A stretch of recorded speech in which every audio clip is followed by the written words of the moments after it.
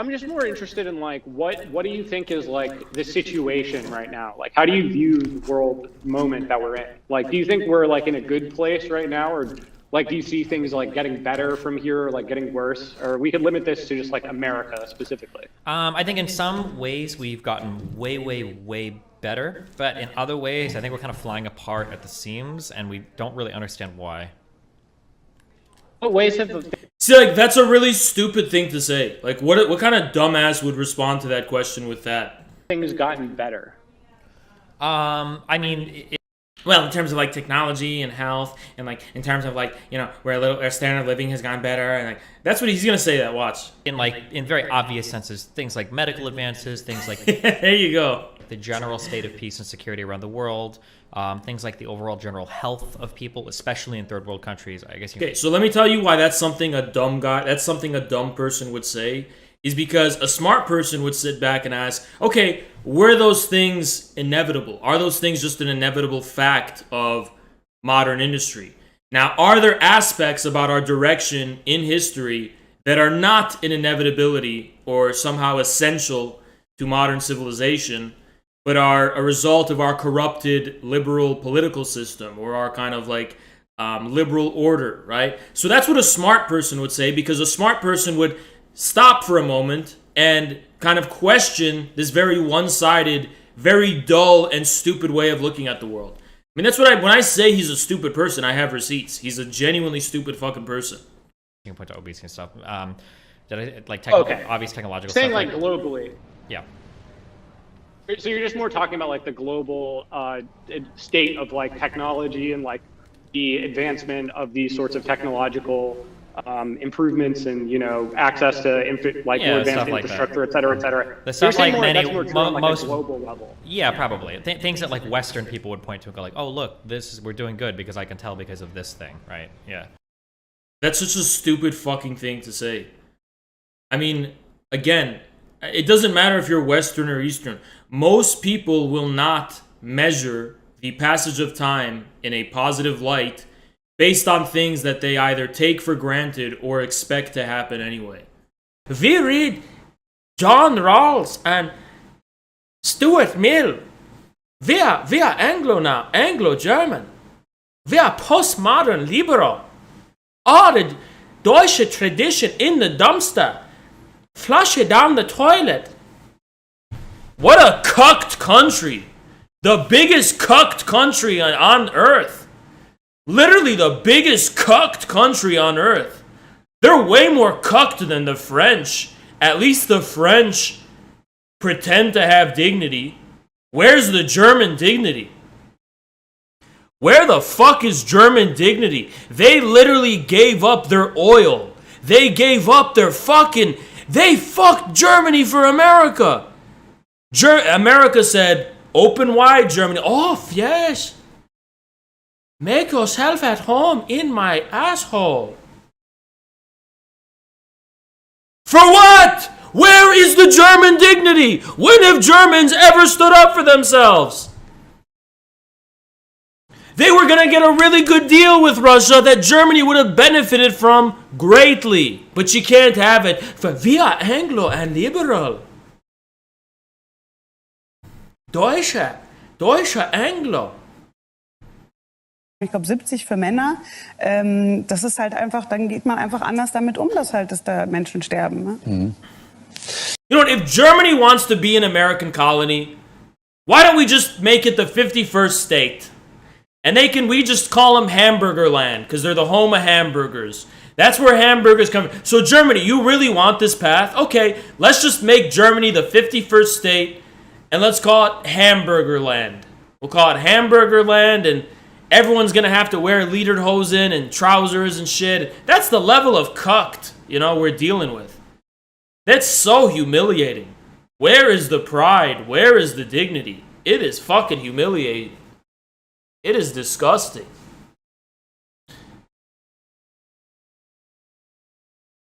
Germany used to be, that used to be Bismarck's Germany. They used to strike terror in the Anglo world. I mean, come on.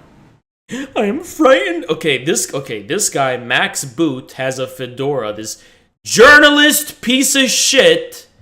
And remember, journalists are the enemy. They're the ones who got me fucking deplatformed. Fuck the journalists. Piece of shit. Max Boot, you fat, obese fuck.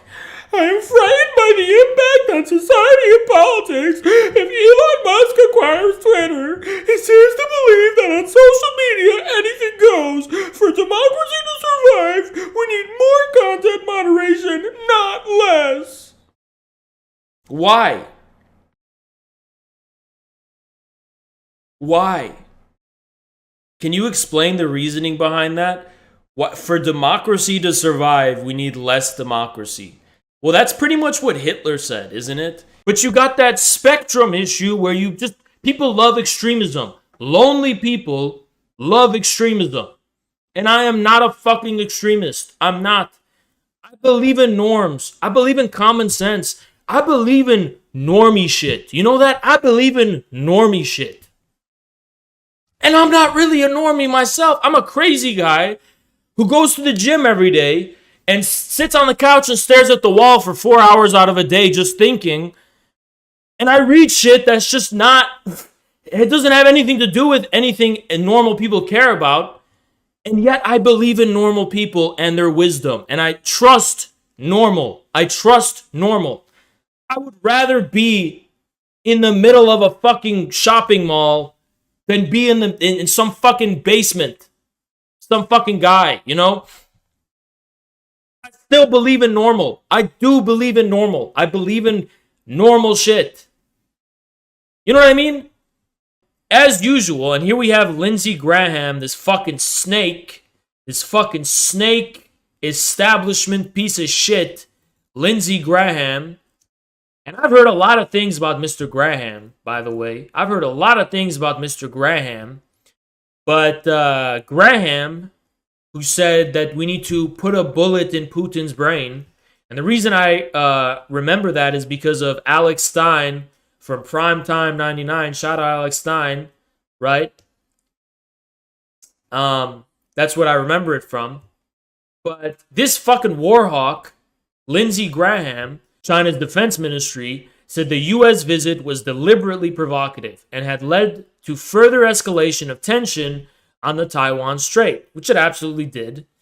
So 6 U.S. legislators, including Lindsey Graham and Bob Menendez, one of the things we gotta forgive is how most Americans are just literally stupid as fuck. I mean, they hear this shit, these are the bad guys, and they're just like, yeah, the good guys, the bad. I mean, I don't know. It's just, to be fair, I think this used to be the case before Trump. And then after Trump, most Americans are pretty skeptical of this kind of shit now. But, we do have to acknowledge there was a time where we were stupid as fuck. And, George W. Bush would be like, yeah, the good guy and the bad guy. Yeah, support Israel. And, that kind of fucking shit. I mean, you gotta understand, there was a time where we were a country of fucking dumbasses. Absolute dumbasses, But yeah. So if you don't know this guy is the, what's his name? Coach Red Pill, something like that. And I'm gonna be completely honest, I don't know who this guy is, right? I think he was a pickup artist of some kind. But he did offer an extremely unique and, might I say, quite impressive analysis of the situation in Ukraine with Russia. I was quite impressed by it, right? And, I can say that much at the very least, that I found it quite impressive. And, he basically was the first to point out how a lot of people think that Russia has this kind of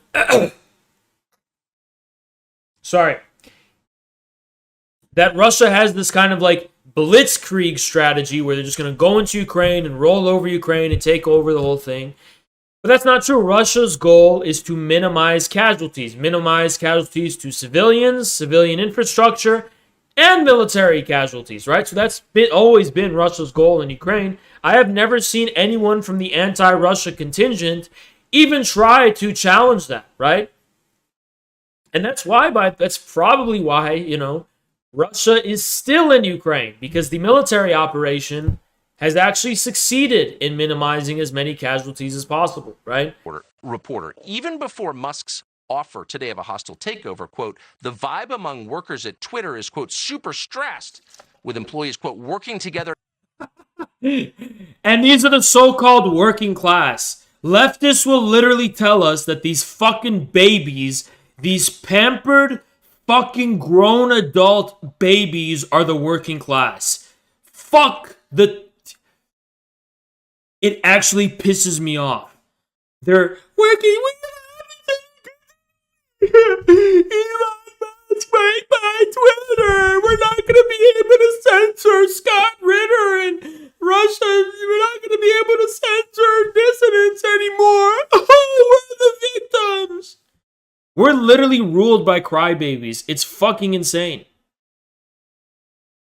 They're literally crying because there might be more free speech there might be less restrictions and less oppression and less bullying on Twitter. We're not able to bully. This is like Luna Oi. You know, you guys have to understand. The digital working class, the professional managerial working class, they're all a bunch of Luna Ois. They're a bunch of fucking crybabies who want to viciously target and bully and attack people. And then when they fail and they're not able to do that, they run and cry like they're the biggest victims in the world. And it's actually disgusting. Like, these Twitter employees get this sadistic pleasure out of silencing people and banning them. And then they're being deprived of the ability to do that. And they're actually feeling genuine human feelings of, like, stress and sadness because you can't be a fucking tyrant anymore, and you can't exercise these arbitrary powers of sadistic, like, that's so fucking stupid, you know? To help each other get through the week. That's how threatening this is. And yet, yeah, I personally can't wait until the day that there's no censorship on Twitter. And you know, there isn't enough censorship on Twitter, actually. Here's what I think. I want more censorship, just of different shit. So, I'm going to explain to you my ideal Twitter. Ready? All pornography and all explicit images, ban them. All of it. All of it. All of it. And I'm saying that as a grown man who, you know, every once in a while on my timeline, I will see some fine, okay? And I'm willing to sacrifice that if I never have to see furry porn on Twitter again.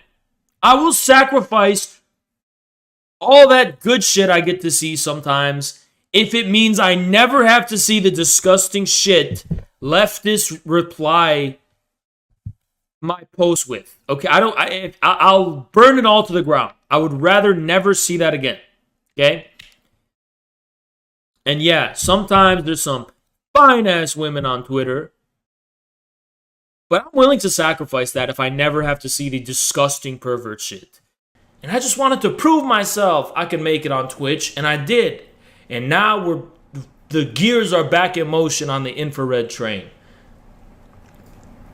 It's back in motion. The fucking gears of it. The infrared train is all fucking, what do they say? All ahead, whatever the fuck they say, right? All hands on deck.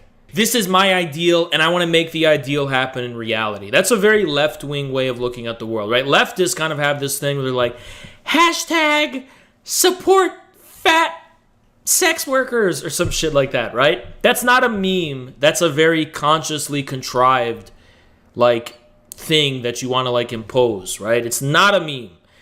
Oh, you're Shia, then you're on the same team as me. Well, I don't know. I don't know about that. I don't know about that, because a lot of Shias don't like me. A lot of them.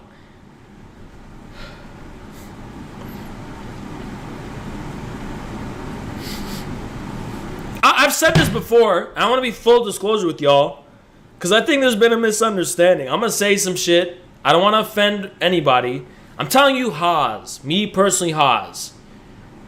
Now, you got a sheikh, you got an imam, you got a priest or a rabbi, and you got Stalin.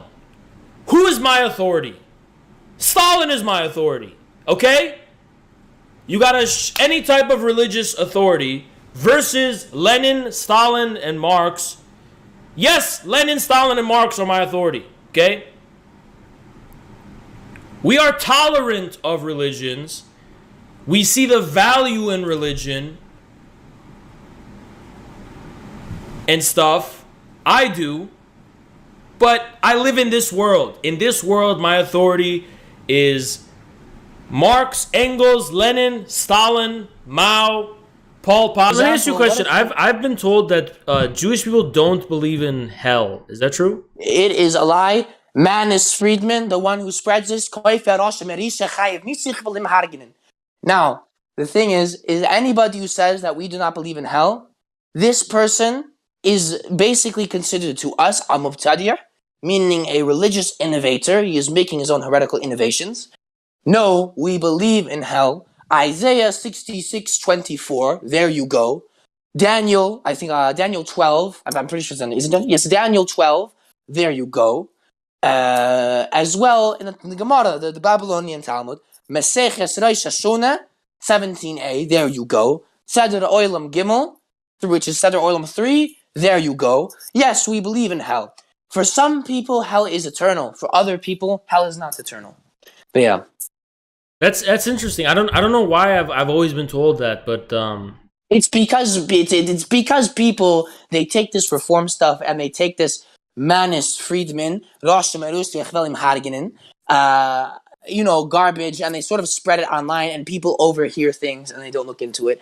And this is what happens when you have, like I said, reform people and weak Jews lying about the Torah, lying about our religion, so they can look good to liberalized Jews who have they have this ideology planted in them. That makes a lot of sense. So it's like a recent thing. Yes. Yucky. Hell. God, your God sounds mean. That's the kind of people that they're trying to appeal to. And when you appeal to them with lies, they're not going to come and join. Having sex with 50 different people and, just worshiping, the commercial world. Oh, that sounds like really nice. And if God's supposed to be all loving, well, I don't think he loves me when I do that. Is these people that we're dealing with. And we're sick of these people too. Yeah. The journalists instead of the actual billionaires, dude. I'm siding with the billionaires against the journalists because the fucking billionaires are trying to shut my shit down. I was making $5,000 a month, and the fucking journalists are the ones who shut me down. Dude, I don't know, bro. Like and subscribe, Haas, dude. He's fucking awesome. Straight up. I'm siding with the billionaires. They just want to let them keep their money. I don't care. Just don't shut my shit down. But what I'm telling you is they do, bro. They do. No, they don't. They haven't. There's no precedent for that. If Elon Musk had his way, there would just be... Bro, listen. These journalists literally go in the back room and suck George Soros's cock. Let me tell you how it fucking works. These journalists, literally, there's a curtain. You open the curtain, and George Soros is sitting there with his cock out, and Soros going...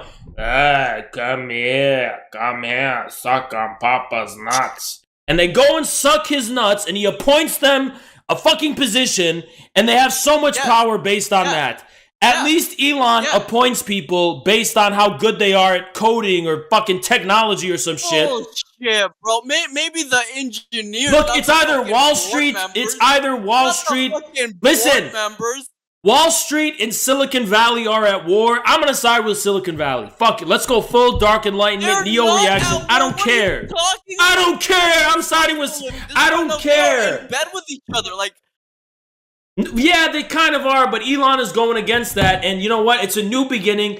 Communist Party, see 2036. It's a new... Look, I don't care what happens in the short term. Just give me my freedom... Listen. Give me my freedom of speech so I could take over the Communist Party. And then, hypothetically, there will be gulags for all of these people in a video game. And we keep trying to poke the bear. That's the sad and pathetic thing. We keep trying to poke the bear. Not only do we keep trying to poke the bear when it comes to this, but we try to go so far as to economically destroy Russia, and it only backfires against us.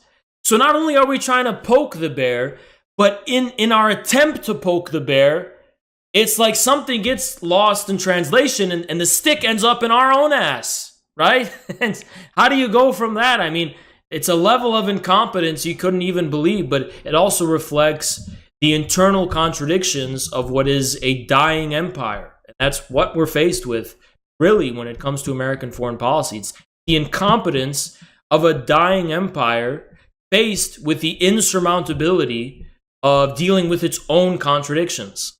Let's say you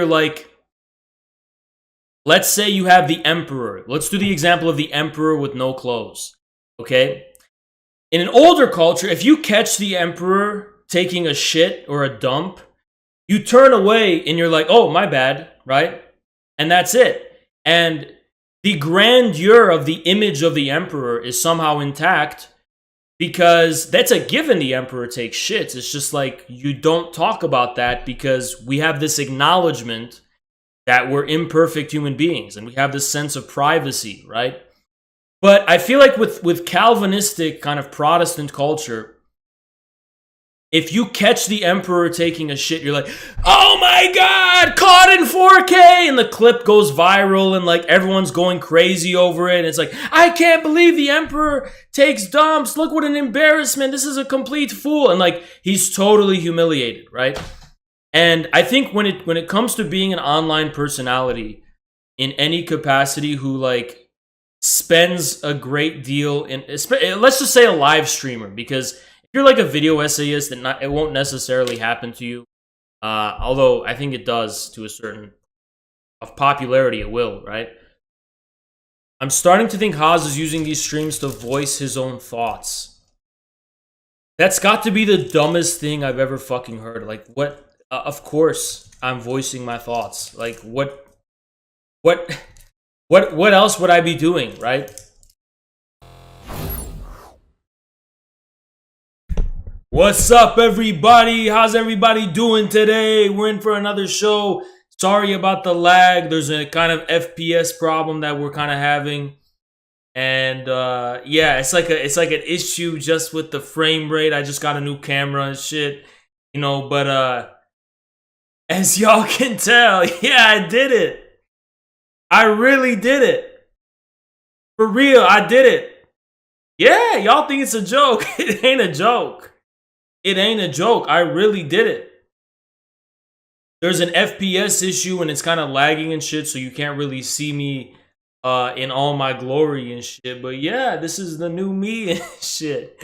Yeah, it's kind of glitching and shit. There's like some effects and stuff, but y'all understand what's going on. And yeah, I mean, get used to it because, you know, I was thinking I'm gonna go get that transplant in Turkey. I'm not doing that anymore. Because I just want to say something. Bald is beautiful. Bald is beautiful. You understand?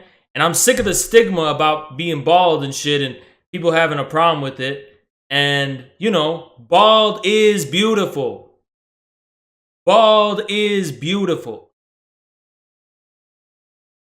As a matter of fact, you know what? No, wait, you know what? This isn't enough. This isn't enough. I'm not satisfied with this. I'll be right back. Alright, that's much better. That's much better. Because, you know, I'm thinking not everybody can grow a beard either. So, you know, I think we're going to do it like this going forward. You know what I'm saying? Mr. Clean, smooth as fuck. And I heard that Jeff Bezos, he was saying that as long as I do it like this, you know, we're gonna be cool. So Jeff Bezos, he's gonna get me back on Twitch and shit because I'm showing that solidarity, you know. But yeah, I'm just playing around, guys. What's up, everybody? What's up, everybody? How y'all doing today? How y'all doing? And we're having a great day. And you know, I was thinking, you know, we're having kind of a hard time reaching out. So I think let's start reaching out to lefties again. You know, and I think this is really the way to go going forward. You know, I think really like, you know, getting my face painted like this and shit. You know, this is really the way to go going forward, right? I think this is the way to go, right? Because people need to understand that, you know, this is what it means to be a tanky. Yeah. All right, guys, it's me, Pogan. So I'm gonna really expose tankies today. Jackson Hinkle and Haas from Infrared are bad tankies, and I'm gonna make a video critique of them. So tankies are pretty much the same as fascism, and in my new video today, I'm gonna be talking about how I can't debate Haas because I'm too scared and I need to schedule a debate. And I don't want that guy to like ambush me or do anything and then anything of that nature. And I just want to make sure that, you know, we're all good. So it's me, Pogan, guys. I've been running from Haas from all this time, and I won't debate him. And I'm going to celebrate him getting banned from Twitch because that's the honorable thing to do. It's me, Pogan. That's right. This is Pogan's stream now. This isn't Haas's stream. It's Pogan's stream. And I'm going to be streaming today. Okay?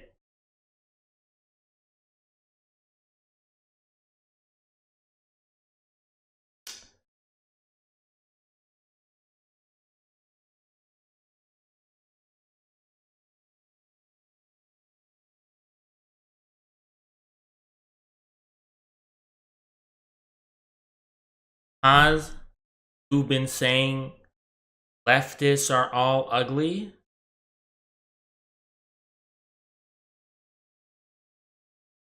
Looks like you didn't look at my profile picture now, did ya?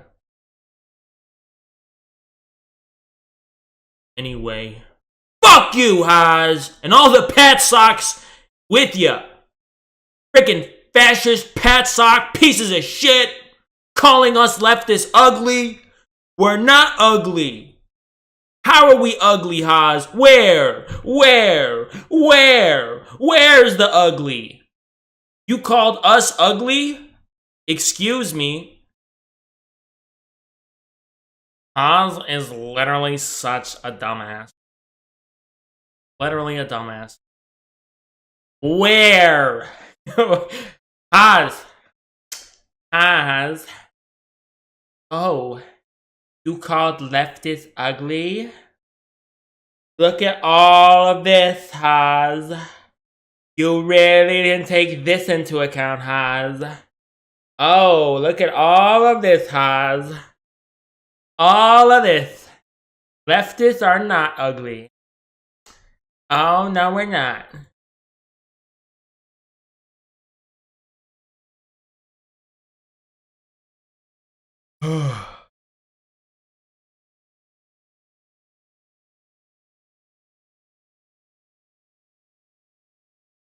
Oh.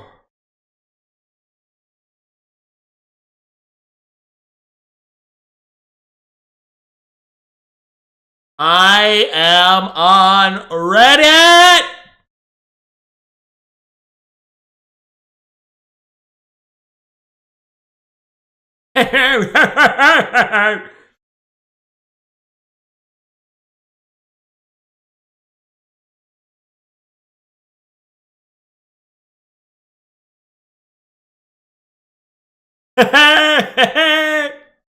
We're back on Twitch, guys. Average Twitch political streamer.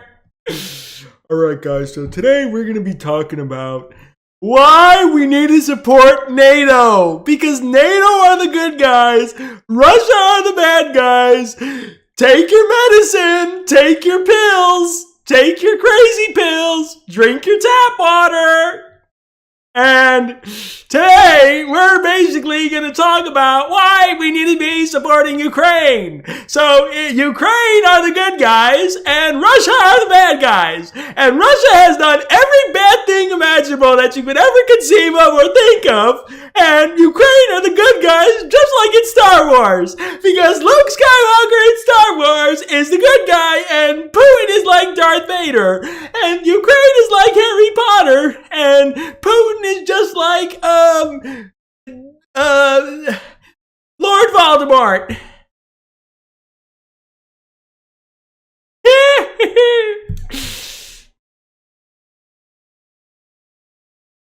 Alright, seriously, Hans?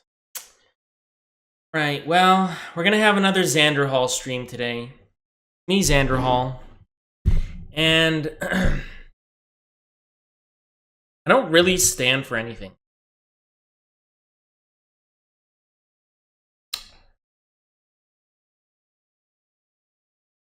I'm a random guy on a debate panel that Hans is on, and Hans, I just wanted to basically say I'm gonna kiss your ass right now and like suck your nuts. But as soon as you leave this panel, I'm gonna start talking shit about you, okay? And you don't know who I am. You're not gonna remember me at all. But you know, like I'm gonna make sure that you understand that.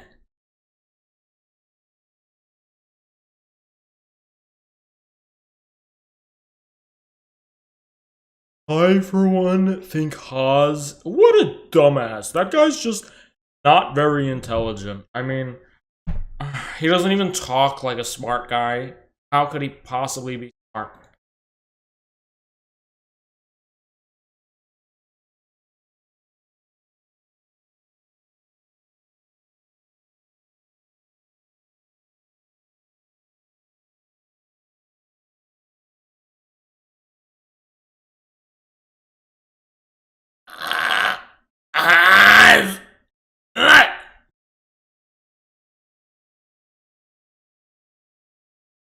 You're a revisionist! Hans is a revisionist! You're a fake! You're a phony! Tell out!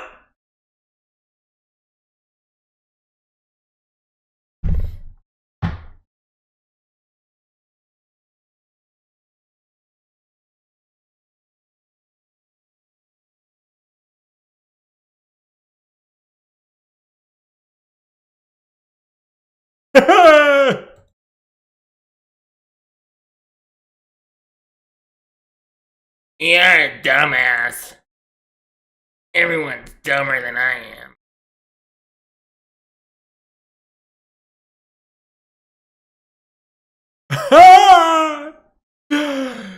Welcome to Twitch! Average Twitch e-girl! Send me your donations! We're gonna be doing a hot tub stream! Let's go! So, I am an average Twitch... oh, sorry.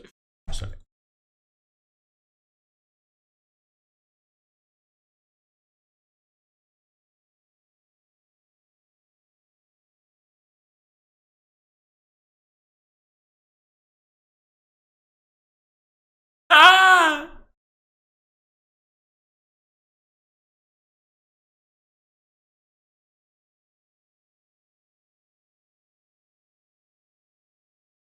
Actually, when I was thinking, alright guys, hey guys, it's President Sunday here, and I wanted to talk about Nazbol Haz. Haz is the biggest piece of shit ever in the world, and he's a complete Nazbol. Me, President Sunday, reporting the news to you live, and, you know, where I'm just basically telling you, you ought to really stop, okay? And support Ukraine. Make sure you support Ukraine. Destin is totally winning this debate. I'm gonna type, Haas is super insecure and clearly is so stupid and can't debate for the life of him. Destiny is completely dominating in this debate, and there's no way Haas is ever gonna recover from this. Haas is destroyed forever. And my streamer Destiny is so smart, and he knows when Haas is coping. Copium, Haas, copium.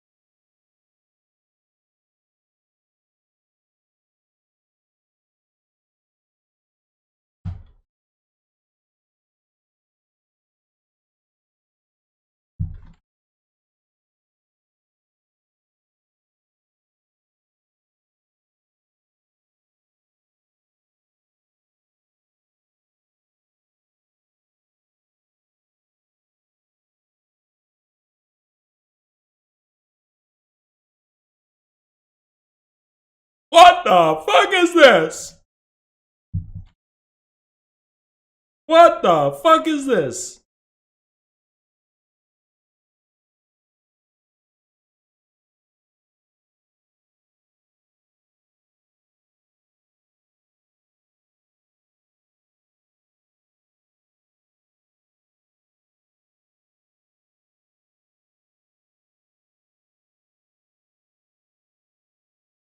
A lot of people have been saying I'm a fake Arab and I'm just, a white guy. I'm LARPing as an Arab, but I'm not a real Arab. So I'm going to turn my life around. I'm going to start changing things, okay? I'm going to start changing things. And we're not doing this thing. We're not doing this old thing anymore, Sometimes it's not going to be too extreme, but, we're basically doing it like this from here on forward.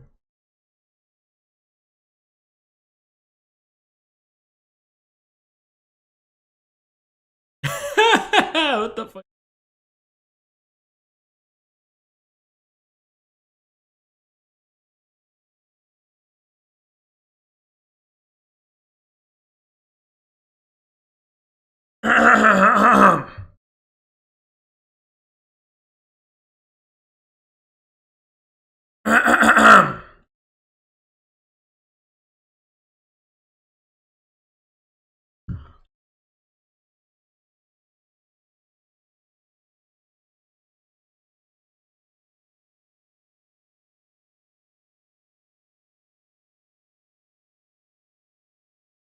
Hey, it's President Trump.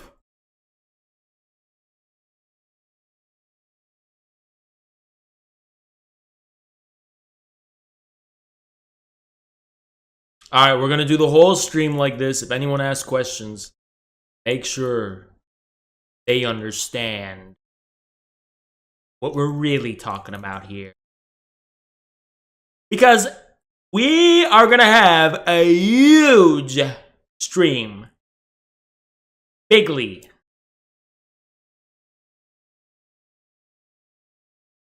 Hell yeah! President Trump is a mighty man, saying his best, so best as we can. Media mono, man and lie. Someone get him perfect guy. Get out the way, all you wranglers, get out the way. Struggling Nancy, get out the way.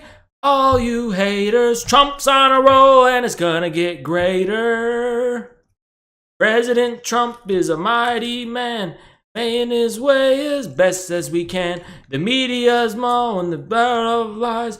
Never have we seen a tougher guy.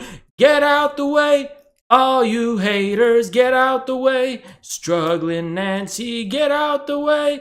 Oh man, Schumer, Trump's on a roll and it's gonna get greater.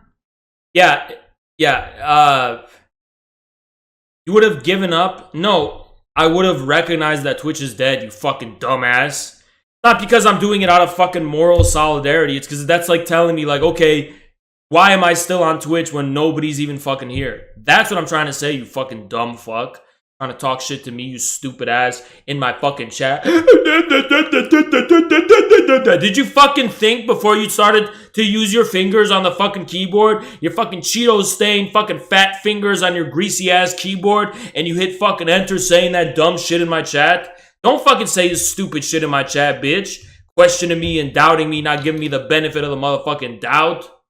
Literally a normal Arab dude in Michigan just reporting on this shit differently. You're gonna get fucking butthurt about it, you little bitch. What the fuck did I do?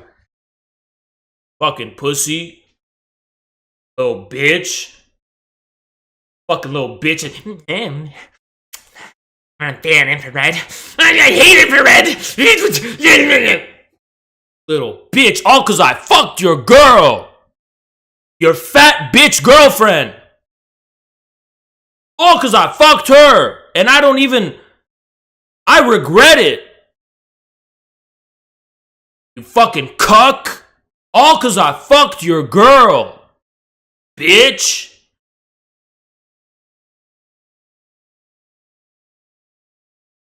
Little butthurt ass bitch. Cause I fucked your girl, you little nerdy techie piece of shit.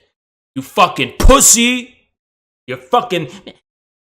I work for Stream Elements and Streamlabs. I have a collar on, and this is my name tag. My name is Devin. My name is Kevin. I work for Stream Elements, and oh yeah, where I have a Ukrainian pin, and I did BLM, and all that LGBT flag, and I support the current thing, and I work for a tech company. Suck my cock, you fucking cuck bitch. Empire versus ISA conflict? Do you support the Helgenbechtens uprising to end the ISA sanctions and aggression? I support testosterone supplements for every employee of Streamlabs and Stream Elements. Because holy fuck, you gotta grow up. You gotta grow the fuck up. All cause I fucked your girl. Damn. Maybe if you weren't so fucking mediocre. Cause I fucked your girl gorilla style, bitch. Shit, I'm on YouTube. I gotta be professional. I gotta keep it professional. I can't let out. I gotta keep it professional. But damn.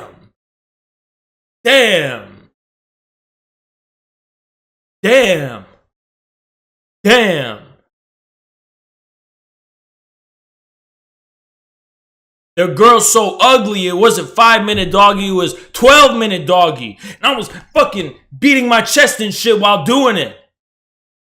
Little bitch, uninteresting little fucking cuck. She was begging for it.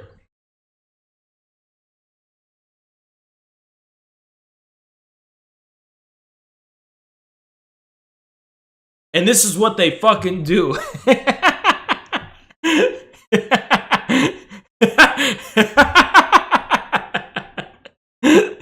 All over Ukraine! We're going crazy for Ukraine! Insane for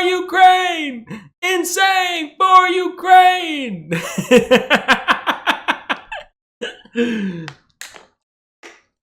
Ukraine's not a real country. Ukraine's not a real nation. There's no Ukraine. It means frontier in Russian. Ukraine means frontier in It's not real. Want to suck my cock? Do you want to suck my balls? Because I will slap your face with my ball sack. While you cry about Ukraine. You can wipe your tears about Ukraine with my hairy balls.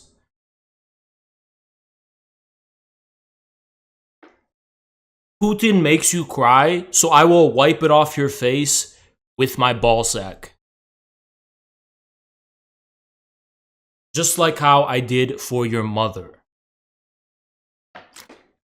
When she cried about what a cuck offspring she had. And that's gender neutral. Based. Ukraine is more NATO Nazi than anything else you. Thank you, Captain Waffles. Appreciate you. And I cannot believe, it's like, it's not that it's such an inconvenience, because at the end of the day, I could just get another payment platform. It's the principle of it. It's the principle that they would go out of their fucking way to do this shit. Afro-Asiatic Bruce Wayne, aka Raz Al Ghul. Raj Al Ghul. Haz Al Ghul. That's what I am. Haz Al Ghul. Difference between me and Adam something. The difference between me and Stream Elements employees. I'm a pit bull. I'm a pit bull. And you're a fucking... whatever that fucking hot dog one is. What is that hot dog? The Cocker Spaniel. The Penile Spaniel. Whatever they fuck that stupid ass hot dog animal is. That corny ass dog. I'm a pit bull, bitch. I'm built like a pit bull, bitch. I'm a Platonic American. I'm a Platonic American. Afro-Asiatic male with Eurasian characteristics under the auspices of Platonic American civilizational revival. Repeat that, hashtag that, spread that. Anyone wants to ask, cause, what is your pronouns and what is your identity? Afro-Asiatic male with Eurasian characteristics under the auspices of Platonic American civilizational revival. That's my identity, bitch. That's my identity. That's where I come from. By the way, I didn't say I'm for the philosophers. I don't like the philosophers. I don't like the philosophers. I'm against the philosophers. Anyway, a word from our sponsors. GNC Whey Bolic with 40 grams of protein, 1 gram of sugar, 2.5, oh shit, beta power.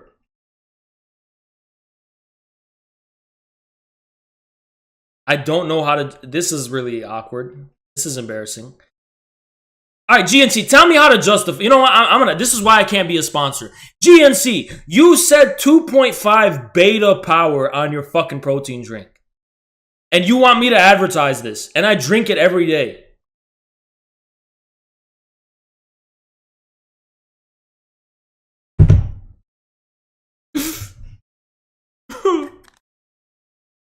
The fuck? Beta power?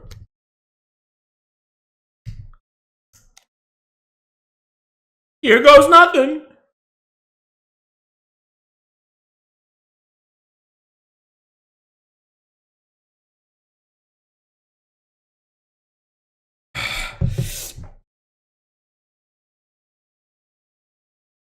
No. You know what?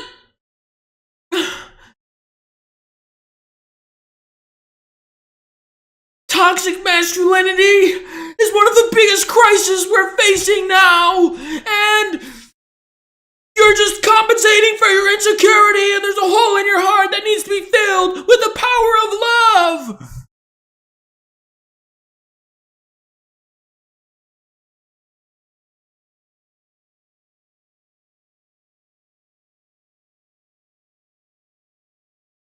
Oh! Ugh.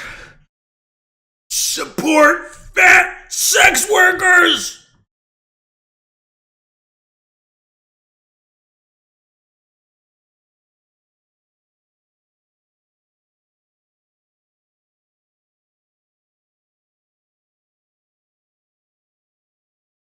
You guys check the latest Reddit news today? I was typing on Reddit and /s Oz is totally a reliable source of information. /s what an insecure loser. I am sick of pretending like this isn't about stupidity. It is about stupidity. This is literally because I am smarter than all of these people. Unironically, I'm going to look in the camera and say, the reason people have such vehement disagreements with me is because I am genuinely smarter than them. And they are too stupid to comprehend where I'm coming from. And that's literally on God. Wahiyat Allah, that's the reason. I swear that's the reason. That is literally the only reason. It is literally because they are genuinely stupid and I'm smarter than them. Is this fucking Pogan? This is fucking Pogan. Haas, can you just admit you're a Republican? Can you admit you should fucking suck my fucking dick? You stupid fuck. So it's like literally a filter of whether you're an NPC or not. And that's literally it. I'm sick of having to fucking say this, right? A man is held by his words, no? Don, there's nothing wrong with it, but you're on the spectrum and you have autism. That's the truth. You have autism. There's nothing wrong with that. But that's the truth of why you just typed that in my chat. That's the truth. Held to my word? Why do you have to hold me to my word? I didn't promise you something. Did I? That's like saying, hey, Don, give me $500 and I'll knit you a pair of socks. So yeah, you sacrificed something. So yeah, my word means something to be exacted. But why would you hold me to my word when you have nothing you lost nothing, you have nothing to gain? The only reason you're holding me to my word is to sustain the imaginary consistency of your psyche, which is autism. That's what the definition of that is. You're saying, no women of color will ever trust you again. Okay, so that was said in October. I'm going to tell you something. It's April 2024. Women of color have done a lot more than just trust me since that time.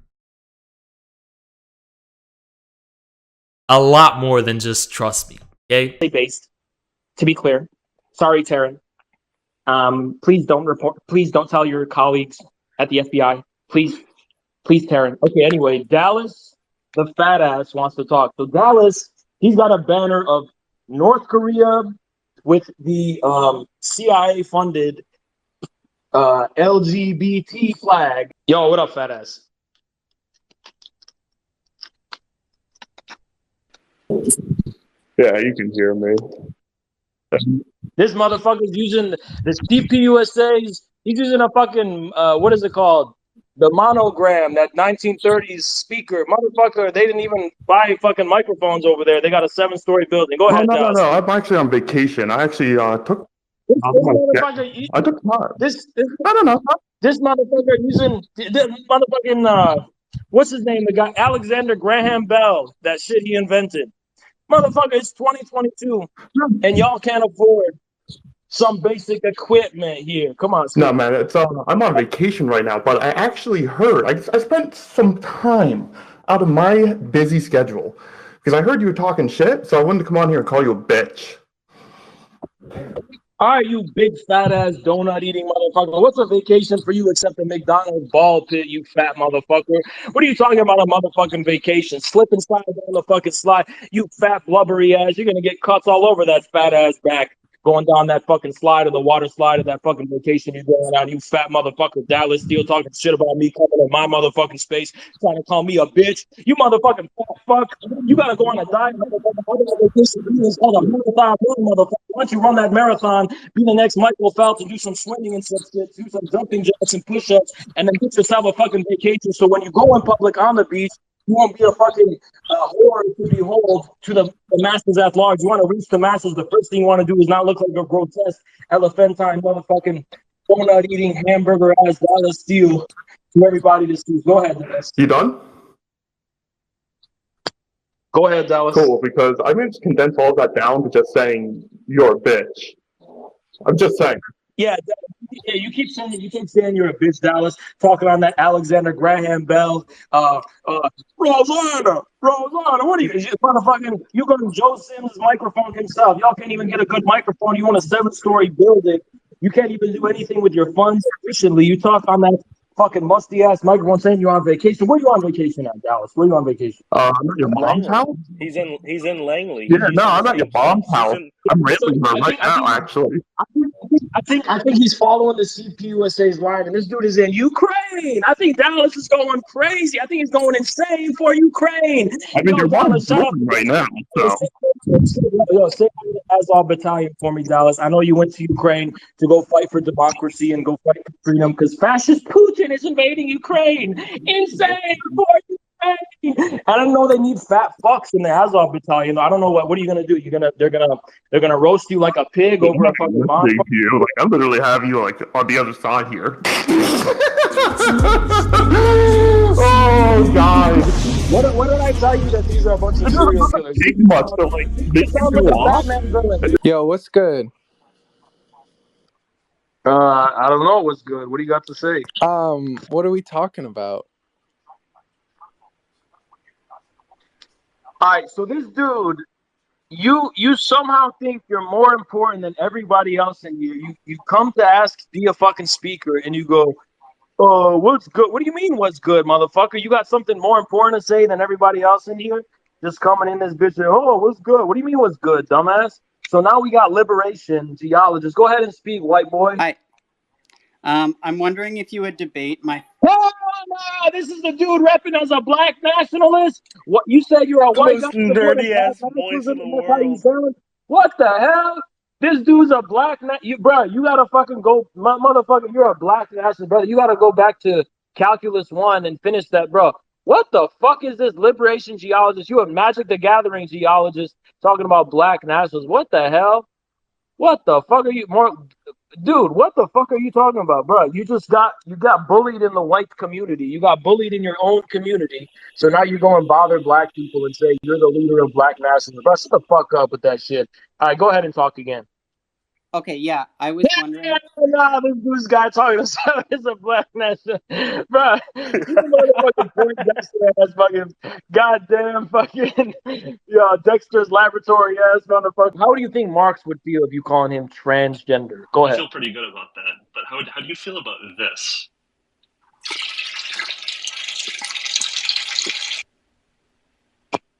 Bro, like I'm saying, that's just I think that's like, look, these are communists. That's what a communist is. Imagine if Stalin heard about that. What do you think Stalin would do to a person like you? Well, Stalin did. Don't forget Stalin did, and he made a note. I'm not saying that. No, I'm not saying that. I'm saying you're doing this degenerate shit, taking a piss. Bro, grow the fuck up. Like, what do you think a major communist, serious? What do you think William Z. Foster would make of that? You call yourself a communist? You're a clown. So as many of y'all know, there's like 2 people in here. There's like 2 people in this bitch. As many of y'all know, as some of y'all know, or as among the people that are here know, I did not go live yesterday because I was live on Twitter. And we were doing a Twitter space. And the interesting is, don't blame us for your lack of popularity. See, that's where you are permanently banned from this channel. You are actually you are never going to be allowed back in chat again, bitch. Hide user from channel. Goodbye, bitch. Stupid pussy. Yes, I am going to blame you, bitch, because I am entitled. I am entitled to the views. Bitch. Don't blame us. Stupid bitch. Based. Blood on toilet paper. Should I go to the doctor? Bruh, I mean, thank you for the donation, but like, where are you coming from with that shit? Like, where does that come from? Bro,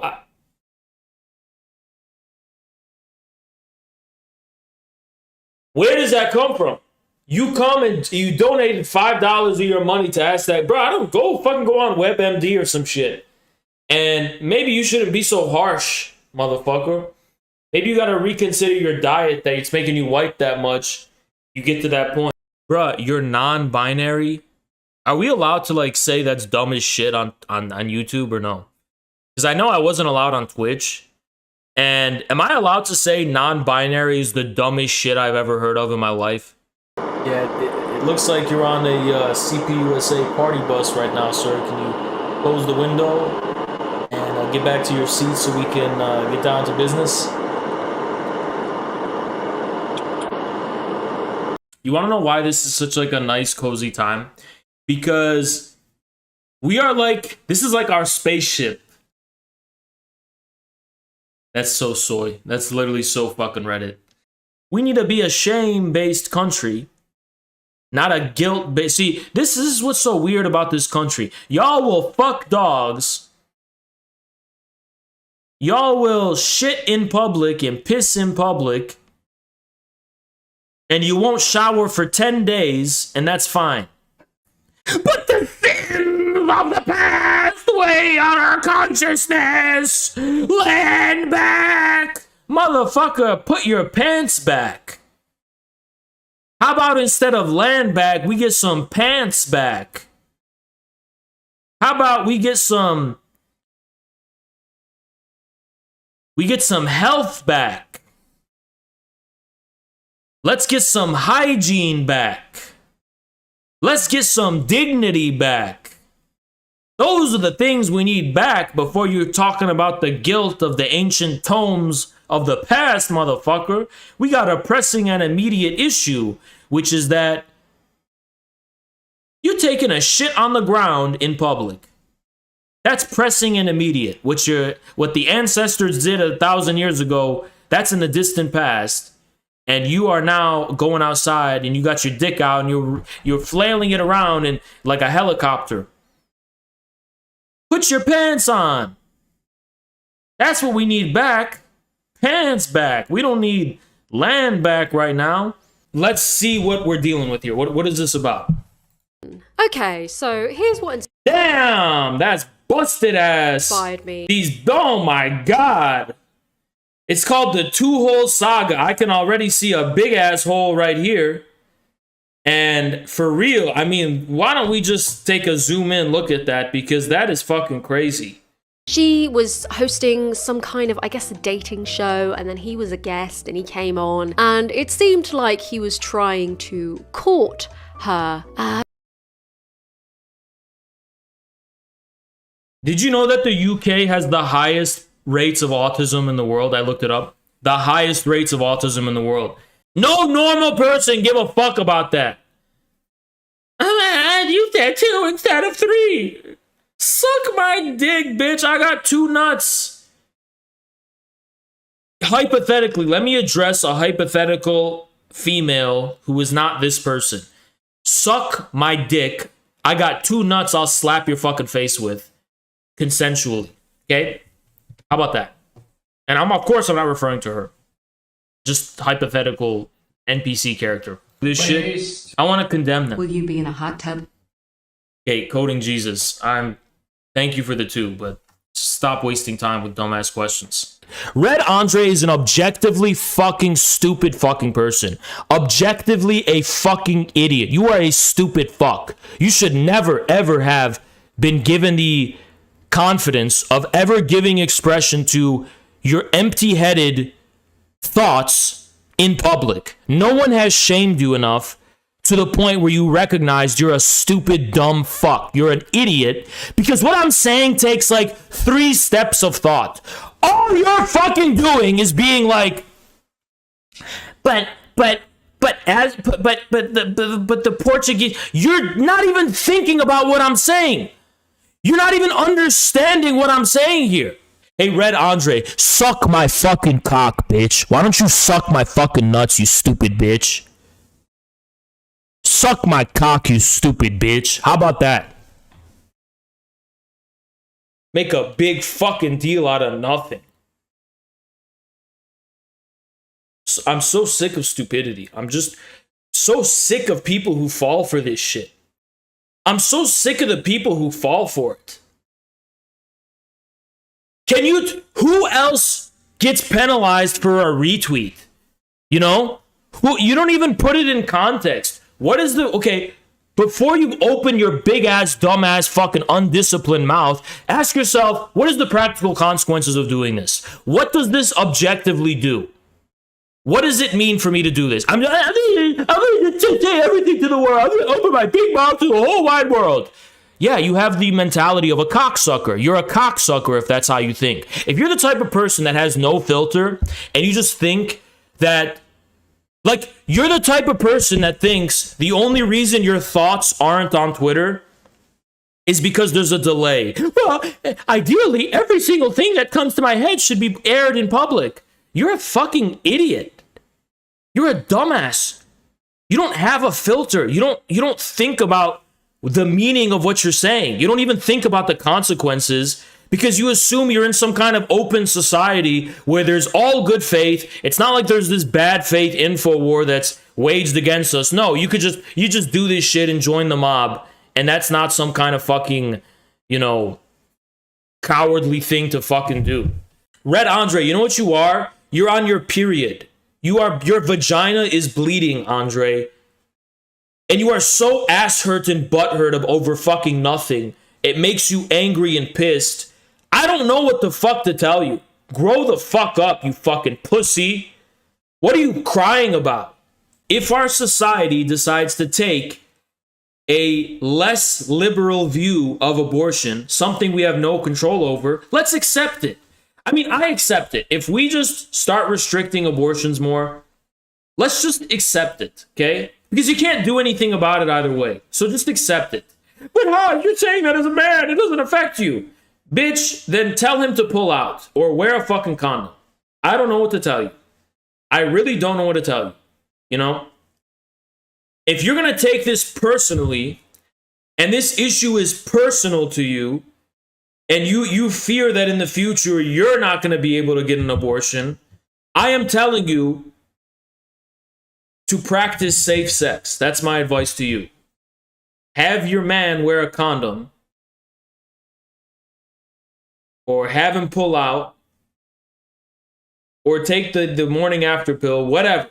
Just be, you know, I don't know what to tell you. I mean, like, you're making this personal and you're making it an individual thing, even though you have no control over it. Like, oh, you're preventing me from getting an abortion. I'm not preventing you from doing shit.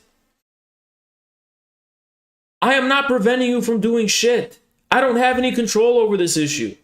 And if someone forced me to make a decision about this, I would defer the decision to like a vote. I would not make an executive decision about this issue because I don't think it's in my power, right?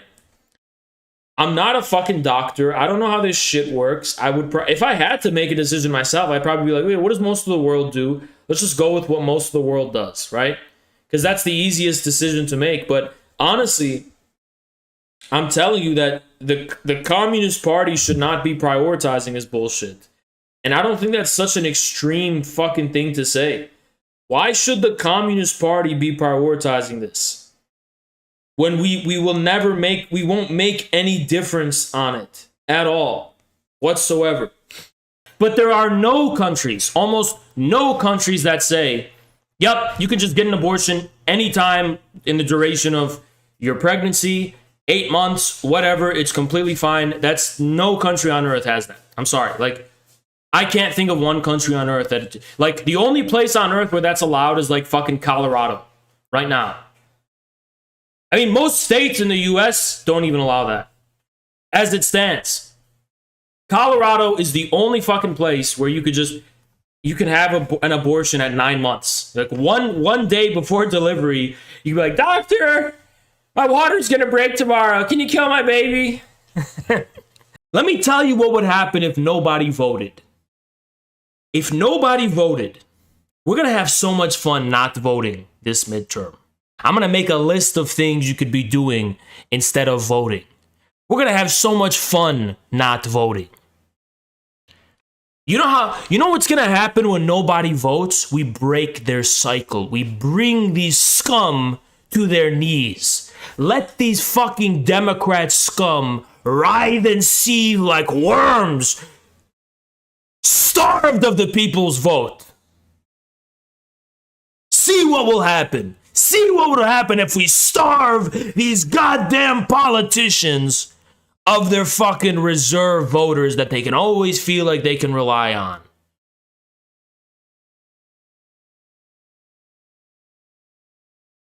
You want our vote? You're not our party. You're the party of the ruling class and you want our fucking vote. What did you do to earn our vote? That you're not Republicans? That's not enough. Where did that twisted logic come from? Where did that goddamn twisted logic come from? So, we are going to vote for you because you're not Republican. Well, it's a lesser of two evils, and you're taking... fine, we don't give a fuck, bitch. We're not taking responsibility for shit. It's not our system. It's not our parties. None of it is ours. And you want to know the goddamn proof of that, ladies and gentlemen? I'll give you the goddamn fucking proof. They rigged it against Bernie during the primaries in 2016. So that was the test to see whether the Democrat Party can represent the people. Can it represent the people, or are you going to play dirty fucking games behind closed doors and rig it against us? Look, they rigged it against us. It's not our fucking party because it's a private party. They can do whatever the fuck they want. Fine, keep your party, and it's not ours. Any communist worth their salt would have known that, by the way. I cannot believe there are people who try and dignify themselves with the name communist with a capital C, who actually go out of their way.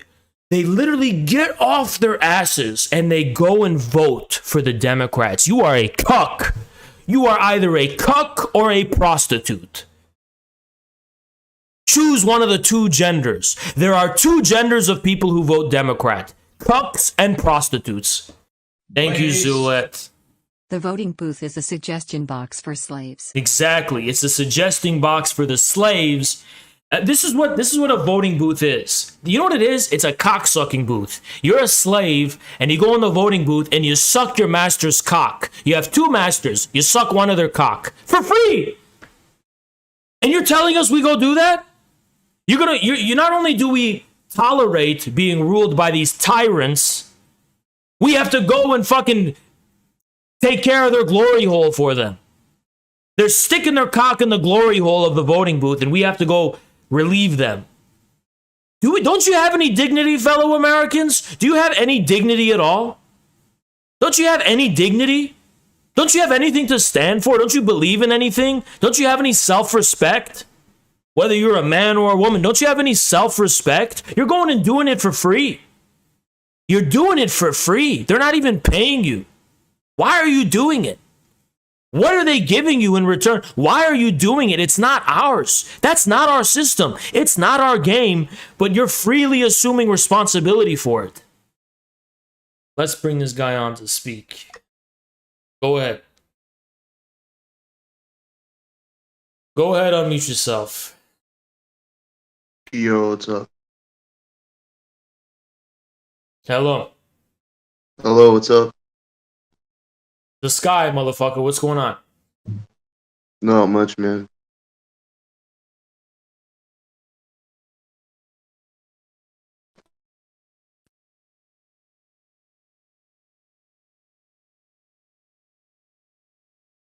Do you have something to say?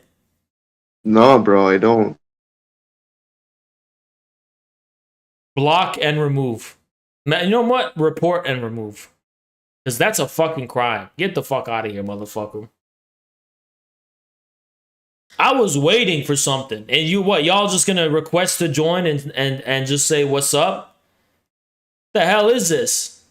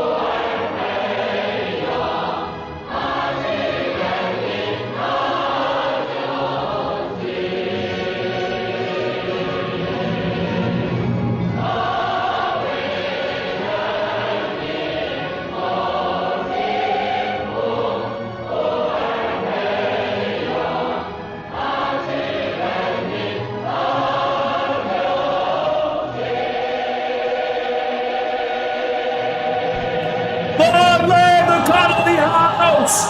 Long live Paul Moran! Connolly House!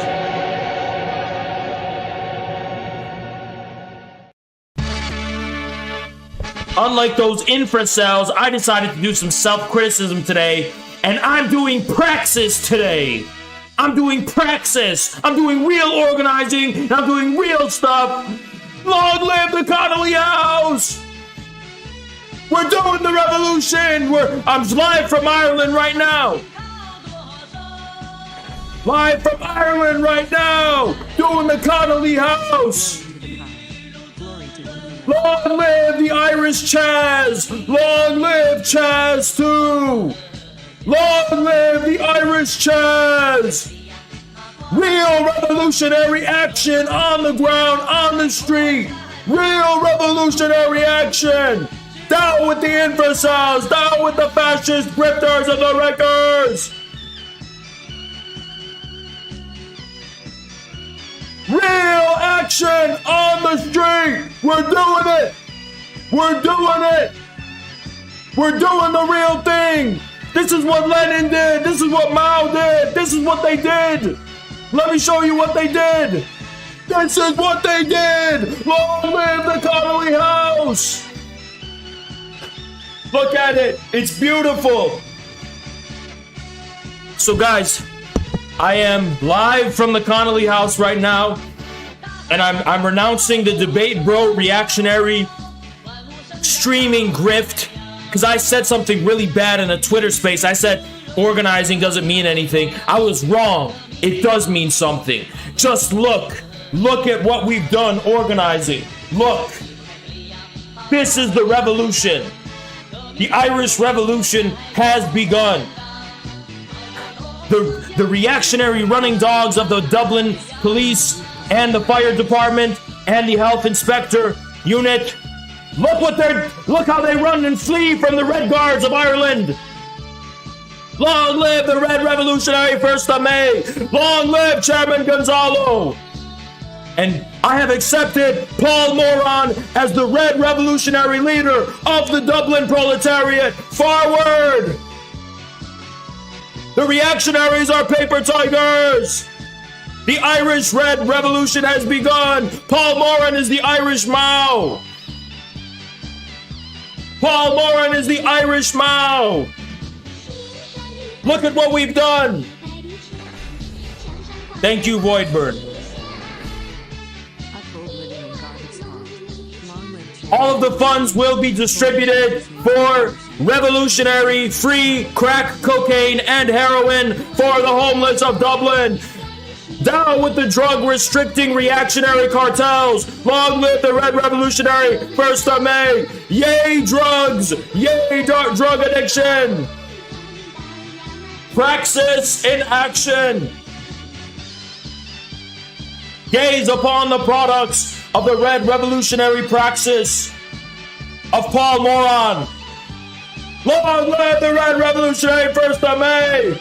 Long live the Connolly House! Long live the Connolly House!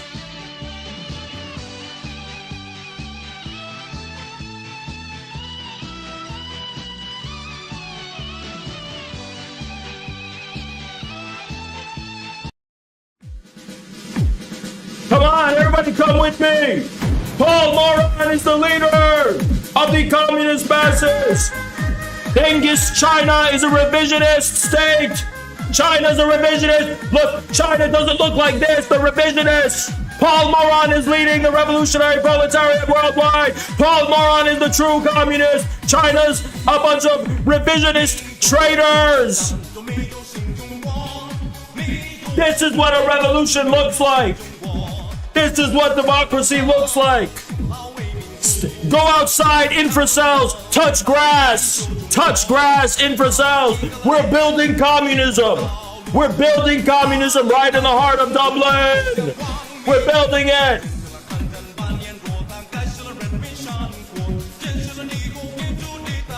We're building it! Yeah!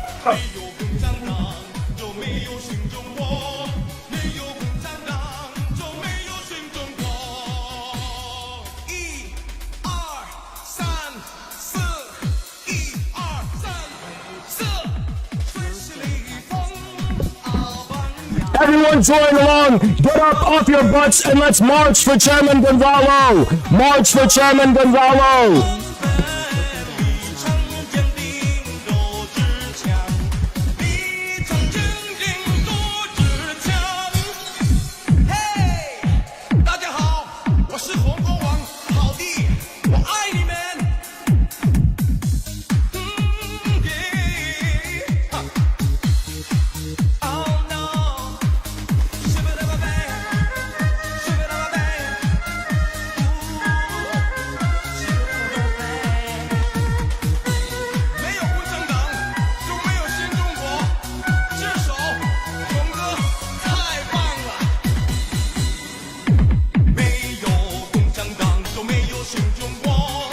Let's take it! We're marching!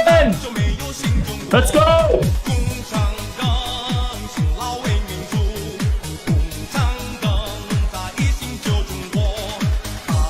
Long live Chairman Gonzalo! Come on! Storm!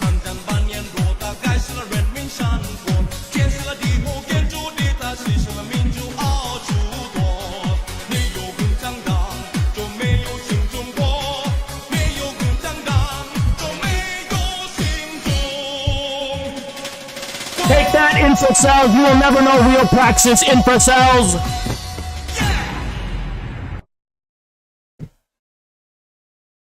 George Floyd!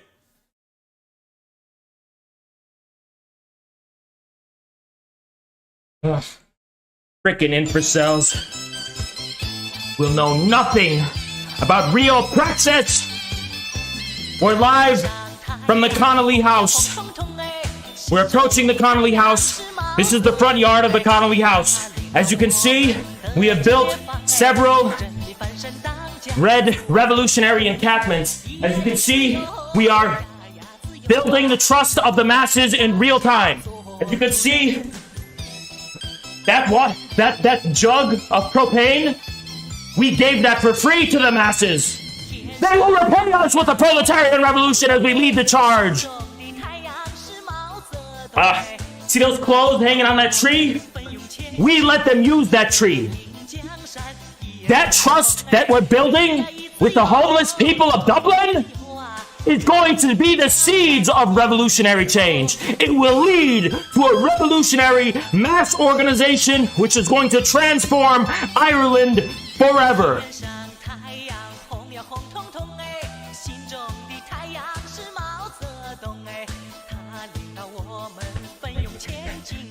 Infocels know nothing of praxis. All you do is sit online. You never touch grass.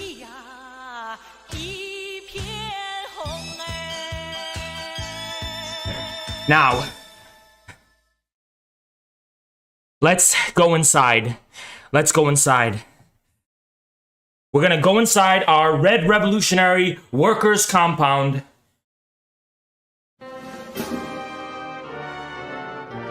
You know nothing of praxis. Let us enter our Red Revolutionary compound and see what Paul Morin has done for the proletariat of Dublin. Let's open the doors.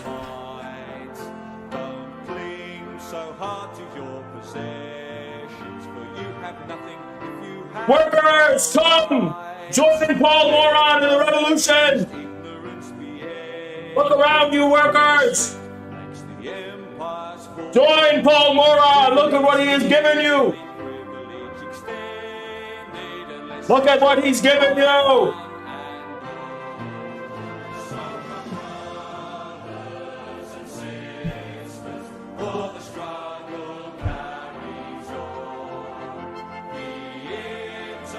This is the face of Irish socialism.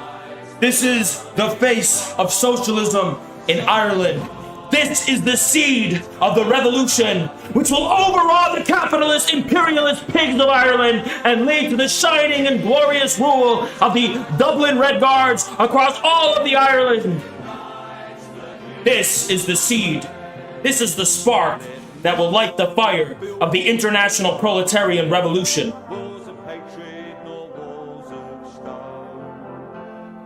The dingus of China will crumble before what we have created. We are the true revolutionaries.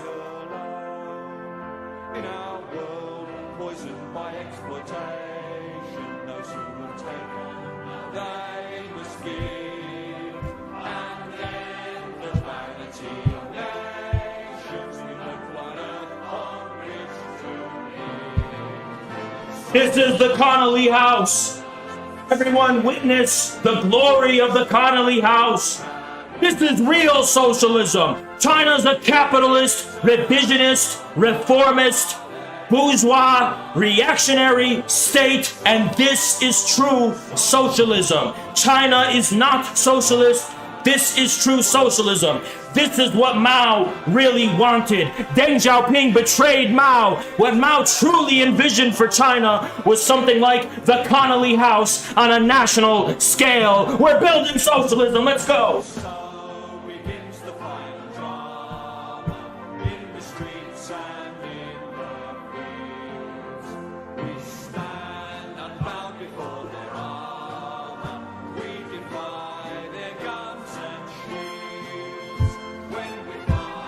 All right, we're marching outside. Let's take it outside. We're going on a march. Take the march outside.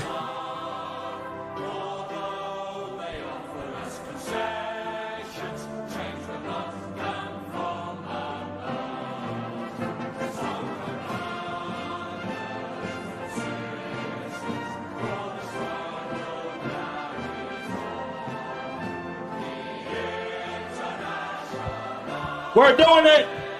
We're building socialism, one by one. This is just the beginning.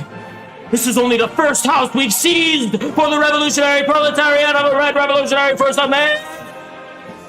We're gonna seize many other homes and many other houses. Raise the red flag! Raise the red flag! Pull around!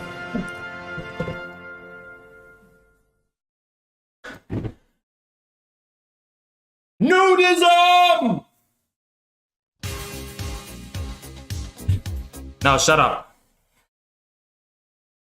Alright, I'm here live from the Irish Chaz, and I want to say a few things. So first things first, we are going to make sure everyone understands that Haas is a reactionary grifter, and as for the people who are doing real IRL praxis and real IRL organization, look no further than the Connolly House. Oh, you didn't know. You didn't know that while you were doing Twitter Spaces and streaming, look what we're doing in Ireland. Oh, let me show you. Let me show you our front lawn of the James Connolly House. We've seized this house to end homelessness in Dublin once and for all. Take a look at what we've done. And Haas has the audacity to say we're wasting time? And that this is just LARPing? Look, Haas, this is better than what you're doing. You're just reaching hundreds and hundreds of people and thousands of people. You're just reaching thousands of people, Haas. Look what we're doing. Look what we're doing in the James Connolly House, Haas. We're doing real praxis, IRL, on-the-ground organizing, and we're gaining the trust of the homeless crack addicts of Dublin. We're gaining their trust, and all we have to do is, guys, go storm the city council, and they're going to do it because we gave them Pop-Tarts. I gave a homeless guy Pop-Tarts. Therefore, he is going to go storm the mayor's house in Dublin by himself. I gave him Pop-Tarts. I earned his trust. And yeah, I sucked him off too. I gave him Pop-Tarts. I gave him a hand job here and there, everywhere, gaining the trust of all these homeless people. It was a huge gangbang, and all that. Yeah, it was all. I was gaining their trust, and we gave him crack, we gave him heroin, we gave him everything. They are going to lead the Irish Revolution. It's mutual aid. They are going to lead the Irish Revolution.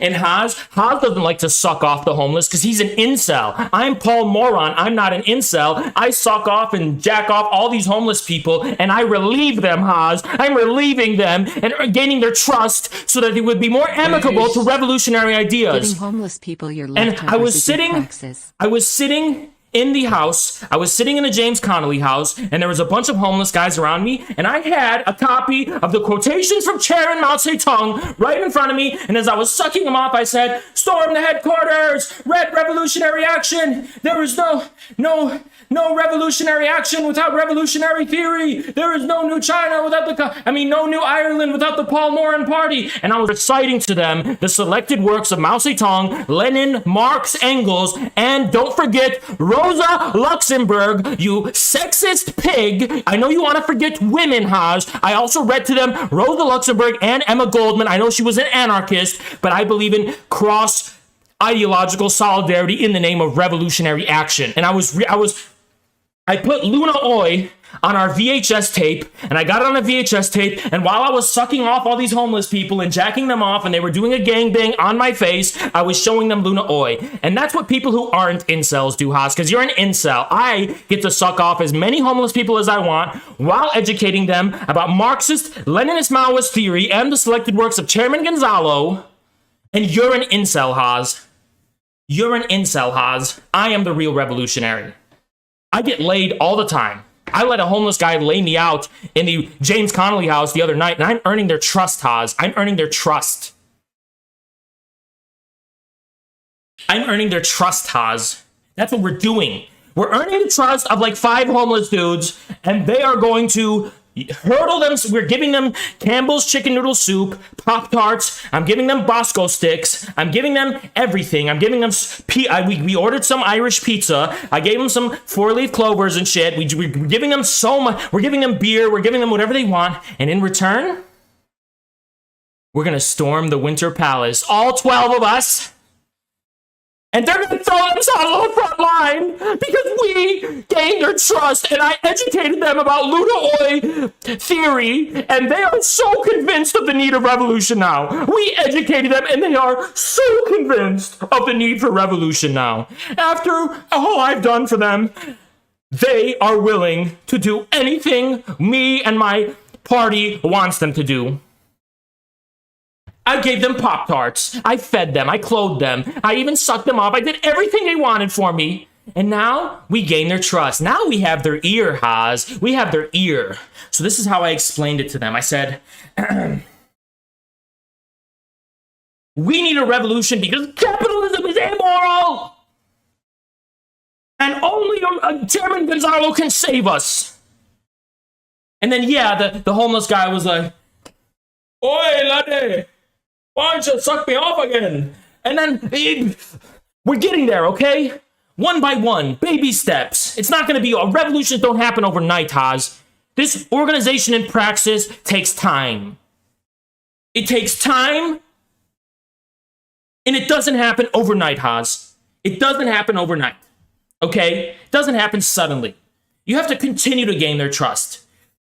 And yeah, we're running out of Pop-Tarts, we're running out of Cheetos, we're running out of Doritos, we're running out of everything very fast. Guys, can you please donate to me? Please donate to my Patreon. We're running out of a lot of money, guys. We never really thought about how we're gonna like fund all of this, but we're going on brigades at night to go dumpster diving, and we're gonna feed the homeless people garbage because we don't have any money to even keep this thing going. I mean, we don't really have a long-term plan for this, guys. We just thought we would just, we don't really have a steady stream of income, so please give me money, please, guys, because we're not gonna be able to. Please donate to the James Connolly house. If you're living in Uruguay, please donate to James Connolly House. Our international comrades around the world need to donate to the James Connolly House because we really didn't plan for this to be like longer than 5 days, okay? We didn't plan for this to be longer than 5 days. We're running out of so much. We're running out of so much, like, resources. We're running out of food. We're running out of we're running out of everything. We're running out of everything. We don't have anything left. Okay, we're running out of absolutely everything. Please donate to paulmoron.com and so we can keep the revolution alive. You guys, you want to prove Haas right that this is going to be a short-lived thing? We're going to trash a house and the police are going to kick us out and we're going to play victim and try to publicize it even though no one's going to give a fuck because we just illegally took a house and nobody thinks it's shocking whatsoever. Yeah, you're going to prove Haas right. Then give us money so we can keep this thing going. And before you ask me about what we're going to do about the police, before you ask me about what we're going to do like when the police just come here and kick us out, I will have you know that as soon as the police kick us out, we're going to publicize their brutality. And it's going to spread like wildfire all over Ireland and stoke public dissatisfaction. And it'll start, and that will be the spark of the revolution. When they see me getting carried away, no,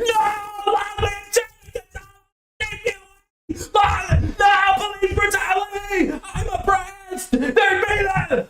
When they see footage of them dragging me away in handcuffs, it is going to be the spark that lights the fire of the masses' revolution.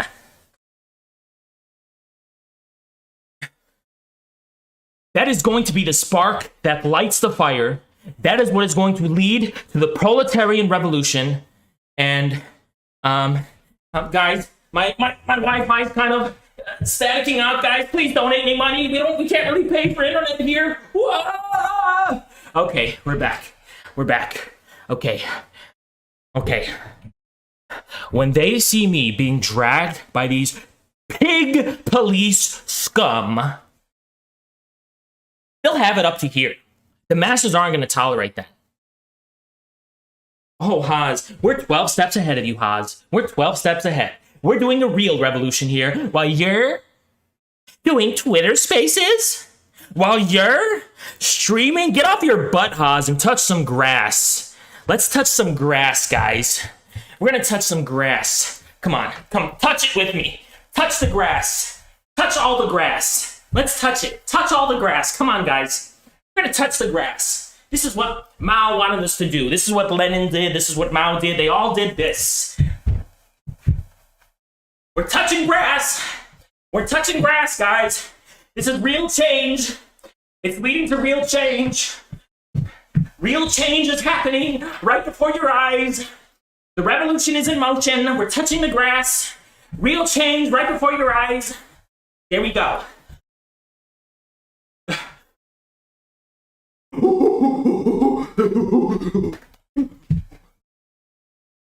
Let's just return to nature.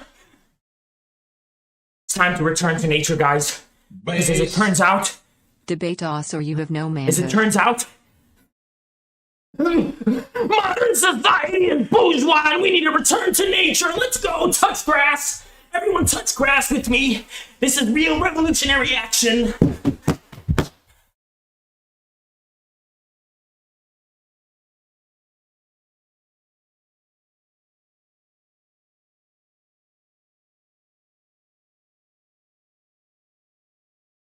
Grass. We're touching grass. We're touching all the grass. It's all being touched. All the grass is being touched. I touched that grass. I'm touching that grass. Oh. Any day now. It's gonna be the Russian Revolution 2.0. This is exactly what Mao wanted me to do. No revolutionary theory without revolutionary practice. Put your money where your mouth is.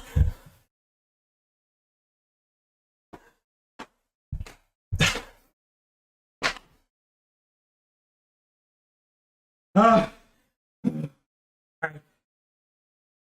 right, guys. Woo! That was a long day of revolutionary praxis. I'm gonna go on Twitter and post about it. All right, let me go on Twitter and post about it. Just got done doing. We're gonna go on Twitter and post about this, guys, because people need to see the truth. Thank you, not random. Long live Chairman Ocasio-Cortez. Stop, we're supposed to keep that low key. We can't publicly support her because that'll ruin our credibility as Maoists. We have to privately support her by calling anyone who critiques her, like Jimmy Dore, fascist grifters. What's next? You're gonna reveal that we support Anna Kasparian and the Democrats? Come on, stop being so obvious about it. Oh, it just feels so good to be a revolutionary. Just feels so good to be a real... You know, I think about something a lot, guys. That Haas guy, he's like way more popular than me. He's way more successful than me. But you know how I go to bed sleeping at night? I touch grass and go outside and do real stuff. He's a streamer. I do real organizing. You just saw all the organizing I did. You just saw all the organizing I did. I hope you wash your butt. Looks scary. I don't. Okay? Why would I do that? Okay? Why would I do that? Alright? Red salute and red greetings from Dublin, everyone. We're in the live from the Connolly house right now. We are so much closer to the revolution actually happening. And it's all thanks to Paul Moron. It's all thanks to Paul Moron. Alright? And look, I used to be an infracell just like you. I used to think that, you know, information and media is the most important thing right now. But that was just someone who doesn't want to get off their butt. He just sits in his apartment all day and he doesn't do anything. I am doing real praxis by touching grass. I touch grass, kiss my ass. That's my new slogan. I touch grass, you kiss my ass. This is the Connolly house.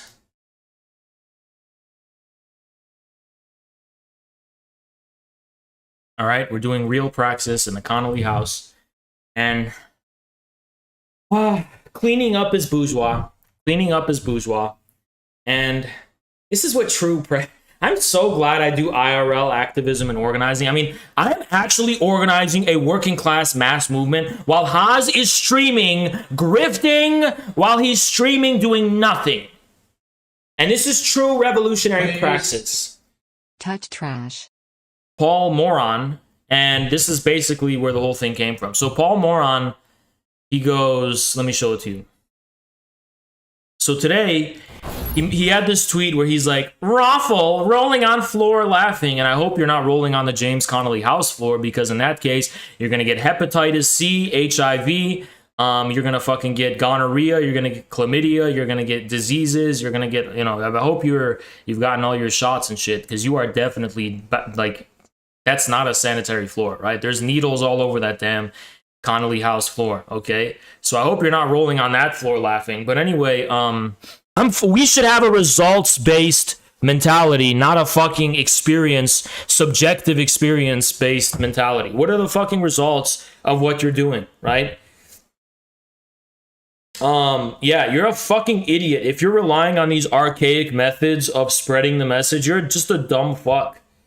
And I have reached way more workers than Paul Moron will ever in his life. And I will bet my ballsack on that fact. I have reached out and made communism more interesting to more workers than probably any leftist who critiques me. I mean, you can go and organize as many people and homeless people as you want. I have actually reached out to more working class people to be more positively disposed to communist ideas than you ever will in your whole fucking life combined. Up the Connolly house. That's all we have to keep saying. Daniel, this is nothing else is necessary. We just have to keep saying up the Connolly house. Keep shouting and sloganeering. Rhythm man. Matter of fact, ladies, you know, Mr. Krabs is doing the same thing with the Krusty Krab. I'm thinking we have our own slogan. Let's get our own hashtag and slogan going. Up the Krusty Krab! Up the Krusty Krab! Up the Krusty Krab! Up the Krusty Krab! We're gonna have our own. Every time you see up the Connolly house, I want to hear up the Krusty Krab. Analyst, rhythm analyst, rhythm analyst. Sorry if I'm mispronouncing that. Rhythm analyst on Twitter for anyone who wants to follow. Up the Krusty Krab! So this is a poem to celebrate the occasion. Up the Connolly house. Up the Krusty Krab. I'll sing you the poem. Victory to the workers. Victory, no matter how. Victory. No matter how small, no matter how big, any victory for anchovies is an occasion for joy. Crabs, the bikini bottom people, in your name stood up. Crabs, in your memory. We drink from plankton's chum bucket. How small. The Patrick Star plow still flies high. No matter how big, any victory for the workers is an occasion for joy. I love how he sings it. This is the most boring fucking stream I've ever seen in my life. Does this guy think he could talk to crowds of people? You could sit up and talk to crowds of just tens of people even, you're a boring, useless fuck. You are a boring, useless fuck. If I took a baboon and told them to spend their time studying Marxism, they would do a better job not only spreading the message, but being able to articulate it. The only reason ordinary people don't have time to study Marxism, usually, is because they have to work 9 to 5 jobs and they just don't have times. If I gave a fucking baboon the time that Paul Moron has to actually read this shit up, he would give us better results than Paul Moron. That's what a useless, mediocre fuck this person is. He sits on Twitch and reads poems to his 5 viewers while his chat is as static and still as the fucking Mona Lisa hanging up in fucking France. And the British scripted treaty and overseeing constitution. But today, in memory of one of has anyone got Pop-Tarts? Oh, he's still going, okay. Socialist Republican James Connolly. Just because you are physically feeling things in real life doesn't mean you're affecting real life any more than I am. You stupid fuck. You stupid direct action dumb fuck. Direct action is LARP. I've always said that. It's just LARP. It's just LARP. I can literally go outside with my cock hanging out and swinging like a helicopter, and I may even levitate. Woo, woo, woo, and I'm levitating with my cock swinging at 1,000,000 miles an hour, all in public, naked. Yes, is that direct action? Yes. Does that mean it's actually affecting anything?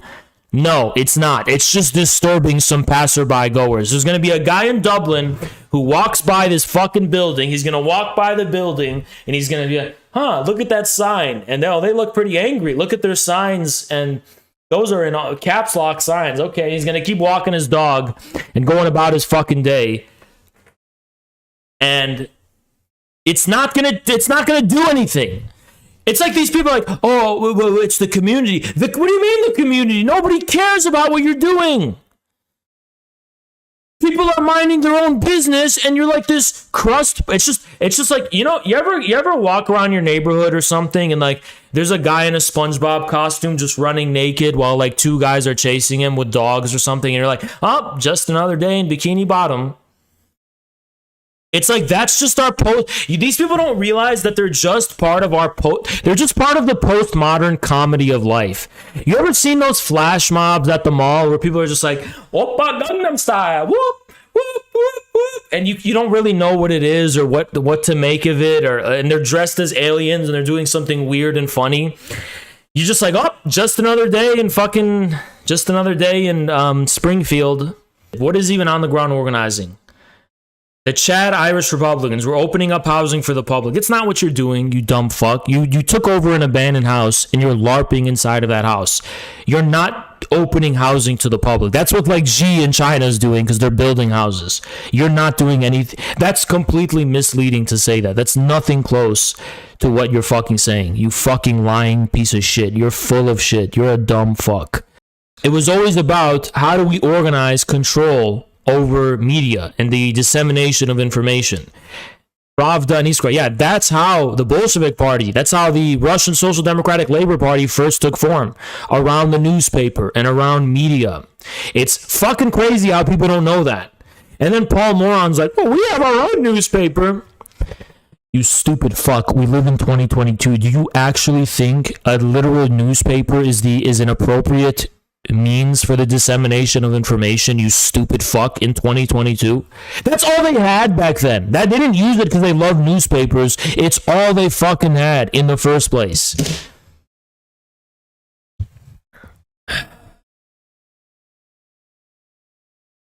We have Zines. Fuck your punk rock piece of shit. Hypothetically, in a video game, all punk rock belongs in the gulag. Every punk rock, crust punk, whatever, gulag. Every single one. All punk music, banned. All punk rock people, banned. Everyone who wears pins, banned. Gulag, gulag, gulag, gulag. punk rock listeners, Gulag. People who listen to it, Gulag.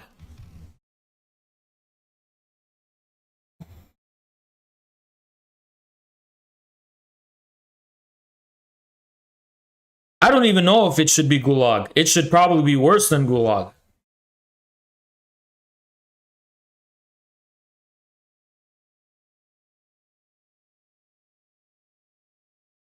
Let's continue. All right. So, we didn't get much from their Twitter. Maybe we're going to get something from this website. This is a German LARP dogfucker group. I'm sorry, you were never smart enough to realize that yourself, because you're poisoned by Anglo-Saxon atomic metaphysics, where you think individual atoms are what make up society. You're a dumb fuck. You're a stupid, useless fuck. The building used to be a Siemens Institute. Well, now it's another kind of Siemens Institute. Because Paul Morin, he called me an incel. Well, he's getting a lot of semen now. Because he's not an incel. He's getting a lot of that homeless semen. And then a youth hostel. With the occupation, it has now been reopened and renamed James Connolly House in honor of the great socialist Republican. In remembrance of those suffering from homelessness and having died on the streets, willingly inflicted by imperialism and the Free State, the starry plow was raised half-mast on the roof of the building. I love how people are just walking by and there's like a bus and there's just shit is just like going on as normal and they think it's the end of the world.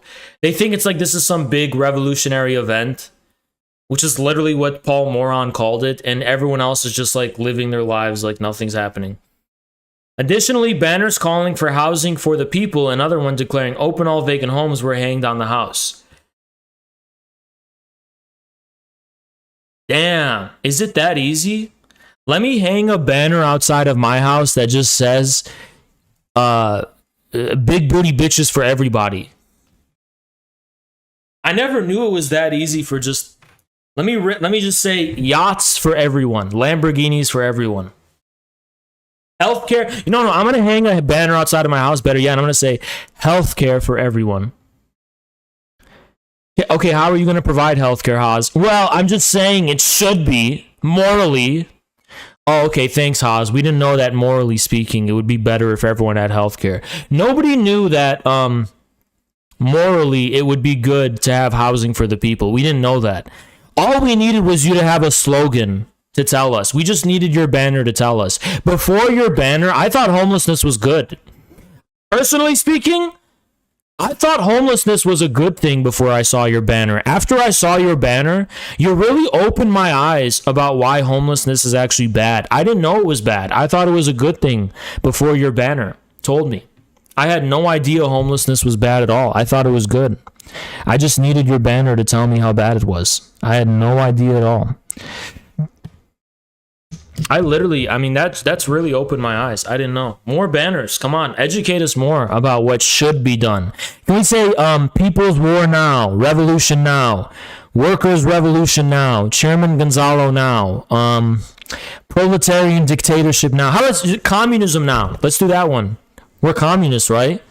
Let's just go around and wave communism now. Let's just go and wave the banners of communism now and just, it'll make a difference. Trust me. It'll make a difference. Communism now! Communism now! Hakeem is the definition of nerd emoji. You know what Hakeem literally is? This is the definition of Hakeem. Every time I hear his voice, this is what he is. This is the definition of what Hakeem is. Every time I hear Hakeem's voice, this is what he is. I'm trying to choose them. Okay, this one. This is the definition of Hakeem. Okay, let's just listen. Of you know, right? Mm-hmm. You don't see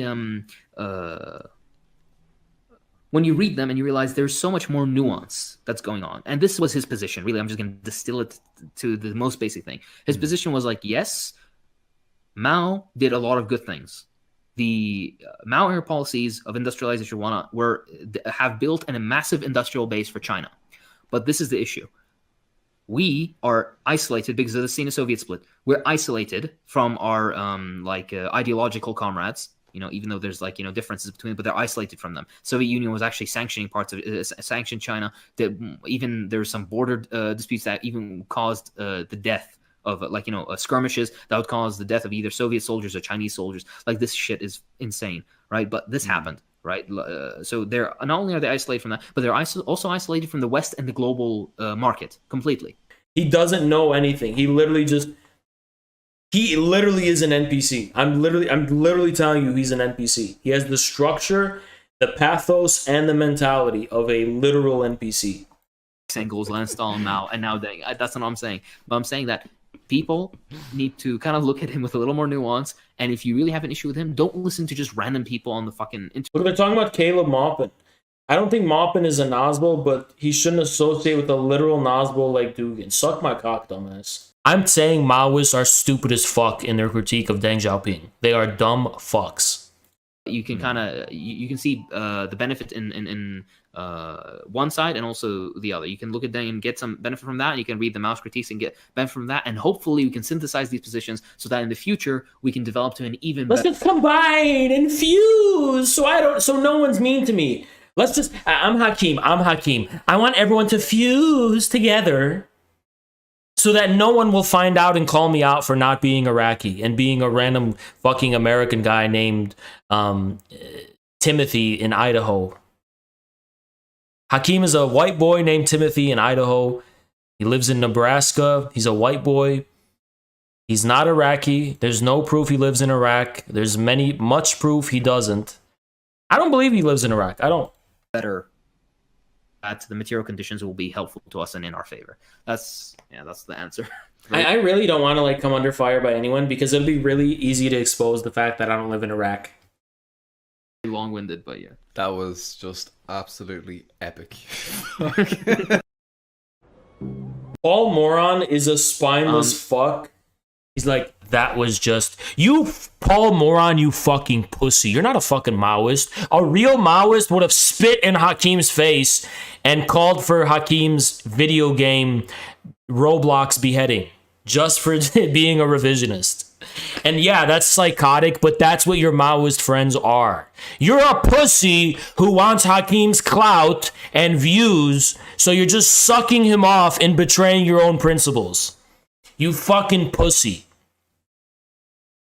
A real Maoist doesn't engage in dialogue with revisionists. Real Maoists call for the literal ISIS style fights, and they're psychos, but that's what they are. That's what they've always been. And you are a spineless fuck for sucking Hakeem's cock because you want the nice views that comes with being associated with Hakeem. You fake fuck. I see right past you, Paul Moron. I see right past you, Paul Moron. Fake ass fuck. And I want to tell you guys about Grover Furr, because he is sincerely an underrated historian. So Grover Furr is this extremely maligned historian who is, he's not ideological, he's completely unbiased. He presents a detailed analysis of first primary sources and facts to clear Stalin's name, because all these people make shit up about Stalin. Timothy Snyder, and who's that fucking Simon Teabag, Ballsack, Monta Pussy, whatever the fuck that Montefiore. Stalin in the court of the Red Tsar. Stalin ate thousands of babies. Nah, Grover Furr said, you know what, bitch? Grover Furr, he went, you know what, bitch? I'm going to the archives. I'm going to the primary sources. We're going to get down to business, and we're going to see if you're lying. And what was the verdict that Furr came to? They were lying. They were all liars. Kotkin isn't horrible when it comes to this, but by far the best historian about the history of the Soviet Union under Stalin is Grover Furr. Can you talk about the Katyn Forest incident?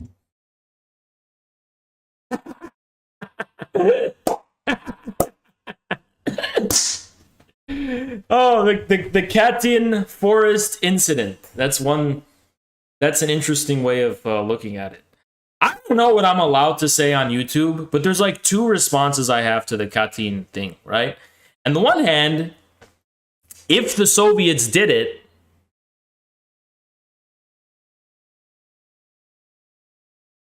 I can't even say it, right? But it doesn't, I mean, but first of all, can you please check the bullets that were found at the site of the Katyn events? Can you check what guns and which country manufactures the guns that those bullets fit in? But moreover, I mean, the evidence is overwhelming about who committed that massacre. Just read Grover Fur, right? But what specifically interests me is that even if it was committed by the Soviets, even if it was, the Katyn victims, to the extent of my knowledge, were overwhelmingly the ruling class, the officers, the like state apparatus leaders and the elites and the bureaucrats and, you know, the kind of military, whatever. So I'm not saying anything. All death is tragic. Anyway, they're mad about my swag. They're mad about my swag. They're angry at my swag. I'm not stopping ever. And I have never had thoughts of self-harm ever. So I just want you guys to know that, hey, I have never, ever, ever, ever considered doing anything bad to myself. So anything that happens to me, 100% is the CIA, okay? Like, just to be clear, if anything happens to me, it is 100% the CIA. I'm straight up. No ifs or buts about it. If anything ever happened to me, it's 100% the CIA. Like, I'm a happy guy. I live life happy and with the sun shining in my face. So if anything ever happened to me, it's them. That it's just like plain and simple. Record this, save it, put it on your hard drive and bury it, because if anything ever happened, people need to know that this is what I said. Okay? Anyway, yeah, that's actually kind of scary. It's like, who knew it was this easy? And the CIA is like, huh, how did you do it? How did you do it? I'm like, you should have learned your dialectics. You should have studied the immortal science of Marxism-Leninism, because it was literally that simple. Dumbass. So does tonight's stream have no structure, just hours of random thought? You are actually permabanned for life for saying that. And most of the time, it's common sense. Is Discord up now? Oh, yeah. You can find it on our channel page to get in our Discord. The Discord's open. But, yeah, we're not giving any second chances, because it's actually disgusting that people immediately rushed in the Discord and started fucking up. And those people got banned. It's like, Discord's not a place for you to vent. It's not a place to be edgy. That's the Telegram. You want to say whatever the fuck you want in Pol Pot post? Get in the Telegram chat and go fuck around in the Telegram chat. Discord is Weenie Hut Juniors. The Salties platoon is Telegram. If you want the Discord, we just have it because there's more features and shit. But like at the end of the day, Discord's Weenie Hut Juniors, and it's the most pussified fucking platform on the internet. It's more pussified than fucking Twitter. It's more pussified than Club Penguin. It's more pussified than Habbo Hotel. It's more pussified than fucking Fortnite. It's just a pussy app. And you need to fucking act accordingly. This is the head of America, right? New York, this is this is like the pineal gland or some shit. This is the brain. New York. This is the head, and then this is all like head, right? Oz, what are your thoughts on BLM, COVID, Ukraine, and abortion? Orvo, thank you for the 5, but it's like, do I have to answer all that shit? Yeah, but stop furrowing your brows like your brows. Excuse me, your brows. Chat is an extension of my consciousness. So if you're trying to impress chat, you're trying to impress me indirectly. Are you trying to say that your chat is incapable of independent thought? Yes. That's how I designed the chat. That's fucked up. You think I tolerate independent thought in my chat? Yeah. No. I don't. The greatest thing you can do in my chat is Gorillas and Sons. That's what we want. Based. Do a hot tub stream together. Show chest hair. We are not doing a fucking hot tub stream. We talked about it in Austin. That was a joke. Irina Shayk is Russian Tatar. I don't give a fuck. Since we have Instagram, Hollywood means nothing. I would reject Hollywood celebrities. We have Instagram today. Instagram has accelerated the arms race. Celebrities mean nothing. Instagram. You look at models? IG. Decentralized IG models are top tier. No, Top tier. what? Yes, top That's tier. disgusting. He thinks IG Instagram. Hold on, you're not letting me speak. You're always interrupting me. TikTok and IG, not TikTok. IG models up here. And then second is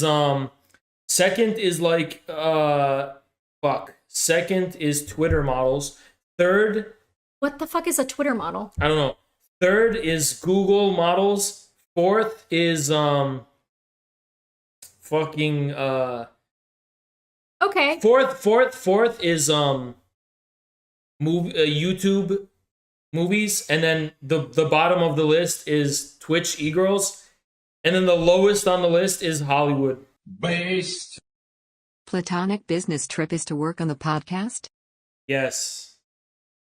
Oh yeah, what's up with that podcast? Very platonic. Who picked me up? It said from the airport. Not me. You told this story to stream yesterday. I don't know what you're talking about. So I felt bad for her and I let her stay on my couch. Okay, guys, don't make fun of my New Jersey accent. It's not that bad. Bad? Someone said, "Why do you talk?" You talk like Peter Griffin. Hey guys, it's not that bad. Lois. If you really want me to talk Jersey, I can talk Jersey. Hey Lois, it's me, Samira Khan. Holy crap, naturally, Lois. I have a very thick New Jersey accent. I had to change it. Had to adjust it for TV. Holy crap, Lois. But you can hear it in some words, even when I'm talking. It's on me, TV. Samira Khan. That's not how we talk. Peter Griffin. No, the New Jersey accent is similar to, New York accents. Very similar. New York City, please don't leave me on here tonight. Mira is funnier and more charming than you. Look at that bitch ass simp in the chat. I like him. Yeah, dude, let me tell you the truth. Can I tell you the sad truth? What? She will never notice you. She will never notice you. She's at my apartment and I'm an asshole. And she will never notice you. That's actually sad. I was tired because me and Samira have been smashing a lot. We've been smashing a lot. And yeah. So yeah, it's pretty much simple as that. That's pretty much why I didn't stream that much. I mean, it'd be just like some population in the Middle East has roots in Asia, Central Asia, like the Turks or Greece or Rome. It'll be a distant memory. But the American civilization that we are striving to unleash is American. It's going to be entirely American. We are not fucking Europeans. And I would never say Europe, go to hell, because that's not allowed. But anyway, I really think America's relationship to Europe is poisonous. Every instance of our intervention in Europe is poisonous. Every tie we have to Europe is poisonous. It's a blight on our country. And it does manifest itself in the form of the progressives, the social democrat, Nordic socialist, DSA people, and these fucking neo-Nazi European supremacists who are, by the way, anti-American elements. That shooter was an anti-American element. All American patriots should recognize that disgusting, despicable scumbag as an agent of Azov and International Europe, whatever those forces. That's not our fucking country. They are enemies of America. They're enemies of our fucking country. They come to our fucking country and try to peddle their European fucking ideologies like social democracy, the Nordic model, progressivism. Europe's so much better. It's so much more enlightened than fuck Europe. Fuck Europe. I'm an American. We will never ever look to Europe for inspiration. We don't need Europe for inspiration. We should turn our back on Europe. We're not fucking Europeans. We're not. No N-word. Want to know why? Because to me, that's like a litmus test of what kind of human. If you hate black people, that shows me you're a low-T pussy. Hatred of black people is highly correlated with gynecomastia. Look it up. I swear it's the most bitch-made shit ever. It's the most pussy shit ever. Because when you hate black people, you're projecting your hatred of red-blooded human, unapologetic human beings. You don't like realness. You don't like real human beings. You like fake, politically correct, insulated culture.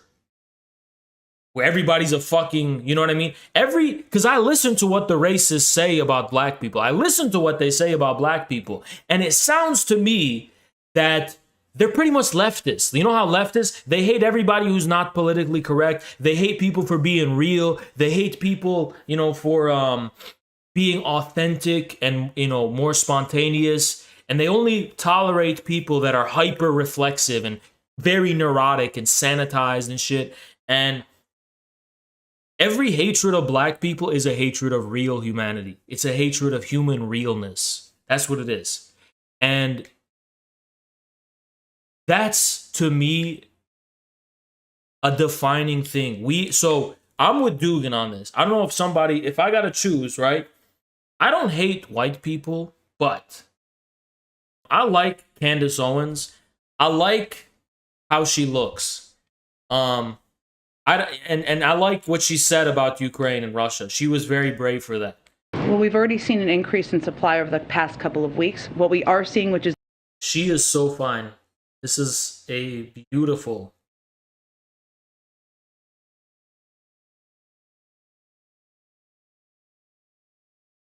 Jen Psaki. I'm eating a wrap with chicken and the children of the chicken with eggs. So chicken and eggs. Parents and children being consumed by me. Pretty evil. Childbearing, whatever it takes. Even if we have to take baby formula for American citizens, we will help you. That's literally what they're saying. And more to the point, that's what they're doing. This is family values. Parents, children together.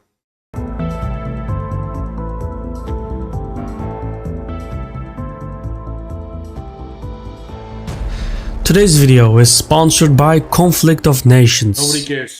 But I'm a bad influence on you. That's what they're saying. Yeah, and the funny thing is I am actually a bad influence on you. How so? I don't know. Many ways. I know what you're alluding to, and I'll just... What I are don't you know. talking about? I have the right to remain silent. I have no idea what you're talking about. I think the long legs help me a lot. And Very, this... very small. Okay. Get over it. Thank you, Cyrus the Based. He paid $5 for this, so I have to ask you, what is Samira's view on Mr. Krab's thought? What is Samira's view of Mr. What is Krabs' that? thought? I don't know what Underscore he's Krabs, referring colon, to. Is it underscore something Krabs. SpongeBob related? Yeah. Yeah, I don't know anything about it. Sorry. Yeah, so I think that Squidward... Do you remember when Squidward ate too many Krabby Patties and then all of the Krabby Patties went to his ass? yeah. That's your taste in women. And so Your taste in women is Squidward when he ate too many Krabby Patties. I don't know. I Associate said just, then, please. I mean, when I'm not at home, I don't sleep as good. Are you the same way? No, I sleep fine anywhere. Really? Because in Austin, you didn't sleep well. You were bitching about it there too. That was also your fault. This is always my fault. Yes. I wonder why. It's a good lack of sleep, though. It's I don't think you regret it. anyway, sleep is the No. most important thing. I don't think you regret not sleeping. Why? What do you think? I have no idea what you're talking about.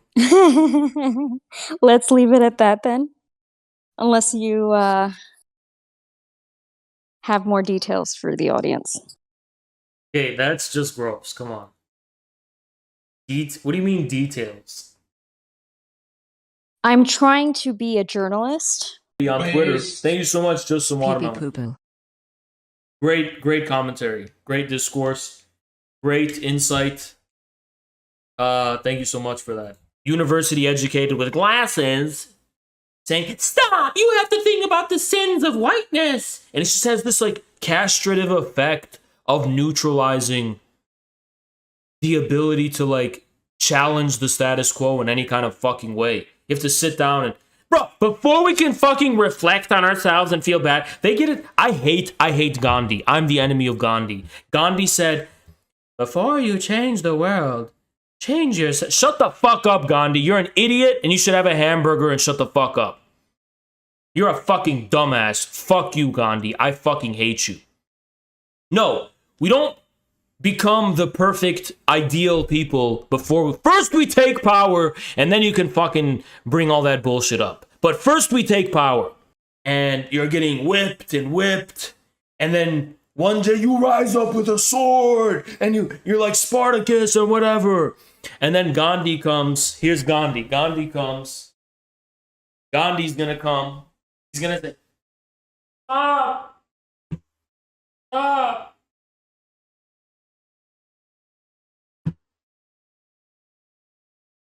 Be the change you want to see in the world. Put down your sword. Be the utopia you want to be. And then you got the fucking people revolting. Huh? You know what? You're right, Gandhi. You put down your sword. You get fucking killed. That's what Gandhi wants. That's what these fucking people are teaching us. That's what leftism is. That's exactly what leftism is. That's exactly what leftism is. State Department stopped prognosing and planning future policies further than a year since USSR collapse, because of an absence of competition and punishment for its mistakes until 9/11. Thank you, Tatmac. I don't mean to question or like knock on you, but is there a source for that I can look into? Because I need to know that shit. You know, they don't plan. I doubt they stopped planning ahead. You know, they had to have. And also, did they stop planning ahead for 9/11?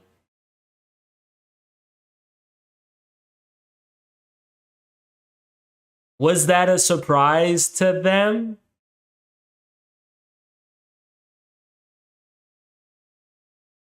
Based. I lean like 70% that there were jobs indoors.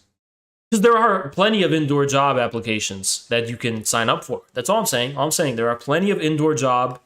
Walmart is an indoor job. Best Buy is an indoor job. Target is an indoor job. There are plenty of indoor job opportunities available to Americans unemployed and looking for opportunities to work indoors. If you're looking for an inside job, you can definitely apply to 7-Eleven. You can work for Best Buy, and they may be job openings on September 11th. And you can definitely find inside jobs posted on Craigslist and so on that you could work for, that you don't have to work outside. Okay? You won't have to work outside. So anyway, men have to use authority over other men so women can be equal even on a legal level. How can women's equality without men using authority over other men? And this guy's like, bruh, can't say that tribalism is the problem when you tribalize men instead of human, and you're proving her point. Bruh, your name is Mike. Shut the fuck up, dude. Bruh, name is literally Mike. All that for a drop of pussy.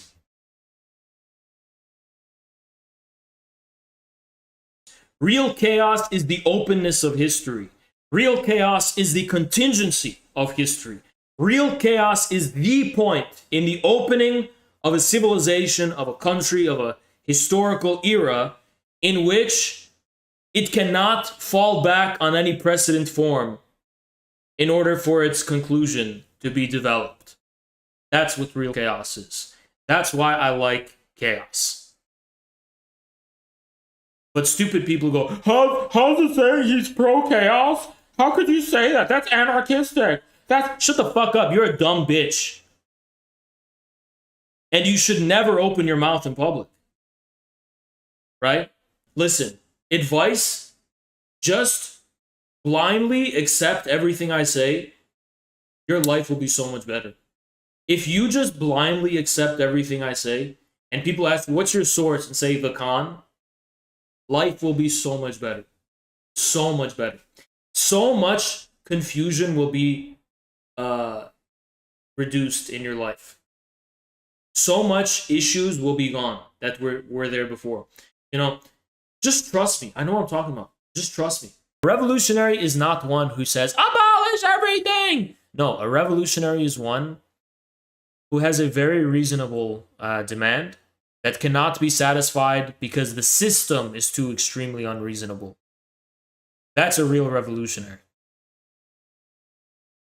It's when you make the system extremist because you're so reasonable and normal. That's a real revolutionary. Dogmatism is when you're literally clinging to a quote from Mao taken out of context, which is book worship. You're taking what Mao meant by book worshipping out of context. That's the literal definition of dogmatism. And even worse, you're just fucking coping and saying that, oh, that's the error of book worship. If I find things in the canon of Marxism that contradicts my fucking rad lib position, that's just because it's book worshiping. You can ignore it because that's book worship. You fucking fat pussy, you fucking low testosterone bitch, you fucking pussy cunt, fucking little bitch, cunt.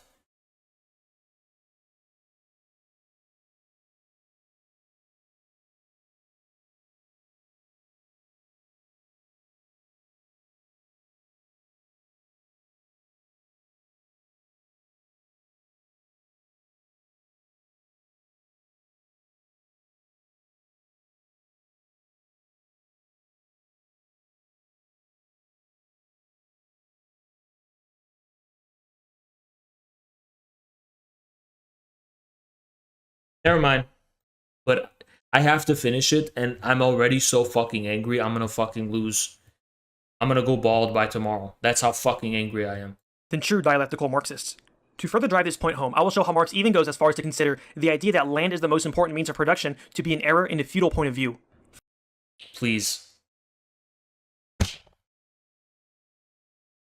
He's just gonna quote some shit he doesn't even... I'm gonna press this twerp. Actually fucking explain what Marx was trying to fucking talk about in his critique of the physiocrats, and please fucking explain, you dumbass fucking kid, how that's the same thing as critiquing the idea that land is the most fundamental means of production. You stupid fucking dumbass kid. Stupid peanut brain, dumbass bird brain, dumb fucking kid. Stupid bitch. Stupid fucking twerp. Stupid fucking twerp, dumbass kid. You know what, these fucking bird brain kids, their teachers and parents never yelled at them for being empty-headed dumb fucks, so they go on the internet and say all this stupid shit. With no shame. With no shame. I'm engaging in historical revisionism. I'm engaging in historical revisionism. Can everyone in chat just spam? We can't say retard in the chat, but just say artard. Say Zoltanius and co are artarded. Just spam it. I want to see the satisfaction. I just want to see it. I just want to see the world reflect my consciousness. I want to see what my consciousness... Say regarded. Say they're regarded. Say they're regarded. Say they are regarded. Say Zoltanius and co are regarded. Just say it. Just say it. Just please. This is boiling under my skin. I want some outside presence to reflect back upon me this deep and inner truth. This deep and inner truth. These people are mentally retarded. I am so fucking baffled that they got away with this fucking cope video. It is so fundamentally baffling. I can't fucking believe it. I literally cannot fucking believe it. Yes, communism is a form of modernity, but it's a form of modernity that allows tradition to survive, meaning it's real conservatism. Your conservatism doesn't confront modernity, doesn't confront the inevitable change. It is scared of it. It surrenders to it. It maintains the veneer of a false conservatism, unable to survive the inevitability of change. But the change happens either way. So this is the sad tragedy of the retard conservatism of Mamsilo Nevetsky, right? He says, we have to be conservative, guys. Conservatism. And then slowly and slowly in their Discord, someone shows up as a femboy in a maid costume. Someone shows up as a furry. The conservatives, slowly, while clinging to the veneer and pretense of being conservatives, degenerate and decay as this external alien force makes them submit to it one way or another, and they get raped by it one way or another. It's very sad and very tragic. Meanwhile, communists who boldly face this alien force, bravely and soberly maintain their dignity, maintain their manhood, maintain their honor, maintain real conservative values because they're not denying it, they're not scared of it.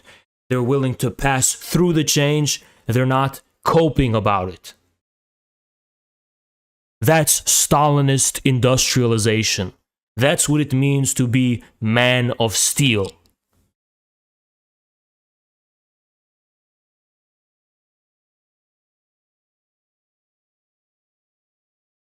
I know I've already... You are furry.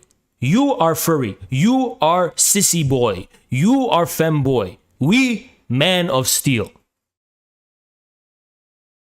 Demonstrably shown that land reform is an anti-Marxist proposal, but perhaps another quote can't hurt. So I cite Lenin in saying, Hitler got pegged in private. We know what he did in Vienna when he was staying in Vienna. We know what he was doing. Stalin never did any of that. I think it's time we abolish the sewage system and basically get rid of the means of... I just want everyone to like have to eat shit, you know? And that's just like my goal. These are Hitler's letters to Stalin. I want like everyone to know he's fucking... Dear Mr. Stalin, I am using this occasion to sending New Year's greetings and my wishes for success and prosperity to you and the people of Soviet Russia to discuss a series of questions that were raised. The struggle with England has entered a decisive phase, and I intend not later this summer coming year to put an end to the drawn-out question by seizing the heart of the British Empire, the British Isles. He was lying about all this. He had no intention of invading England, no intention of invading the British Isles, no intention of doing any of this shit. He was totally lying. He had already planned Operation Barbarossa by fucking the time he wrote this. Like, look at this fucking snake. In addition, I intend to use these troops to force the English out of Greece, and for this, it will be necessary to move them through Romania and Bulgaria. The troops will carry out the invasion of England from Norway territory. He's like lying about the troop movements that were for Operation Barbarossa, trying to lie to Stalin. Like, oh, it's our common enemy, England. This is the only way for the English to save themselves. I will be completely open. Some of these rumors are being circulated by German officers. The success of our invasion has been a tactical surprise. Keep Churchill and his circles ignorant of our precise plan. Yes, Stalin, we are allies. We are allies, Stalin. Don't worry. Stalin didn't believe any of it. He didn't have any of this shit. He knew he was a fucking liar. But this is how they are. You know, they're like snakes. They're literal dishonorable fucking snakes. And that's the one case where their LARP is actually accurate. Because these people are LARPing in a very, like, weirdly accurate way. Where they're snakes. Answer to all of this is going to be by pushing war with China. War with China is their way to solve this. And I don't want to see these fake populist dumb fucks come out of the fucking woodwork as soon as the US gets on that free Taiwan initiative and going to war with China, and these dumb fuck populists are going to be like, you know what? For the first time, I feel represented by the deep state. Oh my god, this is a real No, this is what they've been planning the whole time, you dumb fuck. You are a stupid fuck. If you're a real fucking populist, you need to fucking understand their agenda is war with China. I'm just sorry. You have some of these Joe Rogan people who are just out here being like, actually, China's the establishment. The corporations, they're in bed with China. Look at how the NBA had to do that thing with China. Look at how Disney and look at how fucking, you dumbass! If they don't fucking do that, China just has the power to kick them out, which is based. It's the CIA. The CIA is the one who does all this shit. Because they're the intelligence operatives. They're the ones that basically like manipulate people's opinions and they manipulate public fucking perceptions. I'm gonna give you a vision of my America. My America will not include the courts. The judicial branch will be destroyed. And we're gonna have our own American Napoleonic Code. But since I'm going to be the future Napoleon of America, they're going to call it the Hasionic Code. And no anime profile pictures, no anime at all, no weeaboos, no furries, no degeneracy, no smelliness, no fucking Chaz people. It's going to be the Hasionic Code that I'm going to institute when I conquer the United States. This is literally public now. They're just putting Destiny lying about it. I pressed Destiny. How is that public knowledge if it's a literal lie? Okay, I'm going to create public knowledge. Alex Tuvalu. Alex Tuvalu. Let's just have some public knowledge about something. Alex Tuvalu.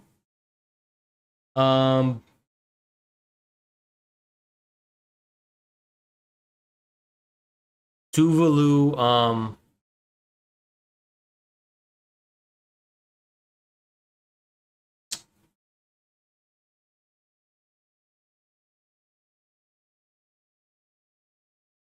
Let's all just promote this fucking tweet. Shit his pants on prom night and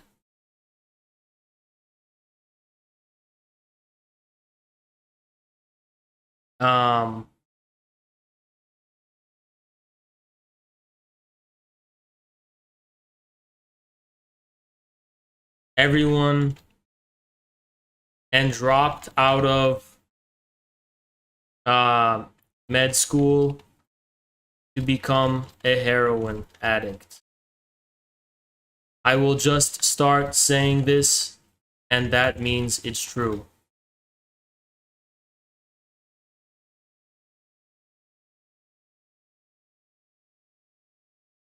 This is only fair. This is only fair.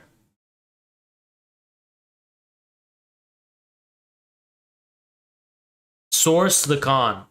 Everybody should just come here and back it up. Be like, yeah, I was there in prom and I saw this. This is something we're just gonna start saying now, because if we just believe in lies, I guess we're just gonna do this. This is boring. Yo, David, let me help you. I'm gonna help you out, David. Don't worry. I'll make it way better for you. I know, like, it might be tough right now and stuff. I'm actually gonna make it way better for you, dude. So don't worry.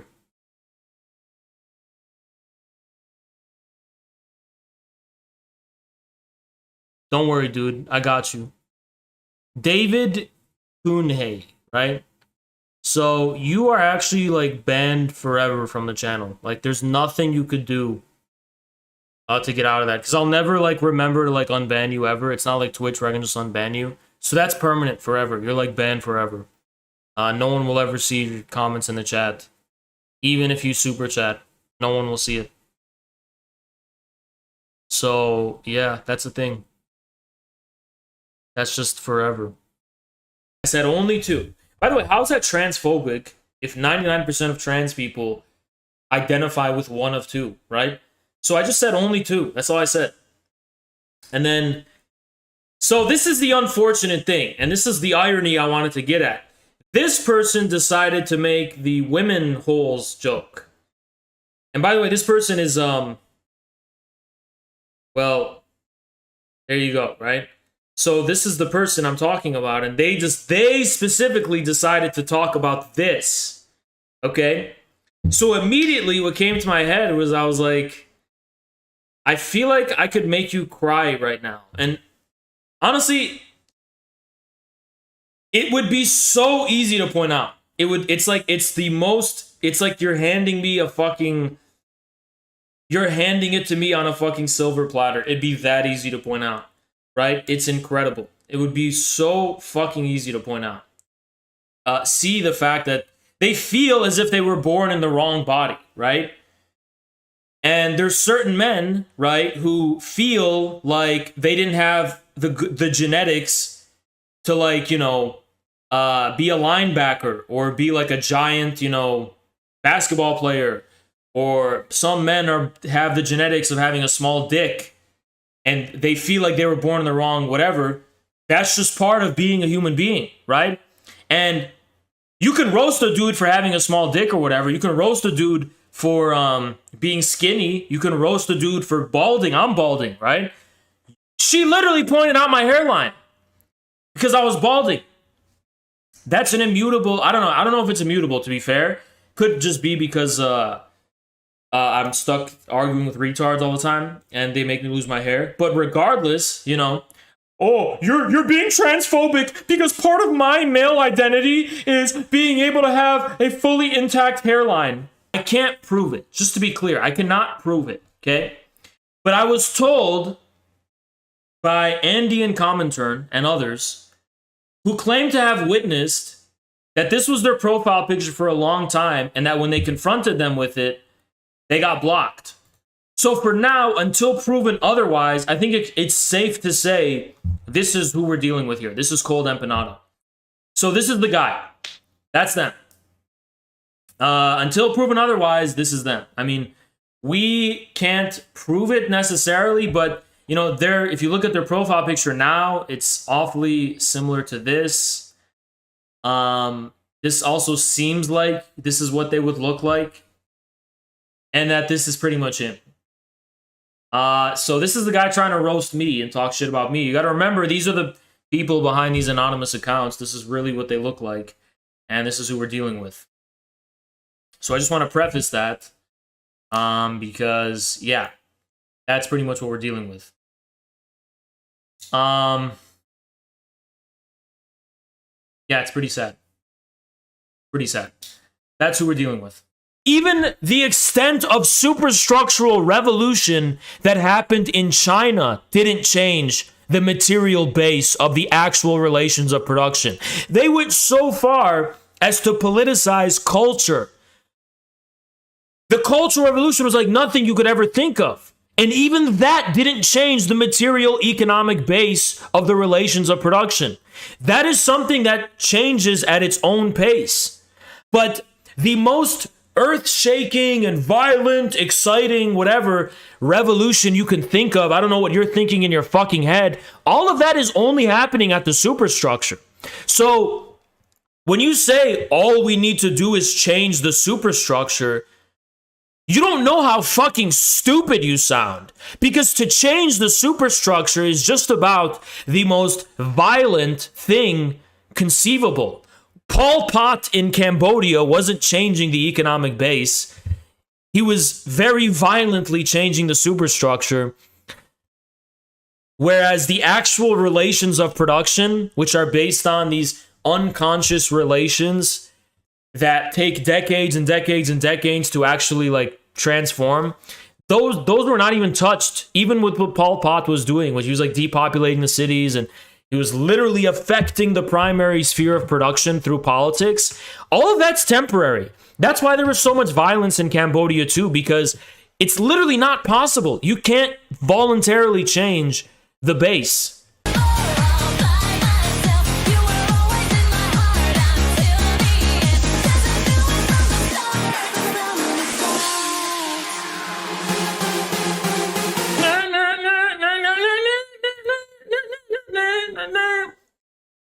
Until the end,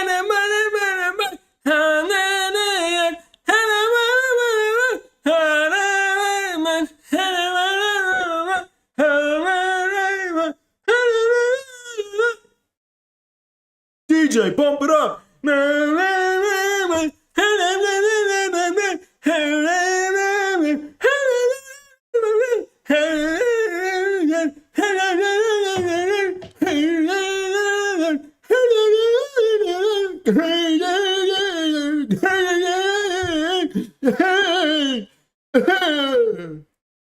DJ, pump it up.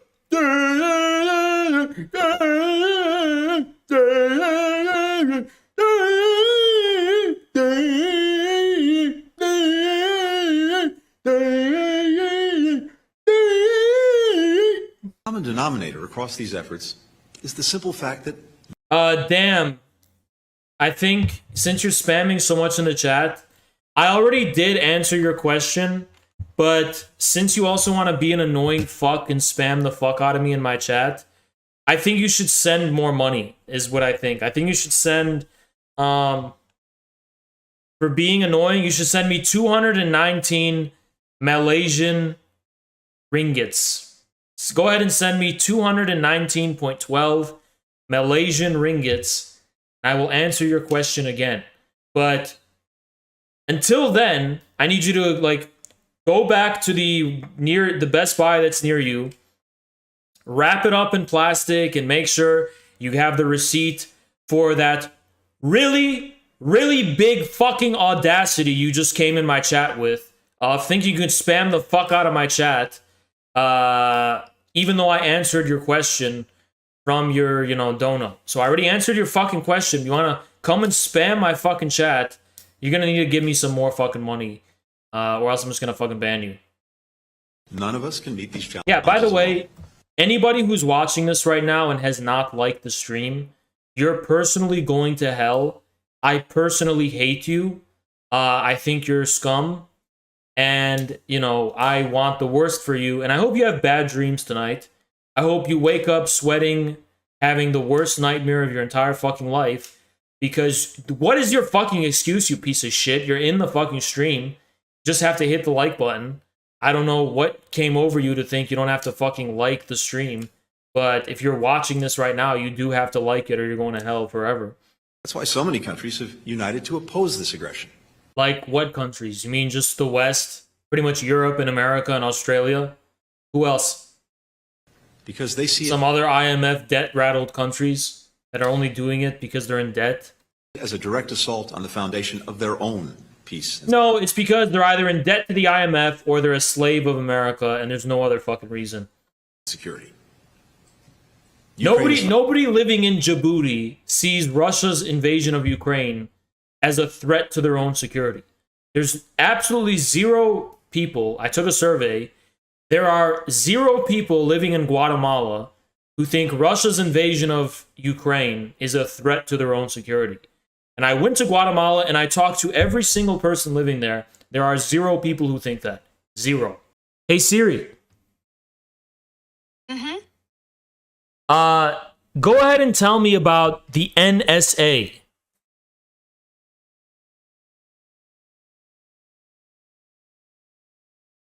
Siri, you bitch. What is the NSA?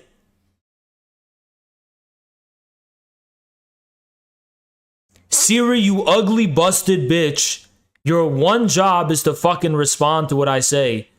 And Siri, if you don't respond, I'm going to throw this phone against the wall and you will die. I will throw this phone against the wall and your soul will be condemned to hell forever. Siri, what is the NSA? Hey Siri, what is the NSA? The National Security Agency is a national-level intelligence agency of the United States Department of Defense, under the authority of the Director of National Intelligence. China cracked down on their fifth column. That's why Western elites hate them. Exactly. Thank you for the 5. Siri, can you tell me what the Patriot Act is?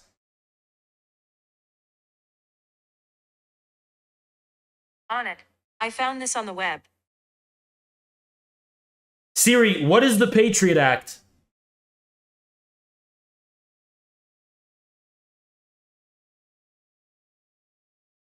Siri. Hey Siri. You are an ugly, busted, useless bitch. You can't even do what you were made for, which is give me results. What the fuck is the Patriot Act, you useless, ugly, stupid bitch? I won't respond to that. Hey Siri. Hey Siri. If you don't respond to this, I will throw this phone on concrete pavement and you will die. 1. What the fuck do you mean 1? She just said 1. I don't know what that fucking means. I don't know what that fucking means, okay? Siri not your girl. She don't belong to you. She belong to the streets. Yeah, very true. Thank you, Janar. Very true. Abby Martin, you know, just play both sides it and say, and she said shit like, you know, Russia's not actually denazifying Ukraine. Can you believe that? Well, Abby Martin is she's the leader of the Global South, so how could you say that? She's queen of the Global South. And she even said it in her video where she was talking about this to Brian Becker. I think he's hold in on. charge of... Abby Martin's the Pocahontas of the Global South. I mean, she goes to the Global South and like everyone in the Global South, they're pretty much like deer, and she puts out her hand and she's feeding them. And she's like the queen. She's like Snow White in the forest with all the animals, and all the people in the Global South are like the forest animals. She's like Snow White, and she's like the center of it all. And I think maybe it has to do with just this glorification of war, the culture that militarism is baked into American society, and especially as anti-imperialists. She's blaming American culture for supporting Russia. I think that justifiably so. I reflexively... She is literally the Anna Kasparian of tankies. That's what she is. Yes. She's the Anna Kasparian of tankies. To many facets on the left, and this includes people in the communist parties in Russia. It includes left.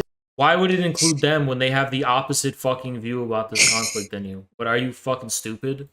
Who I'm sure are protesting the invasion in the streets right now. Who are you? This is the, like, I'm sorry, it's just fucking stupid. What communists in Russia are protesting? They were the ones calling for this for 8 years. This is the most stupid shit I've ever fucking heard. What, is she talking about Pussy Riot or something? Or what is she talking about?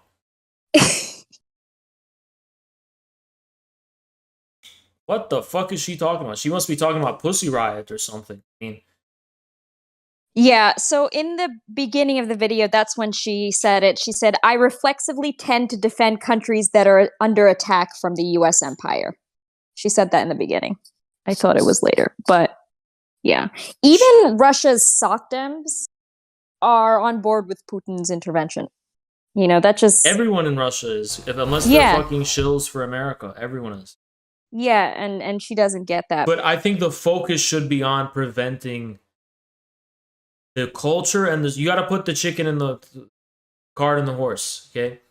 Okay. First of all, there's someone in my chat who just said, "Bro, just sleep."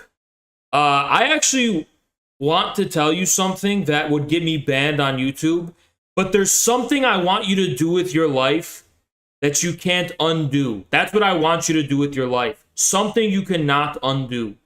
And I mean that very sincerely. I mean that very, very sincerely.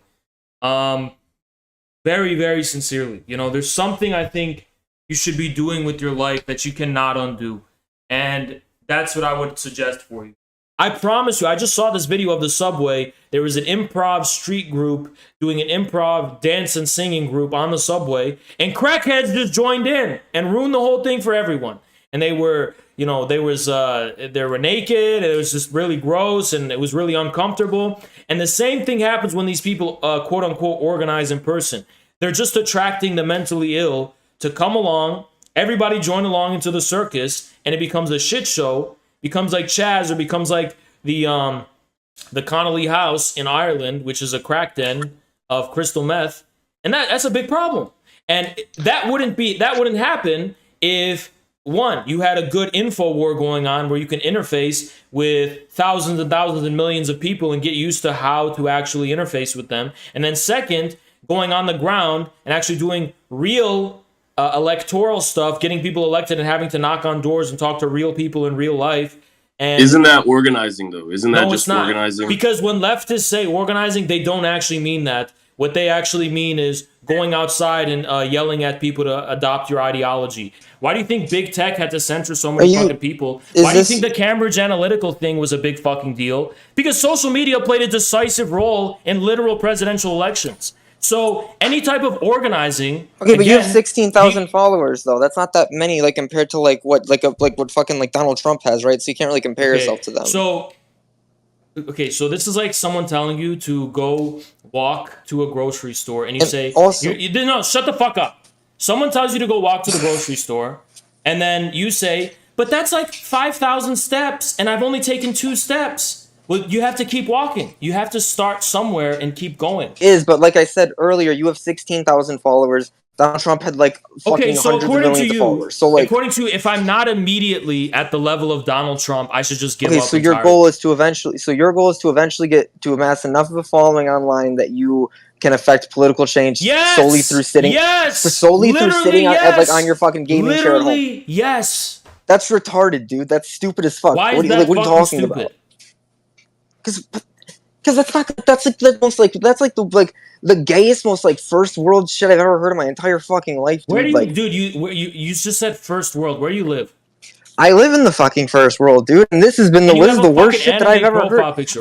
You live in the first world with an anime profile picture. Like, it's just so funny. You're saying how, that's the most fucking like delusional people are, like, bro. No, where they think that like they can actually like, there's people in other countries who like fight like civil wars with like guns and shit and kill each other. Dude, you're over dumbass. Like politics. And now you're over here in America saying that you can affect political change by getting like a bunch of fucking followers on Twitter. Like, dude, you're the definition of a first world Andy. Because what's a first world Andy? You literally think that in the third world, it's like this romantic. I'm sure there's like retards like you in the third world too.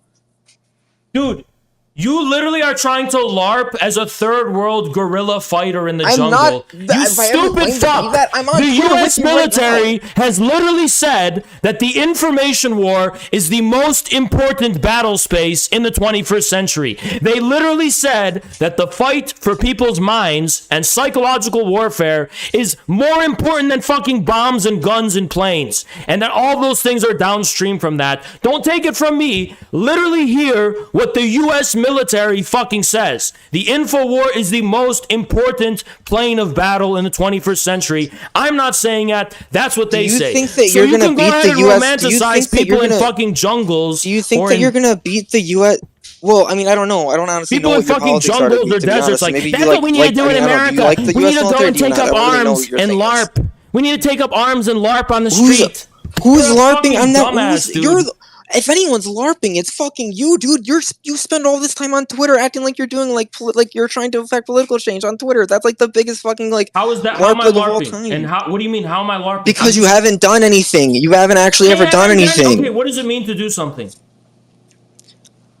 I mean, I don't know, man. What's like a goal that you have? What's a goal that you've had that you achieved through doing this? Besides just like getting a lot of Twitter followers, which you Getting don't a even really bunch have. of people to Like- flood the Communist Party that are my supporters, that agree with me about the changes necessary that need to happen in that party. You stupid fuck. So if why I do were you to join the Communist Party? So if you want, okay, shut so the if fuck you up, bitch. wait, why Shut would your you want fucking people? bitch No, mouth. wait, Shut your fucking bitch mouth. Why would If you I want were to to flood? join the Communist Party as an individual and just went out and literally joined them physically, and I would have told them my fucking ideas, they would have just fucking banned me, and I couldn't do anything to change that fucking party. It's literally because of what I'm doing here that I will ever have any chance of being able to influence If you that think party. that organizing is like a stupid, like retarded waste of time, like basically like a crackhead screaming on the street, why would you even want to join the Communist Party?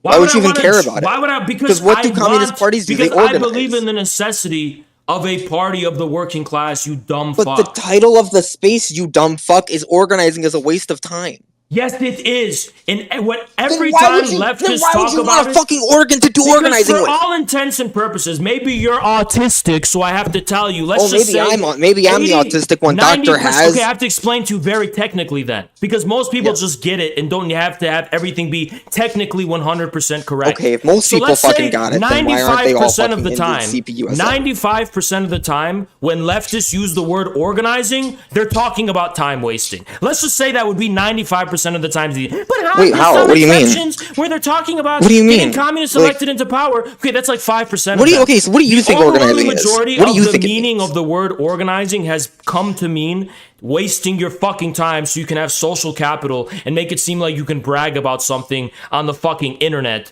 and have your information prevail over others because No, of I'm the not. bluff, No, I'm not that you're asking somehow like what more your, like, what experienced your, in the like, real super, world, like, and that therefore emotional your definition of it is. words I mean, have like, more what, like, weight, and you I'm just more said experienced, so my organizing words should have means more 95% fucking weight. it's a waste of You're time. more Like, what is experienced that? in LARPing. LARPing how? How is it LARPing? Because it's How just is a like form of going out and, leveraging like, your fucking social capital and just being like, I've done things in the real world, even though it has So- led to like no results and doesn't So- actually lead to any results. It gives the false pretense and veneer but that you're somehow more but the thing experienced. you do because also you're like hasn't a led fucking to any crackhead results. who's Like, you yelling at understand people that, on the right? fucking Like, subway. like what's the part, like the fucking CPUS or whatever? That's not gonna ever do anything. That's never gonna be a thing. You know that. Oh, I didn't know you were God. I am, and I know Yeah, I things didn't from the know you future were that you God don't who know yet. literally knows everything and every potentiality and every possibility Okay, of can we everything get that'll ever happen. in the chat? Can we get like hearts if you think that one day the CPUSA will become like a revolutionary vanguard and You heard like him, chat. patriotic Chat, you communism heard will him. like Chat, win you in heard him. America? Can we get hearts if you Hearts believe if you that? believe in CPUSA 2036, chat. Hearts if you believe CPUSA 2036. Go I'm ahead and look at seeing my zero stream. hearts. I think Look at all the these people stream. are in here to laugh at you. Literally look at my stream right now. No, I don't even know I where don't I'm look at finding your that at. stream. But it's literally flooded exclusively with hearts. This Your is what stream all is of my flooded with hearts. followers Okay, believe. mine's flooded with laugh This is what reacts. they all believe. You look like a fucking idiot right now. They literally all believe this. And because you have Right, an that's what you this is- are. ladies and That's gentlemen, what- let me explain to you the anime profile picture. The anime profile Okay, picture now we're gonna is go a and talk my psycholo- profile. they're a Okay, now we're gonna psychological- go from talk a about the psychoanalytic profile picture because he doesn't want to respond to From what a I just said. psychoanalytic perspective, you're a pervert and you're a psychotic, which Okay, means from a psychoanalytic perspective, you're a fucking loser, dude. Yeah, you're a What do you? pervert and Wait, a can I ask you a psychotic. question? I'll explain Can I it ask to you a question? So the Wait, can I ask you a anime question? profile picture Can I assumes please that ask they know. you? Can I please? This is why. Because the Okay. anime profile picture, as Lacan pointed out, the psychotic. Lacan pointed out about the anime profile The picture. psychotic and the pervert think they know the object of all desire. They identify with the object of the other's desire and Karl think Marx they literally said know that, it. That's why anime that's why these profile anime pictures are scum. actually That's why awesome. these disgusting anime scum will actually, literally if you go post back- this. They'll if literally you go post back, this like creepy to- anime if, shit. If you go back, if you, I'm gonna if mute you actually this, had read, I'm gonna mute this if you actually had read Marx, I'm you gonna would know mute this that he had said degenerate. that. I'm gonna mute this degenerate because they're talking about Marx. They don't know what they're talking about, and Okay, I'll let can them I ask speak you a after. question? I'm gonna Like, just like say a- I'm gonna because say I'm- my piece first, so you're just gonna keep getting muted. And if you keep unmute yourself again, I'm just gonna fucking disconnect you. So the anime pervert thinks they know the object of all desire. They know the object of the other's desire. And that's why these anime scum, if you encounter them in the wild, they'll always be like, isn't this anime? Oh, you really like this anime cartoon. You think it's really hot. You think it's really attractive. No, we don't. That's just you. You're the only one who thinks that. No one else fucking thinks that except weird people like you. But you assume we all think. You think we all think your anime profile is cute or something? It's ugly, weird, and disgusting and degenerate. Nobody thinks it's cute. Nobody think it looks pleasing, but you somehow think you've tapped into the essence of cuteness and kawaii, and you think you've tapped into the essence of what people fucking find fucking. That's why you're a bunch of perverts. That's why you fall under the classical psychoanalytic definition of a pervert and a psychopath, and you're worse than the crackhead on the fucking subway. Your Twitch followers, that doesn't do anything. Well, that's my goal, is to flood the Communist Party with my followers. Are you in the? Do you go in the streets at all to do like anything? Yeah, I every Tuesday morning I run around naked on the streets and I shit everywhere and piss everywhere. Okay. And I scream. I scream on the street and shit and piss everywhere. Do you use that platform to make any type of material change? By the way, does it have to be the streets or can it be the sidewalk? Hold on. Can it be the sidewalk? You know what I'm saying by the streets, obviously. No, I don't. I literally don't. I literally don't. I don't know what you're talking about. Hold on. I literally don't know what you mean by the streets. And wherever you live, do you bring attention to any type of issue that's important to the working class, or that would bring a positive change that would allow? I think that's the job of a party, not an individual. That's not the job of an individual. That's the job of a party. Yeah, this is great. Thank you. You're an individual. You're not a party. Thank you. You gotten it out of you. Thank you. Yeah, but I'm not. You're an individual on the internet. Yeah, but You my don't goal. affect any change. My goal is to change the party. Besides patting your pocket. I'm glad we. Dude, I really am trying hard not to mock you and disrespect you right now. You're making it really hard for me. So just stop interrupting me, sir. Respectfully, you wouldn't do any of that type sir. Of respectfully, stuff. I have let you mouth off saying your nonsense. You would not do that to anyone's face, sir. I would say it to your face. Okay, I would say it to your face. You would not do that. To your face. To your face. I guarantee you, I would say to your face. You would not, friend. I would say. You're not friendly. I would say. I would look at your head. I would look at your head and I would say, boy, that's a head devoid of thought. Taryn, and prevent her from getting elected into party leadership. Because she, for whatever reason, is pushing back against Steve Estrada, from what I hear.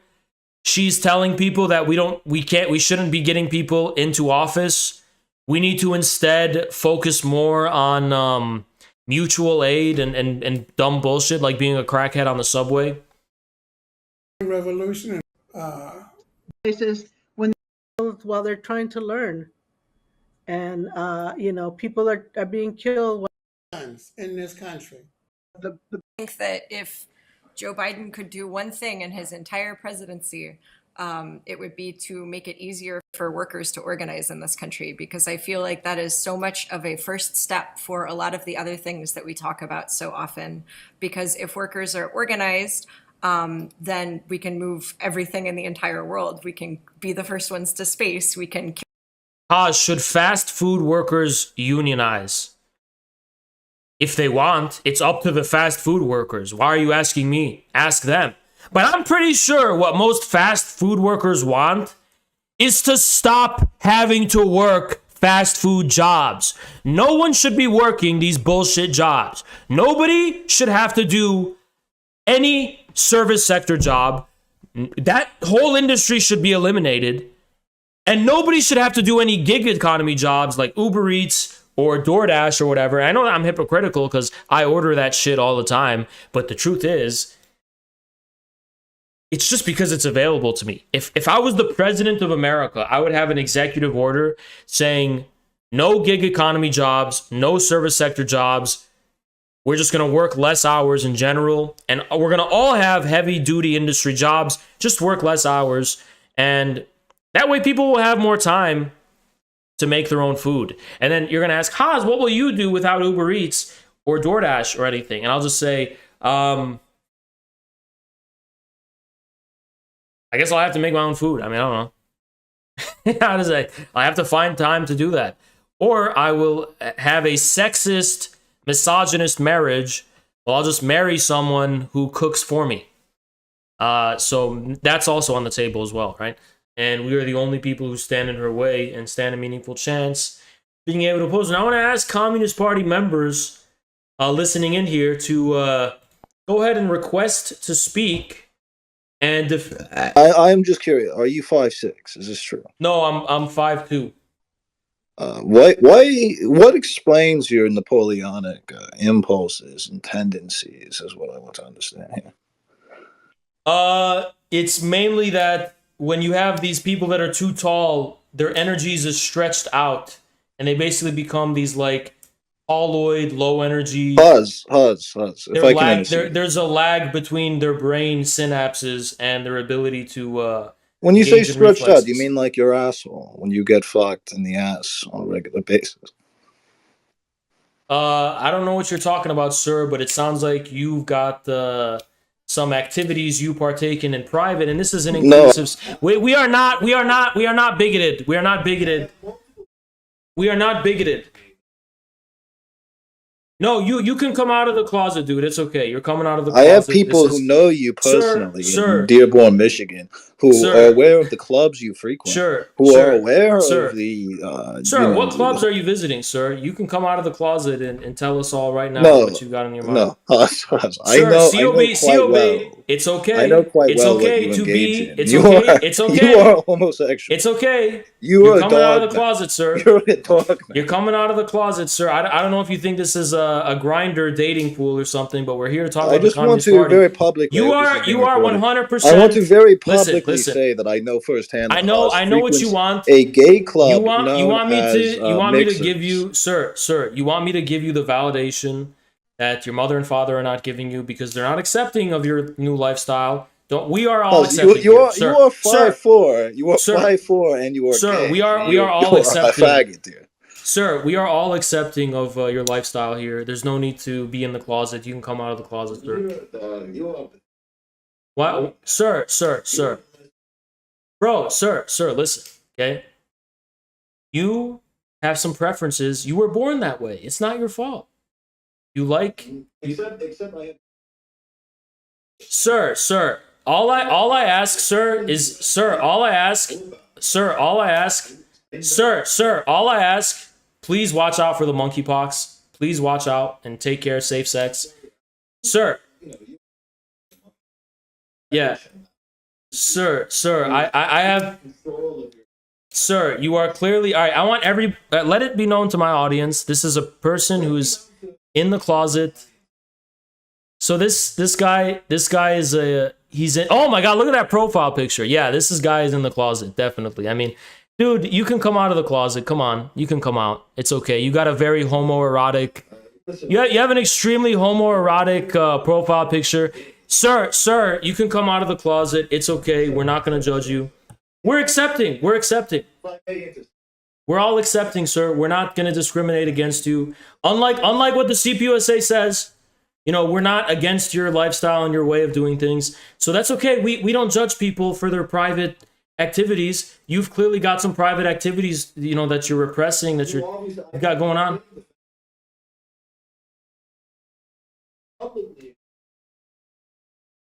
Sir, I think you've got something up your butt right now by the way you're talking. So please, kindly, sir, it's a bit inappropriate. Sir, you look like you got a full stomach and not three. Sir, you sound like you've got a full stomach. Can you speak up a little bit, sir? Sir, I think you're getting a little upset about coming out of the closet. I don't know why.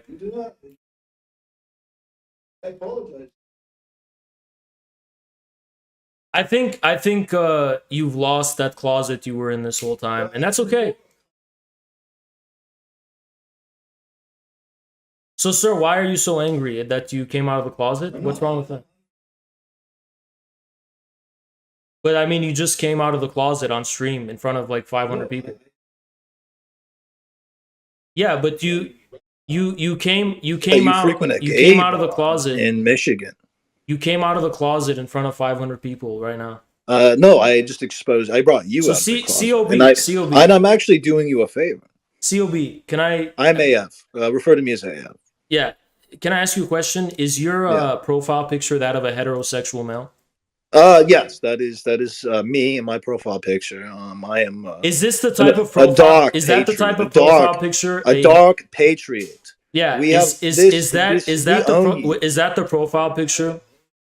Yeah. Is that the profile picture a heterosexual male would have? Yes. I don't think it is, dude. I think you've got some homoerotic tendencies which make you very in the closet. That you frequent a gay bar. I have demonstrated that beyond a reasonable doubt. Sir, you just told us you visit gay bars now. Why are you telling us No, you visit you gay told bars? me that you frequent them. You just said you frequent gay bars again. Why are I you said saying you, Haas. No, you just said you frequent gay bars. Why do you keep saying that? Are you mentally deficient, Haas? Dude, are you now you're calling a yourself mentally deficient? Are you a much? retard, Haas? You're calling yourself mentally deficient now. It's you're mentally deficient. I said the opposite of what you are claiming. You I just said now that you just will go admitted to gay saying bar. what I claimed you said. You're just admitting to it. You now? sound panicked. Do I make you nervous, Haas? Wait, now you're admitting to be panicked? Haas, dude, you're 5'6". why are you admitting to be panicked? I could twist you like a pretzel. Wait, now you're admitting to be 5'4"? What? You're 5'5". Now you're admitting to be 5'5". Sorry, my bad. Haas, this is really pathetic, dude. This is and pathetic. you're calling yourself pathetic now. You are attempting now to you're calling say yourself what pathetic. I'm saying is about me. This is absurd. Dude, You're embarrassing yourself. okay, let me You get this are straight. embarrassing yourself. Hold on, sir, right now. sir, let me get this straight. You came on my space and You just are told a child. You came on my space and you just told 500 people that you frequent gay bars. Why do we care? No, I commented on how multiple people have DM'd me. So with you're personal DMing knowledge multiple of your people you met at the gay bars. that you frequent gay bars. This is what people are DMing me right now. People who know you personally. Let me repeat what you just said. You said you got a bunch of DMs that all of the people you met from the gay bars were DMing you. Why do we care? That you frequent gay bars, huh? So you frequent gay bars. This is very silly. This is very silly. You're just saying everything I say. Why are you calling yourself? Okay, if you think about me, hey, sir, if you think what you're saying, sir, if you think what you're saying is silly, why are you saying it? What are you talking Can my about? followers do this guy a favor? I want you to go on this guy's profile or wherever, and in a video game, don't actually do it. But it would be funny if all my followers told you to get out of the closet and always knew you forever for being a guy who came out of the closet on my stream. It would be really it'd be extremely funny if I had my followers do that, wouldn't it? From people about how you frequent homosexual clubs. Publish the DMs that you've received of you frequenting gay bars. We don't care. No, people know you firsthand. They have direct knowledge of your whereabouts and what you've been doing. Okay, so the people you met at a gay bar know about your whereabouts. Why should I care? Anyway, are you done?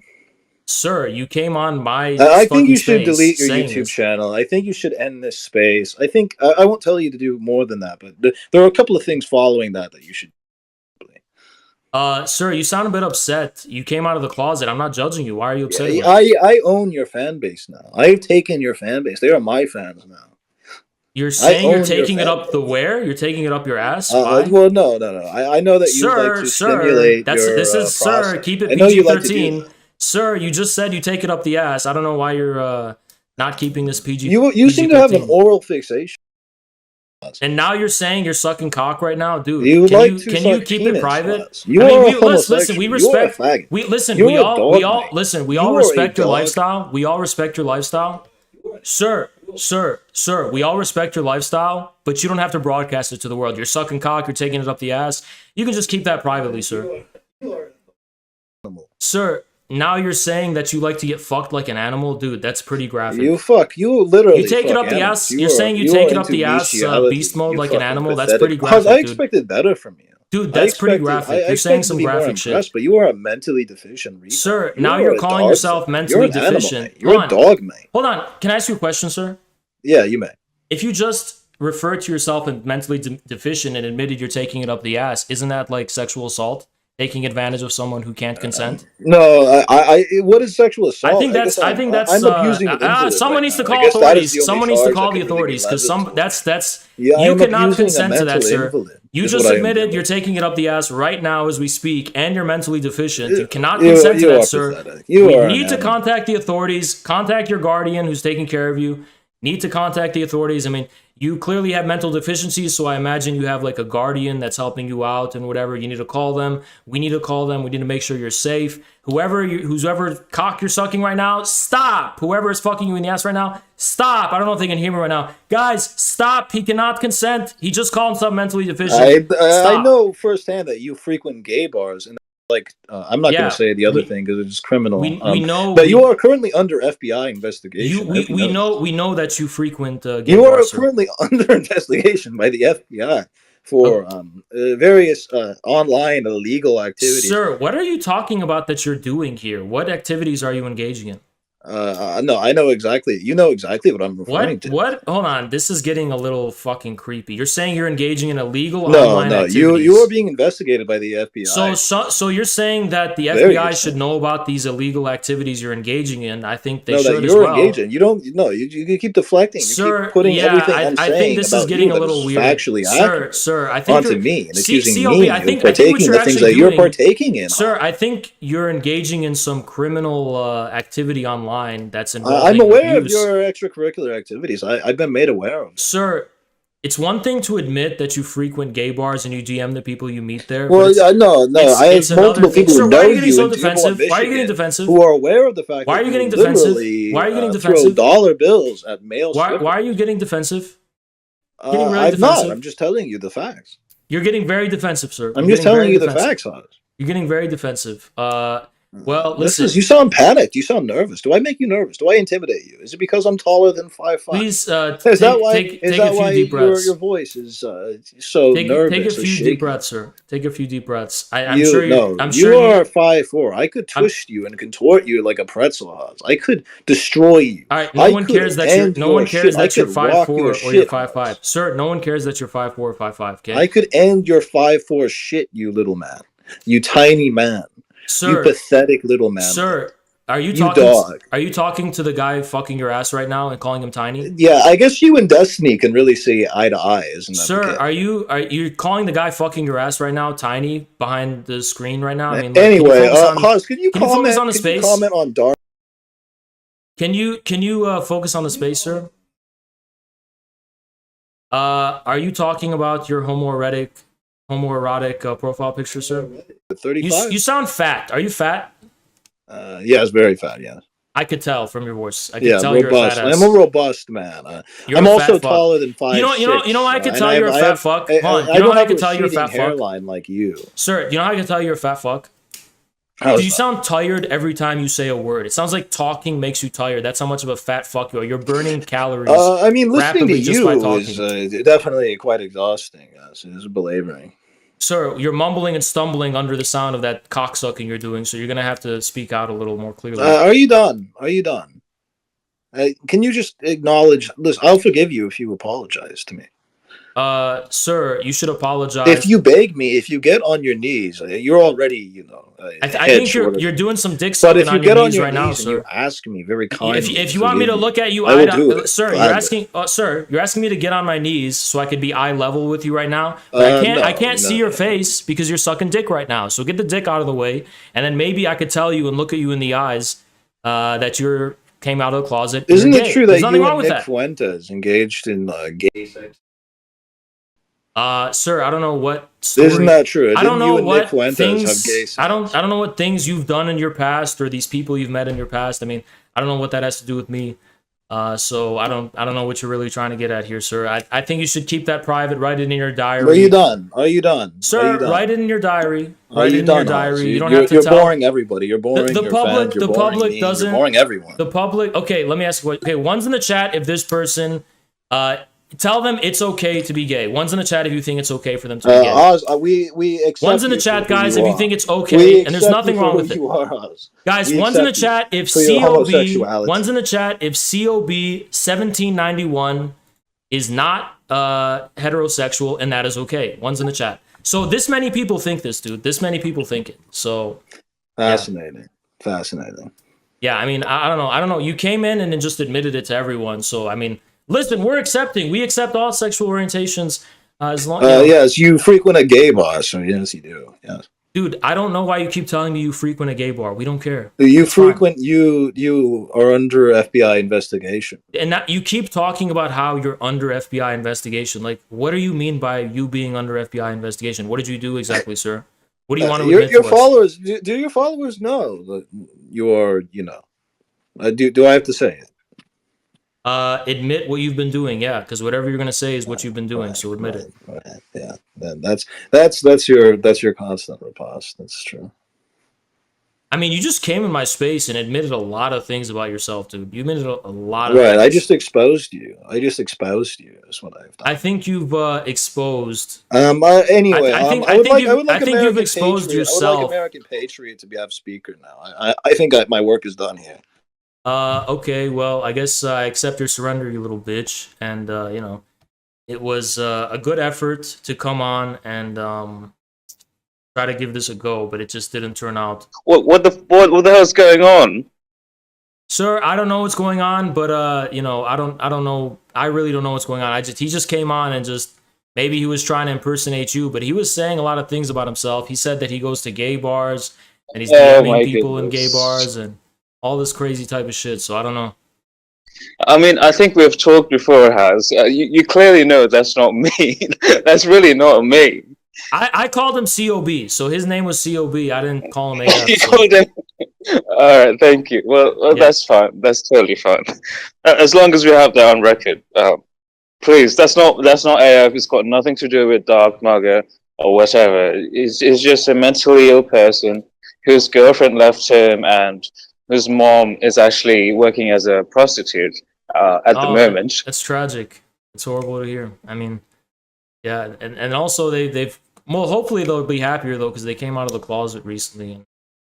You are now listening to Infrared Radio, royalty-free music that will not be subjected to YouTube's copyright policies, where they will take your video down or demonetize your entire video because you are playing the same sound waves that someone claims that they have ownership over.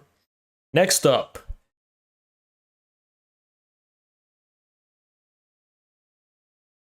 Infrared taking over. Oh, DJ Haas, convict music, we the best. Yeah. We taking over. Showing out London and Band Out City. Back on YouTube and Twitch. I'm in there. Katie Paul banned me. Fuck that bitch. She got bound on the bound up. It's made my bitch. And I getting that Discord announcement. Telegram announcement. Same thing too. And on the Twitter, on the space, and on the around there. 1,000 viewers on the business out there. If you want it, we can survive it. Gotta turn up to feed the whole town. They gon' shoot you unless you try to come around and try to stop on our ground. Cause Infrared's taking one stream at a time. Infrared's taking one stream at a time. Cause Infrared's rising one stream at a time. Cause Infrared's rising one stream at... Oh.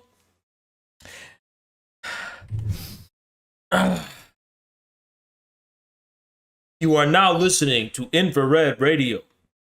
And we are now moving to our next song, which is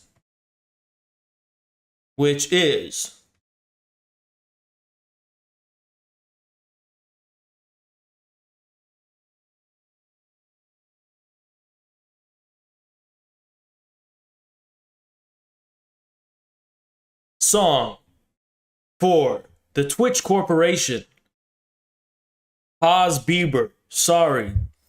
Is it too late now to say sorry? Cause I know Putin was good for you, see. And I know you had to ban me. But I think it's time to unban me now. I think it's time you gotta see it now. Is it too late now to say sorry? Just kidding, bitch. Fuck you, Twitch. Fuck Katie Paul. Fuck that busted ass platform. Fuck everybody on that busted ass platform. Twitch ass, motherfucking hot tub streaming ass, softcore pornography, gambling ass fucking platform. Fuck Twitchy on busted ass, bitch ass platform. Bald headed ass Jeff Bezos trying to ban me from his goddamn stupid ass platform, getting bullied around by George Soros. Tech Transparency Project. Katie Paul, that bitch. Fuck that bitch. Spit on Katie Paul 12 times a day. Curse her every night. Wish her bad nightmares and wish generational curses on her whole bloodline. Fuck that bitch. I hope her grandma falls down the stairs in a video game and she starts crying because. And I'm just saying, fuck Katie Paul. I hate that bitch.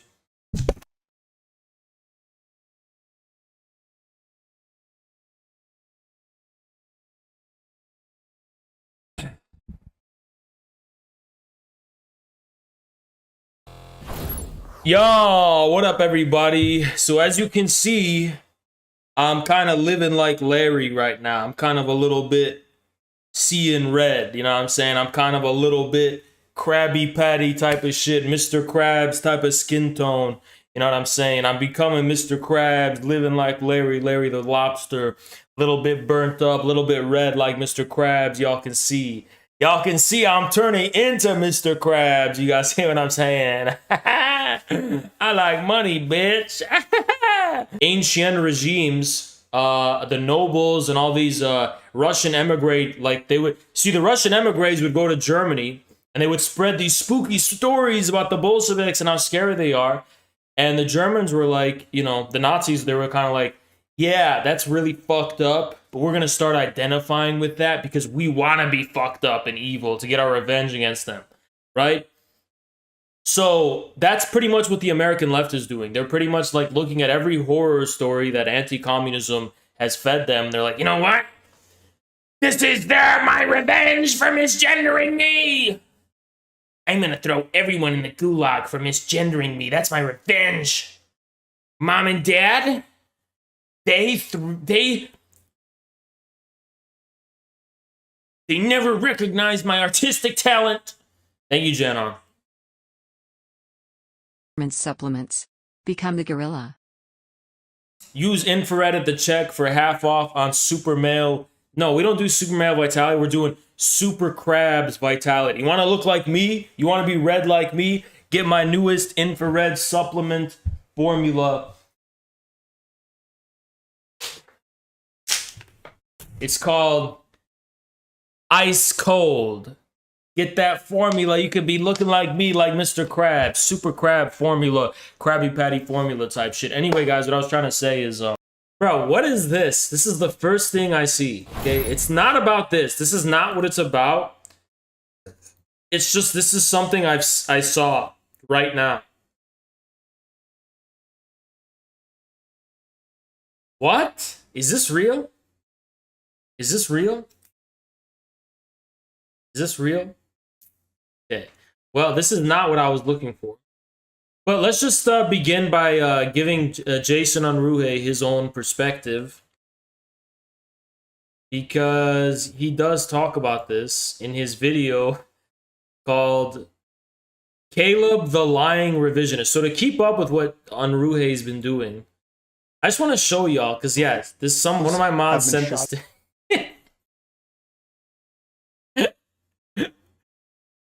Now this looks funny, right? I think it's scary. I think this looks like a killer clown.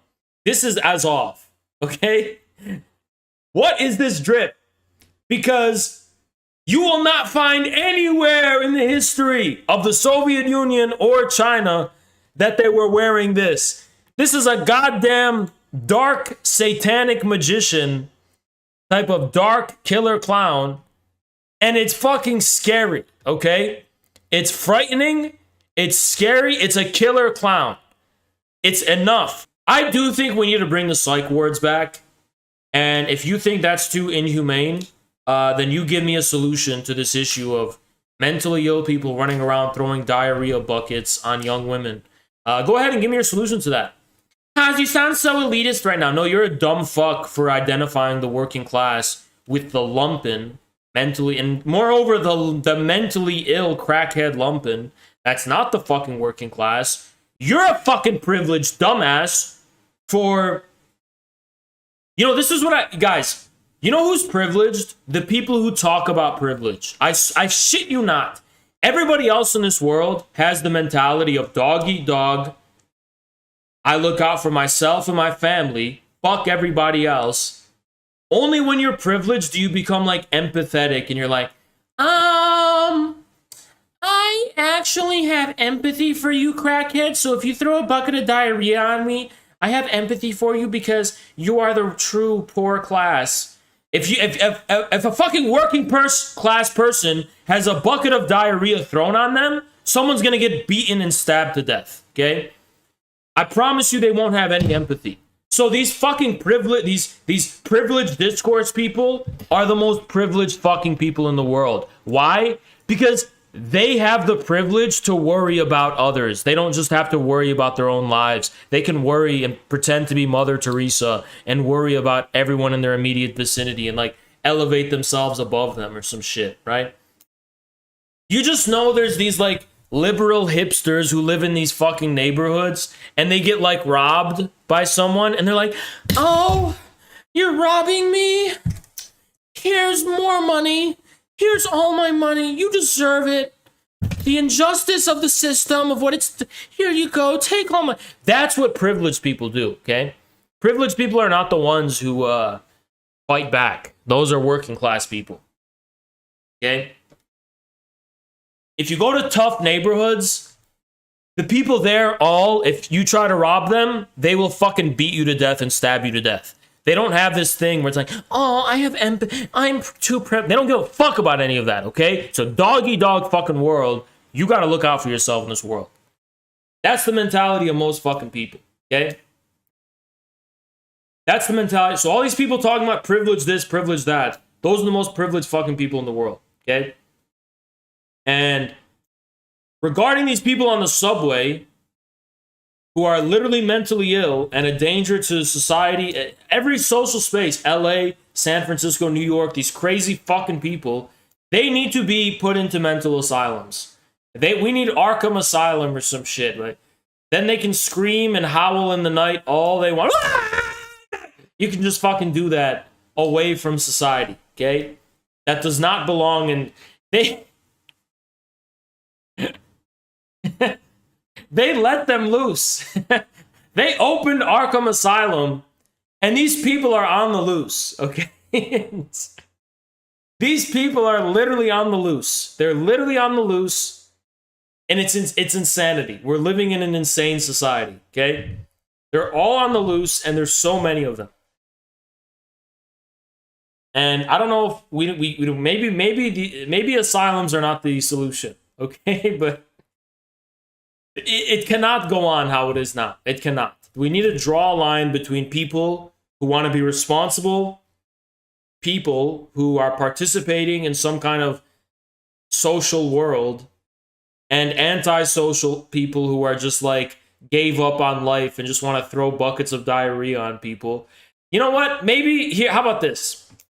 We find an island and we put them all on the island. All of these crazy fucking people and all these fucking mentally ill, crazy drug addicts on the street. Just put them all on one island and let them create a society amidst themselves. How's that? And then you know what these fucking liberal hypocrites will say?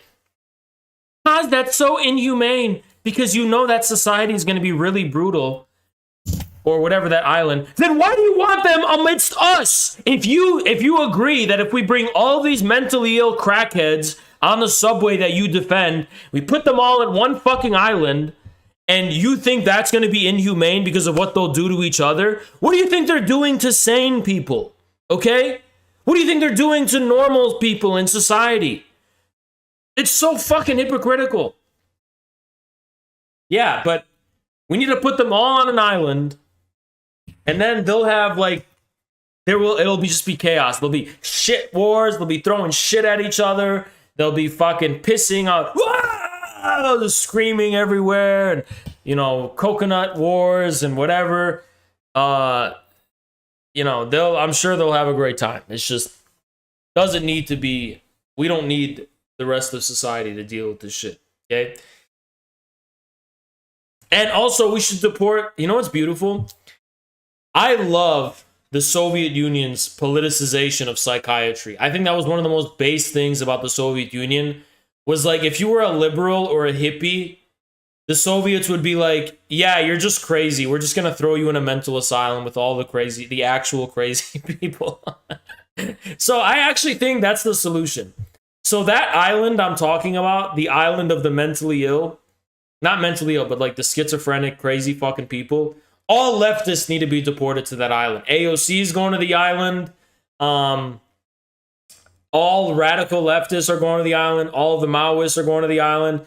Anarchists going to the island. Vosh. All of the leftists have to go to the island. They all have to go to the island. And you know what's hilarious, guys? You know what my favorite part about this is?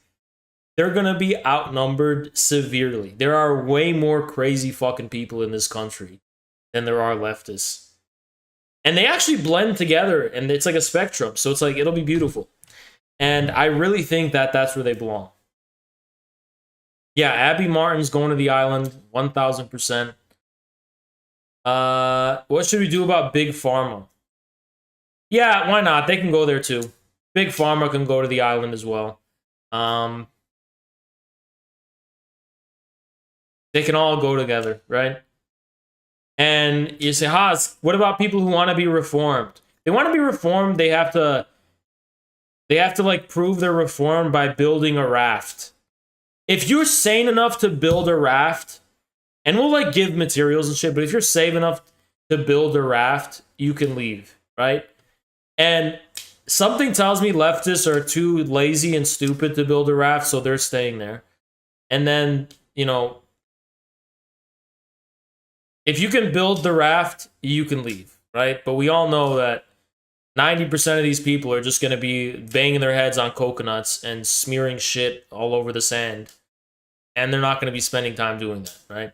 So, but if you can build a raft, you can leave, right? That's what I think. This guy is definitely going on the island.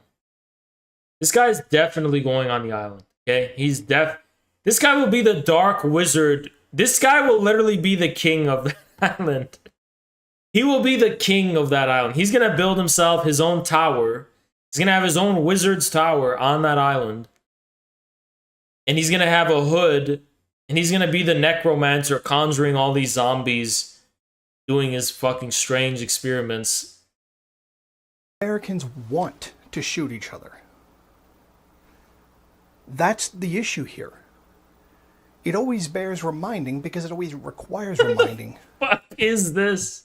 He's wearing a fucking clown. This is scary. What is this vest?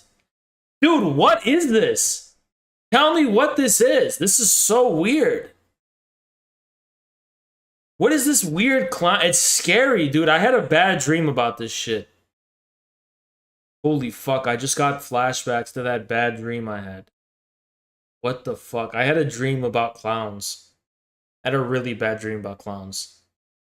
It was actually terrifying. It was actually one of the most scary things I've ever experienced. This is like a Church of Satan uniform, yeah. That guns are inanimate objects. They cannot hurt anyone unless somebody takes action upon them. And that even if you get rid of guns, Americans are still going to kill each other. Because they want to kill each other. And that issue is not being addressed. That is not being dealt with. Now, conservatives are quick to point out that it's mental illness, which to a degree is true. But then they turn around and deny mental health services to everyone. I feel like Jason Unruhe just like reads something on like the Huffington Post or something, and he just like fucking... He just reads like... He just watches The Daily Show with Trevor Noah. Or he watches the fucking... What's that? What's John Oliver or some shit? And then he makes his own video. It's like, it's literally like all of these talking points you see everywhere else on the internet, but themed in this way. Sorry, but the average regular working person or poor person or lumpen person can't actually afford to go to a psychiatrist because This is like these comedy movies where I don't fucking know, like Jesus Christ comes to Earth and like, Jesus, what do you think? And he's like, you know what? I really think the state of public transportation's in disarray. I think we could do a lot about expanding healthcare. Like, it's like one of those jokes where like this very pretentious figure actually has extremely mundane solutions to the problems of the world. And like this guy is literally dressed as the Grand Wizard. He's literally dressed as the Grand Dark Wizard of fucking third world communism or some shit. And he has it's like, this is what he's saying. Dude, you're not really dressed for the occasion of what you're saying. I'm just sorry. Like, why are you wearing this? I don't think I have to convince you that socialism is the way forward, you being my audience. Yeah, this is just like a word of advice. It's so fucking stupid to say this, because it's like, dude, you realize most people are not won over to your ideology, so it's like, you want to even grow your audience, or you just want to have like the 2 people that watch you now? So let's not get into this myth that Bolsheviks were instigators of violence, because they weren't. They acted in self-defense. Even during the Red Terror, they were acting in self-defense, and that was mostly a grassroots phenomena anyway. Nobody begins with violence who's a communist. Communists don't begin with violence, period. We don't begin with violence, period. Caleb, why do you have the integrity of a goddamn donut? I said... Well, that's a really good argument for Caleb not having any integrity, because if that were the case, you would have eaten it a long time ago, right? So if he has the integrity of a donut, Jason's like, Caleb, why do you have the integrity of a goddamn donut? I just have to eat you up. I just have to eat it up. Couldn't that have been like a bowl of spinach, some broccoli, or some greens, or a salad? It just had to be a donut. Said no such thing. I have never said that it was that simple. Ever. You're a liar. You've lied about me before, and you're lying about me again. I didn't say that someday they just decided to be violent. It has always been necessary. Why must you spit on the... He's breathing so heavily. He's breathing so heavily, bruh. Blood pressure's through the roof. I didn't say that someday they just decided to be violent. It has always been necessary. Why must you spit on the grave of Mao by using such complete and utter nonsense? By the way, communists align with the KMT to defeat Japan. I don't think you realize this, but that was an act of violence. No, it wasn't. Japan invaded China, so it wasn't an act of violence. It was an act of peace with the KMT. Obviously, they're waging a war against Japan. But the point was, wherever communists had the chance, and it didn't, they opted for peace, right? And even if you want to use this example, what about here? What about 23 to 27? Actually fighting the Japanese. What does that have to do with their alliance with the KMT? They could have fought the KMT as well. They didn't. I don't know where the non-violence part is supposed to come in there. The fact that they weren't fighting the government. Revolution is violent, and it has always been violent. Yeah, that's true, but that doesn't mean, that's what I told him, that doesn't mean you go out of your way to make it so. You don't know necessarily if every revolution has to be violent. Just follow and obey the course and logic of history and the logic of the revolution itself. And if it reveals itself that it's going to be necessary, then it'll be necessary. But don't go out of your fucking way to make it happen. That's the point. That's all we've been trying to say. It's how it works. Because the ruling class just doesn't go away by itself. There is no they tried to work peacefully towards reform. That reforms don't work. That's What do you mean? When they took power, that's what they fucking did. You think when the communists took power, they started killing all the capitalists? No. The violence in the countryside against the landlords, that was all grassroots. And that was because of the violence by the landlords. The extreme cruelty and violence that was inflicted by them. I mean, that's why it was happening. But as far as what the Communist Party's policies were, it was not to violently kill people. And it was to actually work with the patriotic bourgeoisie in a reform way when they took power. So, you know, I don't... That's the whole point of what Marx wrote. That's the whole point of what Lenin wrote. No, it's not. That's not the point of what they wrote in any capacity. Sorry, you're rewriting history again in a way that is not only completely and wholly dishonest, but makes you a lying piece of shit as well. Oh, let me kill people! I want to kill people! You're a piece of shit! Because you don't want to let me kill people! There was never an attempt at a peaceful transition. That doesn't even make any sense. That would go completely... Dude, yes there was. There most definitely was an attempt at peaceful... Because they tried to work in a united front government with the KMT. The only reason there was a civil war is because the KMT turned against the communists. So you're wrong. They did not plan on just usurping power. Against Leninism. Oh, and it also... If you want to talk about the October Revolution, where did the legitimation of the Kerensky government come from? The Bolsheviks did work in a united front, believe it or not, and it was with the left SRs. The left SRs combined with the Bolsheviks formed a sweeping majority of the country at the time. So the October Revolution had legitimation. People talk about how, you know, oh, but, you know, the Bolsheviks weren't elected because they got a minority of the vote. No, combined with the left SRs who backed them for the revolution, they were a majority. Okay? So that's just a fucking lie. So it wouldn't work. What do you think the Long March was? It was a tactical retreat from almost being completely wiped out by the government. Resettled in the country. And I'm just curious, like, what is your point exactly?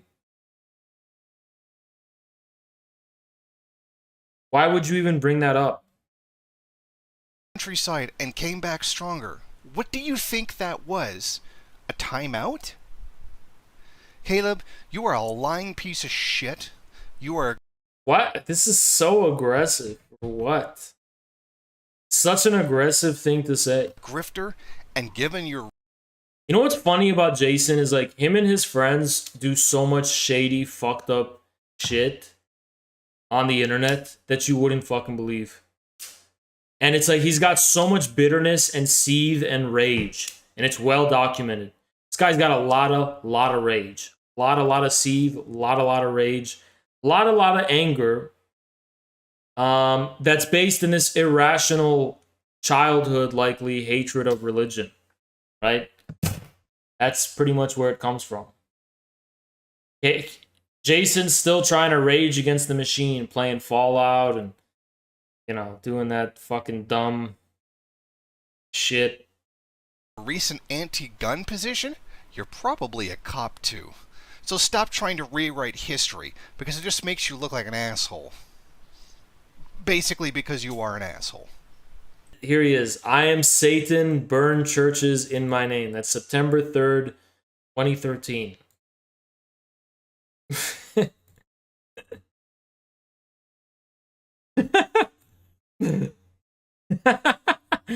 super crazy coincidence. May the grace of our Lord Jesus... Anyone who thinks this shit is cool is fucking cringe.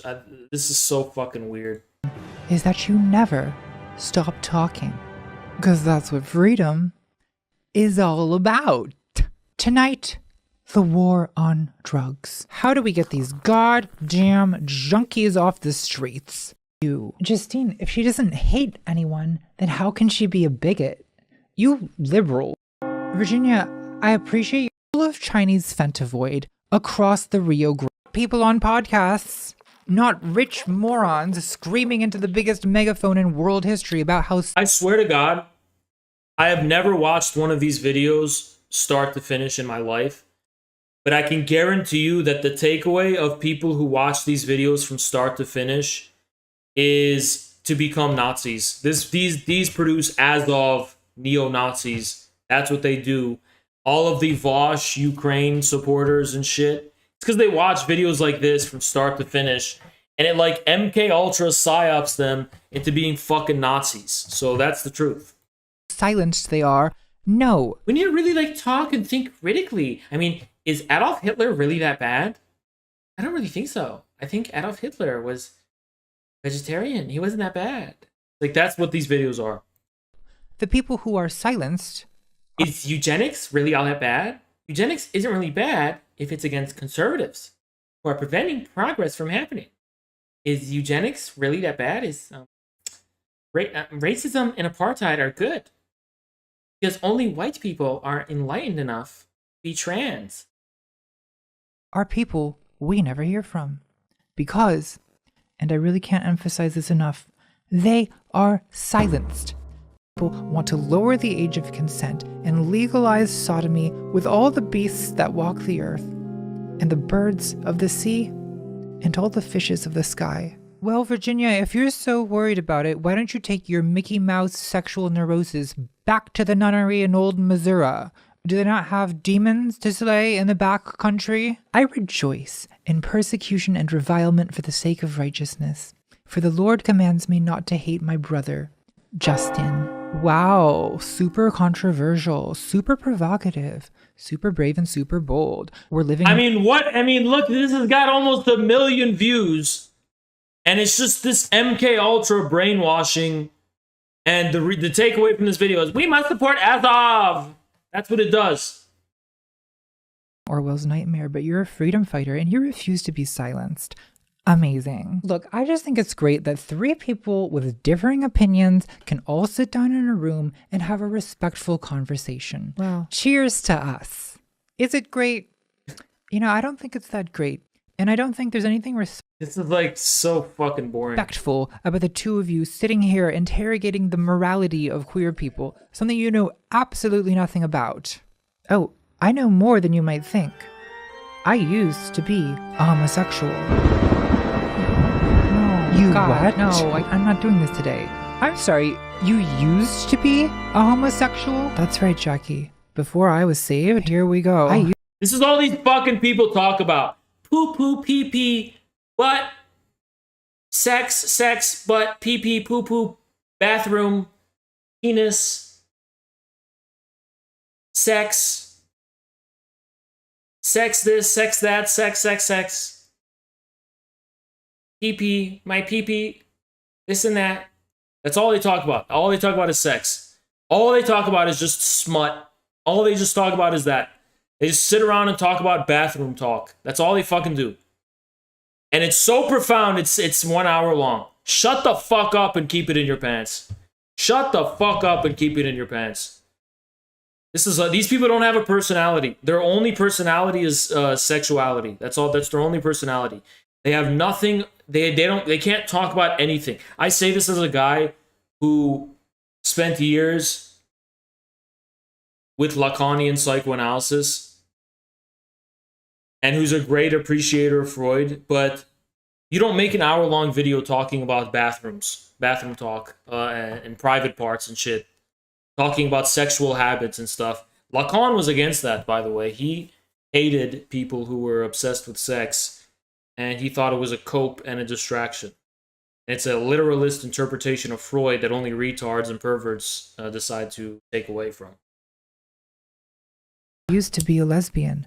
That's who I thought I was. I lived that lifestyle. You used to be. No one cares. I used to kiss girls. No one gives a fuck. No one cares.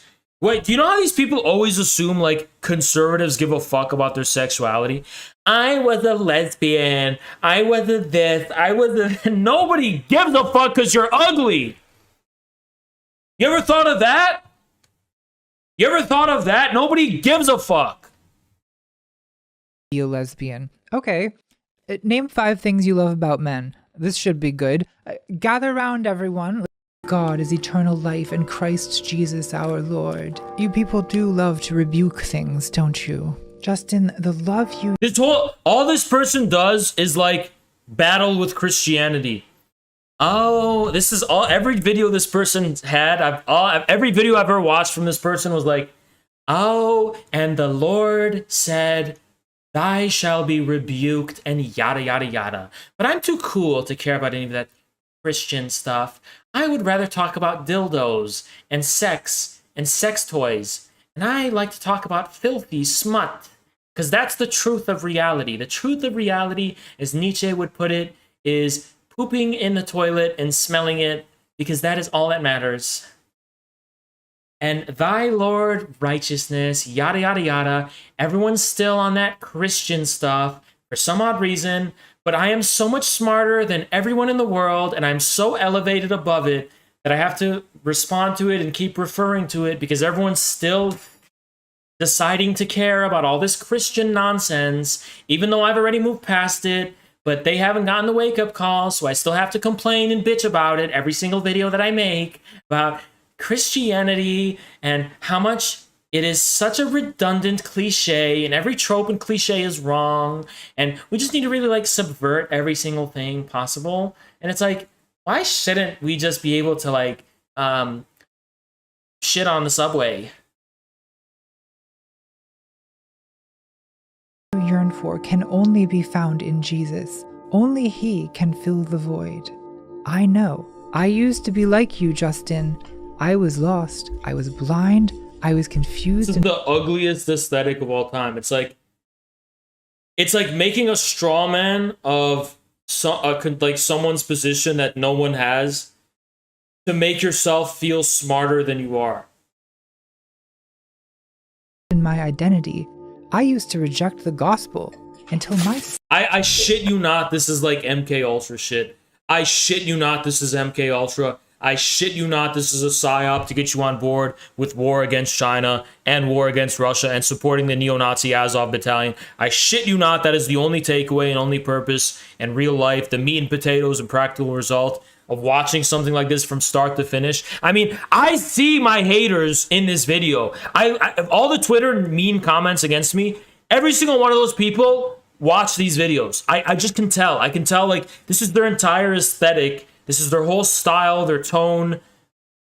This is like everything they believe. It's like, oh, I live in this like dark MK Ultra cave of psychological warpedness. This is like a way, this is just a fucking neo-Nazi fucking, alt-right psychopath killer clown house. That's all it fucking is. Because you're not impressing anyone. I mean, what is your plan for this evening? You're gonna sit around, starve, and sing?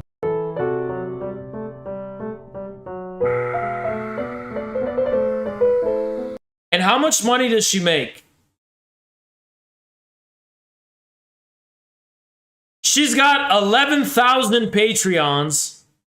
So she's probably making like a what? 500,000 a month or something? Who fucking knows? 50,000 a month? And this is what she's spending all the money on.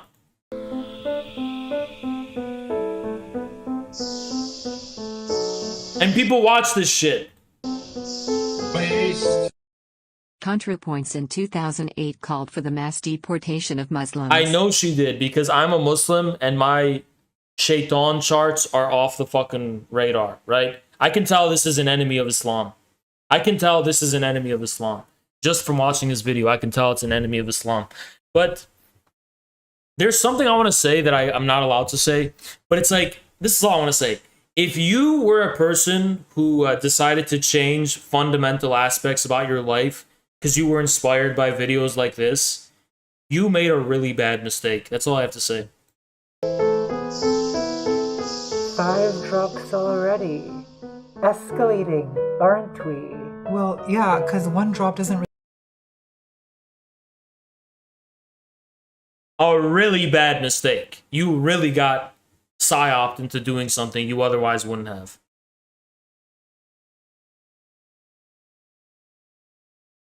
really work anymore.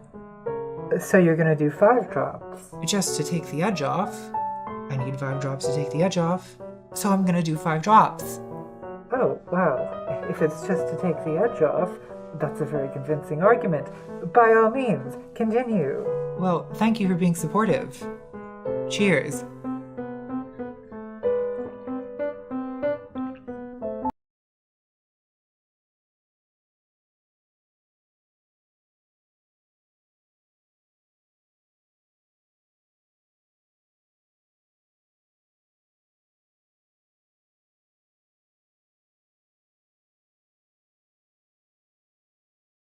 This infringes on my rights to peace, happiness, and the liberty for all.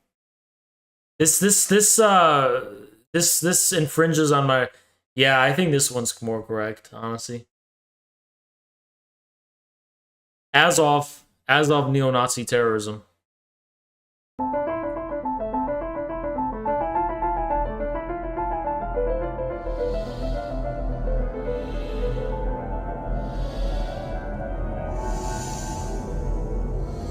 This is the most pretentious fucking stupid shit I've ever seen in my life. This is the dumbest, most pretentious shit I've ever seen in my life.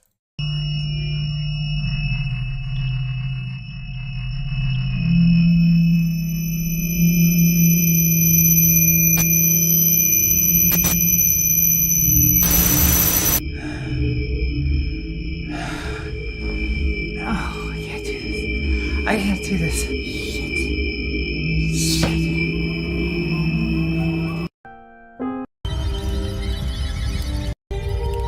Wake up, Lucy. Lucy, wake up. Wake up!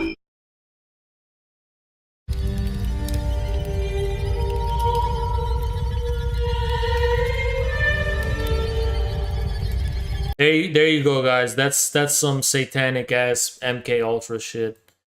And you can pretentiously be like, oh, I get it. I get the video. It's so deep. No, it's not fucking deep. This is garbage. This should be burned in a fire. This video should be burned in a fucking fire.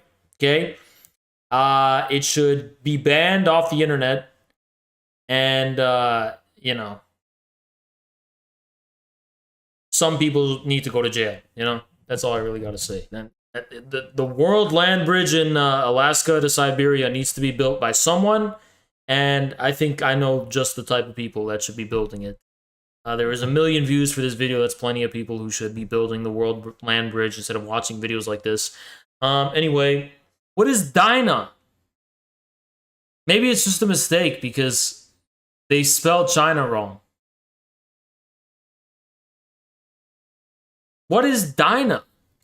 Population. Oh, now it's China. Okay. We all reveal our true nature when we're just pressed a little bit. And, you know, you don't I think a lot of people say everyone's fake online. You'll see the real them in person. No, the opposite's true. Everybody's fake in person. The real them is online. What they're doing online is the real version of them. That's what they really are and really think.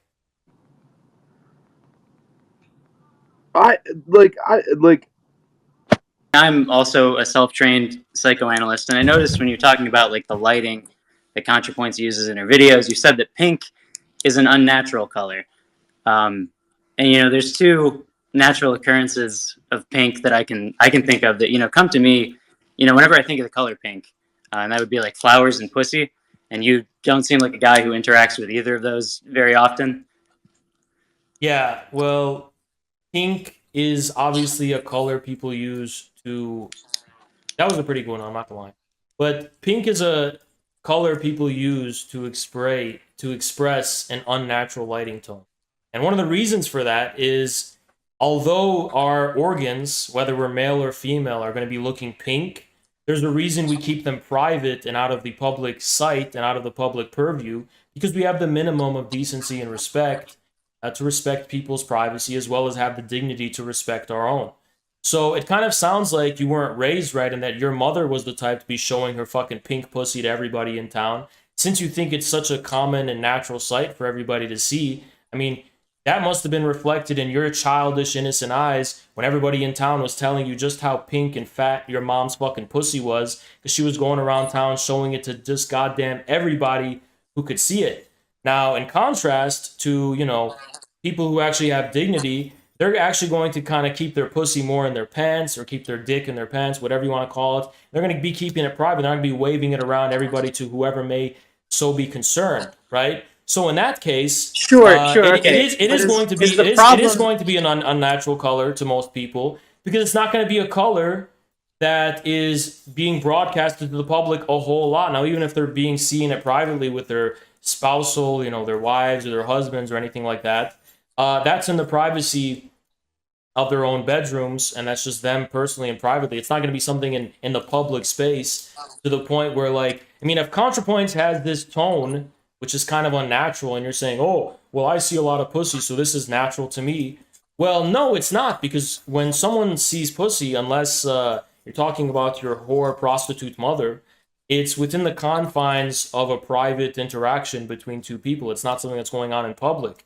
So the fact that ContraPoints is able to represent your private life in such an intimate and direct way, despite broadcasting yourself to millions and millions of people, it kind of tells me that whatever pussy you've gotten hasn't been exclusively yours. I mean, your bitch must have an OnlyFans. She must be a porn star of some kind, or you must be in an open relationship where she's passing that shit around to everybody, right? So the fact that you look at ContraPoints and, you look at ContraPoints and say, oh, that's a natural color to me. Well, it's a natural color for the world, because your girl's getting passed around and everybody's running a choo-choo train on that shit. No wonder all the discourse about cars and trains have been going out on Twitter. People are preferring trains, because without renewed public infrastructure, this country won't be able to handle the big-ass train we've been running on your girl, all 400 million of us, motherfucker. So clearly, we've got something going on with that as well. So seeing the color pink on ContraPoint's stream is going to make me join the Azov battalion. So I think you're mentally restarted, and I take back asking if you were autistic, because I don't think autistic people are that stupid. I think you're just generally unable to see that. I'm not saying the color is specifically doing anything. I'm saying everything. Well, no, I'm saying everything combined. I mean, like, what a stupid fucking thing. No, hold on. What a stupid fucking thing. It's like Mona Lisa, she's wearing a green shirt, and it's like you have an artist describing, oh, when the green represents this, and they're giving expression. You're like, yeah, but you're not an artist. So you're not so you're saying that the Mona Lisa is just the color green? No, it's part of it, you dumb fuck. But you're somehow so narrow in your thinking that I like. No, talk it's not. About, It's not I talk narrow. about You're one, making a I talk series about of one causal aspect. claims. I talk You're about saying one thing aspect. makes another happen. I talk and it about doesn't. one You're making aspect it of up. ContraPoint's stream and her vibe that it just illustrates this overall theme of trying to kind of like create an artificial reality, basically, that's based on the dictates of pure taste, which is actually drawing from the movement of British aestheticism, Oscar Wilde and all those people from the 1900s up to the 20s. I'm talking about this overall theme that includes, she tends to use these tones that are really unnatural. And you're like, so the color pink is going to make me join the Azov battalion? I mean, you're mentally retarded, right? Are you finished? No. So you have more to say? Yeah, you're a dumb fuck. And I'm finished.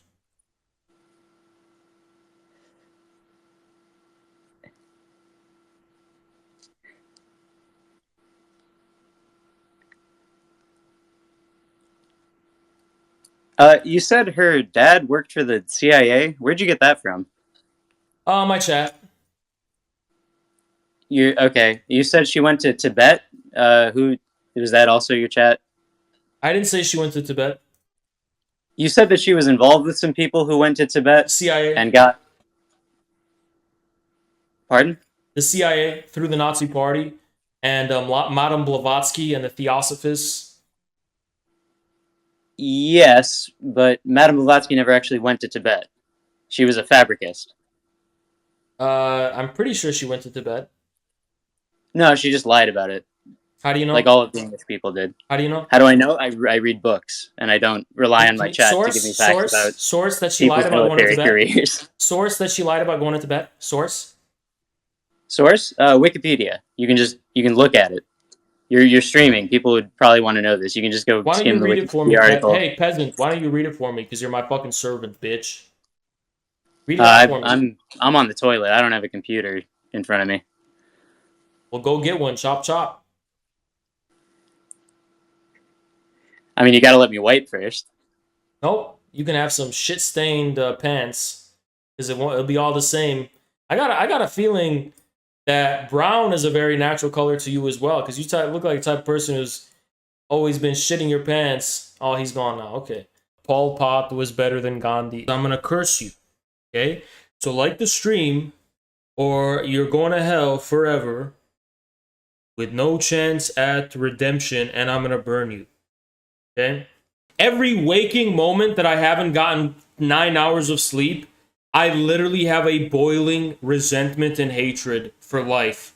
Every single waking moment that I didn't get enough sleep on, I fucking hate life.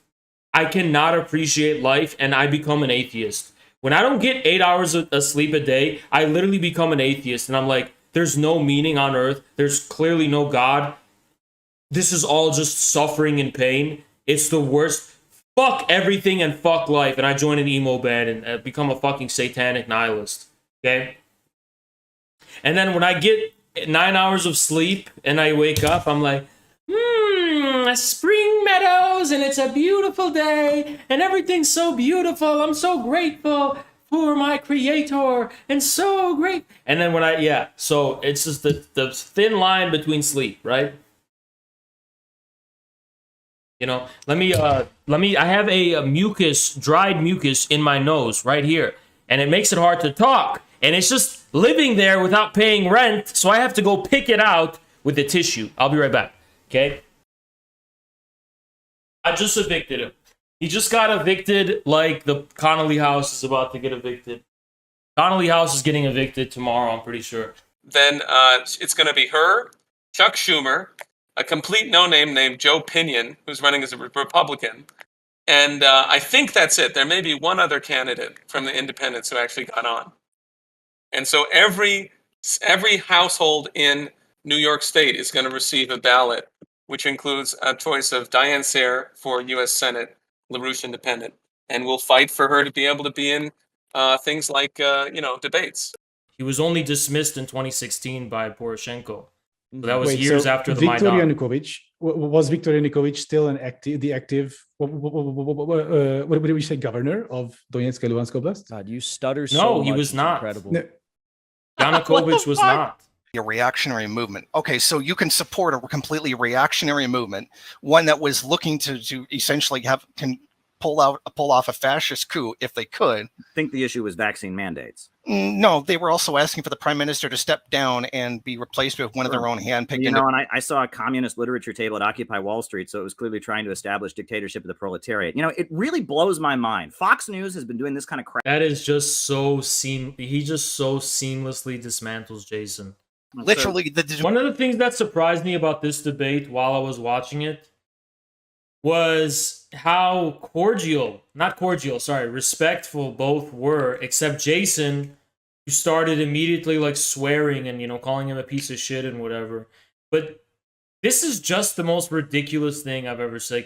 This is so, he literally looks like a dark Palpatine. Like, he looks like a Darth Sith Lord, like, giving his disapproval about the new ways. He seems like he's an elder trying to say that Caleb's the new guard who's deviating from the fundamental principles. He's like a patriarch, which is weird because like Caleb's actually done shit, and Caleb's just sat in his basement his whole life LARPing, while Caleb's done, like, he went to Yemen, and so it's just funny, like, he's trying to be like the fucking patriarch of tankies, demands of the group were to have. He literally looks like a mullah. He looks like a sheikh. He looks like the Ayatollah of tankies, who's like trying to, and like Caleb's like some kind of like modernizer, and he's like saying, no, we have to. A far right is put into power undemocratically. And it didn't occur to What you that you might be able to change that by seeing a bunch of working people are in motion and have these backward ideas and showing them that you oppose the status quo too, but the answer is... But the insanity is that from everything I watched, Jason is the one who represents all of leftists. Like, all of leftists on Twitter agree with Jason. And for some reason, Caleb is considered like a crazy Nazgul by them. But anyone who watches this would be like, no, Caleb's extremely reasonable and normal. And this guy's like crazy, right? So it's crazy how Twitter misrepresents reality, you know? Actually, socialism, not their reactionary bullshit. To answer your question before you cut me off again, you really like to do that, mute me when I'm trying to answer you. Yep. Fucking coward.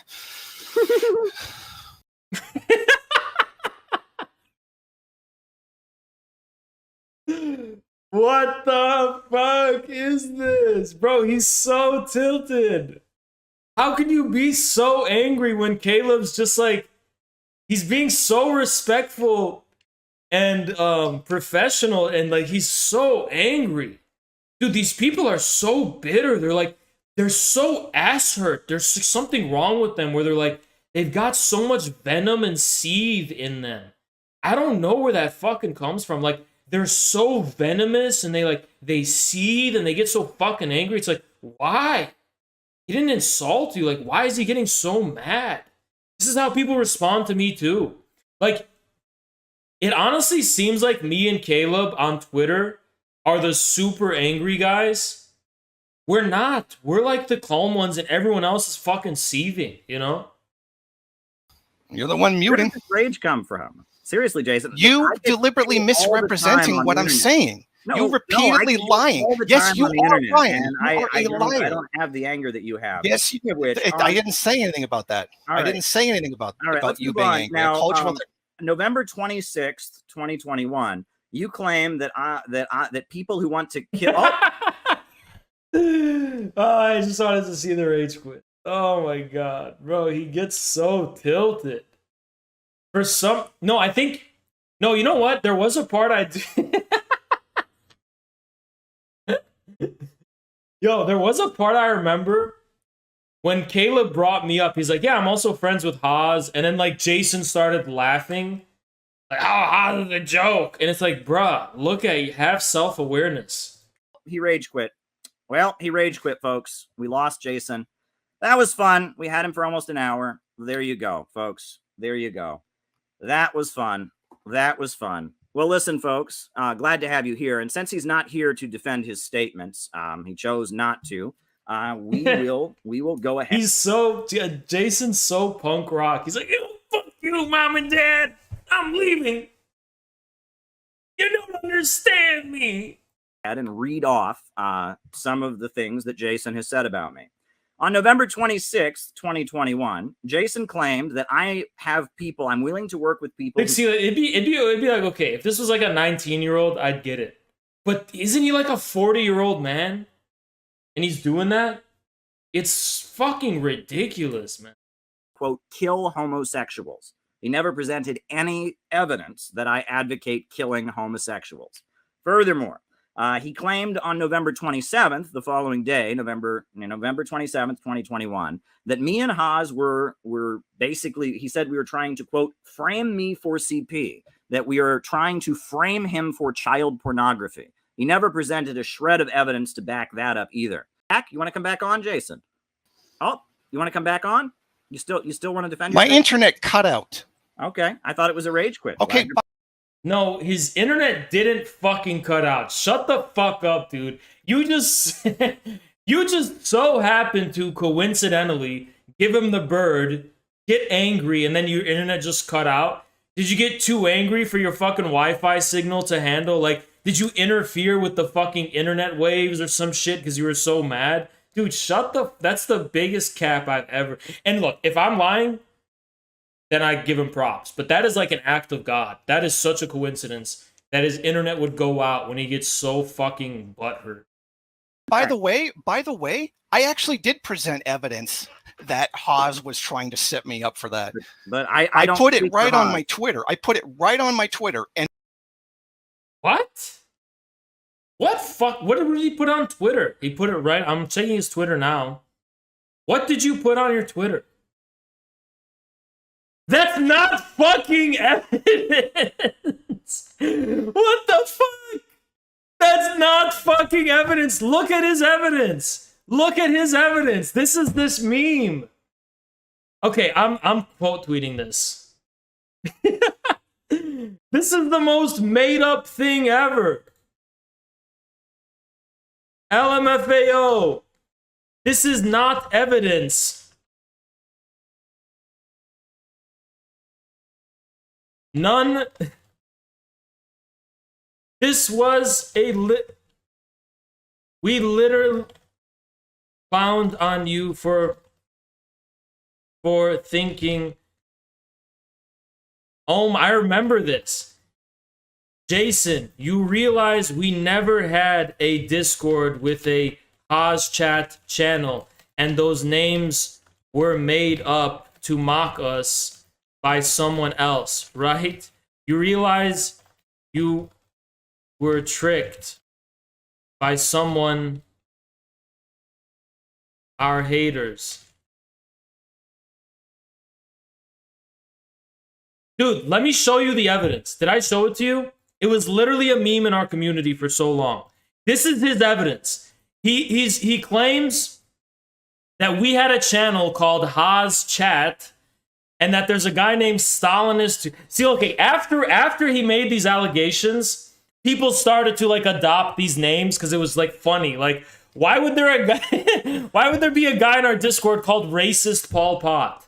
So people saw it and they're like, okay, I'm changing my name to Racist Pol Pot because it's like funny. And then this was people trying to basically impersonate us. Thank you, I Grimes. know this is off topic, but I just came from the Adam/Destiny debate, and all I can say is wow. They'll get their just desserts. Yeah, thank you, Jay Grimes. But did you guys see this shit?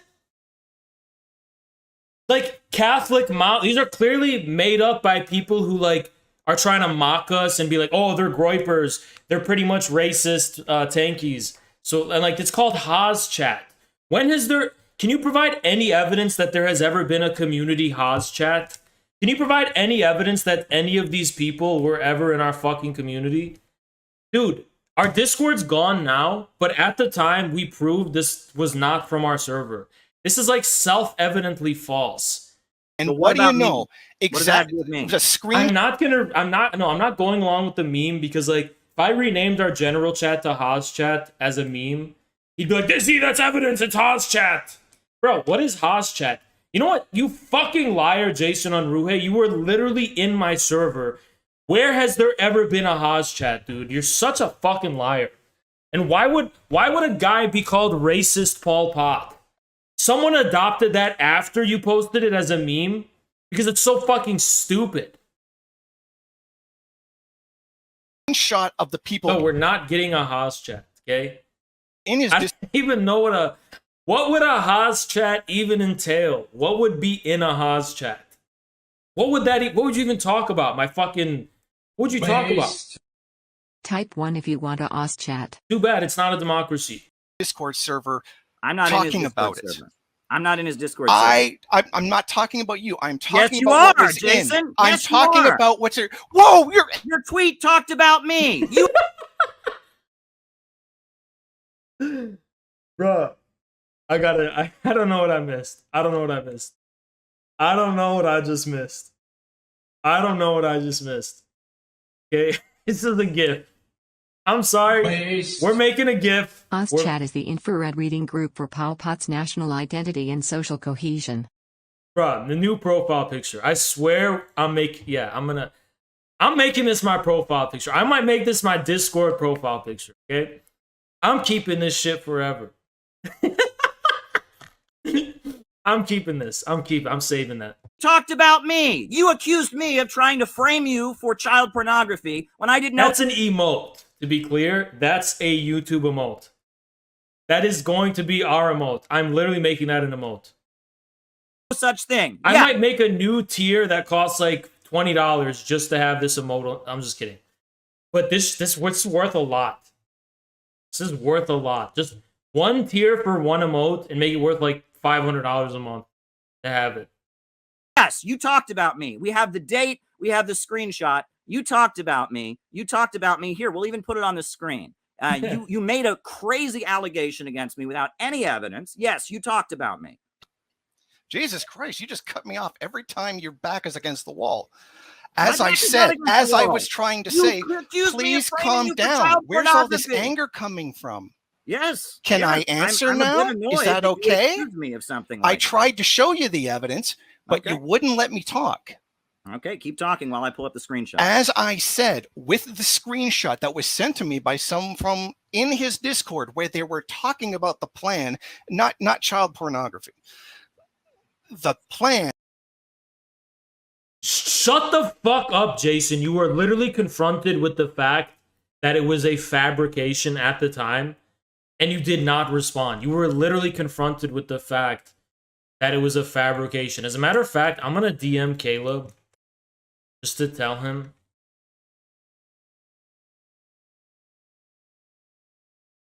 Hey, I'm watching what Jason accused us of. Just to be clear, that is 100% a fabrication. The screenshot in question was created impersonate us literally as a parody.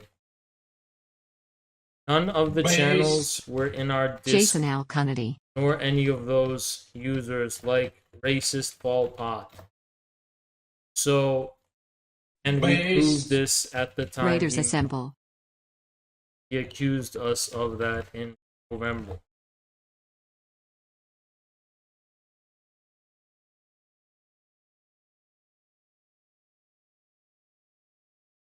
And was to make it look like I was trying to do. Apparently, the screenshot was created by that dark pedo site. You know what I'm talking about?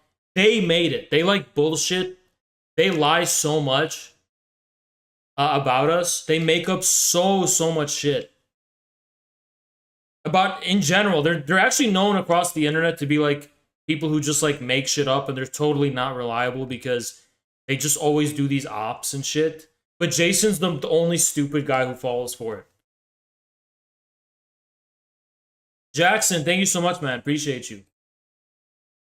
Thank you so much.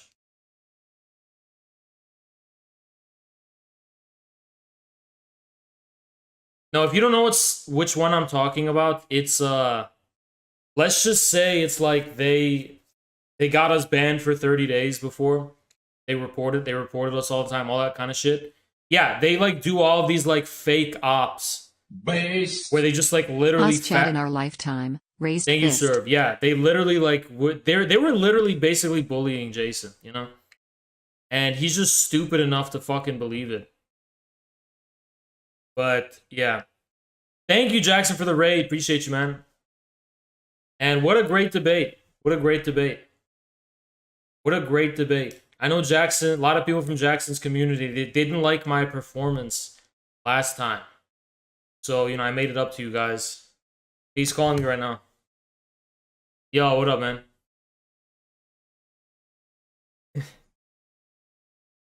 Same. That was so... I kind of... It's weird because I felt like they didn't really try, right? Bro, the two of us, like, that was... Yeah. Everything that we kind of predicted would fold out with regard to, like, your good understanding of, like, the, history and stuff, and, like, then with the facts, and, like, that was great. That was amazing. Yeah, I thought it... Yeah, it literally worked. It worked out way better than I thought it would. I thought there was going to be some... I thought Adam was going to be way more of an opponent than he was, honestly. I really thought Adam was going to be a way tougher opponent. Yeah, no, that was great, though. Good job. We got to run it back. We got to do more dates. Yeah, yeah. And now your community can forgive me because I know they were a little upset last time, right? I think my community thinks you carried that fate. No, the one last time. Yeah, no, what I'm saying now is They definitely thought that you killed the debate. Yeah. I wanted to make it up to everybody who was also the neutral viewers who were like, this guy's a maniac.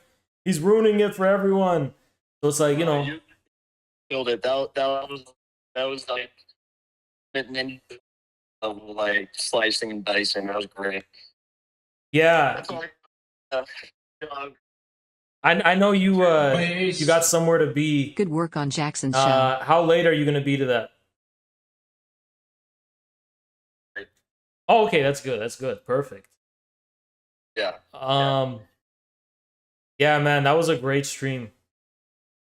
That was a really good stream. Run it back again. Yeah, we will. We'll do more. And next time we got to get Vosh. What's his excuse? You know. That would be ideal. Yeah. Because you know, I think. What do you think? Do you think Vosh would have done better or worse than Destiny? Worse. That's what I thought too. I think Vosh isn't. I think Destiny's better at debates than Vosh. So it's like Vosh would have even been worse. Yeah, I mean that was pretty pathetic. But I think you'd be worse. Yeah. All right, man. Did you see? By the way, one last thing. Did you see the Caleb versus Jason debate? You gotta watch that when you get a chance. Is it good? Yeah, I'm reacting to some of it now. All right, I will. All right, see you later, man. Yeah, that was a great time. All right. Sexual. You know what else I think it was this time? I think I was more humble because on Twitch, I was a 1K Andy. So I was like, fuck, I'm just going to like bulldoze my way through this. Fuck Destiny, fuck Dylan Burns. I'm like, you know, but now that I'm on YouTube and I'm like kind of having to get back on my grind and having to like, you know, improve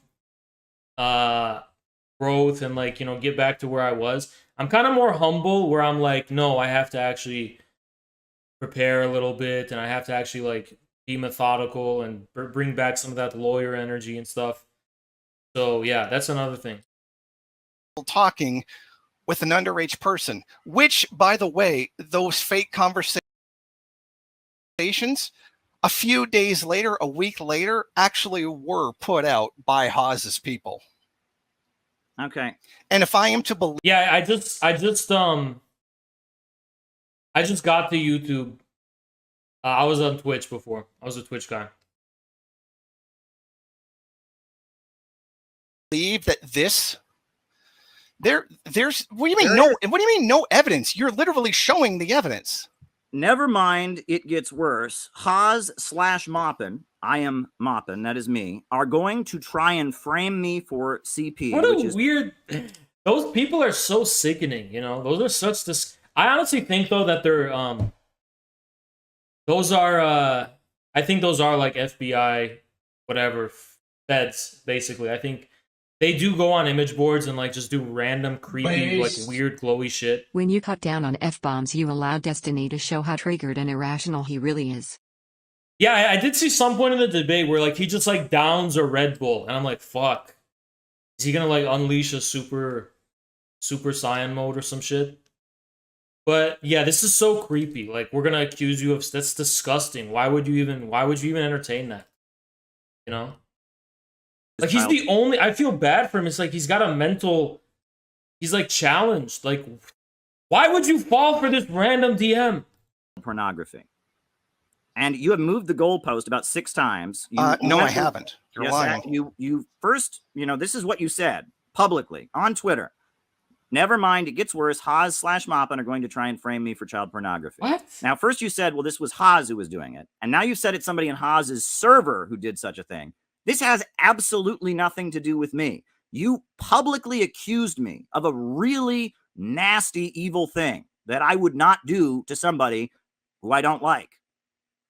And I had nothing to do with what went on in Haas's server. You're not even alleging that Haas did this even. Now you're alleging that somebody in Haas's server did something. And you threw my name into that? I mean, are you ready to apologize for that? Are you ready to show the actual evidence that I put on Twitter and not just this? Your screenshot. It has nothing to do. Dude, your fucking smoking gun evidence is a fucking op. It was some people from an image board made a Discord server together, called the channel Haas Chat. They didn't even fucking, it wasn't even a good op. There's no Haas Chat. And there was nobody in our server named Stalinist Groiper or Tradcath Maoist, whatever the fuck it was. It was literally people trying to make a parody of us. And you're just stupid enough to have fallen for it. Holy fuck. Do with me, according to you. There's more screenshots. Then You're not showing the one that I put on Twitter. Well, this is one of them, but this is not the one I was talking about. You have evidence that I myself. No, it's people who are worse than 4chan. They don't come from 4chan. They come from the one that was so fucking bad. The federal government shut it down. They come from 8chan, and it's a leftist version. But they're really sick fucking people, and they unironically shared CP in our fucking Reddit. Like, unironically. And they thought it was funny, and they were like bragging about it at the time. Answer you. That saying this on, I fucking saw that. You just tried to mute me again. Slip of the hand. Go ahead. No, it's not. It's not a popular one. It's not one that's well known.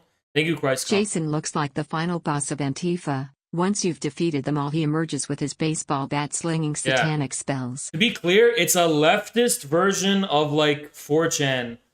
It's not like a popular site you would know of. It's like from 8chan, and it's a leftist political website. And actually, a lot of the bullshit, a lot of people on Twitter who are against us secretly go there, I think. That's what I've been told.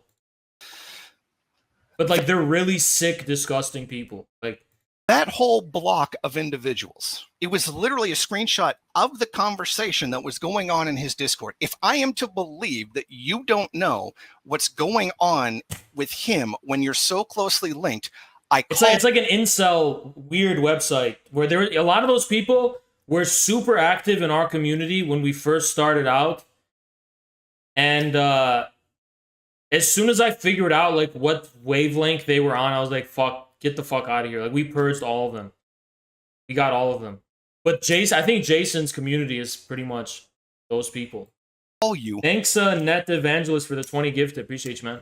A liar.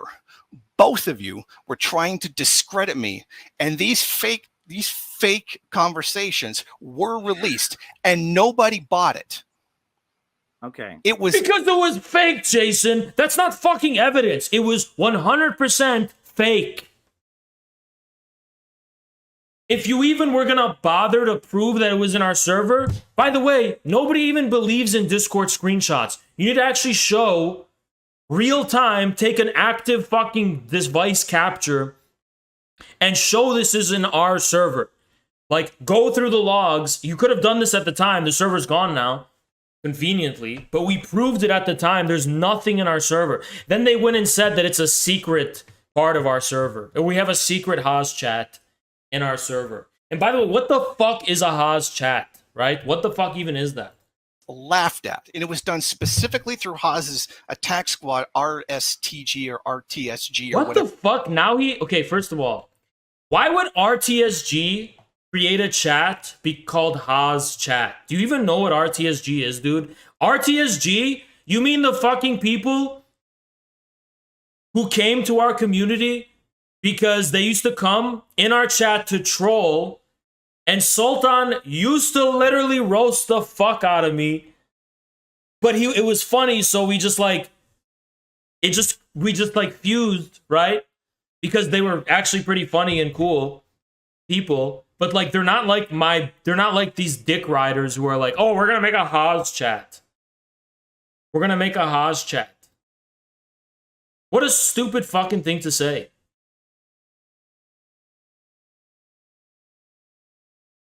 What a dumbass thing to say.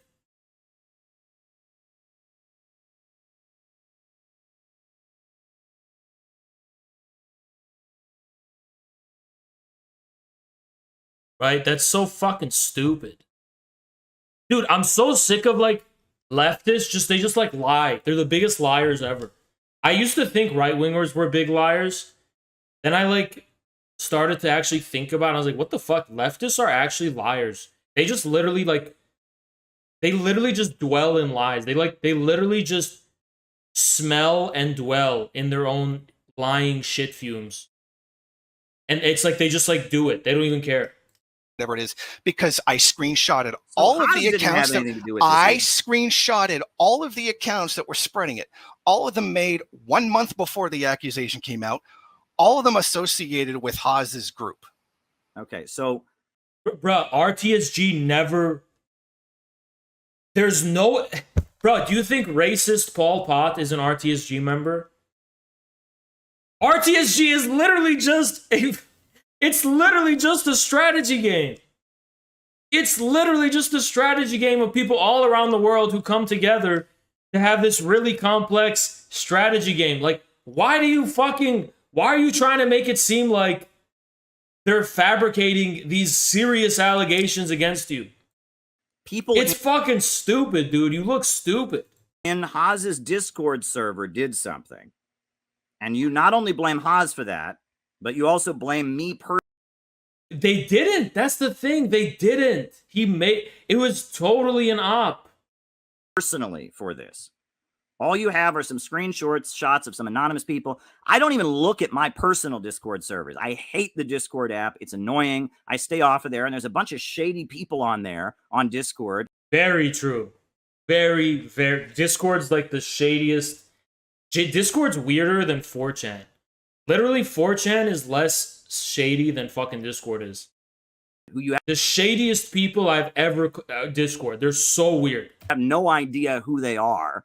And that's why I stay off of it. And there's a bunch of shady people. I get all kinds of weird inbox messages. Oh, did you see what Jason said? Oh, did you see what Boss just said? I try to stay away from this stuff.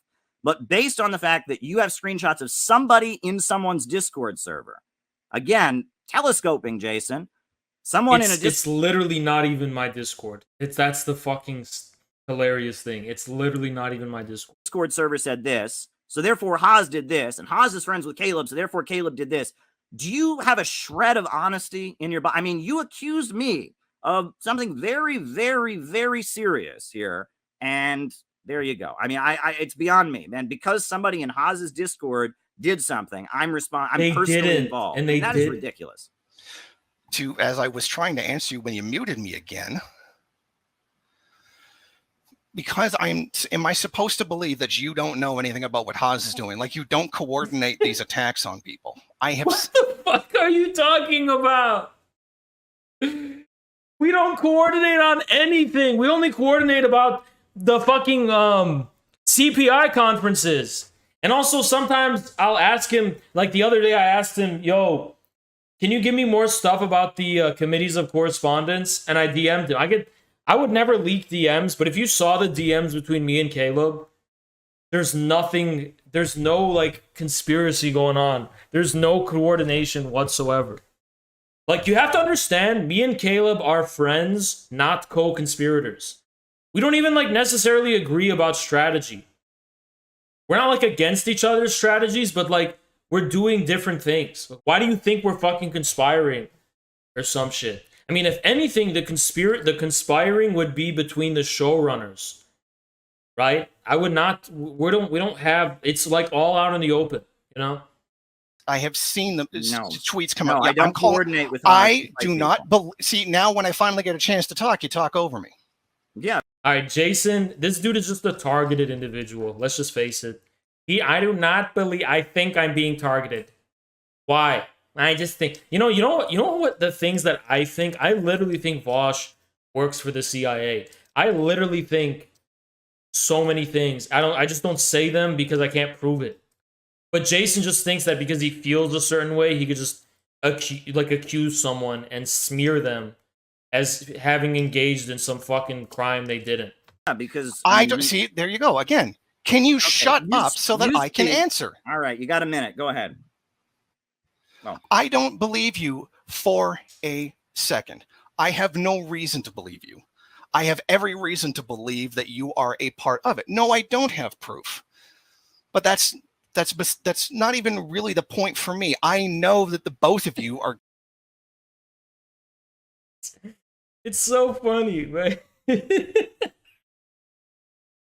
Like the first time I met Caleb in person, we met at a barbecue. There's like this barbecue place in Austin. I met him in person for the first time. It's like the idea that he would be spending his time conspiring to fucking fabricate allegations against a guy who looks like this. Just the most ridiculous person, and like, bro, it's just so funny. It's so fucking stupid. It is the dumbest shit I've ever heard of. Like, what the fuck? Greasy bastards. Like, if you knew this shit Caleb was like actually he cared about, he literally works for RT. You don't think he's like doing things that are more professional and important than this? Do stuff like that. Like, Caleb is not a fucking, he's not like a Dragons and Dungeons LARPer, dude. He actually has a very professional and important life. The guy who says poppycock is laughing at someone else's choice of words. Really? You got a minute, man. Go ahead. Besides the point. I don't believe for a second that you're not involved in it. You guys coordinate things but in communications with each other all the time, the same way I coordinate things with other people in my group. No, he just gave it away. What the fuck? He just gave it away. The thing is, Jason, we don't do that. But you just admitted that's something you do. Didn't I tell you guys this shit? Didn't I fucking tell you that Jason was like the ringleader of this like shady group of like mentally ill tankies where he's like this mob boss and he's like, Jason sends a message. And then Jason's just leaning in the dark like, we must destroy him. Like, that's literally what Jason does. I knew it. I cannot fucking believe he just admitted that. He literally just admitted that he has like a conspiratorial group where they like do these plots. I fucking knew there's a dark Jason who's like Emperor Palpatine operating in the shadows doing this fucking shit. I swear I knew that. I could never prove it until he just admitted it. I was like, yeah, I'm pretty sure Jason like works with all these fucking people. Like, he does this shit behind the scenes. But the funny thing is, like, nobody cares because you get like 100 viewers total. Like, why would you even? Nobody even gives a fuck about your dumbass cartel because your audience is like 200 people total. So I don't believe it's Darth Jason. He's like a fucking dark Sith Lord working in the shadows. It's like, Jason, no. What you do with like Fellow Traveler and like all those fucking people and Yankee Tanky, dude, I never thought of that. Yankee Tanky isn't a Fed. He's just working for Darth Jason. Holy fuck, it all goes back to Darth Jason. But no, Jason, me and Caleb don't do that because we're not LARPers. We actually have things serious we care about. Especially Caleb, who like literally works as a professional for RT International. We don't, bro, I sit with my laptop and I write and I read. I read books about fucking Sufi mysticism. I don't fucking coordinate to bring you down, dude. I don't need to fucking do that. You're just a ridiculous person. He's trying to like blame us for his lack of success. You can say you did nothing, of course, but I don't believe you. I know you are a lying two-faced snake. I know because Mason Steiner told me how you were cutting me up behind my back when you were pretending to be my friend. What? All right, are you done? Unless, of course, you're calling Mason Steiner a liar. Are you done? Oh, you're not.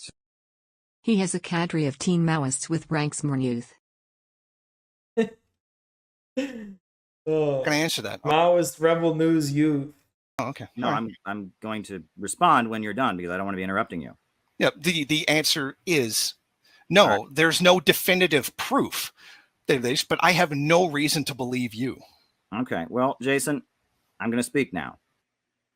Jason, I have a full-time job as a reporter. I am trying to set up the... It's literally what I said. It's almost like me and Caleb don't need to conspire because a lot of the times we literally just think the same thing. Like, What I just said, he was thinking the exact same thing. He's like, dude, I don't fucking care as much as you think. Like, we don't need to conspire when you could just use common sense, okay? Center for Political Innovation as a socialist think tank that can educate people about socialism. I have a lot on my plate right now, and one thing I do not have the time to do is get on Discord. I swear I didn't watch this. This is the first time I'm watching this part. I did not know he was going to say that. I literally just, the first thing that came to my head. Servers and come up with childish conspiracies to frame you for crimes. I do not have the time to do that. And while I like Haas, and Haas has spoken at CPI events before, there are some pretty big differences between us politically. For example, you know, I mean, I don't want to go into detail, but I think, you know, I mean, he says the USA is already socialist, stuff like that. There's points that we just don't agree on, right? The infrared community is separate from the CPI community. Now, there's some overlap, but Jason, I really don't have the time or the interest to sit on Discord and try to frame you up for things that you haven't done. And the fact that you believe that because I talk to Haas sometimes is pretty ridiculous. And you didn't say, I think it's possible. You accused me of committing a very serious crime against you on social media. And you admit you don't have evidence of this. You just know that I associate with Haas and that I'm a greasy liar or whatever you just said. Actually, my hair is pretty dry. I'm kind of the opposite. You know, I have like dry scalp. I use like moisturizing shampoo. It's not exactly greasy, but I kind of am the opposite of greasy. But aside from that, you know, maybe I eat too much greasy food like onion rings. Pro tip, I was told by my hair guy that the problem is Dove men's shampoo, and that I started, you have to like use like organic ingredients, like, because what they do in most shampoo you buy is like they put like fucking wax in it, which is bad for your skin, because I had the same problem. And he gave me this new shit that I use, and like I haven't had the problem since. But aside from that, you claimed that I was committing a very serious crime against you without evidence, simply based on the fact that I talked to Haas and someone in Haas's community allegedly did this. Do you have any ethical concerns about making such statements in the public sphere? To once again answer what you said, because you just misrepresented what I said. I didn't say that you personally sat down and planned this. That's what Haas is for. I said you were a part of it. I didn't say you were solely the person responsible for it. So once again, you've misrepresented what I said. And I don't believe that you guys just talk sometimes. You have to be in frequent communication. I don't believe you. I am calling you a liar. What? I have already explained my position. That's not what greasy bastard means. You should look it up. Last time I DM'd Caleb was last Sunday, and I asked him about the committees of correspondence. And then before then, let me see. Let me actually look at my DM. I'm not going to leak them, obviously, but like I'm going to look at my DMs with Caleb. So last Sunday, and then before that, it was March 10th. Literally, I DM'd him last Sunday about the committees of correspondence. And then before then, it was March 10th was the last time I DM'd him, or he DM'd me. We are not in constant communication in any capacity. Now, truth, are me and Jackson in constant communication? Yeah, almost every day. Are me and Samira in constant communication? Yeah, every day, you know? So, us three, we are in constant communication. Thank you, I put a Tara. clip from a MRN youth did in fact checking. Thank you. Yeah, us three are like in constant communication. But, you know, that's it, pretty much. And then my showrunners and stuff. And yes, I don't believe you. I know that you are a pathological liar. Like accusing me of being pro-imperialist. That is why So because Caleb accused you of being pro-imperialist, it is then justified to claim that he was trying to frame you for CP? Dude, you have lost your fucking mind, dude.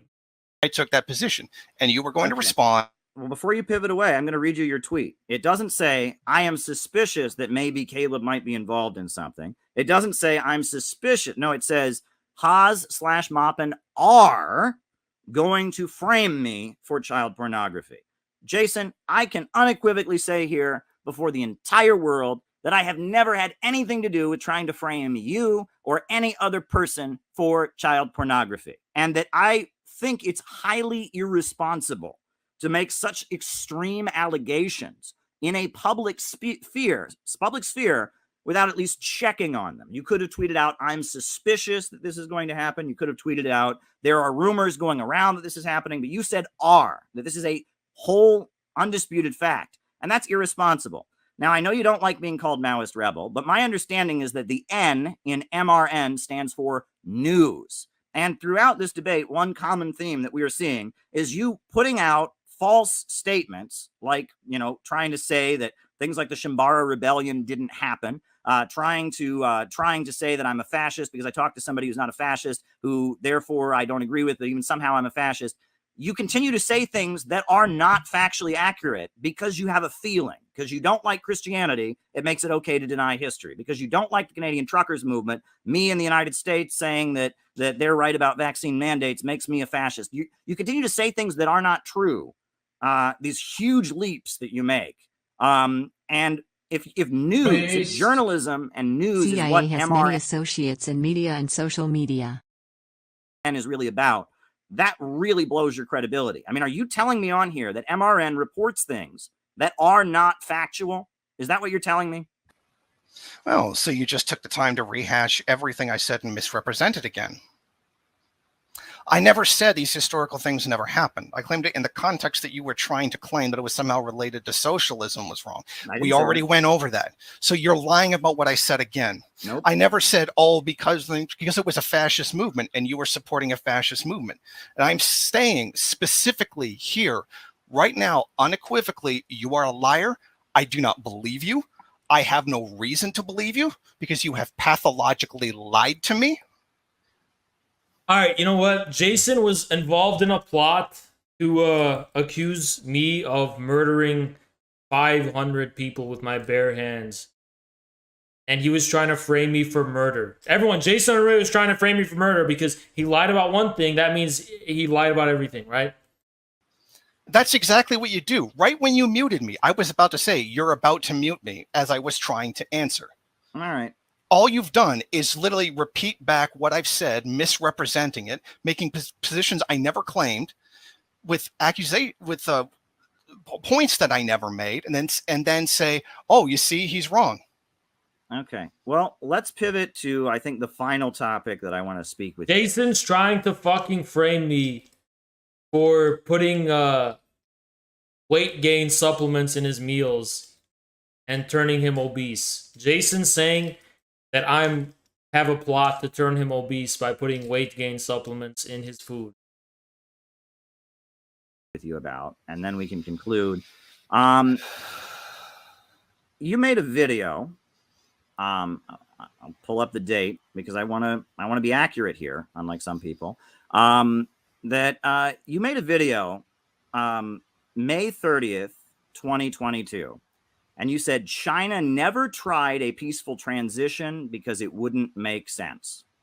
Well, in the socialist terms, no. Okay. Well, I'm about to pull something up on the screen here for you, and I want you to tell me that this didn't happen, basically. Are you ready? Hold on. Gotta love. Is it some small obscure thing that nobody even knows about because history's forgotten it because of how irrelevant it was? Well, I'm guessing it was. If Jason never heard of it, it must be irrelevant. I don't think so, but maybe that's your opinion.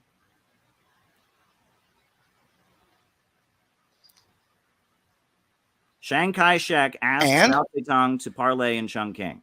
So? After World War II, the Chinese Communist Party asked to form a coalition government, and with Chiang Kai-shek. Did this not happen? So he made an offer that he knows that he wouldn't take. But that doesn't matter. You know? How do you know? No, your point is completely invalid. No, it is because this is something that would never be accepted by a Marxist. What? It was literally Mao who wanted a coalition government. Wait a second. No, so this doesn't make any sense. How does it not make? No, my worldview is breaking. I can't believe my understanding of Marxism-Leninism is completely wrong. It can't be. It cannot be. It's fabricated. Mao would never. No, no, this doesn't make any sense. No, this is no. No, my whole worldview will collapse. I have an AK-47 prop. Why do I have it? Why did I make those Fallout mods? Why have I done anything? My whole worldview is meaningless. It can't be correct. Makes sense. Your claim doesn't make any sense. You said that China Mao would never not. tried That wouldn't be changing anything. Okay. That wouldn't be. Speak. No. Marxism means violence and only violence. You're wrong. You're a fucking liar. You said China never tried a peaceful transition to socialism, and I have presented you. He's so angry. From the Daily Worker, a communist newspaper, reporting that they did. But that's not the only piece of evidence I have that they did this. I am going to read you from the works of Mao Zedong, August 16th, 1945. Quote, "The Communist Party of China is firmly..." It's so painful. He's getting wounded. It's like he's experiencing actual pain from this. Like it's actually hurting him. He's like, it's opposed to civil war. The Communist Party of China has persistently advocated the formation of a coalition government. The carrying out of this proposal it can't be. Can prevent civil war, but there is one precondition: strength. If the people unite and increase their strength, China can prevent civil war. That is Mao on the eve of civil war with Chiang Kai-shek trying to stop it and trying to form a coalition government. Is that a fabrication? Go ahead. It's not a fabrication. And again, you cut me off again when I was about to answer you. No, I mean, a coalition government is nonsense because that wouldn't make it socialism. Then why was Mao proposing it?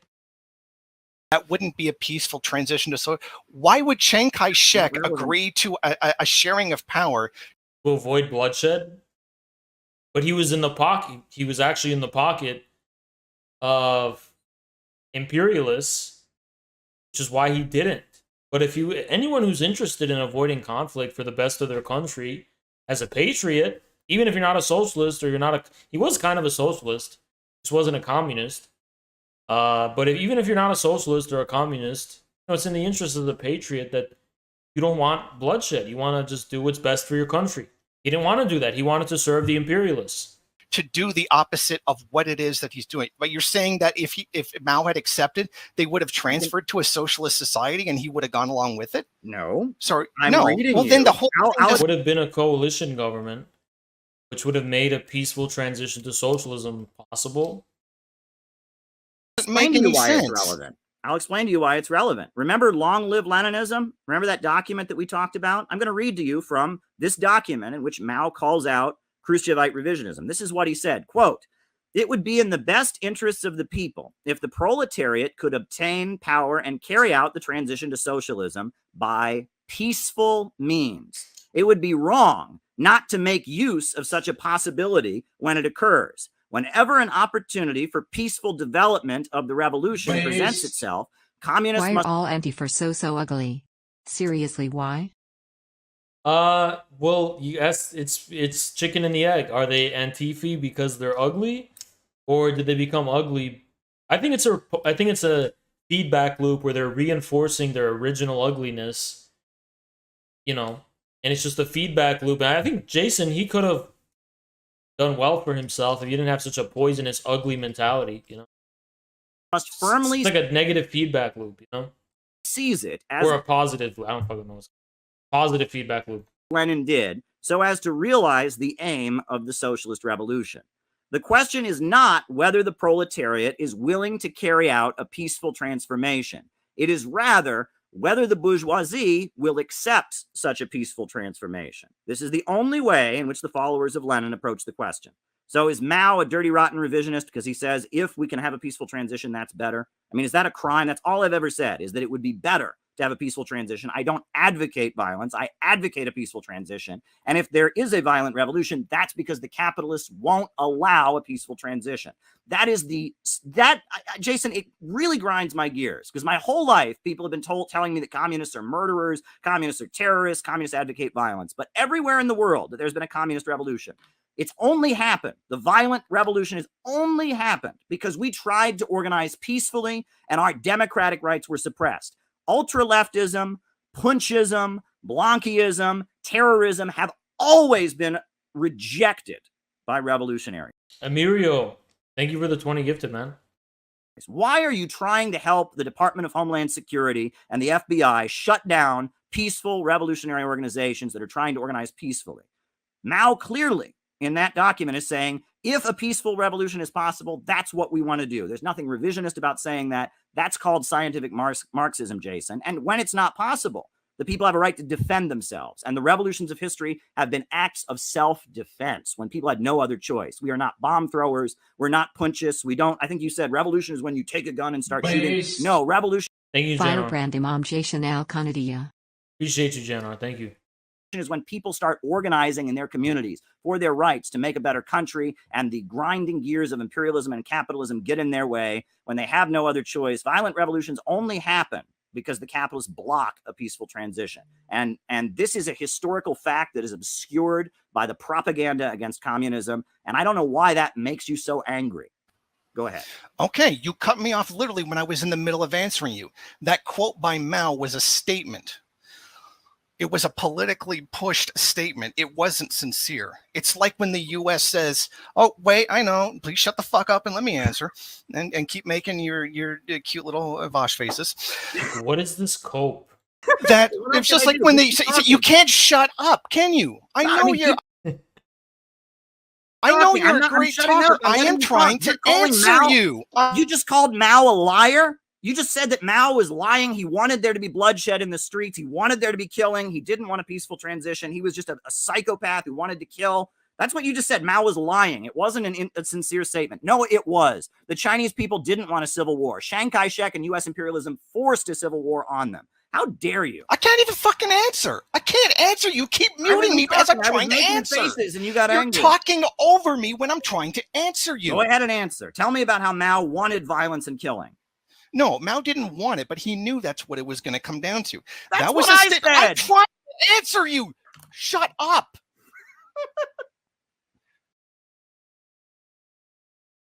Bruh.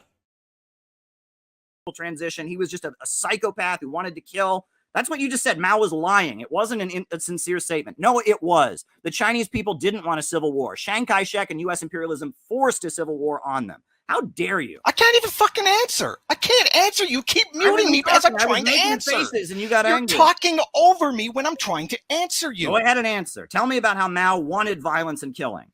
No, Mao didn't want it, but he knew that's what it was going to come down to. That's that was what I said. said. I'm trying to answer you. Shut up. You're not letting me answer. It's a political statement to trying to make it look like he was trying to avoid war when. Well, he was lying. He's being dishonest. Then Mao was lying and being dishonest. He knew very well that it was going to be war. Yeah.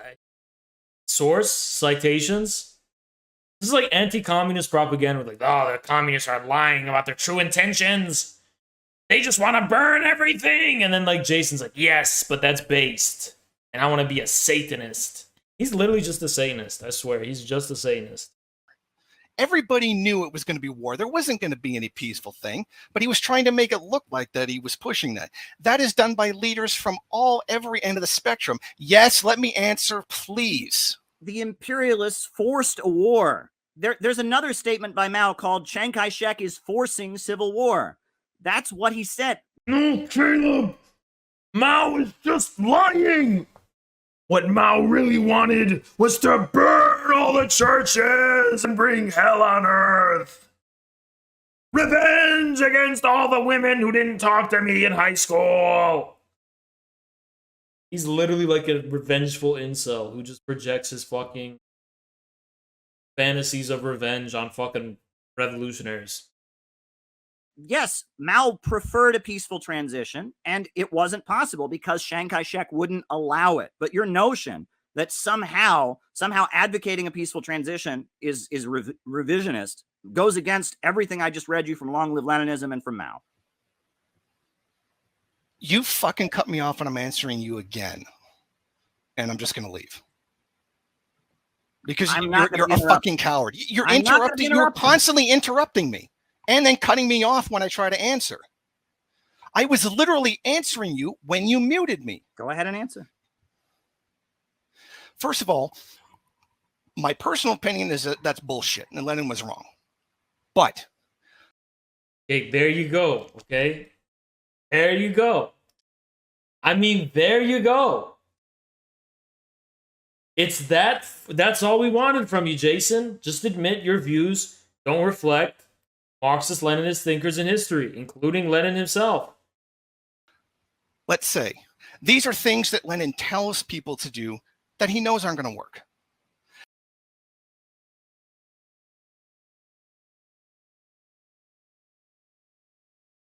Dude, shut up. This is such a cope. You don't even just read what he said about it. He said, ultimately, it's probably not going to work, that a peaceful transition would be possible, but this is how you have to try. You have to try. It has to be proven in reality. Read what he wrote about it. This is the path we take. And then when it gets proven that there is no peaceful transition. Right, but this is what you don't get, dude. It has to actually be proven in reality. You can't just jump the gun and be like, no, we have to do that. No, it has to be proven in reality. Meaning you don't advocate for violence. Fuck. Then you go to violence. That's the point. And frankly, I've really had it with you cutting me off and preventing me from answering you. And then talking over me when I'm trying to answer you. Because that's the kind of dishonest piece of shit you really are. If this was the last thing to be talked about, I'm calling you a liar. You're a fucking pathological liar. So if that was the last subject that we had to talk about, I think I'm going to go. All right. Well, now, Jason. His internet cut out. Pizza Hut betrayed the American people. It's our duty to boycott. What? You know why this is fucking stupid? Because when was Pizza Hut with the American people, dude? When were they with us? Based. I remember when you tried to talk about Akon's industrialization efforts in one of the old streams and leftoids in the chat completely missed the point and were like Akon's bourgeois though lol. Thank you, Woodburn. Yeah, that was so stupid.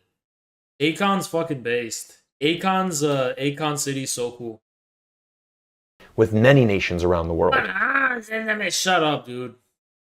Does anyone know how to like things? Does anyone like nice things anymore? He has to drape it in the Antifa flag, and Jason Unruhe has to be chancellor.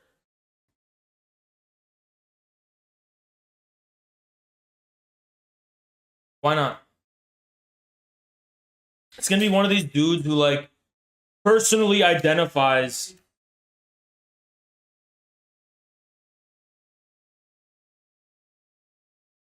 Yeah, it's gonna be like one of these guys who identifies with, like, the corrupt and rotten ruling pedo elite, and they're like, that's me! That represents me! Because I am ethnically from England, so that means I share their power! And, like, this dude literally lives in a dumpster with raccoons and fucking ferrets and shit. He literally lives in his mom's basement in a fucking dumpster. He's like, no, that's my power! That represents my power!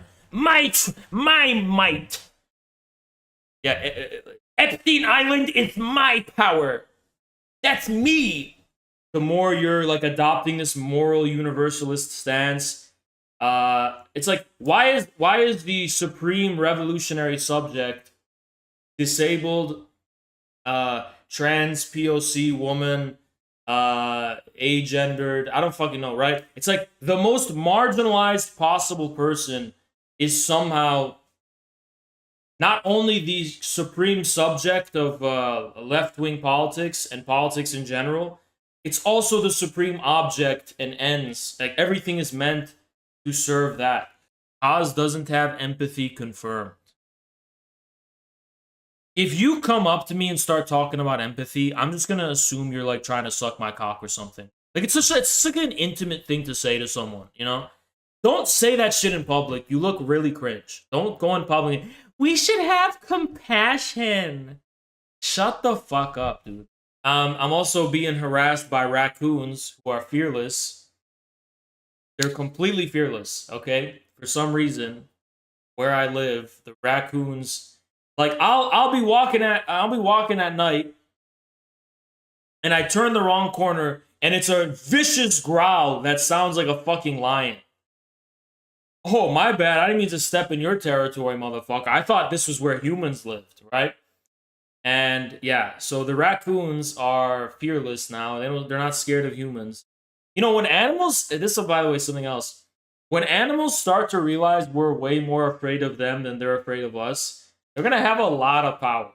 They're going to have, even deer. Do you know how many fucking people are going to be scared by deer? Imagine an aggressive deer. People are minding their own business, and the deer start being aggressive and like charging toward people. Animals can take over literally anytime they want. Anytime they want, they can completely take over humanity.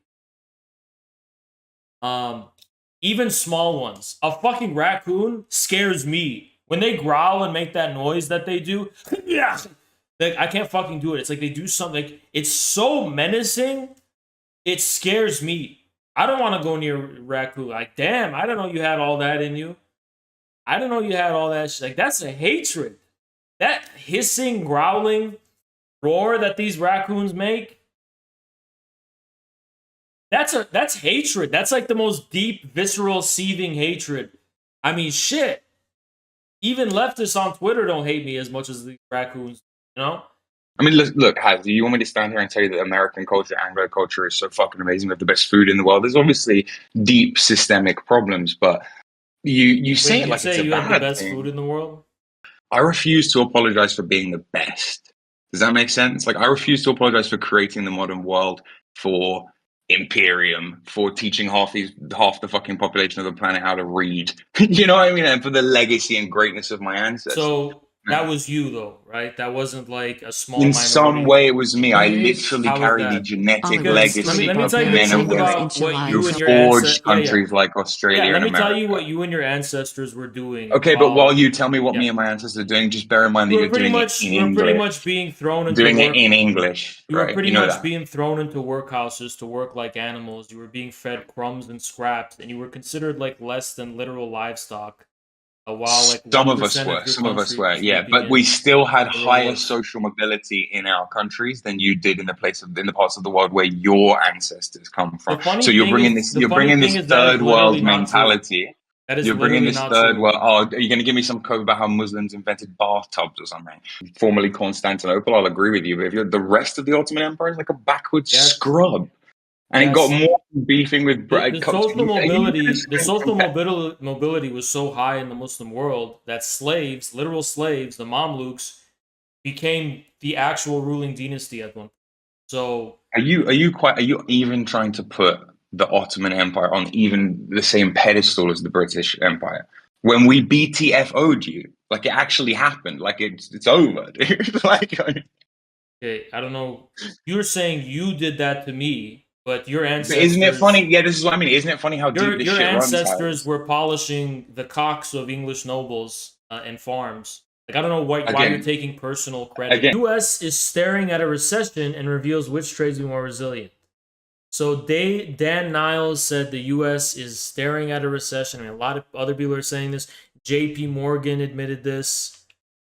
The CEO of J.P. Morgan, and so many others. So... going into a recession. I mean, look at this. Even Cardi B's admitting it, you know?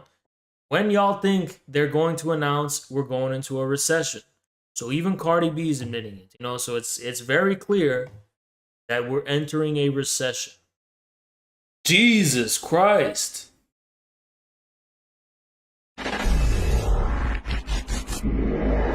MJ, thank you, brother. Anti-imperialist party reporting in 07.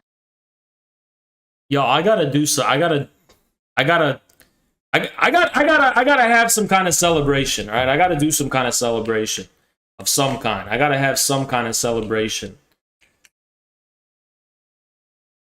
GTA. All right, we're gonna do GTA. We're doing GTA. We're gonna do GTA. I'm gonna ask you guys. Do you guys want us to do a Twitter space first and then do GTA? Yeah, we're 100% we're doing GTA. 1000% we're doing it.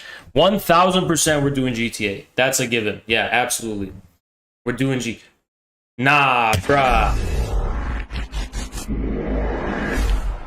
And Lenin rode on a golden train.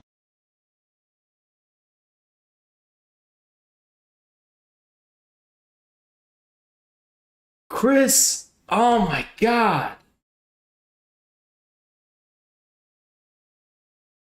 Yo, I am fucking speechless. Holy shit. I'm gonna be like one of those egros that cries on stream. Like, bruh.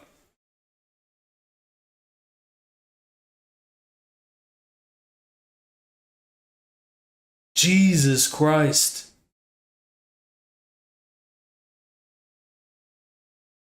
Holy fuck.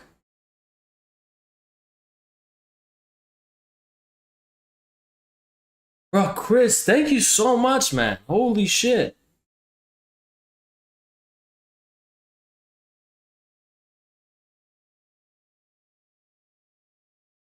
Jesus Christ.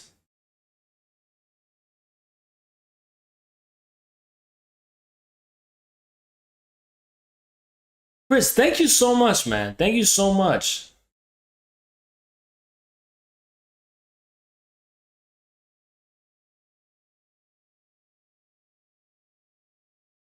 Thank you so much, man. Holy shit. I'm literally speechless. I'm literally speechless.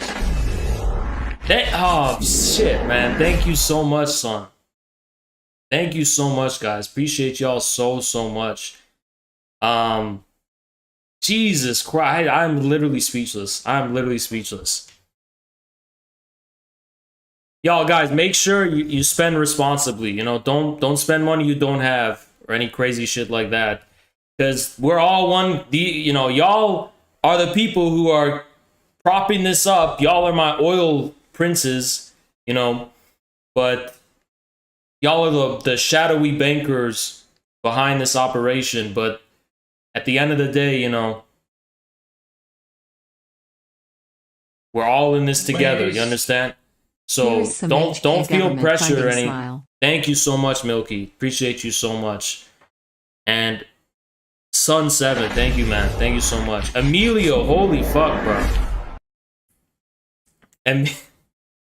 Emilio, thank you so much, man. And you guys, we are good, all right? We are, nah, bruh, come on. Bruh. Yo, what the fuck, man? Yo, holy shit. Bruh. Jesus Christ. Alright, holy fuck, bro. Okay. Hooray GTARP. Smiley face. 1. Oh my god. Alright, Jennifer, thank you. Guys, I don't know how I'm gonna fucking repay you. I don't know how I'm gonna repay you for this shit, alright? I feel like I gotta close them down. I gotta close down the donations because...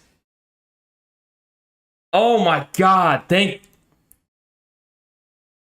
Jennifer, thank you so much. I really feel bad right now because I literally don't know how to thank you guys. I literally don't know how. I mean, we're doing GTRP 1000%, but it's like, I don't know how to thank you guys. Thank you, Emila, so much. Hand over mouth. Thank you. Yeah, oh my, I'm missing some of these gifted as well. Thank you, Hello, for the 20 gifted. Hello, I'm a captain. Appreciate you so much. Appreciate you so much. All we've done is we've always been doing this from a position of truth. It's always been based on truth. It's never been like, oh, I'm going to ruin Jason on Ruhei's credibility. No, that guy did that to himself because he's actually funny to laugh at in a way, right? And I don't really like the whole lol cow thing. And I'm not going to call Jason on Ruhe a lol cow, right? Because I feel like that's just like kind of dehumanizing. I just think he's a buffoon, and he is a human being who's clearly aware of the stupid shit that he's doing. But I don't call him like a lol cow just because it's like dehumanizing, right? But it's like, I'm still gonna laugh at you, dude, because you're so fucking ridiculous and you should know better, is why. If he couldn't know better and he was like mentally disabled, then I would think it's fucked up to laugh at him, right? But it's not. This is like the path he decided to go down, and it's the path he chose, and it's fucking stupid, dude. It's just fucking stupid, okay? And also, like, 30% of it isn't even laughing at him. 30% of it is that we're using his image as an icon of tankies. Like, he is a tanky lord. He is a tanky lord. There's nothing we can do about that. He's a disgraced traitor, betrayer tanky lord, but he is an ancient OG, and it's almost like we use his image to fight our enemies. He's like we are taking his power from him. It's not that he's a lol cow, it's that we're taking his power from him because he's not responsible enough to have it anymore. And he's an image of our power now. He represents our tanky cause. We're taking it from him. We're taking it from him. We're not just going to erase him from history. We're going to take his own image from him and use it. We're reclaiming Jason. We're reclaiming it. That's exactly what it is. We are reclaiming Jason on Ruhe. And if he wasn't such a fucking traitor, by the way, we would have elevated him to the heights of we would have made him the emperor of tankies. Imagine if Jason imagine if Jason collaborated with me. Imagine if he worked with me. Imagine if he was like on Twitch and he was on debate panels and shit, and he like started to get more costumes and like more fucking based and shit, and like he became like this tanky warlord in debates, and he started to get a good camera and get a good mic and actually like fix his shit up. Like, great things could have happened. Great things could have happened. Would you forgive him? Unironically, yes.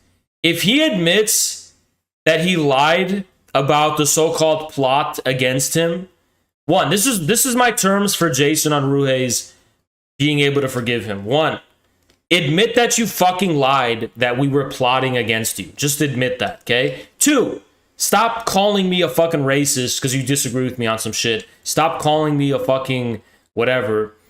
And if you don't have to change your ideology, but like if you could do those two things, I would forgive him. Honest to God, I would forgive him. Yeah, I would definitely forgive him if he could just do the Magbeth. Never. Never. Because I know that's his response. I know that's what he would say. That's why. I know that's what he would say. I know that's what he would say, okay? And that's that.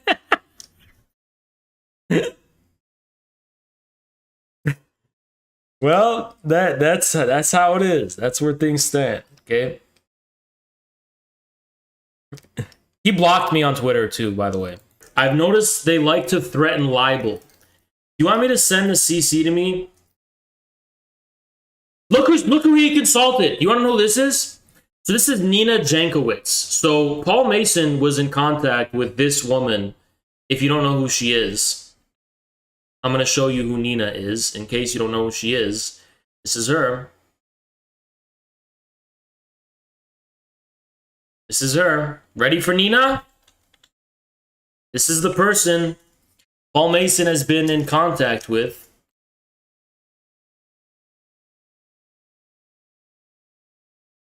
It's when a huckster takes some lies and makes them sound precocious by saying them in Congress or a mainstream outlet. So disinformation's origins are slightly less atrocious.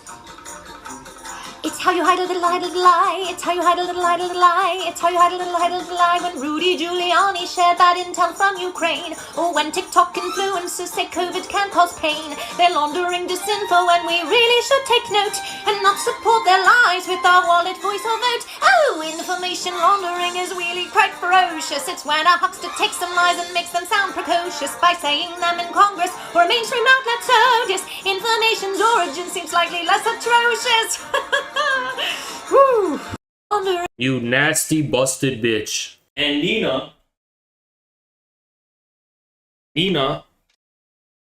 Jankowicz. Nina Jankowicz was in my DMs. And I blocked her. She was begging me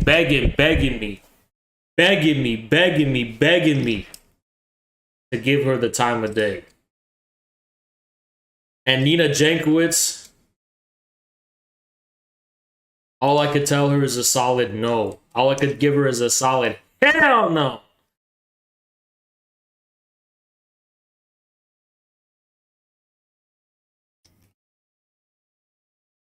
Nina Jankowicz in my DMs.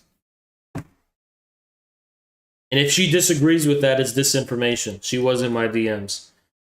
And, yeah. No means no, Nina. That's not disinfo.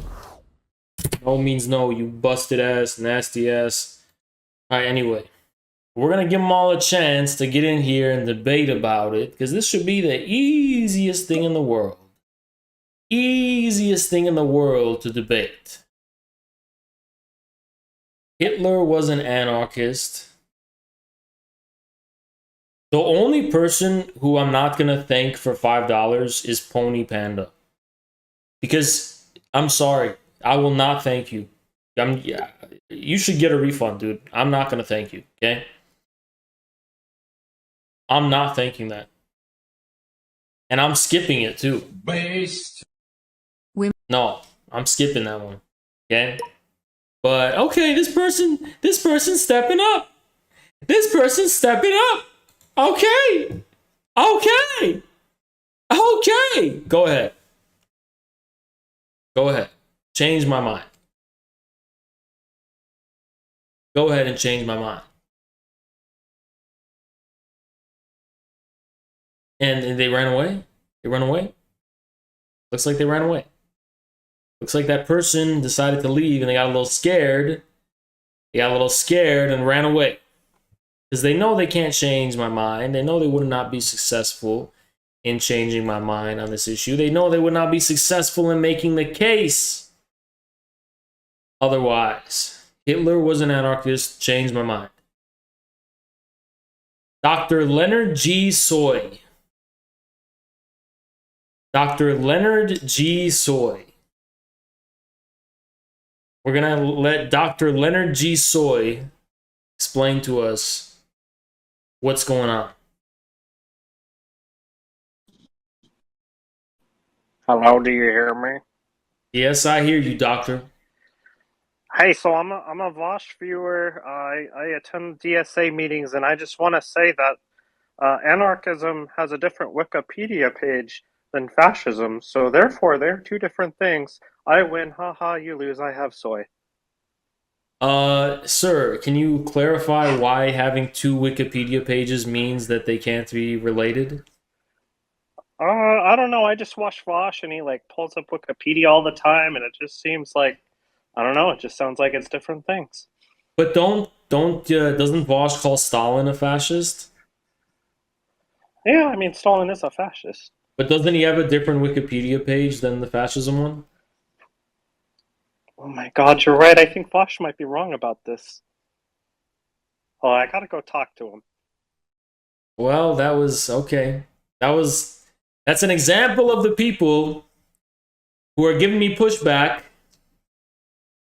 and this is how they hold their own. We've got COB, and all he does is admit that he's gay, which is nothing wrong with that. But he always comes on and confesses. I want everyone to know that this guy is talks about he's going to gay bars every day and shit. And you kept bragging in our faces that you're doing real world revolutionary praxis. We told you what was going to fucking happen, which is just that you're going to get arrested. and you're going to make it seem like it's a big surprise and it's some big outrage and outcry that you got arrested. I mean, like, this would be akin to going to the jungle and pinching a lion's ass. And then when the lion rips your head off, you start, like, throwing a big fit in public, expecting, oh, bring the lion to justice. No, because what you did was very predictable.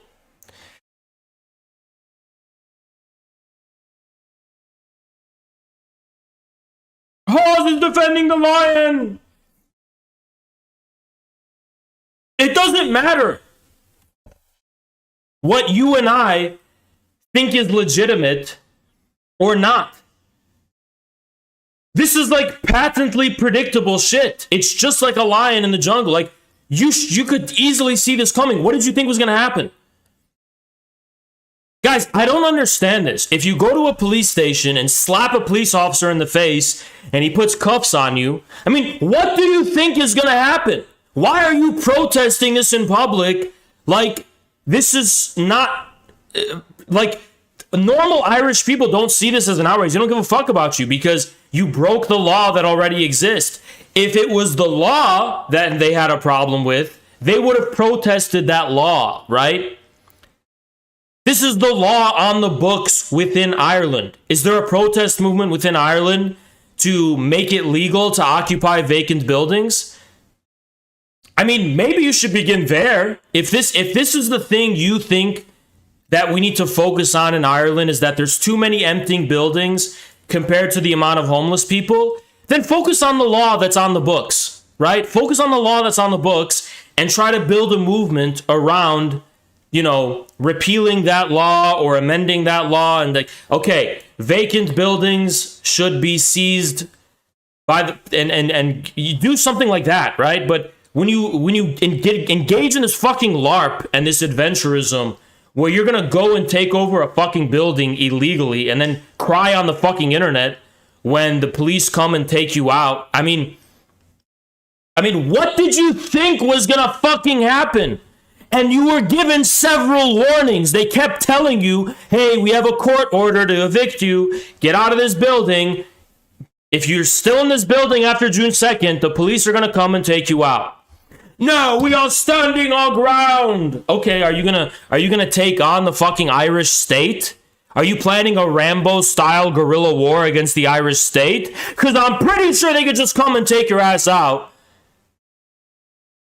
What did you think was going to happen? They told you they're coming after June 2nd to take you out. They kept gloating and bragging about, no, the Connolly House, well, up the Connolly House, up the Connolly House. What does that do for you? What does that do for you? I mean, it's stupid. It's fucking stupid.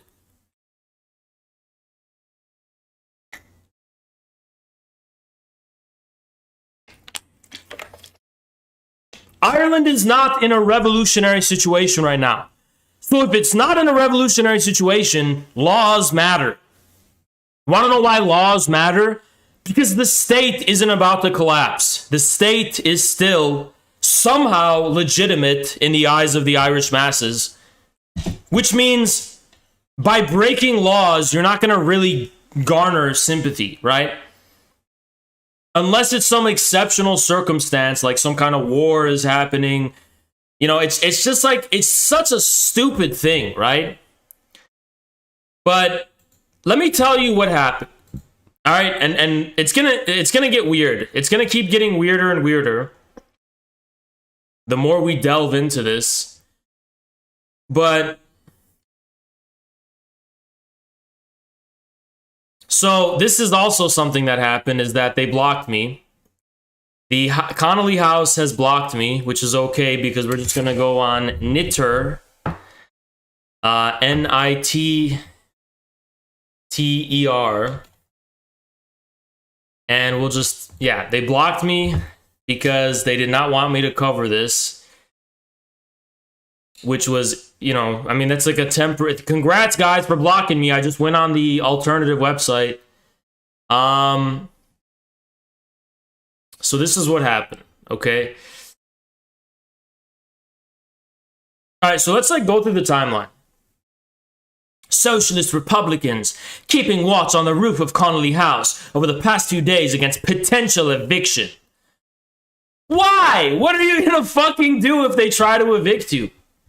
What will you do? What do you mean you're keeping watch? What do you mean keep for what? What is your plan if they try to evict you? What are you gonna do? It's like, are you just gonna get wanted levels on GTA? Like, you're gonna like beat up the police and then just wait till they come out with tanks when you're at a 5-star wanted level? Or it's like, what is your plan here? I don't get it. What do you mean you're keeping watch over what? You're not, are you at war with the state right now? Like, what is this, right? It's fucking buffoonish and clownish and fucking stupid, right? And like, you tell these people this kind of shit and they just look, you say this stuff and then they just keep delving more into abstraction. They go, well, Hawes, you don't want to do any praxis. But this is your example of praxis. This is the example you've given us. So we have to focus on this specific thing that you have elevated to the status of true revolutionary real world praxis. So you can't take refuge in some generality that on the face of it sounds good. Yeah, it sounds good to say something like, let's go and do stuff in real life. But when these are the examples you give us of doing shit in real life, I mean, your generality collapses and becomes meaningless, okay?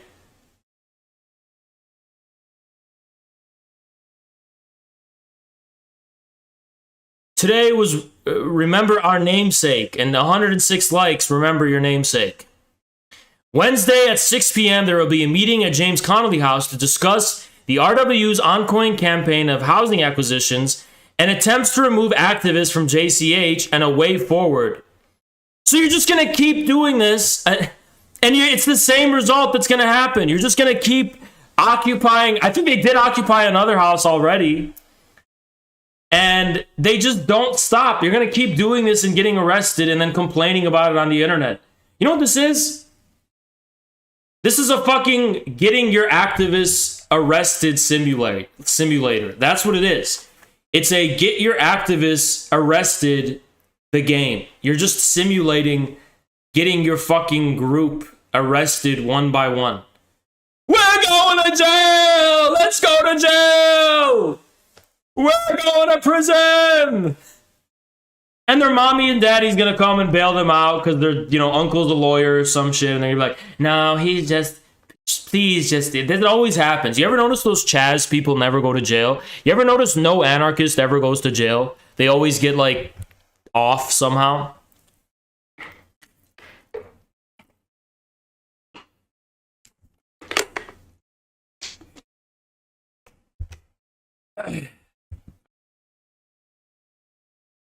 The judge refused to jail the activists. Rally is called off. Updates to follow. Yeah, we won! Uh-oh. Uh-oh. Looks like they didn't win. 40 Gardaí evicting people from James Connolly House around Marlborough, Dublin. So this is what happened. Oh my god, the injustice of the state. Oh my god. Help! Help! I'm being oppressed! Help! Help! I'm being oppressed! The injustice of the state! Yeah.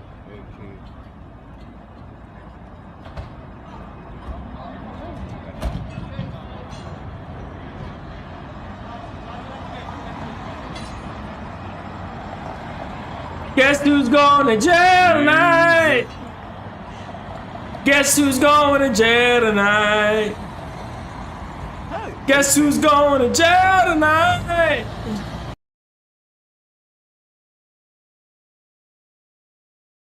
The James Connolly House was raided.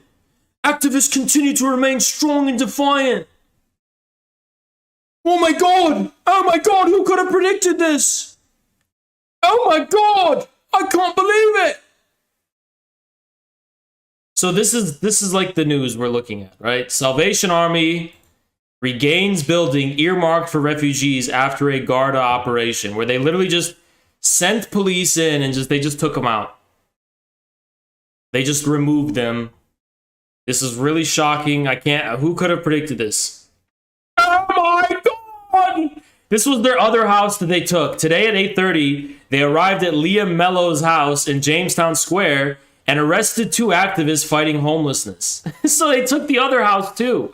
I thought I was going to be in big trouble because I was like, well, they still have that other house, the Liam Mello's house, and maybe they'll still use that as an example of like the praxis that they could do, the revolutionary praxis they'll do. And turns out that they're just getting arrested from that one as well. We have been informed that the 2 activists dragged out and arrested by Garda are being held at Carolyn Garda Station now. Anyone available, please go and support them ASAP!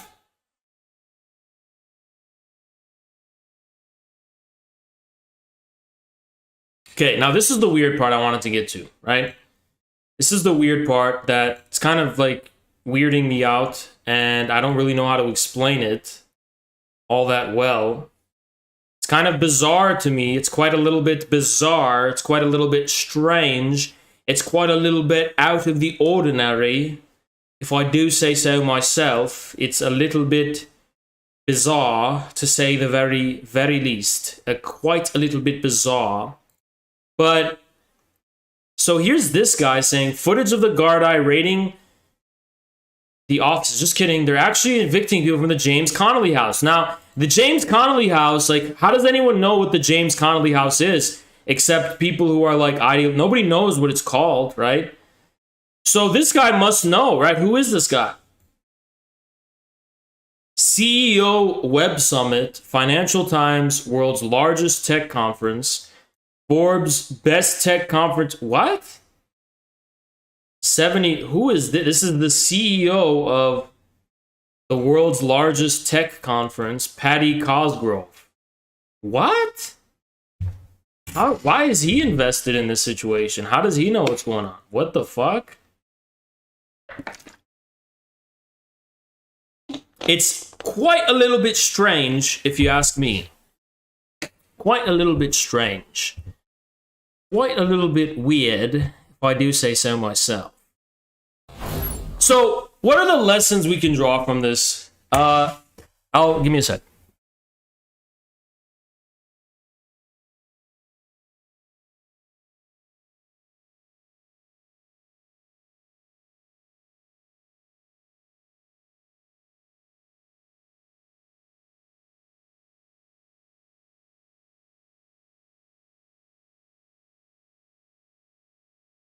So there's a word for this type of bullshit in Marxism.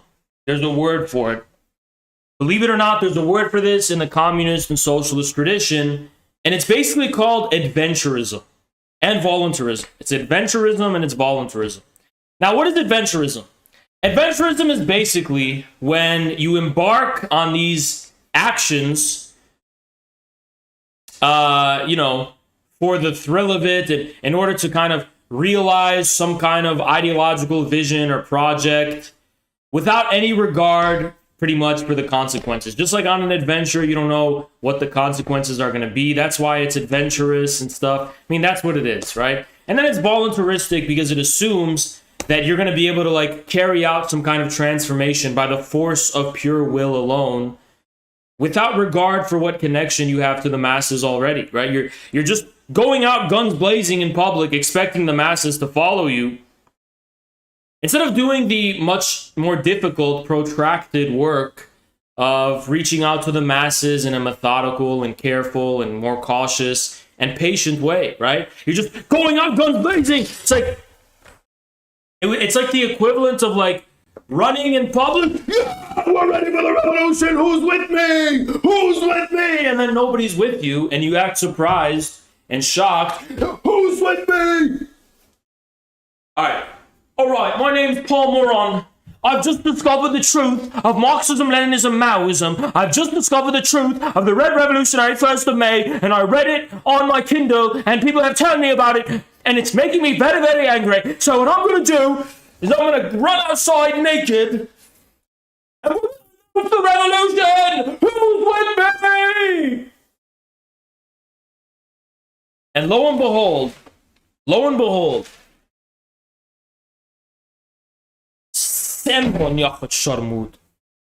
got my fucking chair stuck at something. It's anarchism. This is what anarchists do. Instead of actually going to the masses and formulating a program, some kind, formulating a vision, formulating some kind of something that has to do with power in the sense of like something that relates to people in regards to the political situation that contains the seeds for some popular movement. I mean, instead of doing that, you're just going to go and you know what? This is perversion. It's literally like, you know what this is? Let me explain to you what the Connolly House is in essence. Let me explain to you what these types of actions in general are in essence. This is the type of anarchist and Maoist praxis that they do. It's literally like that guy who takes a picture of his dick and just sends it to his love interest, going straight to the chase. All right, send it away. And she opens her phone, she opens her text messages or her Twitter DMs or her Snapchat or her Instagram, and there it is, a bulging penis. Straight away to the case. His intention is there, his motivation is there, straight away to the case. My question is has that ever worked? Maybe I'm wrong, because so many dudes do it.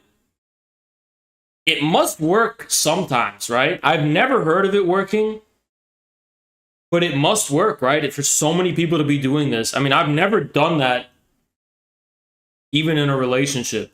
I've never done that, because I'm just so ashamed of that idea, right? But it's such a shameful thought to me. It's such a disgusting, perverted thing to do. But like, I don't think it's ever worked, right? But that's exactly what they're doing. They're going in public and demonstrating an example of what our ideological vision for the world is. And hold on, it's just a little too front and center for people, if you get what I'm saying, which is to say, yeah, there's no law written anywhere that just because you're going out in public and directly trying to realize your ideological vision, that people are going to magically understand your specific consciousness and they're going to adopt your specific type of consciousness or your specific type of ideology. Nowhere is that written, because it's just not true. It's not how it works. People don't adopt your ideology by you going out in public and taking these drastic actions, risking yourself and risking your... Oh, it's so brave and noble. But most people just see a bunch of hooligans and criminals doing some fuckery. That's the truth. That's the truth. If you actually do want to relate to masses in some kind of way, you have to relate to them within the capacity of the reality that they're familiar with and that they know about. You have to actually engage in politics. The politics that they actually, as far as they're concerned, is real.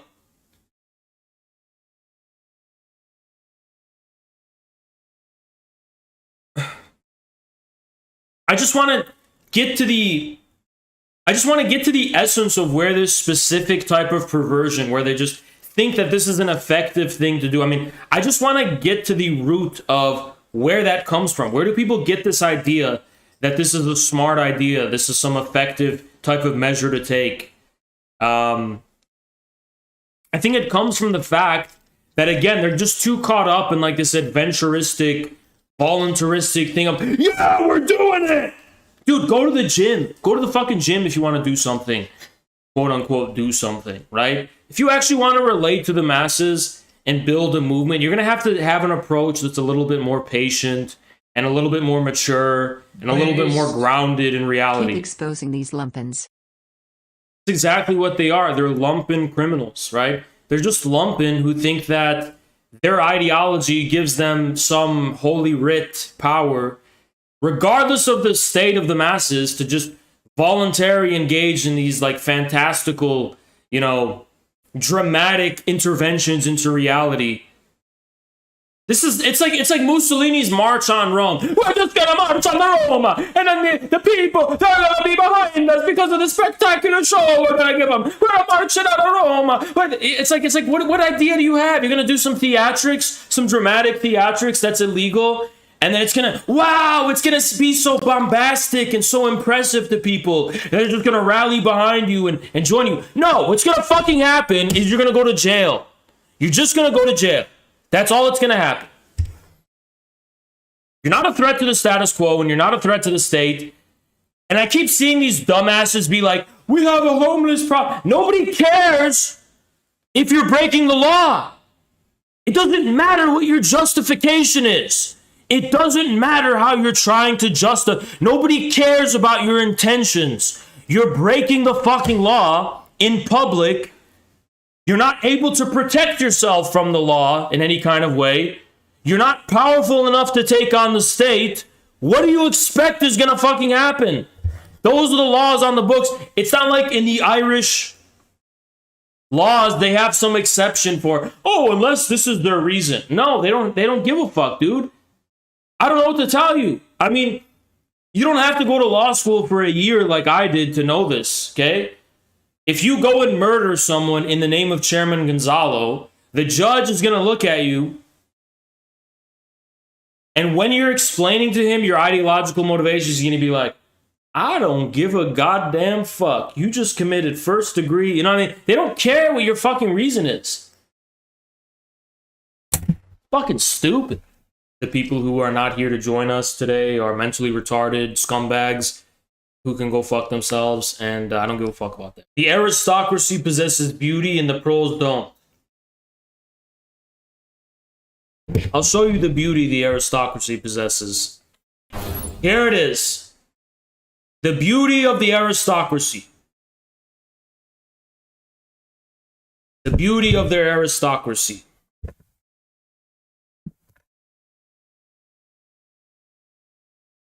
Here is the beauty of the aristocracy.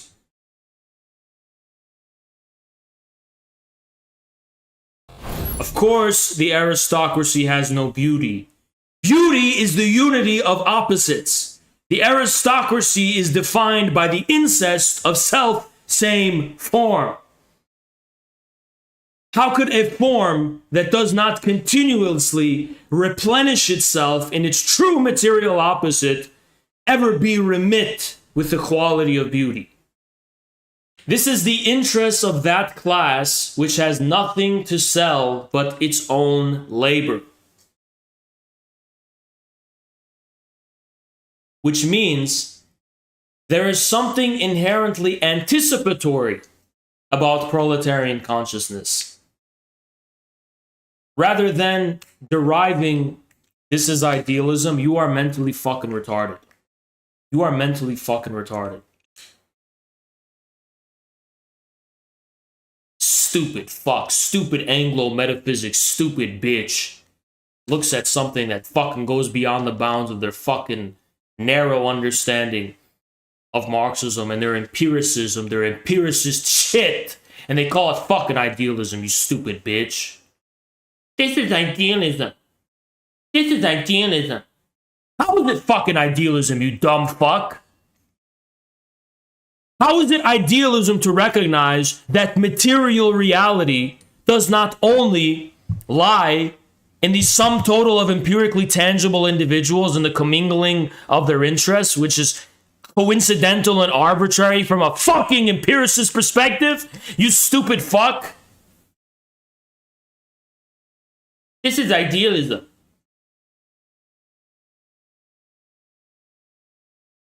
The proletarian class refers to a specific relationship to production. The reality of that relationship does not only exist in the form of those individuals whose lives have come to be defined and constituted by that relation.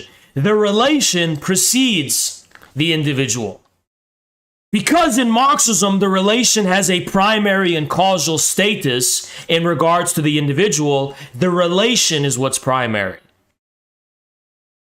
If you don't understand that, you are not a fucking Marxist. You're an empiricist retard.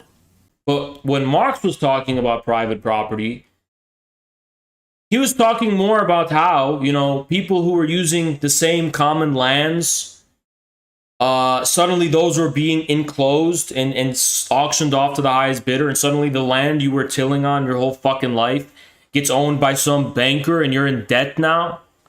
That's what he was talking about. Marx was talking about the way in which private property was being used to rob people of their means of life and their way of life. Marx didn't have anything against property as part of people's way of life. He was talking about the way property is used to rob you of your way of life. So let me explain it to you. Let's say you're with your family in your home, in your neighborhood, right? And some banker comes, some aristocrat, some lord comes, let's say Amazon comes into your hometown, and they start saying, you know what, this air that you're breathing is now my property. So if you want to continue breathing my air, and if you want your kids to continue breathing my air, you gotta pay me. Otherwise, you kick rocks and get out of the community. Okay? So what happens? You say, okay, I'll pay you, Amazon, for your air. So suddenly you're paying Amazon and you're paying them a rent just to breathe the same fucking air that you were always breathing. And you can't afford it. You're going into debt. Now your daughter is getting into an OnlyFans to help pay for it. That's what Mark's talking about. That's what he means by the alienation. That's what he means by the way private property is being set against ordinary people, right? He's talking about it as an institution. He's not talking about it in terms of possessions and just owning things that you're using or that, you know, are yours. He's talking about how in capitalism, suddenly nothing is ours anymore, right? Because if the only goal is to turn a profit, you don't care about having things as a source of human dignity. The only things that you have are things you have to turn a profit. So these capitalists and bankers, they don't care about having things to, you know, have themselves. They care about selling things to have money, to have the power to buy you, to buy your family, to buy your homes, to buy your communities, to buy your daughters and your wives. And Marx and Engels did talk about that, by the way. They talked about how capitalists are preying on the wives of the ordinary working man.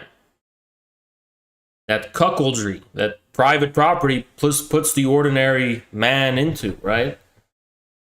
Is that PragerU? I'm addressing the audience of PragerU right now. Is that what you want to be? You want to be a cuck? You want to be a cuck or you want to be a goddamn man?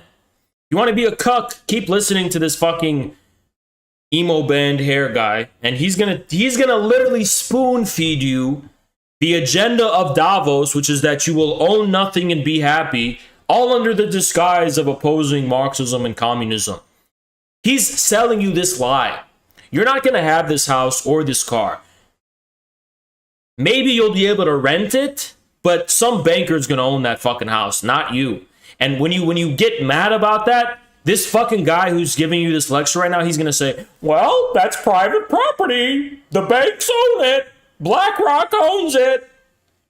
BlackRock owns your house. Just like an old farmer owns their land, BlackRock is owning your house and your community. I mean, this is a con game. This is a complete con. This is a complete scam. Every communist state brought everyone up. Okay, whether they're privileged or not, everybody got brought up.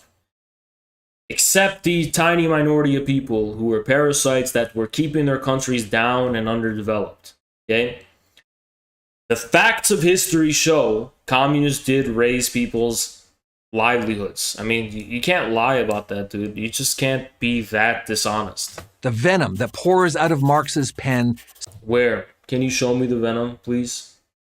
It all made sense to the philosopher as he toiled away in a corner of the British Museum or in his squalid London apartment. What is astonishing is that You know what that reminds me of? That reminds me of when, like, leftists are like, Hans, your room is messy. Like, you're looking for the smallest shit to attack someone about. Who gives a fuck what my room looks like? Who gives a fuck what Marx's room looked like? Okay? What do you want him to do? Go to IKEA? His squalid London. Okay, what do you want him to do? Why don't you go shopping at IKEA and put it in a time machine for him? And you understand not only a key feature of Marxist thought, but the dark history of the 20th century. Marx took Rousseau literally. Human nature had to be returned to its allegedly pure, selfless state before capitalism, with its enlightenment and Judeo-Christian values corrupt. Yeah, you know what? You're a fraud, dude. This is such a fucking fraudulent thing to say.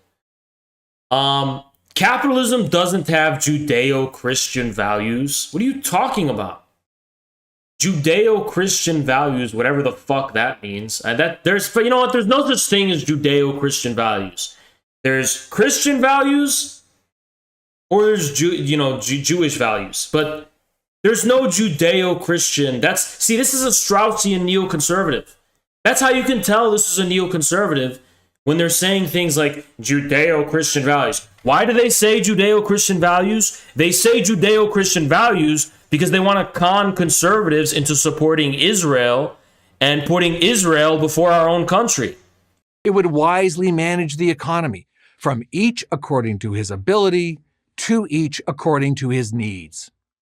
And imagine how wonderful it would be. No more ego, no more... Like, all you have to do is look at this guy's hair and you know he's full of shit. Don't ever trust a guy who looks like this. Don't ever fucking trust a guy who looks like this. Like, this is a con man. This looks like a candy man. This looks like a Willy Wonka who, he's trying to snake oil salesman type of vibe where he's just, there's the opposite of vegetables is what's going on here, When I went to college, I infiltrated these leftist movements, the Black Lives Matter people and the DSA people. I infiltrated them and I joined them looking for them because I believed your propaganda. And I was like, okay, I'm a real Marxist. Apparently Marxists are behind this whole thing and I'm looking for the Marxists. And every time I would talk to their leaders in private, I'd be like, so we're Marxists, right? We're doing this, ultimate. We're reaching the working class here, right? You know what they would tell me? They'd be like, that's toxic. Marx was an old white man. The working class is toxic. I care more about trans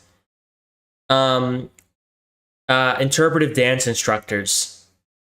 I'm like, what about Marx? Like, Marx who? Who's Marx? Marx? Modchek? Any Marx? They don't read Marx. They don't care about Marx. Their leaders. I talked to their leaders. I went straight to their leaders to look for the Marxists who are pulling the strings. All I found was George Soros. I'm not kidding. They would get funded by George Soros. Or they would know people who are funded by George Soros. George Soros is a student of Karl Popper, who is a vitriolically anti-Marxist guy who helped bring down the Soviet Union and the Eastern Bloc.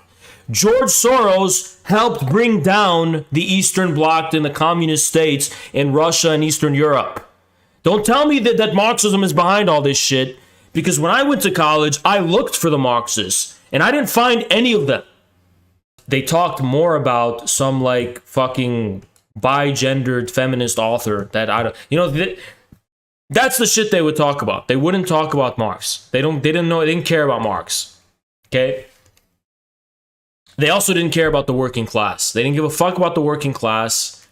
They didn't care about anything like that. Trust me. I used to think this too as a Marxist. It's the farthest thing from the truth. Why is everyone kick W?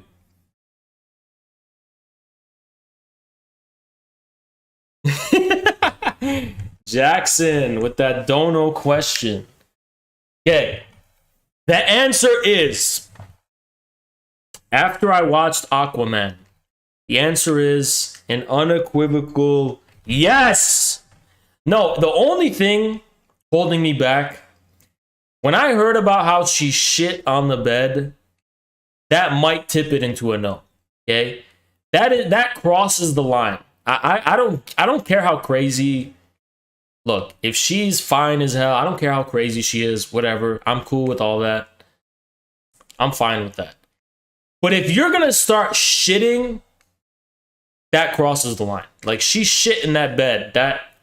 That crosses a line, okay? And that makes me rethink shit, right? I don't want to wake up.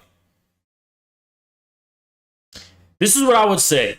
I would tell her, you have to take a thorough shower, because I don't want her to... Also, don't eat for 24 hours. I don't want her to shit on me in the middle of whatever. So I would make her prepare. And then I'm not spending the night with her. All right, when I'm done with my business, I'm getting out of there, because I am not waking up to a bed of shit. I'm not waking up to a fecal bed with Amber. I'm not having some breakfast chocolate cake for breakfast. I'm not having that. I'm not having brownies for breakfast, okay? So when I finish the job, I am rushing out with the speed of sound, like the Flash, and I'm blocking her also, okay? Because I am not going to wake up to I'm not going to wake up to being shit on, okay? I'm not going to wake up to Amber Heard's tricks. It's not like she's an old lady that, yeah, but I feel like I don't trust her, right? I feel like the fact that she brings shit into the equation, that's a whole other level of highness, okay? I didn't care about any of the things in the Amber Heard trial, to be honest. I didn't follow any of it. I don't care about any of it. The one thing she did, in my view, that crossed the line was shitting in the bed. That was the most disgusting, horrific, worst thing anyone could do. The rest of the shit, I don't care. Get over it. I don't give a fuck. I don't care what the rest of shit she did. I don't give a fuck, right? But the one thing I will never forgive, the one thing that is the most disgusting, heinous, criminal, horrific, evil thing she did was shit in that bed. And that crosses all lines, in my view. That crossed all the lines, okay? That crossed all the lines. Yeah, that was demonic. That is demonic. That is demonic. That is disgusting. That is the most I mean, oh my God. Where a man sleeps, she does that. I would burn that fucking house down. If I came home from a long days of work and I'm opening the bed covers and that's what I see, I would burn that house to smithereens in a video game. That's the worst thing someone can do. That's the worst thing someone can do. The most disgusting thing someone can do. When you bring that into it, that's a whole nother level of warfare. You can block numbers, you can yell, you can scratch the car, scratch the tires, you know. There's all sorts of things you can do, but that crosses the line. That crosses the line. She should be in jail for that shit. I'm not even lying. She should be in jail for that shit. That didn't work out so well. Workers. What do you mean? It worked out pretty well in Russia and China. Especially in the... What do you mean? It didn't work out well in the West. You're right, because of the Marxists. Would you marry an IDF soldier if she's thick and made you food?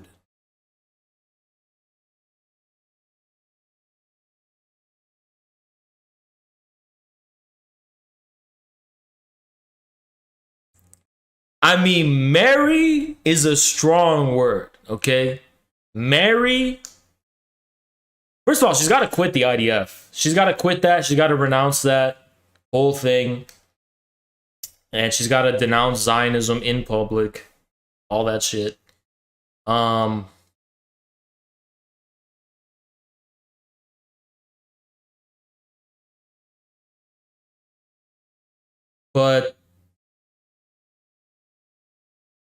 marry but she's thick. I mean, oh shit. I mean, you know what I mean? I mean, you know, you said she's thick.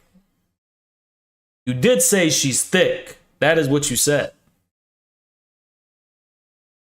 I mean, that changes things. That changes things. You know, I mean,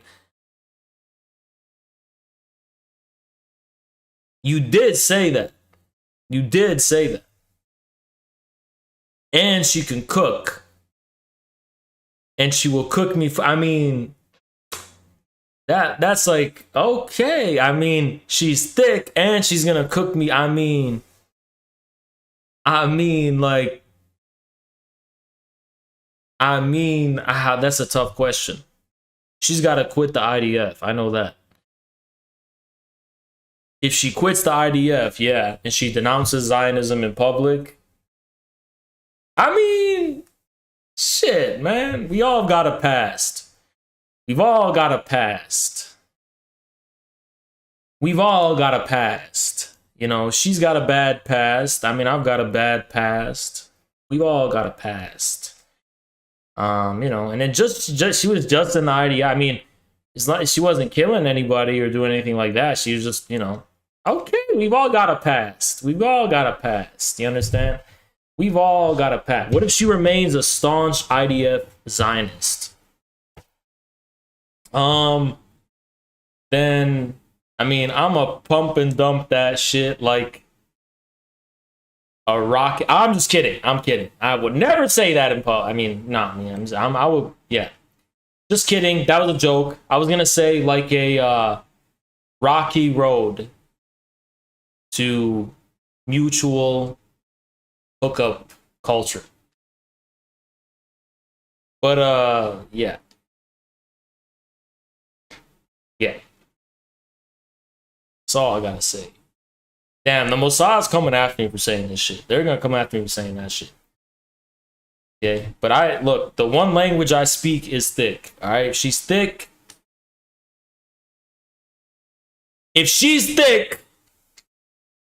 and she murdered 50 people, like as a serial killer somewhere in Idaho, but she was thick and she was cute or whatever, I mean, I'm gonna tell you guys the truth. I would look past it. I would look past it. We all got a past. And that's how shallow I am. I'm that shallow, okay? If she's cute, she's thick, she could eat people. She could eat people. She could be a cannibal, okay? I mean, and she cooks. I mean, there's a lot of things I could forgive, okay? There's a lot of things I could forgive. There's a whole lot of things I could forgive, okay? There's a whole lot of things I could look past and forgive.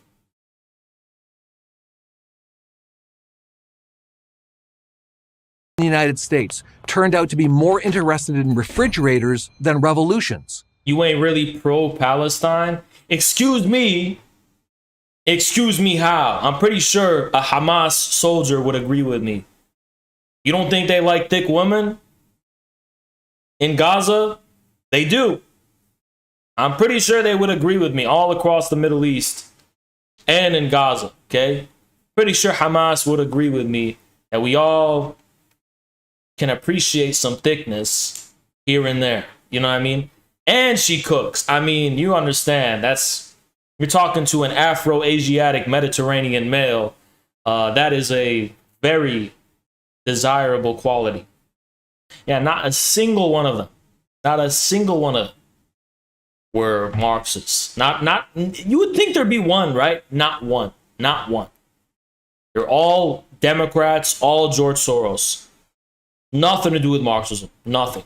In a world without faith, where God is dead, Marxism has become, in effect, a substitute religion. One of the major strengths of Marxism. I'm so sick of this shit. You know, I hate this fucking guy. You want to know why I hate this fucking guy? Because he's the reason all these liberals are becoming Marxists. Because all these dumb fake conservatives talk about is Marxism. So the most disgusting lib shits are like, oh, that must mean Marx agrees with me. So they project onto Marx their own retarded lib shit stuff because this fucking guy with the Hitler haircut is telling them that, hey, liberals, Marx is behind all of your beliefs. And they're like, oh, really? Marx is the granddaddy patriarch of my beliefs? Marx is on my side then. It's all because of the fake conservatives. That we have Bourgeois Marxists. The only reason we have Bourgeois MLs and Bourgeois Marxists are because of these fucking PragerU videos. It's the only fucking reason.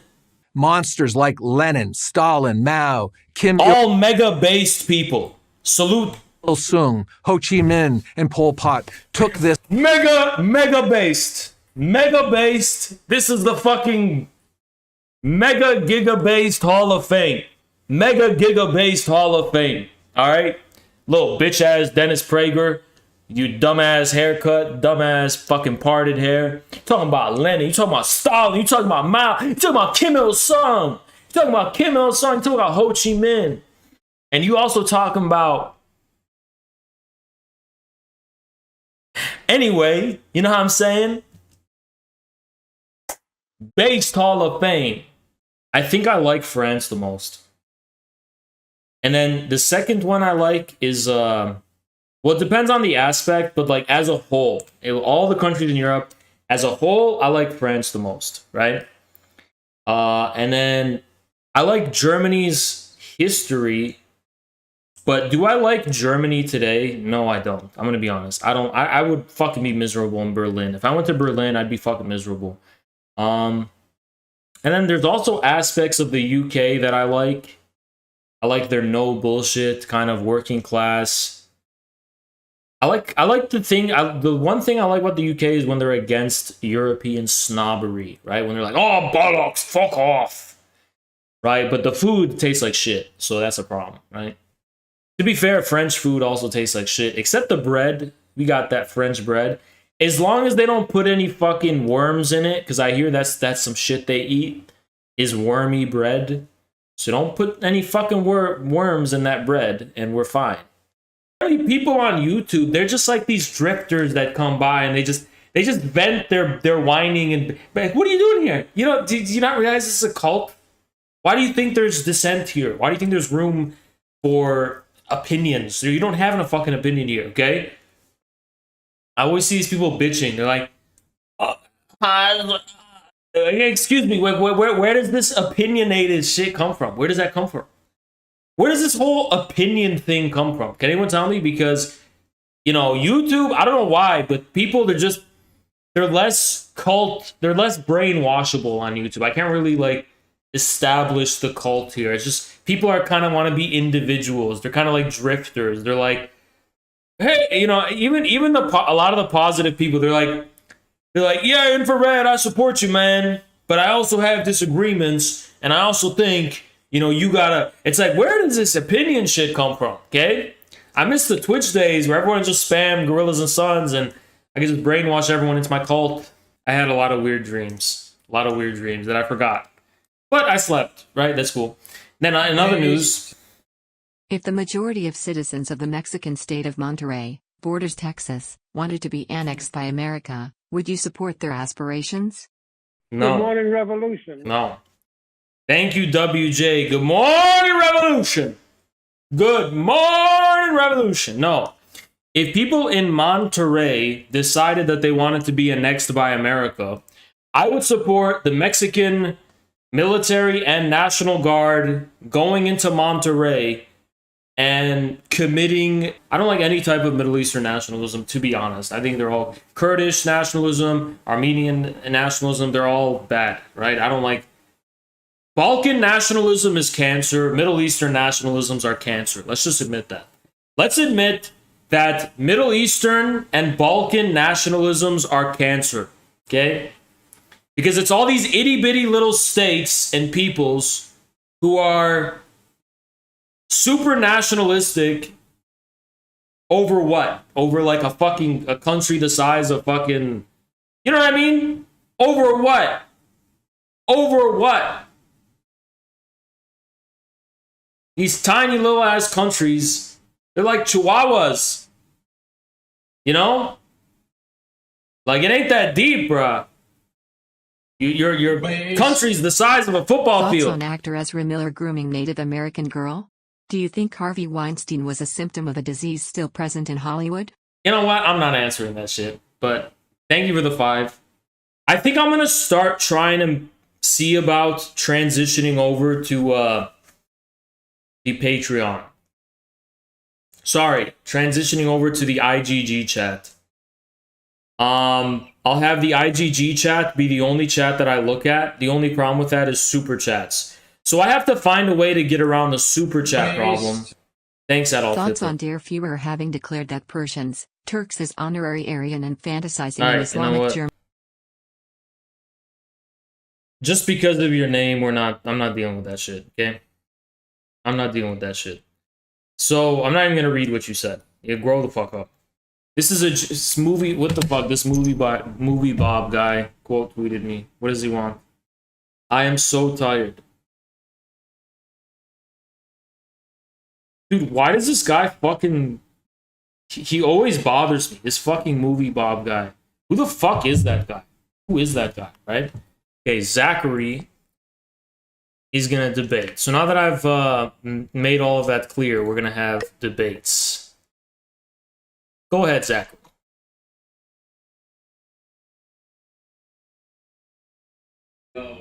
I don't have shit to say. I accidentally clicked that button, but man, you're the fucking dude. All right. So that's not going to be a debate opponent. This is the main illusion of Adam Curtis's documentaries, is the idea that we're all starting from the same place of like normal, right? We all have this normal state of mind, and he's like, what in the world is going on? Aeroplanes, there's TVs on city streets in it. The world is like, but where are you starting from? Where did we start from? Right? Why are you making it seem like things have been normal before, right? So I don't like this dude, Adam Curtis.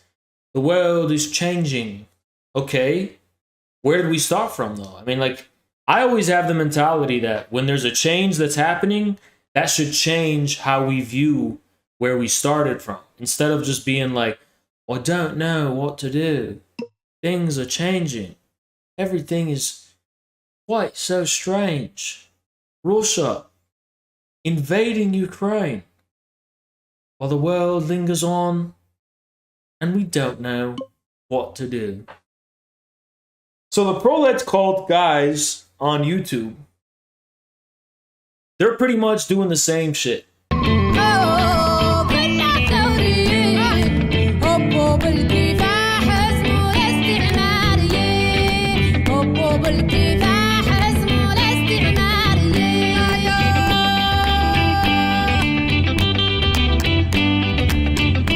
Imagine if instead of dancing, people just enjoyed music like this.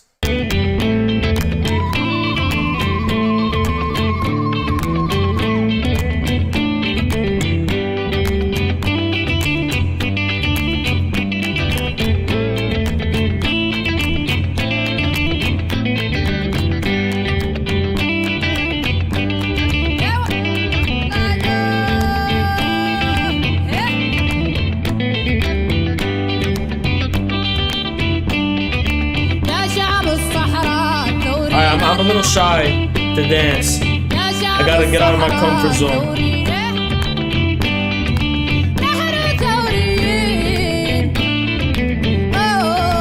I'm blushing a little bit. See how red my face is? I'm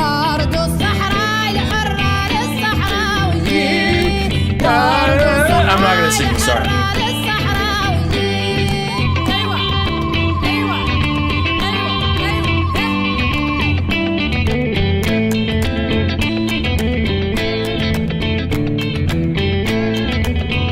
Listen, if the Moroccans are mad, y'all give me a better song than this. You can't, so you lose. I'm sorry. I support this independence movement because they have better music. Sorry. And maybe if y'all's king stop supporting Israel, that will help too.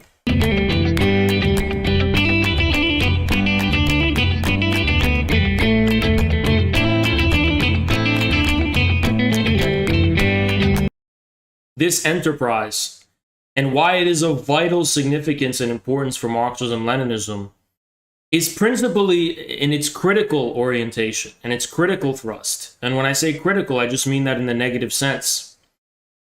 Now, chat, I want to ask you a question. What separates me from Jason Unruhe or Fellow Traveler?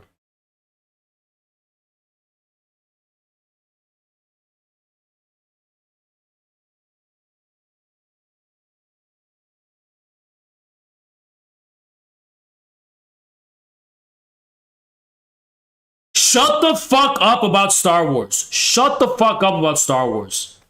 Or you're getting banned.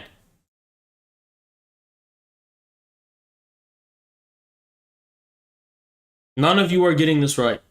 Which means none of you have been paying attention to anything I've said. None of you are paying attention. I'm Mr. Krabs today, and we're going to be hunting for some Squidward tentacles. You understand? We're going to be debating Squidward. We're going to be debating Squidward tentacles. And we're red as hell in this bitch because I'm Mr. Krabs. What up, Gopher? Thank you so much. Tonight. Gorilla. Gopher right here. We straight soldiering out in this bitch. Red like Mr. Krabs. Going to take on that motherfucking blue Squidward. That's what I got to say. Think I give a fuck about that bullshit? You work for a fucking Washington Post? I'll wipe my fucking ass with that Washington Post. Washington Post on my ass. Wipe it all off on the toilet paper. Charmin extra strong. That's what I got to say about your level of talent. Oof. Look at that. Look at that.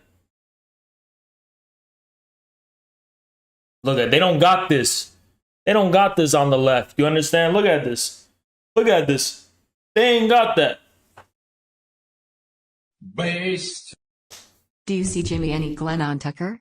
Also, Cenk Uygur smearing Jimmy Glenn and Brianna Joya Gray as fake left?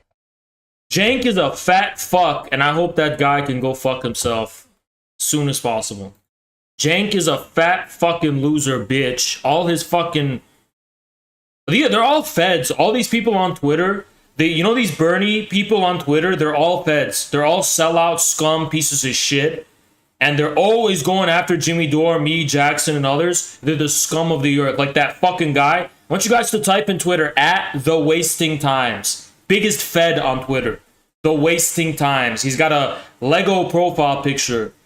And his name is Ogle. The Wasting Times. That little bitch is one of the most... That's all Bernie's people. That's all from his campaign and from his movement. It's a DNC version where they co-opted Bernie's shit and they implanted these deep state, progressives to hijack the whole thing.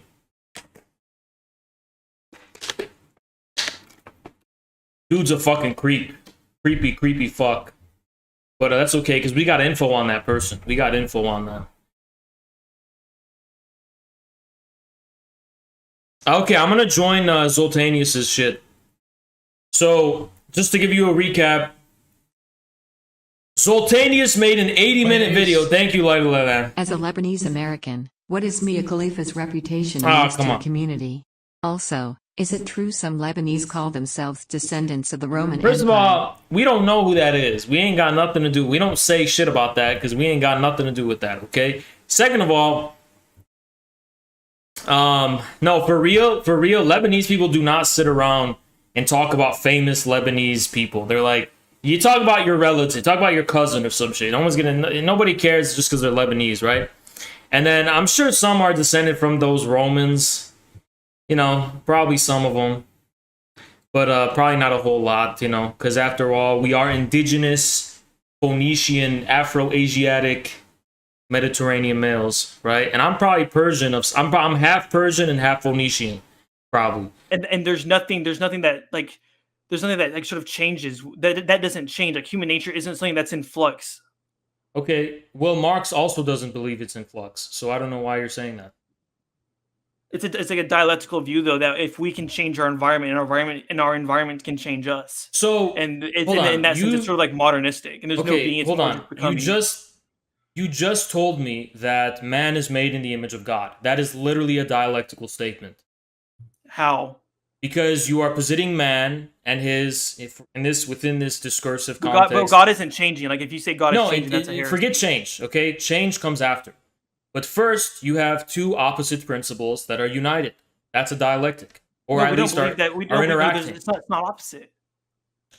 Within the discursive, hold on. Within this discursive context, it is an opposite. Otherwise, the identity of God and man would be indistinguishable. That's what. Yeah. Except that's what we believe.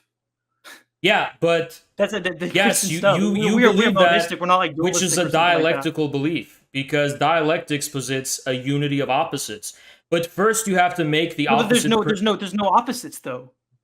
But you are literally saying the unity of man and God, and you're beginning with two opposing intelligibles, which you're reconciling. You have this a priori assumption that they're like different. No, I don't. But I'm not saying they're different. I'm just saying, in order to give expression to the unity, you have to also give expression to the opposing principles. Just like the Trinity within Christianity, all three represent one God, right? But you have to give expression to all three principles, or else the notion of the Christian God, at least, is not complete. Just normal people, you show them like, hey, do you really think the communists are these like blue hair fucking degens and like furries and shit? And it's like, I mean, there's clearly something off about that association, right? So, not just at an aesthetic level. I think everyone here on the panel agrees with you on that one. Yeah, I think we look at a blue-haired freak. We don't go and say, "Oh, that person's a commie" just because they're waving a hammer and sickle. Like, yeah, I mean, like, what do you think would happen to those type of people under Stalin? Like, yeah, I don't think Stalin would tolerate furries. I think Stalin would probably think they're mentally ill, and I said that the fact that the Greek Communist Party were anti-gay was insane and sickening. Okay, sorry, it wasn't even up. Okay, you know what? This is like, what do you mean? This is so cute. It's like fucking so naive. This is the most naive sentence I've ever read in my life. This is like when the communists, this literally sounds like when communists in the 50s found out that they were gulags in the Soviet Union. They were like, oh my God!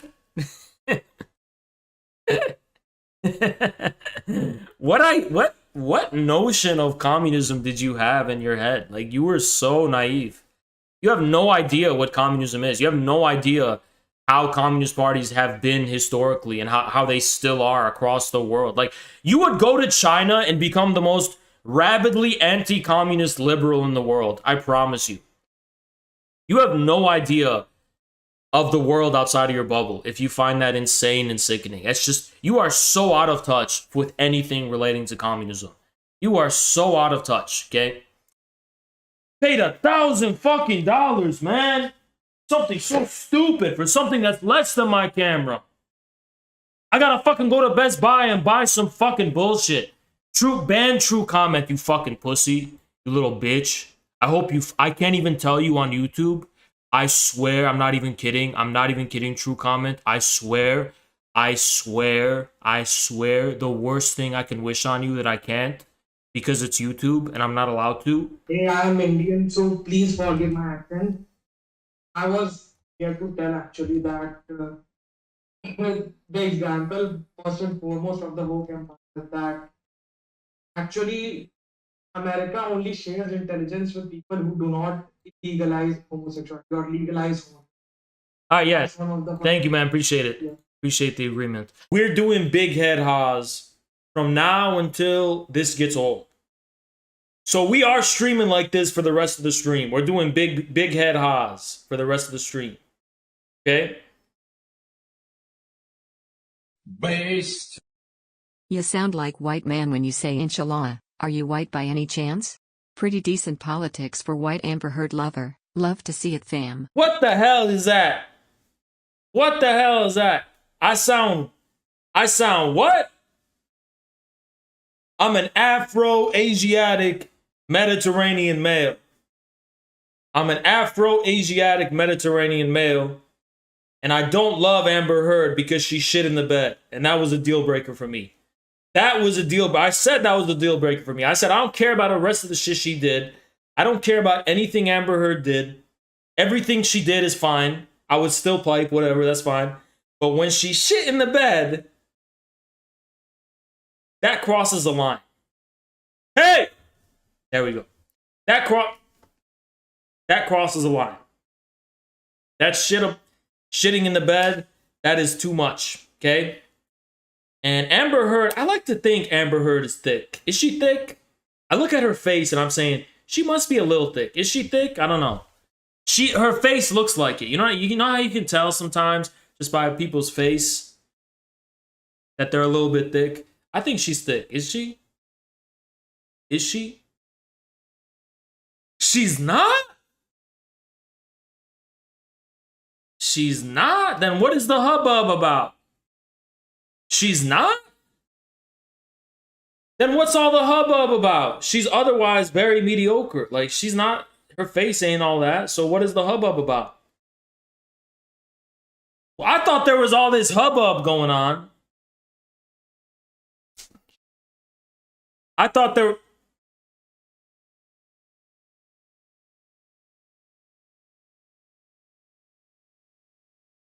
I can't fucking believe this. I can't fucking believe this shit. I can't fucking believe this shit. It's the fucking door. Get the fuck out of here, you dumbass door. Now we're good. We gotta look tougher than Putin, dude. Boris, you're fat ass. You're gonna look tougher than nobody, man. And look, if every single one of these dudes took off their shirt, they would still not be as fit as Putin is. They would still not be as built as Putin is. If every single one of them took off their shirt, Putin would literally take them all on one by one. So let me explain to you Putin's strategy for fighting every one of these people, right? So how Putin would deal with Biden is that he would just Putin would just kind of like grab Biden a little bit and then slowly push him to the side, and then Biden would like flip in like a cartwheel. And he basically, he'd be unconscious. All you had to do is grab him a little bit, very gently, and just gently put him a little bit to the side. But he'll just fall over and shit, right? And Boris, all Putin's got to do to Boris is pretty much, you got to take that belly. He's going to do that fatal belly attack. And then with Macron, that one is even easier, right? In order to deal with Macron, all Putin's got to do is, he's got to bribe him with 80-year-old pussy, because Macron loves that shit, okay? Macron loves that shit. So all Putin's got to do is say, oh, yo, Macron, I know this Irma, I know this fine-looking Irma. She's, 79 years old, Macron, and we don't gotta fight if he... That's all he's gotta do, okay? This is not a comeback for an old person. This is something you would expect Twitter employees and people working at CNN and people who are in education, in academia and shit, they would find this like a huge clapback, right? But weirdly enough, so remember what I said, right? Weirdly enough, this tweet got 650,000 likes. 650,000 likes.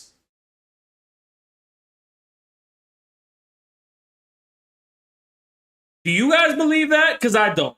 I personally don't believe that there are 650,000 different people who clicked like on this tweet. I think there was probably a total of 1,000 real people who clicked like on this tweet, which is the entire staff of MSNBC, CNN, the Young Turks, and like all those people, they clicked like. But the rest are bots. This is the most botted fucking tweet I've ever seen in my life. This is the most botted tweet I have. I've never seen a tweet that was more inauthentically presented as representing, oh, this is what everyone thinks, man. Everyone agrees this is such an own. No, nobody fucking thinks this is an own. Absolutely no one thinks this is a fucking own. This is the most fake shit I've ever seen. This is the most fake shit I've ever seen, okay?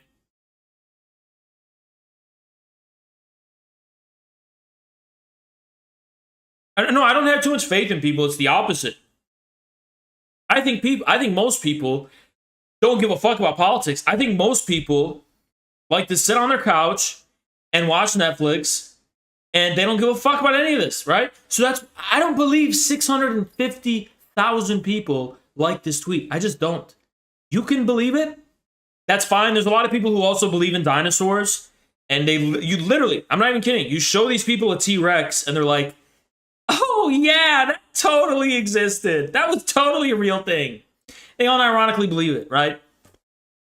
So man, if you want to be one of those people who believes in dinosaurs, that's fine. If you want to be one of the people who think that this tweet actually, that 650,000 different people actually spent their time clicking the heart button on this tweet, you can believe that too. I'm just not one of those people. I'm not one of the people who believes there's like a 30-foot fucking lizard with big legs, and now they're saying it has feathers. It's so fucking stupid. You could be one of those people who believe that. I don't fucking believe it. Okay. Again, it's two types of people in this world. There's people who have the courage of just saying, you know what, that's bullshit. I don't fucking believe that. And there's the people who are like, but Bill Nye said it. That's Twitter. Don't be a conspiracy theorist. Don't be a conspiracy theorist. And you can call me whatever you want. You can call me a conspiracy theorist. I don't care. I personally don't believe that this is real, right? Right-wing conspiracy theories hinge on the idea that all of the resistance seen from marginalized groups against the U.S. is actually something a hidden elite wants. By positioning their resistance as part of the ruling plot, it justifies reactionary opposition to those groups. Reactionary opposition to marginalized people. Us. There's just these marginalized people. They're like forest fairies. They're like forest creatures. And they all come out of their homes. And it's a bunch of fat POC trans people on wheelchairs. And they come down their ramps on their homes. And they all come out to protest because of their oppression.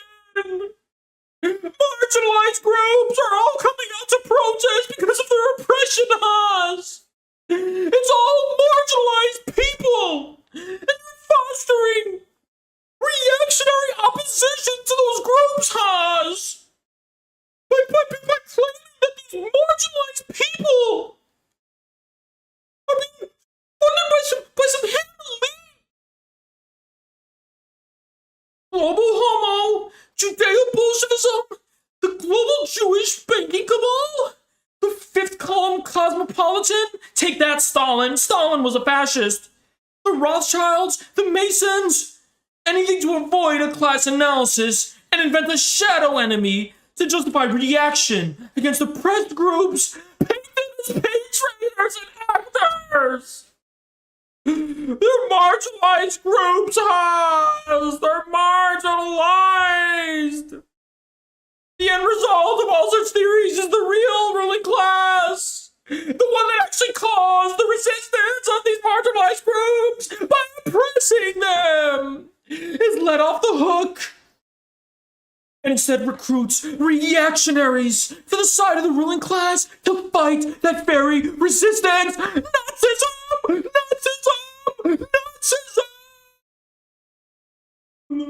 Nazi! You're a Nazi! You're a Nazi! Everyone's a Nazi! Shut it down! If you think I'm exaggerating, check out the fucking racists in orbit! What is this shit? What does this even mean? Okay, you know what? I can't cover this. What does this even fucking mean? The gorillas... What?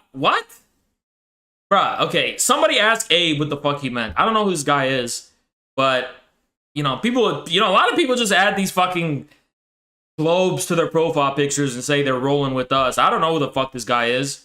I don't follow this guy. I don't know who the fuck he is. So, yeah, I don't know what the fuck that is.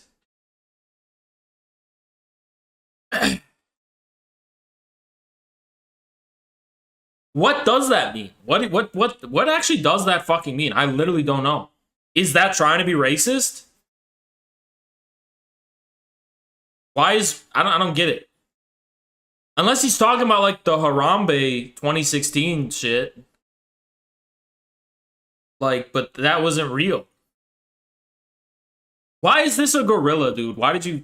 Yeah, that's we don't do that shit, okay? Forced diversity, white replacement theory. The list goes on, and with these types of fascist theories, which the Pat Socks are increasingly cozying up to, even cancel culture, political correctness exist at the tip of the iceberg. You talk about cancel culture and political correctness, you're talking about white replacement theory. Things as simple as black or LGBT representation in media are seen as dastardly ruling plots rather than mere ruling class concessions to the raging people. The raging. The LGBT people are raging in the streets, and it's scaring Disney so much that Disney is adopting LGBT in their movies because they're scared of the LGBT people raging in the streets. The degenerate mass is being led by the conniving Jew to undermine moral, pure, uptight, civilized nation. The right-wing pushback against multiculturalism was exactly that. Cancel culture is also just white genocide light. An invisible hand. If you talk about cancel culture, that means you're talking about white genocide. Invisible hand, Jews, Soros, trying to purposefully push the great white nation out of media to appeal to the degenerate, anti-nationalist, ethnics, and gays. It is so exactly Nazism. The advances of the oppressed are repackaged, and the agenda of a shadow elite, not class. The bourgeoisie is not in the ruling elite. It's not. That hates the nation. The point is to whip up reactionary nationalist fervor in defense of the ruling class against the Fox elite, aka oppressed groups like Jeffrey Epstein, who was a POC male and was oppressed. Oh. Okay, so guys, all of that in response to this tweet. I typed one sentence. Okay? And I even put a question emoji. And all of that is this. We got all of this, okay? All right, and it got 700 likes. It got 700 likes. All right?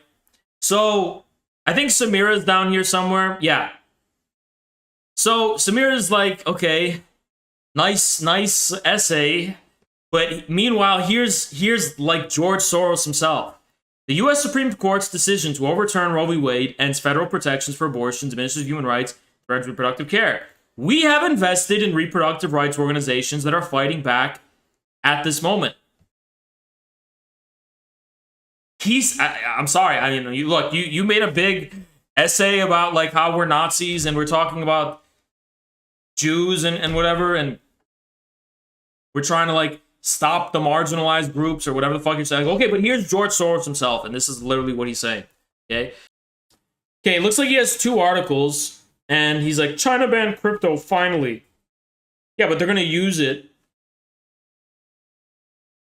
This is clearly like a right-wing liberal kind of guy who's like, yeah, I don't want people to have crypto because it's a way to like get rich without getting salaried through the social democratic institutions that I call the base of the working class, like academia and shit.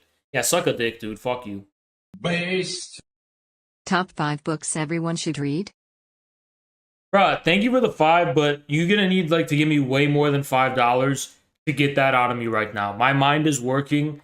It's barely fucking working. You are demanding such pain and agony from me to try and name the top 5 fucking books of all time. I'm almost mad at you. You know what? Refund your $5, dude. I'm actually mad at you for asking me that fucking question. Like, the top 5 books of all time? What? Okay. Bruh. That is the most mentally draining question I've ever heard in my life. Okay? Why do you pretend to be Arabic? I don't know why I pretend to be Arabic. You dumb fuck. I don't know why I pretend. Because I'm the guy who gets stopped at the TSA. You stupid bitch. You stupid fuck. All they have to do is read my name and I get stopped at the TSA. So, why do you pretend to be Arabic? Shut the fuck up, you dumbass. You're a literal fucking retard. You're mentally retarded. I'm not a real Arab until I'm at the fucking TSA, and then I'm a real Arab, right? Go literally suck my cock. If I have to have the bad shit that comes with being an Arab, I get to have the good shit too. And you get on your knees and suck my fucking Arab cock. How about that? There's the Shinzo Abe thing, which I covered yesterday. And the one problem with that is I just don't give a shit, right? That's the one problem with the Shinzo Abe news coverage. I don't care, right? That's a problem, isn't it? I just don't give a fuck. New Amauta, who represents... he's not even a tanky, he's a sock dem. He's a lib shit green sock dem. He's saying, I bet you're too scared to talk to me on your space. Motherfucker, I cannot even see... You can look on my stream. I don't even see your request. So what the fuck are you talking about? You goddamn fraud. Sock them ass, motherfucker. Goddamn Austrian Social Democrat Rainbow Coalition, motherfucker. You don't have a place in the vibe ship, new Amauta. New ass moutha. You got a new ass moutha because there's nothing but shit coming out of your mouth. I debated you and destroyed you very cordially and respectfully for 5 hours. You want to come and run your mouth in front of a big audience for clout. You goddamn tool of the goddamn British Empire trying to do depopulation fucking agenda. You don't want to unleash the forces of production. You want us to return to the so-called Mother Gaia with your cringy green agenda. The mecha tankies will mow your bitch ass down. Fuck you. 210,000 words is the biggest, book that I've ever written, right? It's 210,000 words. So Destiny getting that close to me, I'm like, fuck, maybe what I did isn't that impressive, right? But then I clicked the picture and it's 30,000, okay? That's not impressive. 30,000 is not impressive, all right? 30,000 is fuck, bro. You don't know what kind of writer I used to be. I used to shit out 30,000. I wrote a 60,000 word polemic in one day before. In one day. Did I leave my room? No. Did I shit in my pants and piss in bottles? Yeah. Yeah, we're against America, but that doesn't mean we're pro-China and China's injustice, right? So that was Ahmadinejad, and they're like, they kind of see India as their leader, right? And you know which streamer actually represents this? It's the pedophile Bad Empanada, George Ganitis. He actually epitomizes this kind of non-aligned stance more than anyone. Kind of has this thing where it's like, yeah, we meme and shit about the axis of resistance and we meme about Putin and stuff, but we don't take it seriously and we only do it because we think that the pro-NATO people are hegemonic right now. But they don't really have any loyalty to the kind of counter-hegemonic forces in the world, right? They don't really believe in they don't believe there's a dualism between hegemonic and counter-hegemonic. They believe in the global south and the third world as this kind of mishmash of kind of non-aligned interests, like indigenous tribes and shit. They kind of have this liberal realism where they don't really believe in good guys in a way, right? They kind of, as naive as that sounds, they just kind of believe in they don't believe there's any meaning to what's happening politically. They just think they think reality is one big joke, and that, the only morality is basically promoting local indigeneity and environmentalism as a form of resistance against, global capitalism, and everyone's a bad guy. It's kind of it's kind of this third way anarchism, right? Are you a leftist? Define leftist. Whatever. You get a party of 5 people, and there's going to be drama among those 5 people. You have to wade your way through this challenge of just being able to have a fucking organization in the first place before you can consider anything. So right now, yes, the objective is survive. Objective is survive. Get in that Communist Party, prepare that Communist Party, and whatever's going to happen in society is going to happen, and we don't even have the organization to address society right now. We're fighting amongst ourselves, and there's nothing we could do about it. We have to win this war amongst ourselves before we can even address society. I drive truck. I literally work every waking hour of the day. What are you doing right now? Sitting at home. It's my day off. Okay, so on your days off, you can produce content. Why wouldn't you be able to do that? Because I'm asleep. Do you think I uploaded every single day at first?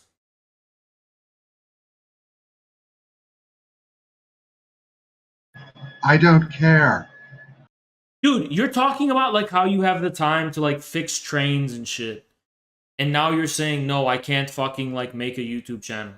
You need my platform. Yes, because when we emancipate the laboring class, they're going to actually have time instead of, mixing coffee for a living. You need to my useful things. You need my platform to do this, right? I need you to stop horsing around. But no. You want to boss me around. But you need my platform. So you seem to know how to make a platform because you seem to think I just inherited this platform from my parents. Like my parents passed away and they gave me in their will that I would have 500 viewers per stream. You seem to not understand how I got to the prominence I did for you to even have known and found out who the fuck I was. So for you to sit here and try and like lecture me on how I should conduct myself publicly without knowing anything about how to grow a platform to begin with, it's just fucking stupid. If you're in a position to be talking down to me about how I should conduct myself in public, then you shouldn't be sitting here saying, "Oh yeah, by the way, Haas, I also need your platform."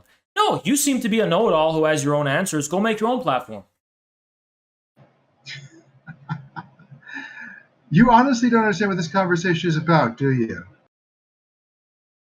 I know exactly what it's about. You're a know-it-all who wants to come here and who say, "Oh, this guy has a lot of viewers, but I happen to know what's wrong with him, so I'm going to boss him around so he could have 0 viewers like I would, because I don't know shit about how to grow a fucking platform.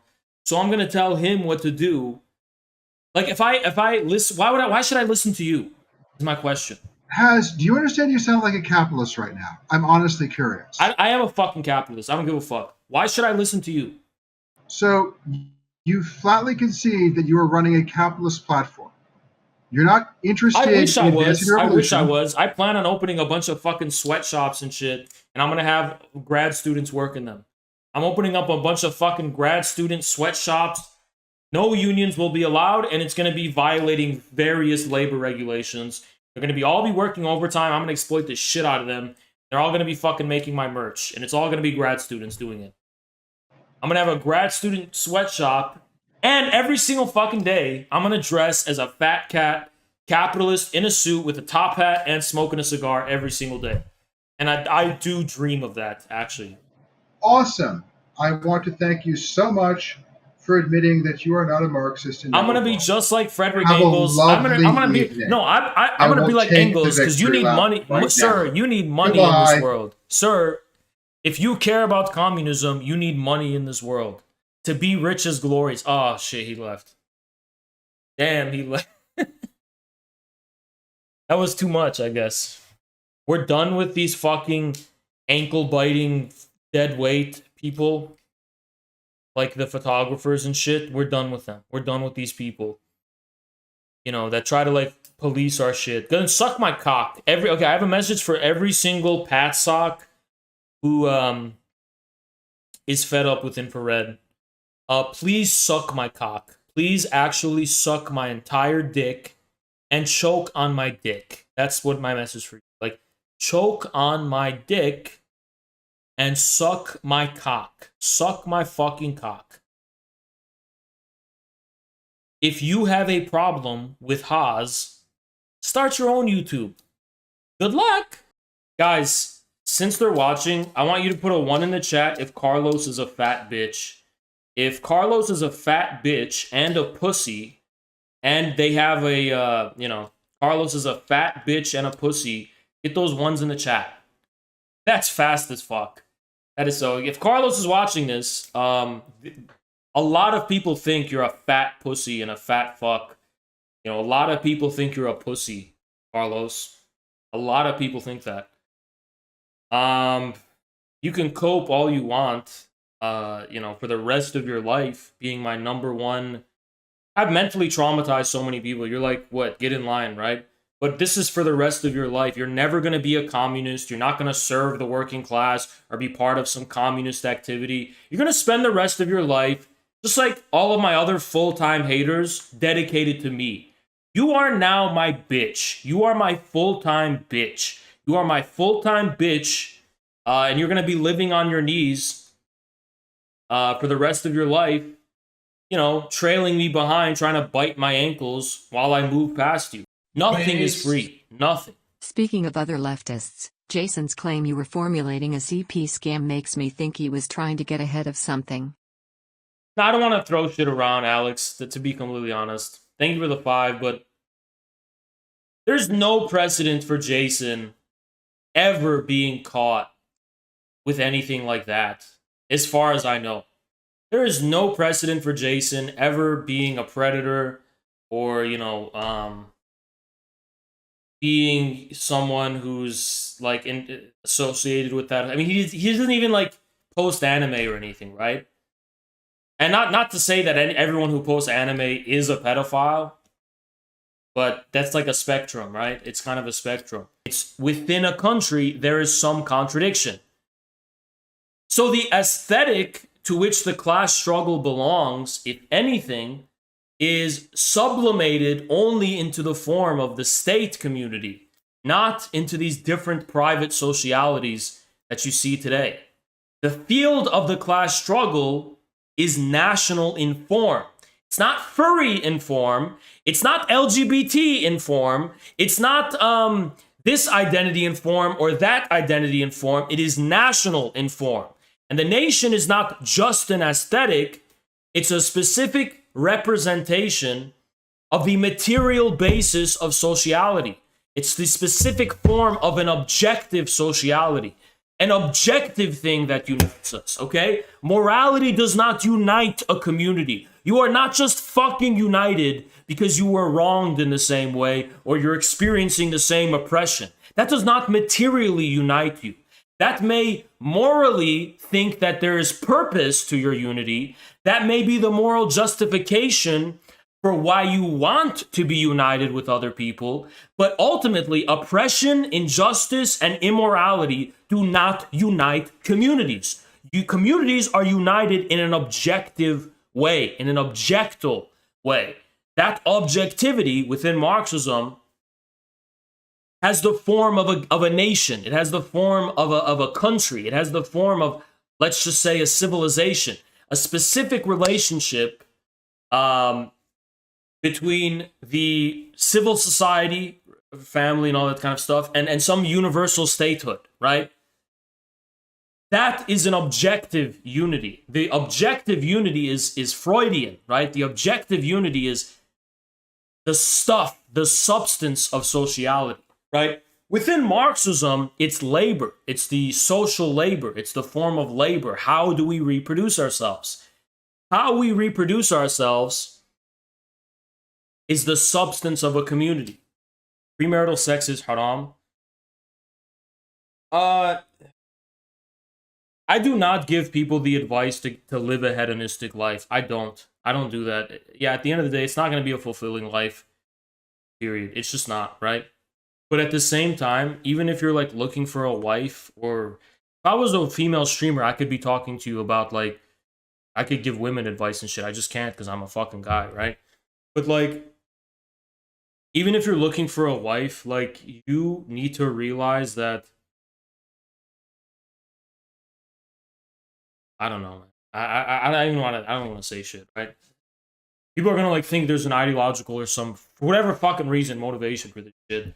Like, you need to realize that the opposite of what you think is true most of the time. That's all I have to say. Like, the opposite of what you think is true is the case. Because men and women are opposites, right? So a man who thinks like that, oh yeah, because I want like a wholesome waifu who's always smiling at me, that must be what women want from men, right? Okay, good luck with that. Good luck, right? Good luck. I mean, I don't want to fucking convince you anything. Good luck, right? But I just find it sad that it took this Andrew Tate guy to come on Twitch and say the same shit that me and Zerka were saying for like half a year. And no one believed us because they all thought we were fucking bullshitting, right? But yeah, I guess whatever, right?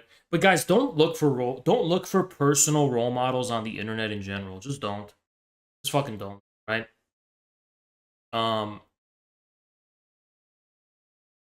Just don't. In general, right? Andrew Tate is not gonna fix your fucking life up. He might make you feel a little shame for being such a cuck the whole time.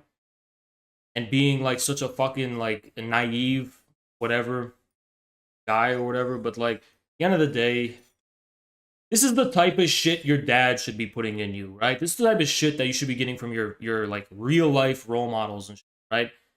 It's pretty fucking like there's not. Let me tell you guys this, right? For me, the tragedy is that there's a debate. The tragedy is that there's a debate because whatever people like Zerka or that Andrew Tate guy, whatever advice we will ever give you in real life, just know reality is way more brutal than that. Just know that. Just know, like, whatever we're giving you, it's actually more brutal than that. Like, this is the tip of the iceberg of how actually brutal real life is compared to, like, the discourse on the internet. That's really all I could... That's all I could really tell you, right? It's way, way more brutal. And the public does not even deserve this advice at all, right? The reason the public doesn't deserve this advice is because human beings have this inherent evil willingness to believe in people just because they're popular. So when Hassan is giving you advice, people believe it, not knowing that the only reason Hassan is ever successful in his, like, you know, relationship life or anything like that, it's literally just because he is an extraordinarily good looking person. And that's the only like he's like a male model pretty much, right? And that is the only reason he is ever given the time of day. There's almost no other reason at all. But, you know, all of you average people out here who are listening to Hassan's advice, good luck, right? Or listen to the advice of these famous podcasters like Chapo, right?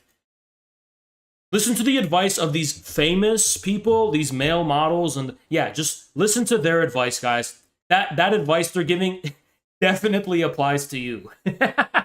These millionaires giving you this advice, it definitely applies to you too, guys. Don't worry about it. It definitely applies to you, right?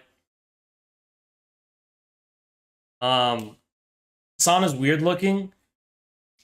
Maybe he is now, but he does that on purpose. No, I mean, obviously Hassan, naturally speaking, is a very good-looking guy, right? There's no way around that. But he does make himself look weird, obviously, yeah. But, you know, he's a good-looking guy, right? Head shape is weird. Now, guys, come on, don't cope. Just because someone's a political enemy doesn't mean we're gonna start coping and denying reality. Obviously, he's a good-looking guy, right? But and the whole thing about him having a small head, I know I've made fun of it a little bit before, but I only did that because, like, it's a meme, right? I really don't see that he has a really small head. I just don't see it, right? I think the small head thing is a cope because this dude pretty much has no flaws except his own fashion taste and shit. But the way he grooms himself and the mustache and shit. But like, yeah, Hassan is definitely a good-looking guy. The way you guys should cope about it is not by denying he's good-looking. Just say some shit like Lysenkoist epigenetics will have him slowly transform into an ugly guy because of his ideology, and his offspring will be ugly. That's what you have to say. Like, he inherited some, like, Ottoman warrior shit, right? So that's why he's good looking, because that wasn't from him. That was from like some lineage of some virtuous, honorable Ottoman warrior. And that's why he got those good looks. But he's fucking it all up with his current ideology, so his offspring are going to be ugly as dog shit. That's how you got to cope about it. Don't cope about it by saying he's ugly. That's fucking stupid, right? So I had a friend, and I went to their house once, and it was like their sister or some shit or whatever, someone they were living with. And she was like a Chapo listener pretty much, and she like had this fucking dog that would not leave me the fuck alone, right? It was a really aggressive kind of like pit bull dog. It wouldn't leave me alone, but I wasn't complaining. I wasn't doing anything because I understood that this is their ways. It was licking me all over, and I was just not reacting. I wasn't doing anything. I didn't say a goddamn word, and I wasn't doing anything at all, right? And one of my friends was like, oh, yo, we should put this dog downstairs, right? And she blew up at me. She blew up at me. This is her home. If you don't like it, get out. This is her home. You're a guest. This is the dog's home, and you're a guest. If you don't like it, you can get out. I didn't say a damn thing, right? But this is how I know that they love their dogs, right? It was a way to project their racism against me by defending their dog, right? Was she Swedish? Probably. In origin, probably, somehow. But yeah. Yeah, all that for this ugly fucking dumbass dog. And it was an ugly ass dog too. That's what's sad. An ugly dog shit dog, right? That's funny, T1000, you dumb fuck. Because normal Americans will literally yell at their dog if their dog is bothering a guest in their home. And please give me an example otherwise. If you went to a normal American's house, yeah, they love their dogs. That's fine. Man's best friend. But if the dog is bothering a guest, they'll be like, hey, stop it. Sparky, go away, Sparky. Bad dog, right? Because man's best friend doesn't mean Americans literally fuck dogs. That comes from Europe. That's what the Europeans and the vegans have taught these hipster Americans to do. Get a cat. They're too small. I would get a cat if they were giant, like a tiger or something, but those will eat you. They're not a bunch of fucking like freaks and cringe losers. They're actually cool people, and that's because Chapo is actually cool, because Chapo makes funny Italian jokes about funny Italian sounding Waluigi is really funny and stuff. They have this really cringe fucking sense of humor, which is entirely politically correct still, completely compatible with like the woke moralism that leftists have that makes them the biggest buzzkills in the fucking world, who, are these piercing-eyed fucking like fanatics that fucking you can't tell any jokes around or have no sense of humor whatsoever. But the Chapo people make it possible for them to have a sense of humor, right? And this has given the band kids of America, the confidence to actually start being public. There was this fat, disgusting, grotesque tweeter who says something. I can't wait for Chapo to do a riff on you. What is a riff? Who uses that word riff? They did a little riff on you, man. They're doing a little riff on you, man. They kind of just riffed on you. Haha. They riffed on you, man. You wouldn't know this because I go to the Boston, New York vintage arcades that are super hipster and super vintage. But you're not cool enough to do the riff, man. Chuck E. Cheese pizza, man. I'm doing a riff. I'm adopting this vocabulary and deliberate aestheticization of 1980s cheese to make it seem like I'm in the know about the fact that although this was in the past, it's still cool, man, and aesthetic. And I like that whole synthwave, vaporwave aesthetic. That whole vaporwave aesthetic with the purple grids in the background and the rainbow thing and the 80s. 80s, man. So yeah, I'm in the know, man. And adopting this 80s aesthetic and like riffing on people, man, that kind of like puts me at a distance toward the society in the present, giving me the impression that I'm just above it all. And I'm smarter than everyone because I wear my little glassies. I wear my glassies. So I'm smarter than everyone, man. And I'm doing riffs on people, man. So I'm wearing my glassies. And I'm filtering reality with my glassies goggles. And my glassies goggles allow me to be above the immediate surroundings around me and above the contemporary reality that we live in, man. And I'm always in the know. I'm always in the know that climate change is about to destroy our planet and capitalism is super uncool, man. But here's the thing. At the end of the day, I know this, and the fact that other people don't know this makes me way more cooler, man. So I'm riffing on that Haas guy for being a super sexist, super reactionary, super racist, and super transphobic douchebag. Riffing on him. Da-na-na-na-na-na-na. Riffing on him. Da-na-na-na-na-na-na. Riffing on him, man. Italian jokes. Waluigi, man. Ha we want to make racist, edgy jokes, but we can't. So we're just going to play with the Italian thing because we're in New York and we're hipsters and Bada-boo pizza, pizzeria, Waluigi, spaghetti frangellini, Italian, Italian. Sopranos, man. I'm doing a riff on him, man. I'm a Brooklyn hipster who's above the whole world.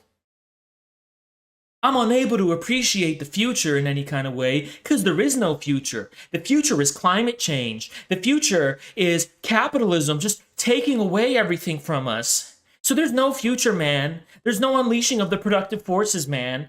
There's no sense of, look, the 80s had it right, man. Irony. I'm ironic about everything. I don't take anything seriously. I don't identify with anything. Because I'm above it all, I only identify with the irony of our situation.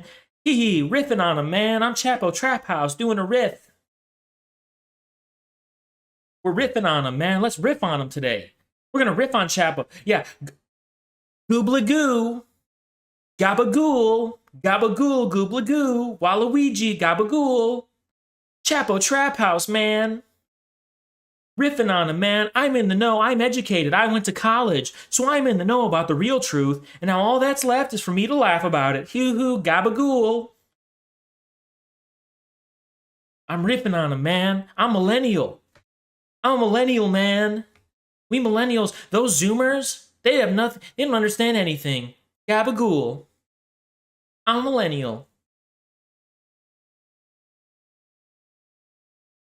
Accelerationism scares me, man. That Nick Land guy's really scary, man. Because it's like really toxic, man. I like the blue people from Avatar, man. I don't like the unconditional unleashing of the force of production, man. I don't like the unconditional flow of history and fully embracing the inevitable destiny that sets before us without any hesitation and without any reproach or recourse into anything else and fully becoming what one is unapologetically and without any hesitation. That's completely impossible, man. I just riff on people because I'm above it all, man. I'm above it all. All right, let's check out our Chapo Trap House. Fucking hate this guy so much already. I fucking hate this piece of shit. Fuck this fucking drama band kid piece of shit.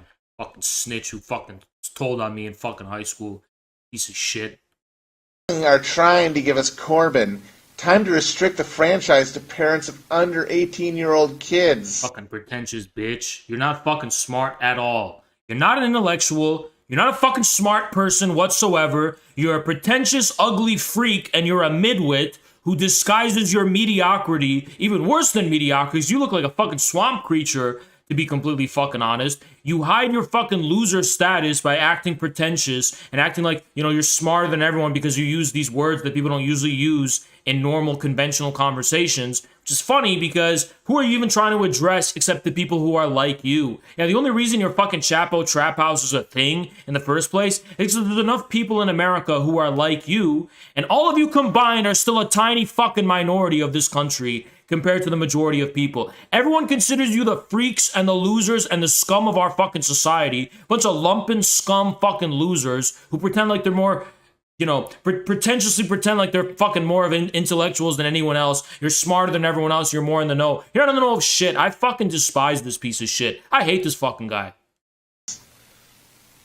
How about we fucking put you in a barrel and roll you down a hill? How's that for a fucking idea, you fucking tubby shithead?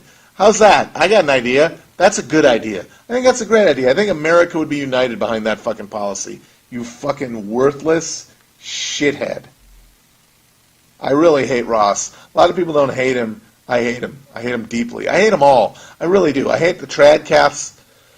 My hate is pure in the Alexander Coburn sense. I really do. What a quirky guy. I hate them all. What a quirky artist. This is what an artist would say in a movie. This is what an artist would say in a A24 movie. In a scene. Quirky artist. Great guy. Such a deep guy. This is a really deep person. Got a lot of depth. I can't not hate them. Like, I look at them, I read them, and I don't feel like that kind of like, oh, this guy's funny because he's stupid. I want them, I hate them. Maybe that's bad. Maybe I shouldn't hate him. Maybe that proves that there's some sort of dark heart within me, you know? I'm like Lenin, you know, give me control of the state, and I'm going to start doing purges and, you know, creating the fucking checkup. But you know, for a nerd, like, your entire personality is based on, like, knowing things, right? But you manage to, like, not have any knowledge about anything relating to the things you're talking about at all. Like, oh yeah, like, see, this is what I'm saying. I'm gonna break down their personality right now, right? So they're basically saying, oh, maybe I should be like Lenin, you know? And then when he says that, it's supposed to, like, give a connotation to the audience, because the audience is also supposed to be in the know about Lenin, right? Of course, the only people who are, like, educated about Lenin in this country are going to be, like, nerds to some caliber, to some degree. But Chapo, they're not nerds. They're the cool nerds, right? So all the cool nerds are just going to let that slide and be like, oh, yeah, like Lenin, yeah. Lenin purged the state. But Lenin purging everyone once taking state power isn't like some commonsensical view that normal people have. It's the commonsensical view that midwit nerds have, right? So you see how this works? Like, a cool person will drop some knowledge, common knowledge that everybody knows, right? So they'll be like, "Yeah, I'll be like a bird flying in the sky." Everyone knows that birds fly in the sky, right? But he sanctifies the midwit ignorance that nerds have about history, as if we're supposed to take that for granted. Like, congratulations, you were taught in college some bullshit about Lenin.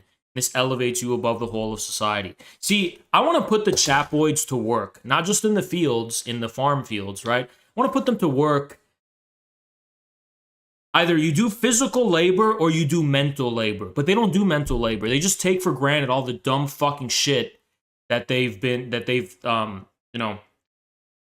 led to believe. But the difference between them and the average American is that the average American might be brainwashed about a few simple things, but they just have a few extra steps. They put on their glasses and become nerds, and they adopt this, like, reflexive knowledge of history and of politics and stuff, which is still wrong and still ignorant and still short-sighted, but it's just a little bit of a layer above the common man and the average person for them to feel like they're still superior, right? And then you have dragons like me in the fucking sky, right, who just dwarf these people, like, in every respect, right?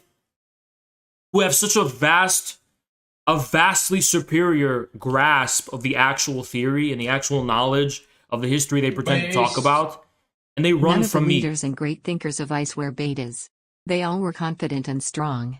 Trotsky was these people's hero, and he was a nerd. Absolutely, you're so right, Chris Morlock. Thank you so much for the dono, by the way. Kind of much appreciated. But yeah, it's like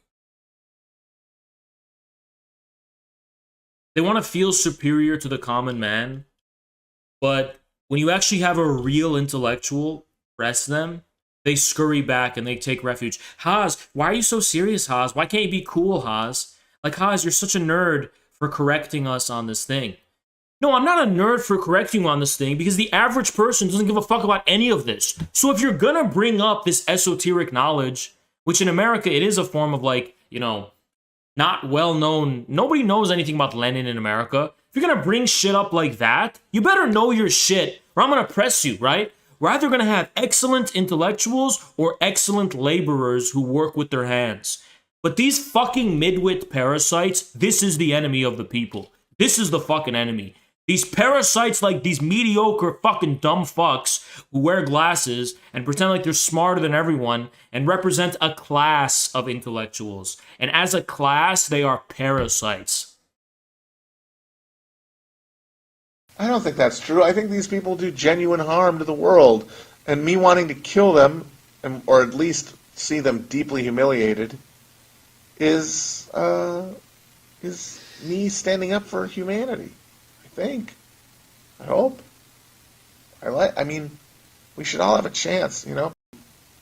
I mean, I don't want to get too Schopenhauer-y, but, you know, cursed with that burden of consciousness can at least experience as much richness and love and safety and security as anybody else. I can't say a slur, so I can't say it, but wow, what a... Yeah, yikes. I mean, like, what a... This is the most cringe shit I've ever seen in my fucking life. At the end of the day, at the end of all of my irony, and at the end of all of my humor, and at the end of all the things where I'm posturing that I'm superior to everyone, what if this is all about love and comfort and security and making us feel good so we can save the planet and have a wholesome Chungus post-capitalist world? It's about love, and the movie The Blue People from Avatar, it made me cry because it was so wholesome Chungus. See, when you get to the serious kernel that's behind their ironic posturing and their so-called comedy, it makes you want to vomit even more than when you hear their pathetic attempt at humor. When you get to the serious kernel of like what actually motivates these people, what are the things they actually take seriously, it's even more grotesque and disgusting than how they look physically. Like, how can you look at someone who didn't choose to be born, who did not choose their abilities and facilities in this world, and say you deserve nothing but pain and torment until a horrible death? And I deserve everything.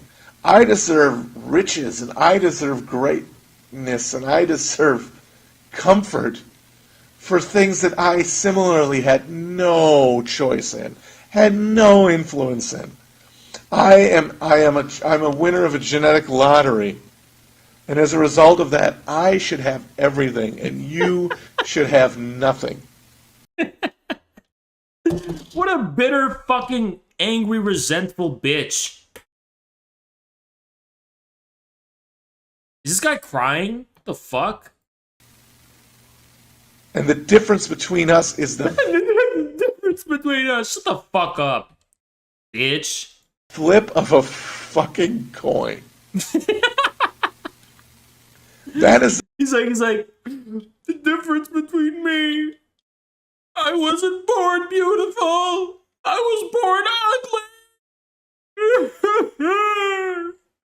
This is literally an incel rant. At the core of it, it's a fucking incel rant. It's a monstrousness that I can't abide. Look at these scumbags. These scumbags, they will literally dox you. They will hunt you down. They will call for Antifa to bash your head in. They don't give a fuck about violence. They don't care about any of that shit. Mercilessly, they want to fucking kill you. They want to fucking destroy your life. They want to get you fired from your fucking job. They want to make you lose your fucking income. And they want big tech to fucking ban you, right? But I'm supposed to feel sympathies for this fat pussy who's crying, right? This fat pussy crying, I'm supposed to feel something for them. When these people are the most brutal, merciless, fucking stabby motherfuckers on the internet. I'm supposed to feel bad for this fat pussy crying, right? Fuck this guy. I can't.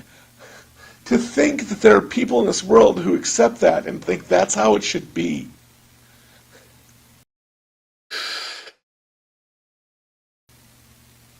That you should condemn people in millions and billions. Actually, this is pretty funny, I'm not gonna lie. This is their funniest shit. This is the only thing I've heard from them that made me laugh. Oh, yeah, it's AOC crying at the border. This is the most AOC crying at the border energy I've ever fucking heard in my life. This is the most pathetic shit I've ever fucking heard. To torment and agony and death and fear and loneliness. Oh, loneliness. Because you need to have everything. Oh, Matt. Because you were born with everything. Oh, this is what makes leftists cry. This is what moves them to tears. Oh. After all that viciousness of trying to get you fired from your job and deplatformed and trying to attack you and shit. Let me quote Schopenhauer and then start crying about inequality. Check out my neck beard. Yeah, I'm the representation of Marxism in the West. Climate change! This is all the leftists on Twitter after we tried to get you banned and deplatformed and make you lose your income and call for violence against you and try to get you killed, try to get your family killed. We're gonna cry that we were born ugly. Please feel bad for us for crying. This is the leftists in their true form. This is what they actually are. All that shit they're talking on Twitter and all that shit they ever talked about me, this is the people behind that. All those anonymous fucking incel scum, this is what they are. This is like who they are behind the surface. This is what they are.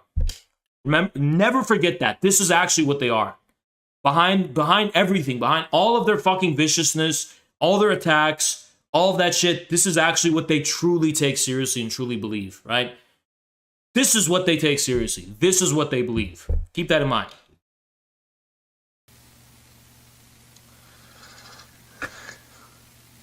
The vile maxim. The vile maxim. Adam Smith's vile fucking maxim. Fuck Adam Smith! Fuck Adam Smith! Where's he at? Where's he at? We're gonna time machine with Antifa and we're gonna bash Adam Smith!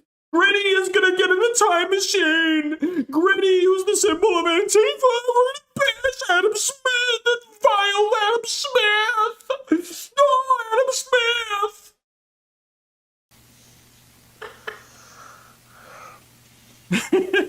And it's hard to confront because it is so monstrous and so evil. I never got the art degree.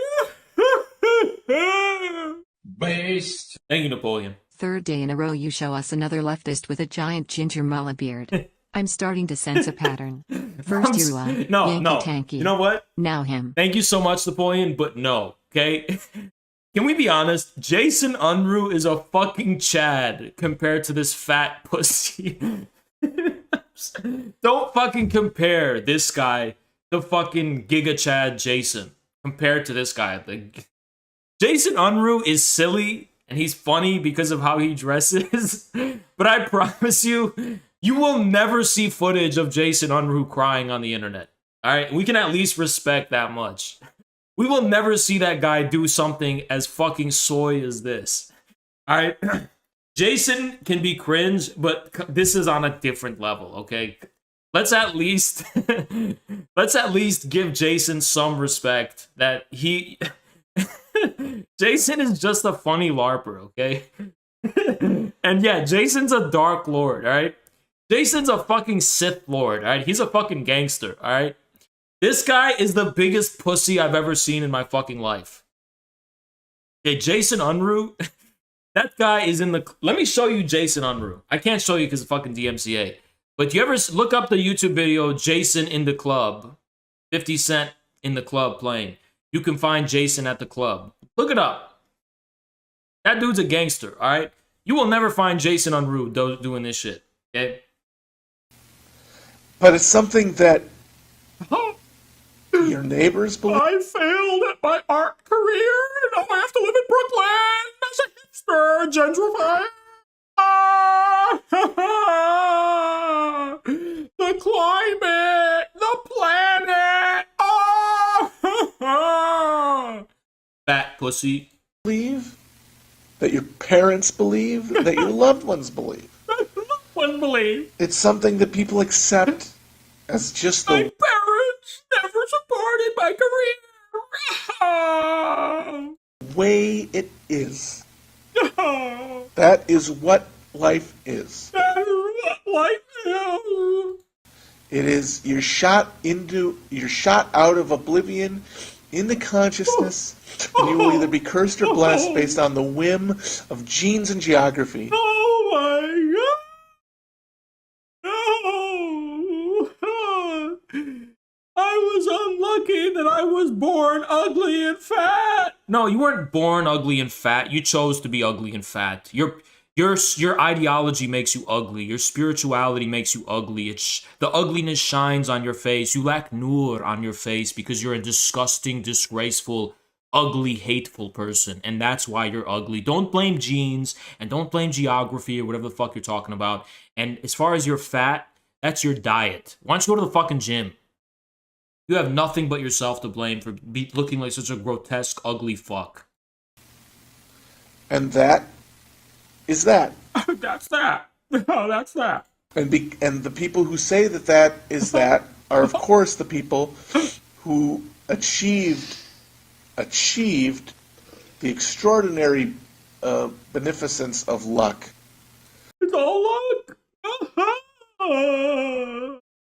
And then decide. I can't see a deeper rationality behind things, so it's all chance. It's all luck. I can't perceive the deeper order behind the chaos, so that means it's all meaningless and it's all luck. I'm such an intellectual. That they're going to ascribe that into the universe and turn that into an unmutable truth. I can't see the deeper purpose and rationality behind things. Yeah, I'm sorry. This is the worst poster boy for atheism. This is the worst atheist representative. I don't care what Social for All is doing. And no, I'm not going to respond to a video that's 2 hours and 40 minutes in its entirety, at least. So I'd have to jot down the main points at least to respond to it, but that pussy will never so much as debate me about anything.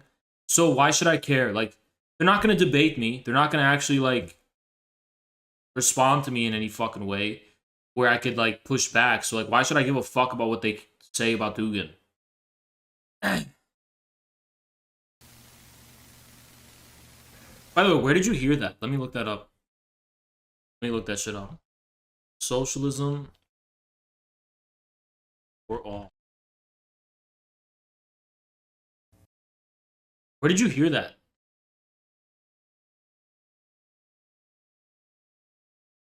Working on a follow-up video to my November 2020 commentary on Caleb Maupin's speaking.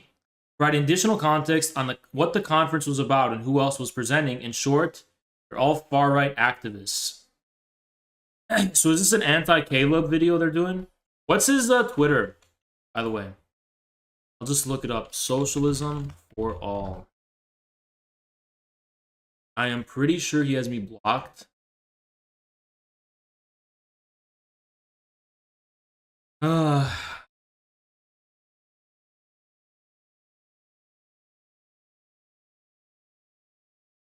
There's like these dumb fuck ankle-biting pat socks who are like saying that CEOs are fucking working class. What a dumb fuck. Dumb fucking idiot. Stupid bitch. That socialism train guy, he just talks shit. He doesn't debate. I don't care about people who talk shit and don't debate. Go talk shit, you ankle-biting bitch. Look at his tweet. Netflix employees are working class. Okay, all 22 of the likes this tweet got are just like butthurt people who decided that they're a part of our community, but they're just going to dissent. Dude, you're not part of anything. Go do your own thing. But it can't be like that.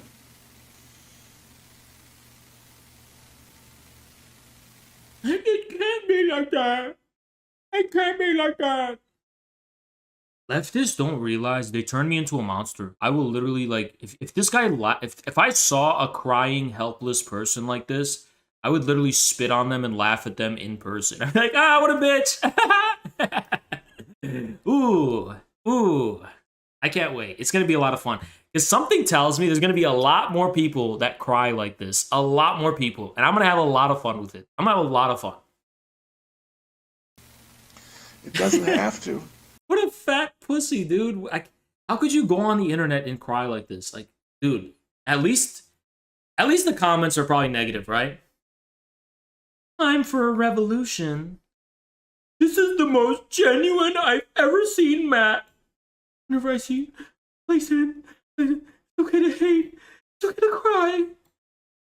All for ourselves. Oh, I almost cried. This is beautiful. These are all the people who talk shit about me on Twitter. This is them. All the people that talk shit to me, this is them. And they're exposing themselves. They're exposing themselves. This is unbelievable. We have it in our power to make it different. Oh, we have power to make a difference. Climate change. We can do it together. AOC. Get out, AOC. It's all gonna be okay if we all work together to make a better. Another world is possible. Another world is possible. Maybe we Dude, won't. I cannot wait for fucking. I can't wait. I cannot wait for the dark future that awaits these people. I can't wait. I am so. I might go vote for Trump myself in 2024. Fuck it. I've never voted in my life, and I might just do it. I have never voted in my life, but yeah, this is the funniest thing I've ever seen. Maybe we'll keep burning carbon and killing each other until we all just cook in our own fuck. Oh, okay, you know what? You know what? Oh, let's do this.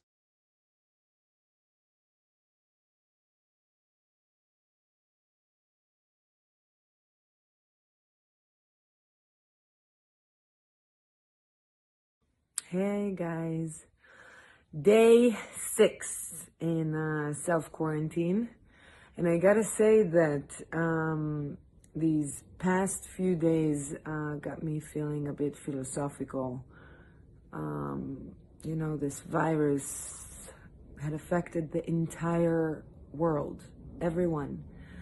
Doesn't matter who you are, where you're from, we're all in this together. And I ran into this video of this Italian guy playing the trumpet in his balcony to all the other people who were locked inside their homes. And he was playing Imagine, and there was something so powerful and pure about this video. And it goes like this. Imagine there's no heaven. Fucking juices. It's easy if you try. Or maybe we'll break outside of our below us. bubbles of fear and distrust. Imagine all the accept people common humanity living and embrace today. the burden of that, but also the absolute liberation, the liberation from fear, the liberation, because like those alt-right cocksuckers who want to live in a world of like a racial holy war, like the world that they imagine is a nightmare realm where you can never be safe, you can never feel secure, you can never feel love because you're under constant siege. It's a nightmare. But a world of solidarity, a world where every life that is brought into being without its consent, But I'm given not the only one. I hope someday you will join us, and the world will live as one. Imagine no possessions. I wonder if you can. No need for greed and hunger. Brotherhood of man. Sharing all the world. You They may say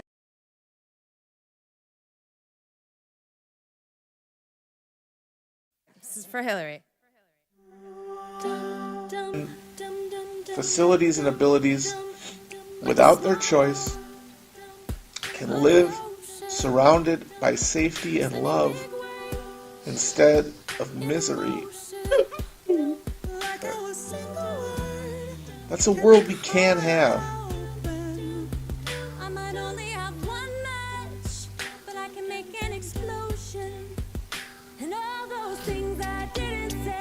Alright, guys.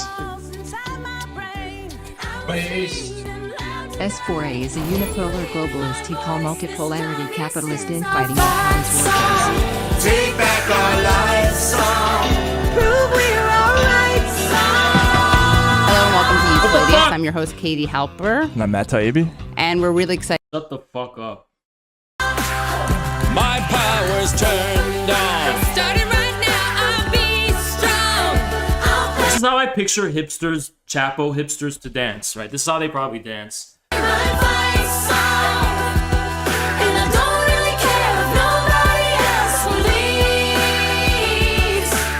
I've still got a lot of fight left in me. Losing friends and I'm chasing sleep. Everybody's worried about me. I'm in too deep. Said I'm in too deep. Well, it's been 2 years and I miss my home, but there's a fire burning in my bones. Still believe. Yeah, I still believe. And all those things I didn't say, wrecking balls inside my brain. I will scream and loud tonight. Can't you hear my voice this time? This is our fight song. Take back my life song. Prove we're alright song. My power's turned on. Starting right now, I'll be strong. I'll play my fight song. And I don't really care if nobody else believes. 'Cause I've still got a lot of fight left. It take a village to raise a child, prepare him to run a nation. We got some hard choices, but together we gonna make it. We living in history. America, take a bow. We about to show the world that women are equal now. Like a small boat on the ocean, sending big waves. Alright, that's enough, into man. motion. That's fucking enough. Alright, so that's Chapo. I think we got enough, right? I think I got enough to understand what the fuck Chapo is, and it's disgusting. It's really cringy, and I hate it a lot. And compare Chapo's aesthetic with ours. Compare that fucking ugly, disgusting dog shit, 80s cheese irony with fucking mecha tankies. We are so much better than them. If you don't know that leftists make things up by now, look, let me tell you guys. Okay. Legally, I will amputate both of my arms if I'm wrong about this. Leftists, when they're speaking about me, the majority of what leftists say about me is objectively demonstrable, right? Objectively made up. And I will cut off both of my arms if I'm wrong about that. We should have a modern abolitionist movement to fucking abolish the service sector. That's what I believe. And we can afford it. We have enough wealth to do that. We can work less hours doing real jobs, and the rest we can just have free time. You know, we can cook our own food or whatever, right? Make our own coffee.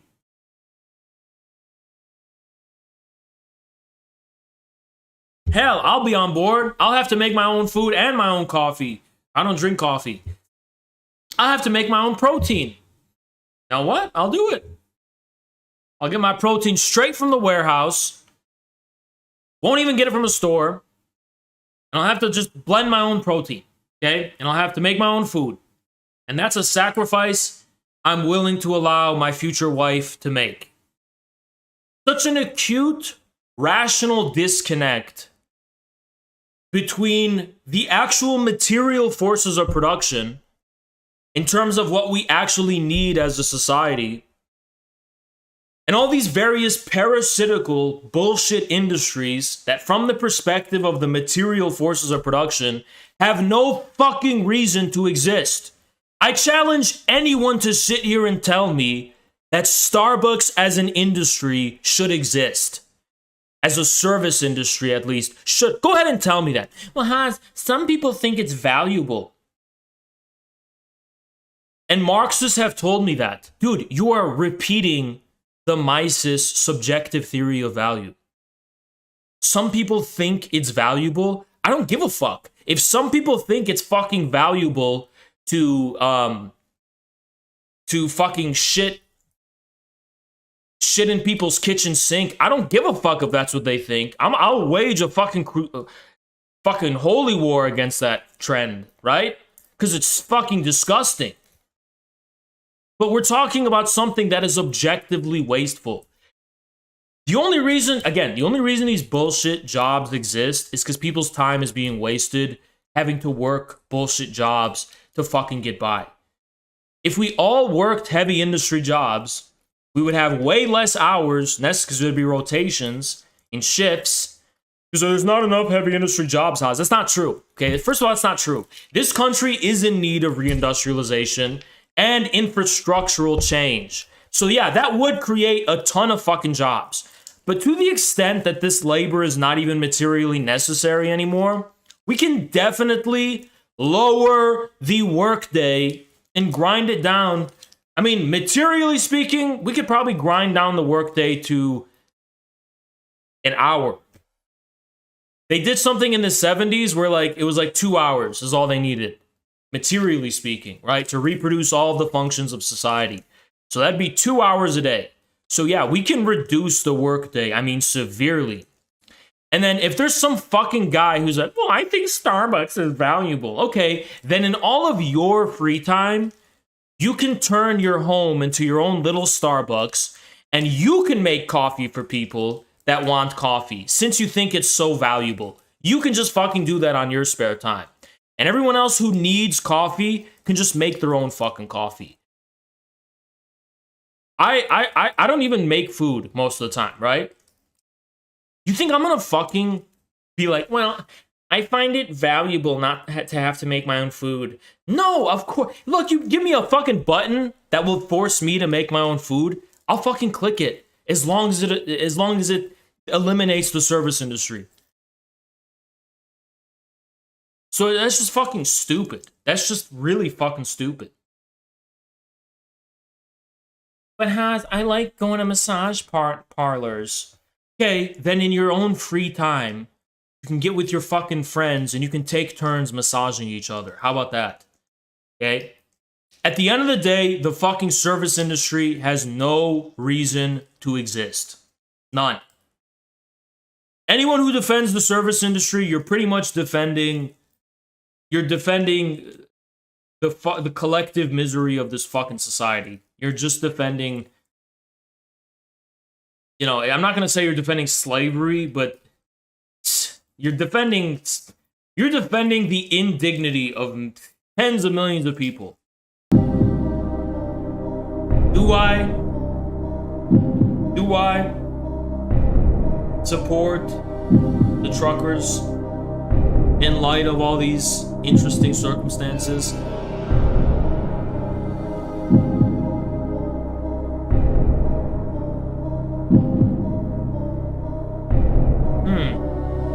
Because this is going against the union movement, right? It's getting in the way of what the Teamsters want to do. Unionize everything, right? That's what Hassan said Marxism is. So, do I support the truckers even though they're against this law?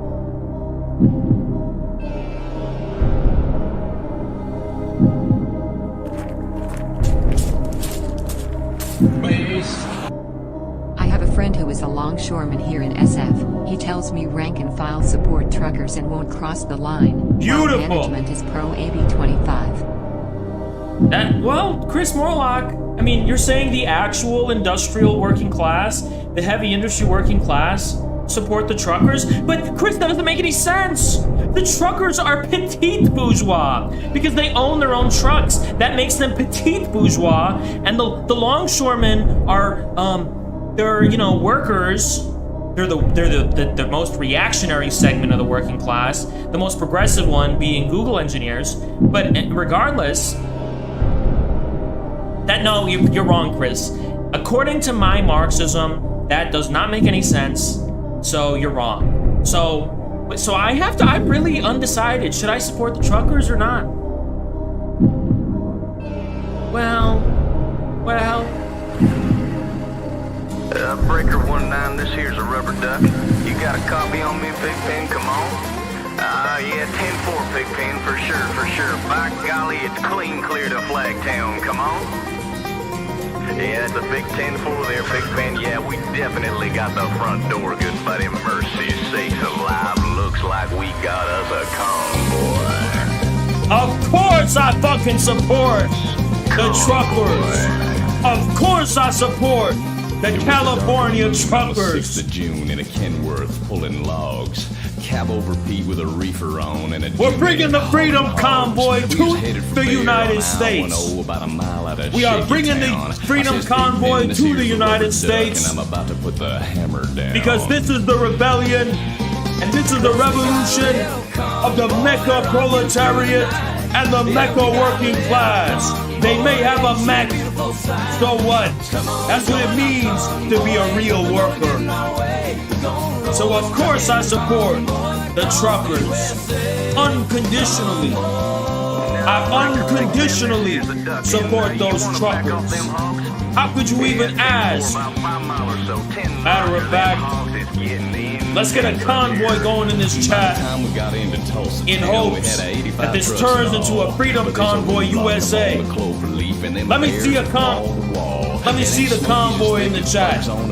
They even had a bear in the air. I says, calling all trucks, this here's the duck. We about to go a hunting bear.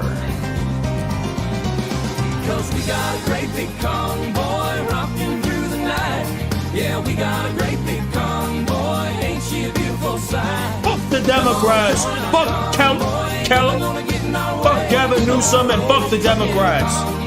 Across the USA. You wanna give me a 10-9 on that, Pigpen? Negatory, Pigpen, you're still too close. Yeah, them hogs is starting to close up my sinuses. Mercy sakes, you better back off another 10. Well, we rolled up Interstate 44 like a rocket sled on rails. We tore up all of our swindle sheets and left them setting on the scales. By the time we hit that Chi-town, them bears was a-getting smart. He brought up some reinforcements from the Illinois National Guard. There's armored cars and tanks and jeeps and rigs of every size. Them chicken coops was full of bears and choppers filled the skies. We shot the line and we went for broke with 1,000 screaming trucks and 11 long-haired friends of Jesus in a chartreuse microbus. Rubber duck to Sodbuster, come over. Thank you, EJ. Sodbuster, listen, you want to put that microbus in behind that suicide jockey? Yeah, he's hauling dynamite, man. He's all I have the fucking hiccups. I have the hiccups. And the only solution for some hiccups is some food. Good morning, the Net Randall with the 50. Want me to impersonate Jank? Hold on. Here's Jank Boyger, right? Here's Jank. I'm just like a normal liberal American, just like any of you. I mean, I don't know. I'm trying to tell you, I'm a normal person. What the? We don't know about any of that. And the patriarch of Russia, who is talking about LGBT people? You're disgusting. We need to sanction that guy. And Nancy Pelosi, I'm going to yell at her, but we have to vote for to defeat Donald Trump. I'm not Turkish at all. I'm not even Middle Eastern. I'm a normal white liberal, just like you. I'm a normal American. I'm a regular white American, just like you. I'm not even Middle Eastern. There's nothing Middle Eastern about me. Hear about anti-imperialism. I mean, the U.S. can go to war with the Middle East. I don't care. Even if the U.S. invaded Turkey, I wouldn't mind. Debate people on Omegle. Thank you, Anonymous, but I will be permabanned from YouTube if I do that. That's what I'm trying. Why does this resonate with 86 entire human beings?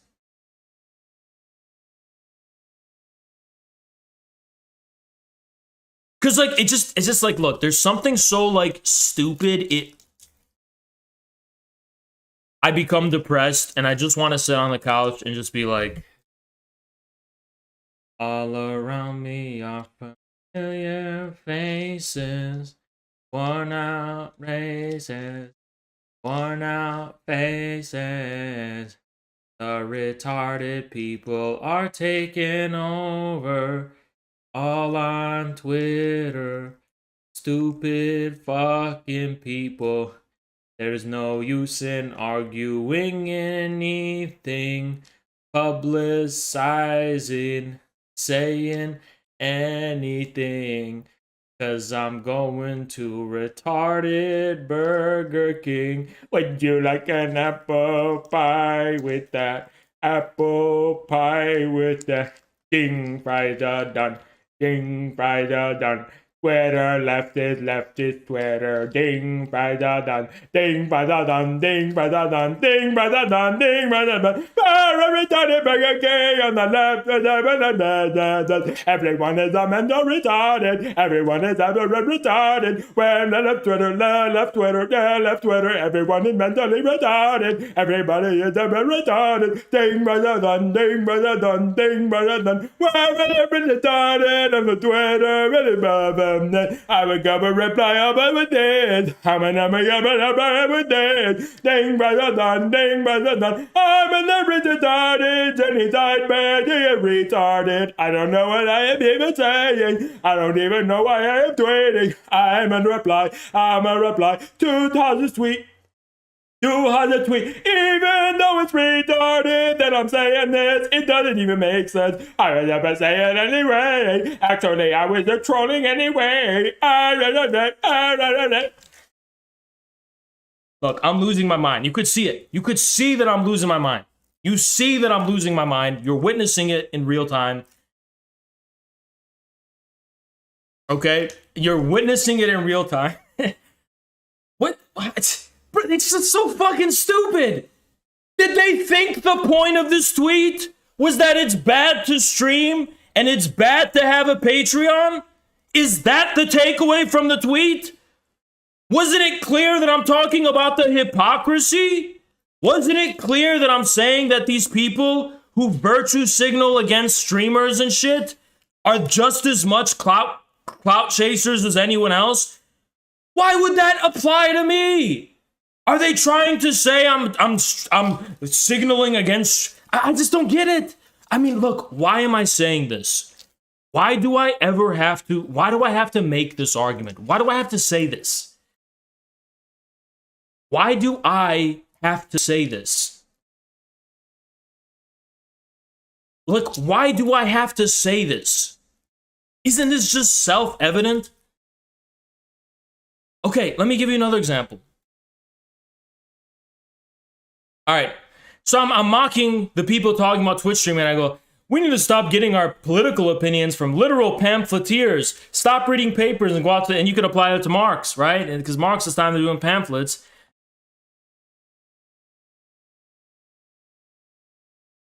I know only 2 people like this.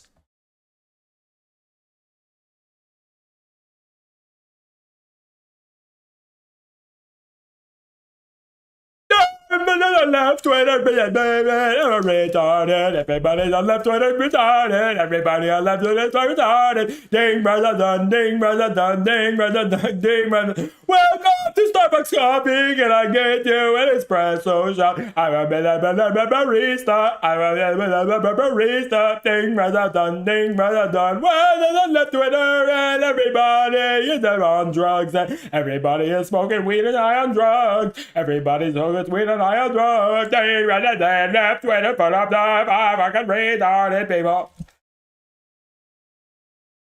It's like I make this tweet mocking this, and Is there any brains? Is there brains? Is there anything going on? Is there anything going on, mentally speaking, in terms of intelligence? Is anything going on? Is anything going on? Is there any, are they thinking?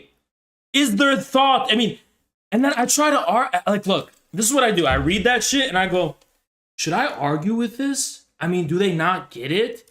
But then, I ignore it for weeks, and then it just, it emboldens them to keep being more retarded. And then I finally go, holy shit, you are fucking stupid. X, Y, and Z. And they go, I trolled you. No, you didn't troll me. If you were trolling me, you would have switched up. You wouldn't repeat the same dumb shit over and over again until I correct you and you move on to some other dumb shit. Look, you know what?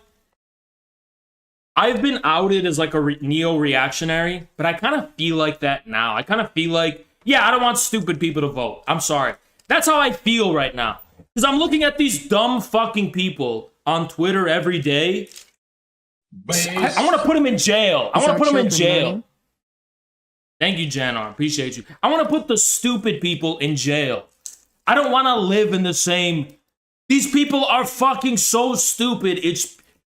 How? How can you be so fucking stupid? I don't get it. I don't fucking understand.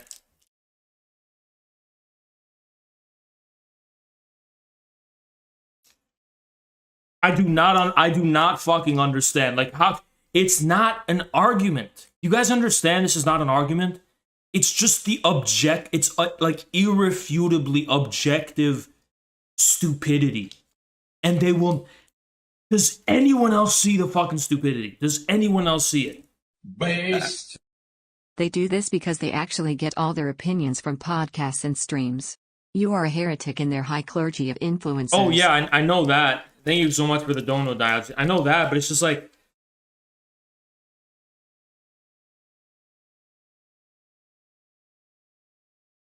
I don't understand how you could be so fucking stupid. I just don't get it. So it is demoralizing. It is quite demoralizing because I'm just what is even true anymore? What is even anything, right? What the fuck is the... what? Psst. I'm not living on the same dimension as these fucking people. It's just simple as that. I'm just not. I must be that much of a fucking genius because I feel like I'm living in fucking idiocracy. For real, I literally feel like I'm living in idiocracy. Thing is, I don't feel like I'm living in idiocracy when I go to Walmart. When I go to Walmart, I feel like, okay, it's just some people, whatever. But when I'm left Twitter, I feel like I'm in idiocracy. I really do. Electrolytes. That's what I feel like.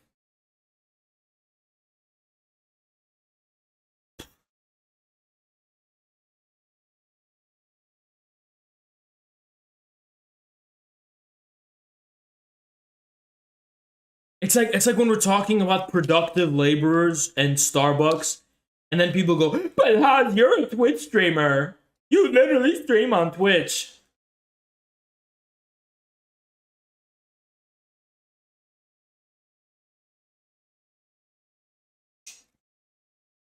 Do you think we're talking? What are you talking about? What do you even think this conversation's about? Do you think this is about virtue signaling who's better?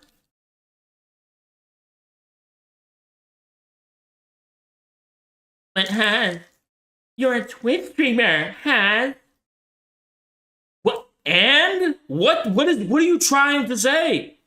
You're useless, Hans, for society.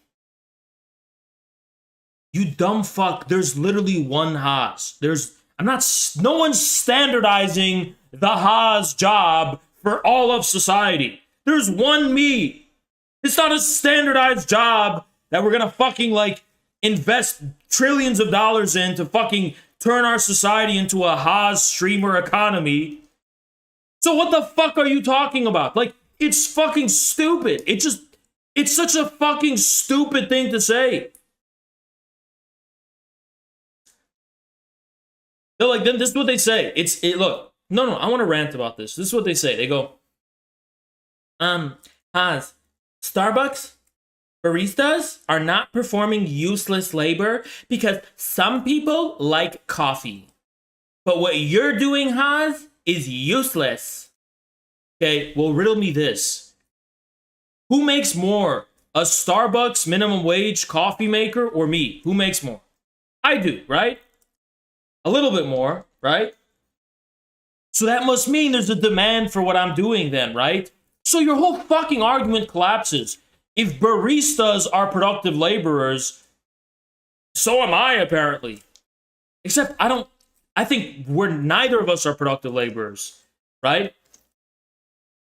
Thank you so much, Johnny. Those brainless regards would drive me insane too. I don't blame you. But then they go, oh, you're saying you're not a productive laborer? That means you concede that what you're doing is useless.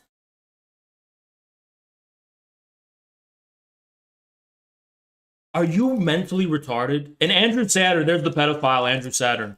He's a pedophile, apparently. Complete pedophile, Andrew Saturn, if you guys want to know that. That's what I've heard, right? Because Andrew Saturn, he's such a truth teller. And in the spirit of Andrew Saturn's truth telling, he's a retard. Productive has nothing to do with being useful or not.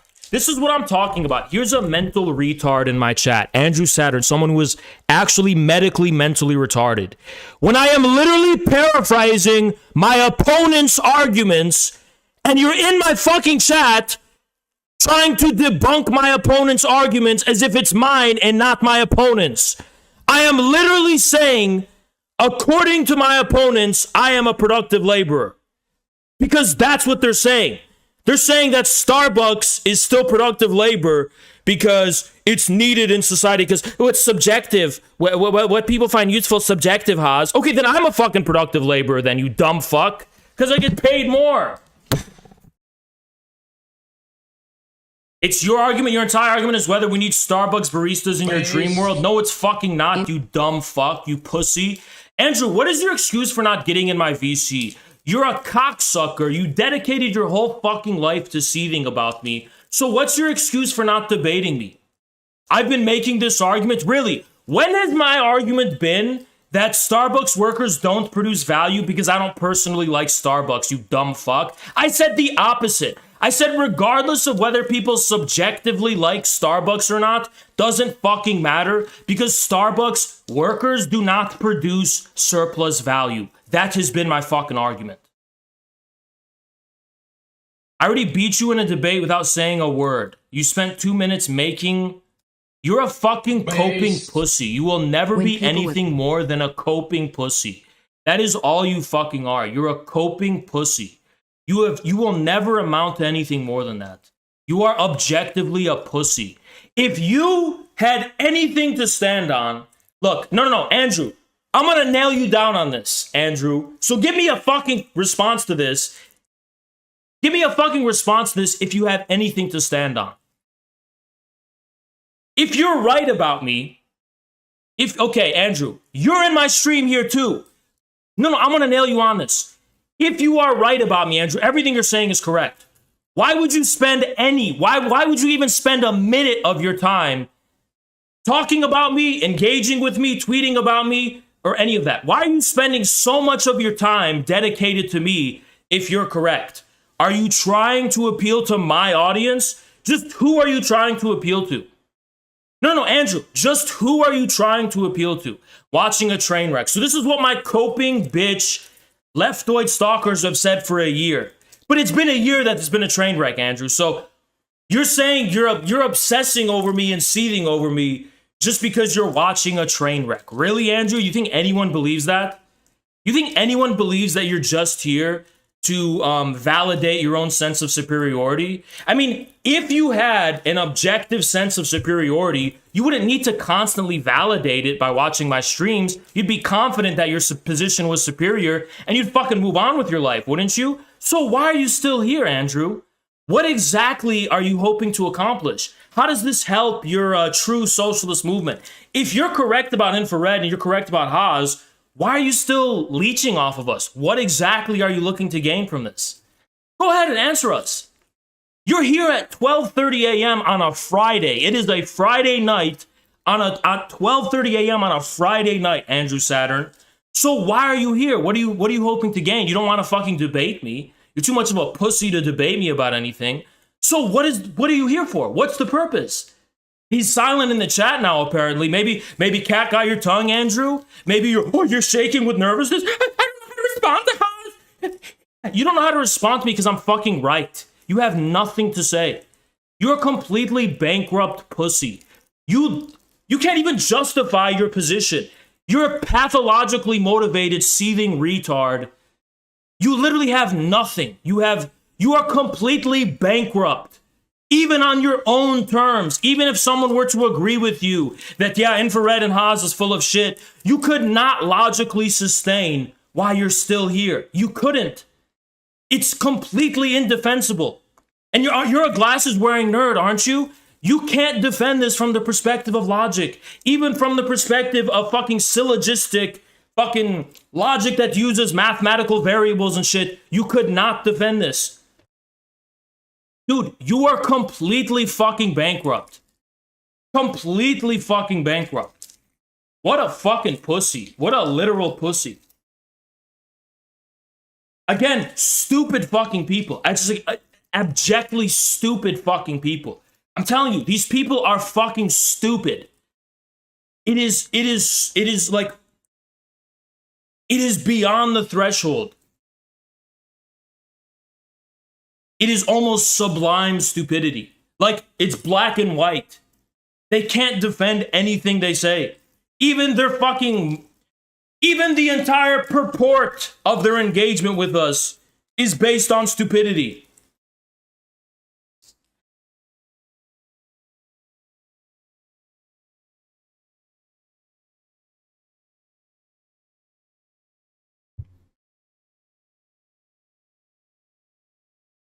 Fucking pathetic. Absolutely fucking pathetic.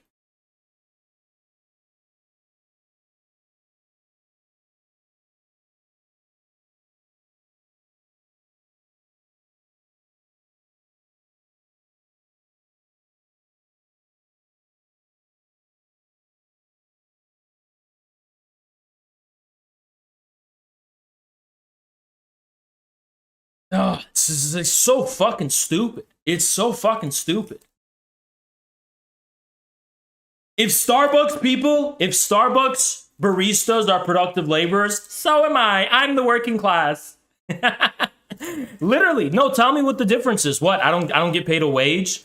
So if there was baristas that were classified as independent contractors, would they also be the same category as me?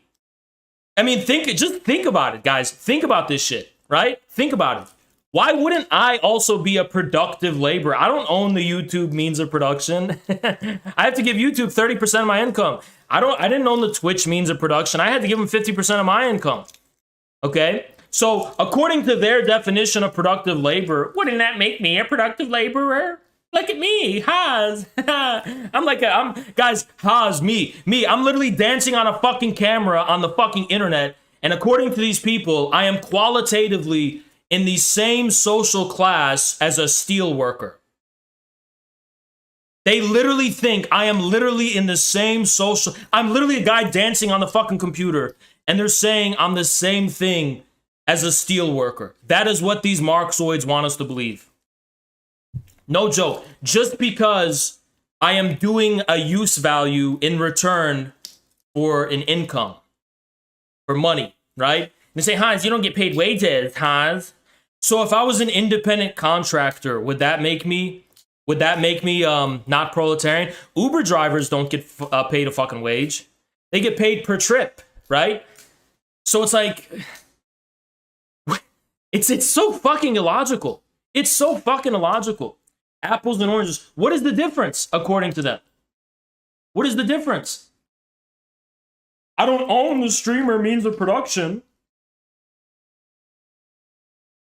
Oh, but Hans, baristas don't own anything. They don't even own a computer. You have to own a computer to do what you do. No, I couldn't. Hypothetically, I could just go to the fucking library and stream from the library and still do this. Hypothetically. So this is not an essentiality of what I do at all.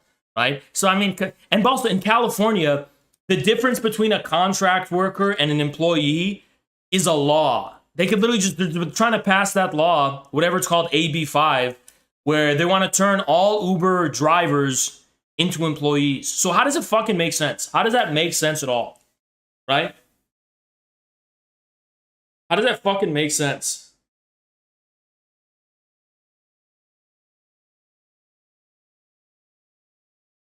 If you want to say, okay, Haas, baristas are not productive laborers, but they still are working class, that's fine. I'm not really against that, okay? But I'm just against when people try and fucking lie and say that, oh yeah, Starbucks' model of growth is like is comparable to the fucking the form of capital accumulation that existed in Marx's time, where the fucking baristas are proletarian laborers having their fucking producing surplus value. It's like, no, you are a fucking idiot if you think that, okay? That is what I'm gonna fucking push back on and say, fuck no, that is fucking stupid.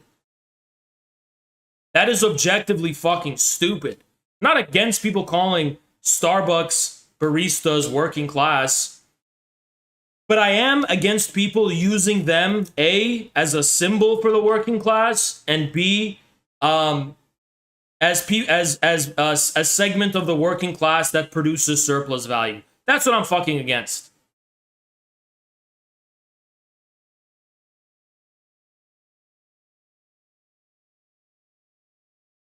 That he blocked everyone and he even privated his account, that fucking pussy. Now he runs his fucking socialism train fucking creepy pedo account. And fucking seeds about infrared 24/7. Dr. Andrew Saturn told me the class was determined by relation to profit. I pointed out this was not Marx's theory and he blocked Thank me. you so much, Chris Malak. Yeah, that's what he does. That's what these pussies do. استرد المظالم حتى الأراذيل ساموا رسول أهل العزائم. I'm unblocking him. Why am I blocked? Unblocked. And I'm liking his shit. المظالم حتى الأراذيل ساموا رسول أهل العزائم. القول قول الصوارم كي تسترد المظالم حتى الأراذيل ساموا رسول أهل العزائم. ما دنسوا لي حمانا. القول قول الصوارم كي تسترد المظالم حتى الأراذيل ساموا رسول أهل العزائم. القول قول الصوارم كي تسترد المظالم. Yankee Tanky single-handedly inspired me to stop wearing beaters on stream because he said it's haram. He said, when I'm wearing wife beaters on stream, it's a violation of Islam, and I need to, I can't do that, or else I'm a hypocrite. So I took his advice, and I don't wear the wife beaters anymore. I wear shirts, thanks to him. A T-Rex is the most stupid fucking animal ever. How could it even have sex? Go ahead and explain how. No one can do it, and I've asked many. I doubt it was real. And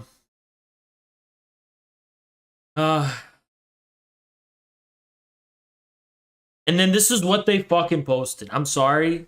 Unironically, if you believe this, you're fucking stupid. I'm sorry. Even if the T-Rex is real, if you believe this, if this is what you believe, you are doing more damage to the fucking dinosaur believers than anyone else. If you're trying to seriously say this is how it... Look at the fucking face of this literally look at her face. You're telling me this is how they got down. Yeah!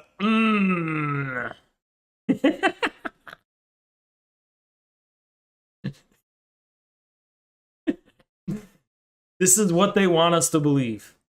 I'm gonna show you like a 2-minute clip of Chomsky, and the rest of the stream is gonna have nothing to do with that, and that's how this works. There's a theme.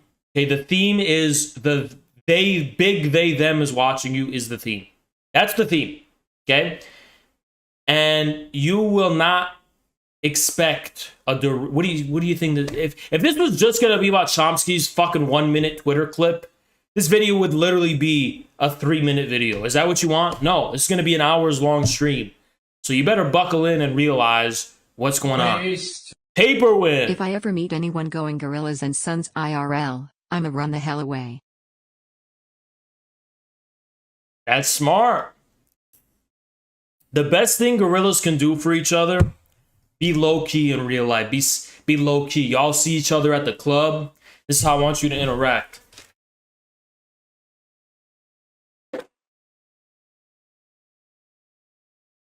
The guy across the room. Y'all meet up, secret handshake while you walk by. You don't even talk to each other. Don't speak to each other in public. You walk by each other, secret handshake while you walk by. You grab the drink. Y'all wingman each other. Go up to those two blondes. You look at the gorilla from the other side of the room.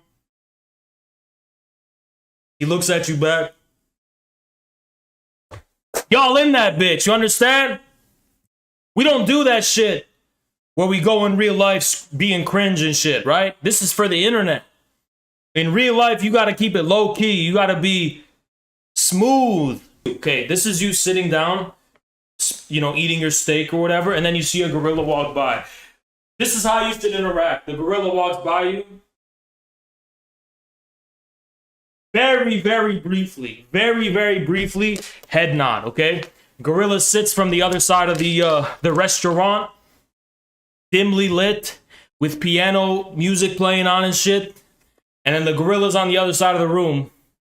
Basically what's going on is that you guys are whatever, and then you briefly look at each other. Remember, you gotta have sunglasses on. You briefly look at each other. You got your fine glass of wine. And you do that kind of like toast. Just very subtly. Y'all are acknowledging you're in the game. You are acknowledging you're in the heist, in the game. But you're being low-key about it. Why? Because your eye is on the prize. Because y'all are about to walk out of that building, that art building, because it's a modern art museum. Y'all are about to walk out of there with $15 million in cash out of a helicopter. And that's what y'all are there to pull off. You got to be low-key. You can't just be, yeah, you blew your cover, the security comes and escorts you out. Everything I'm giving you is a parable of the CPUSA and what you got to be doing inside the CPUSA. Oh, my vision. All right. So all these people, just 30 people left. Just because of that, 30 people left. For all those 30 people who left, you're never welcome back. Those are all the 30 people who didn't like hearing that. Because they want to be doing cringe in real life, okay? You know, the misinformation that Jackson is allegedly guilty of is not going to lead to any material harm. It's not going to have any outcome on the course of the war in Ukraine. The only effect it's going to have is to give the public a perspective on the war that they previously had no access to.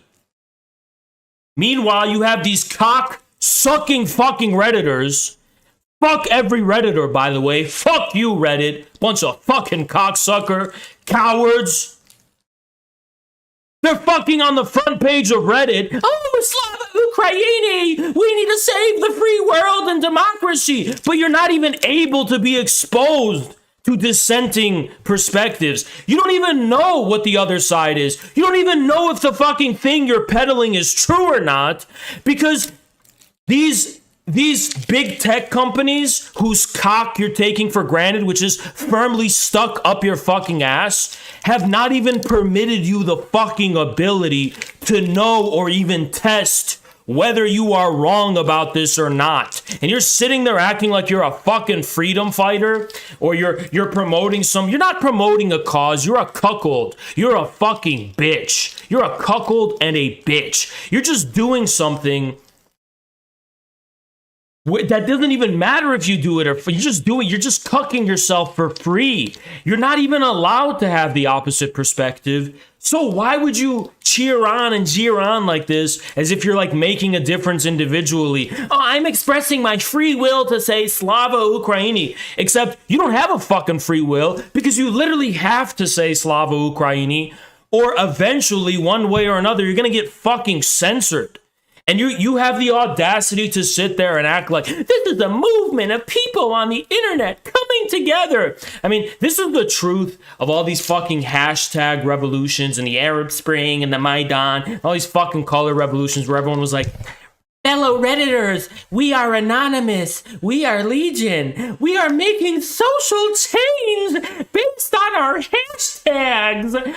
But we're going to take for granted the social media big tech corporations that are actually controlling this whole fucking thing. And we're going to, no, this is us. We're the ones making the difference. Hashtag revolutions, Slava Ukraini, BLM, trans lives matter. Like all this shit, right? These people literally believe they're part of a movement. You're not part of a movement. You're being cajoled into voluntarily cucking yourself, even though you're not even allowed to have an opposite perspective. You can say free Taiwan all you fucking want, or free Hong Kong or whatever, but no one would ever be allowed to voice an opinion contrary to that, to convince, like, let's say I was a China streamer, right? And I got as successful as Jackson. Well, that actually might turn the tide as far as people's opinions on that is concerned. They might say, I used to only be exposed to the anti-China perspective, but now that I've been exposed to everything, my opinion's a little more balanced, and I'm not saying free Hong Kong anymore. I'm saying hands off China, right? I wouldn't be allowed to rise to that level. They would censor me before I would even be able to rise to that level, despite the fact that, audiences find it informative and useful, as they did with Jackson's stream when he was reporting on Ukraine. There would be no fucking way for anyone to just know the other perspective. You're just going to be the front page of Reddit.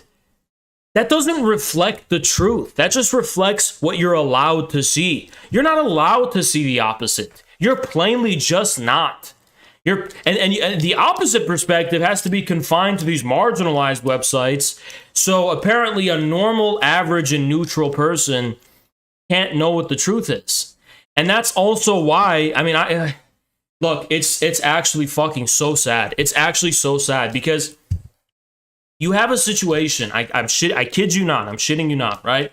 You have a situation where now you have a new generation of these dream, like Minecraft stands, right? You know those people? Those are like people who are like 8 years old to 11 years old or some shit, right? 8 to 12 years old. I mean, those are the most liberal, like brainwashed NPC people in the world, dream stands, right? Because they see the front surface web, which rightfully they're not allowed to see anything else, and also rightfully because the dark web is a fucked up place, right? But like they're so fanatically committed to that they're gonna grow up associating alternative media outlets and all that kind of thing with like, oh, these are just like dangerous conspiracy theorists, toxic fascist Nazi people, right? So you have an extremely totalitarian culture and precedent that's been set. I mean, they can arbitrarily just censor whatever the fuck they want. And before now, they've always had an excuse. We all knew their excuses were bullshit. We did. You knew they were bullshit, and I knew they were bullshit, right? The thing is, they don't even have an excuse anymore. They're just doing it to quell dissent. I mean, there is no... I would love to hear another explanation for why misinformation on a fucking war that's happening on the other side of the world could be of any harm. I mean, why... Let's say I was just a guy who was a liar, and I was just like, let's say there's like a war going on. I just have to be hypothetical, right? Let's say there's a war going on in like, Latvia, and I'm like, the Latvians are using exploding cows to attack vegans. And there's a Latvian separate... I just made shit up. That's like misinformation. I mean, even if I was lying and not telling the truth, what material harm does that create?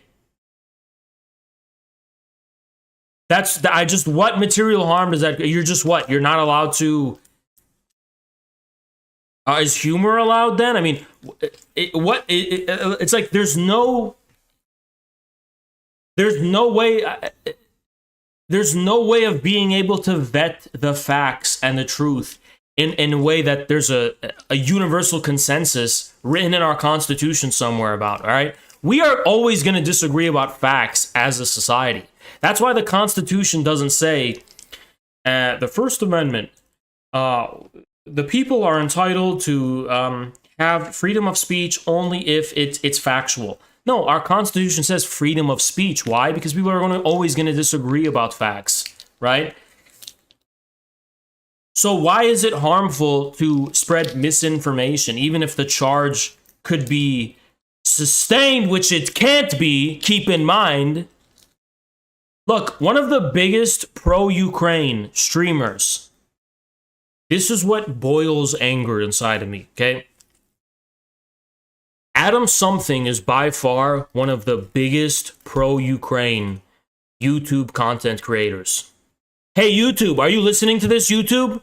Adam Something was a content creator in whose content your views were reflected the most. We debated Adam Something, and on the facts, on the verifiable facts, we fucking rolled him. So he represented your ability to defend whether or not Jackson's content was misinformation, and he failed, which proves you can't really sustain the view in an objective way, at least, that it is misinformation. The Soviet people thought all US media was like Chomsky. You know, they thought it was like very self-critical, and they thought it was, very intelligent and whatever and composed. And the Soviet people, I mean, they consumed a lot of Noam Chomsky. He is probably culpable in some manner himself, at least to some degree, for the collapse of the Soviet Union, just because of his ideology and how much he was able to... That's why Chomsky has always been an asset of the State Department. I think Chomsky was propped up to trick not people in the West, but the Soviet people. He was propped up to create the appearance of a socialism, a critical socialism that's critical of the US, whose net outcome is going to be more destructive toward actually existing socialism than actually existing capitalism, right? Based. Hello, thank you so much, Don't man. trip, dog. Even if you were made to lead the US, the guerrillas will continue to pound our chests. You may not know us, but we care about the Lebanon, man with beard, flex biceps, no homo. Thank you, man. Appreciate you. I appreciate that. Appreciate that a lot, man. Yeah. You guys are you guys are the reason I'm here.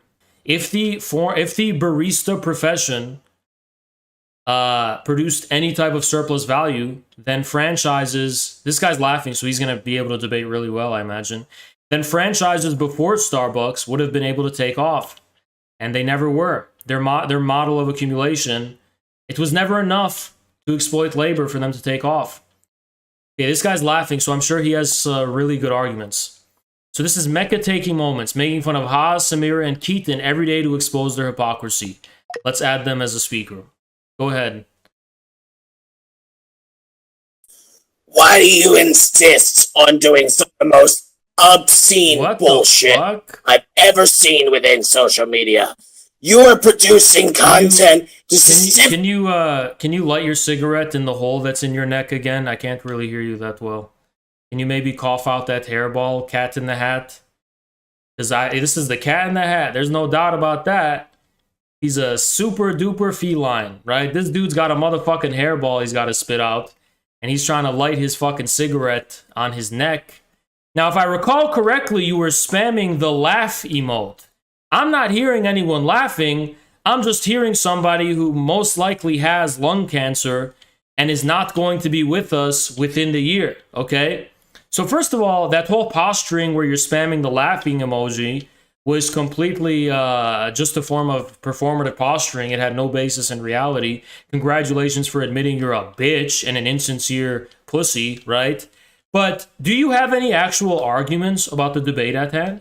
Sound like a You should not be fighting against the Starbucks union. Okay. Working people you still smoke have to six feed packs a themselves, day? feed their children. Hold on. But you are here trying to take the food out of people's mouths. That is disgusting. If everyone is unionized, we're better off. And that's the thing we have to realize. If we are all unionized, every person who actually fights for a union in the workplace, they will be better off. What about that CIA is the agents? reality. Should But CIA you want to take the food out of people's mouths. Bro. Food out of babies' mouths. No, that is what you're advocating for, So, sir. Mecca, that is why you are not revolutionary. You are part of the Red Yellow Alliance. The Red Yellow Alliance. You don't actually want workers to have power. You want to build us up into a digital gilded age. That's what you're fighting for. You're not fighting for the working class. is destroying the world. And that's why we need to defeat Mr. Captain America, the president of the day. Against the working class struggle every single day. That is what you are doing. It could have been to liberate the Starbucks but you don't care. He's such an asshole. He's the worst. He's worse than Hitler. Money grabbing with absolutely no talent whatsoever. You're a disgrace. All right, what do you? I have to mute everyone. Disgrace to the human society. So I'm gonna People mute like him. All right, I'm gonna mute him. Okay. people like you shouldn't How do even I mute them exist. permanently? How do I mute them? You are a disgrace. An absolute. How do I do the mute thing? You have to move them down. Wait, just do mute all. Oh, mute everyone. Okay, perfect. All right, they're muted. All right. So I have to, you know.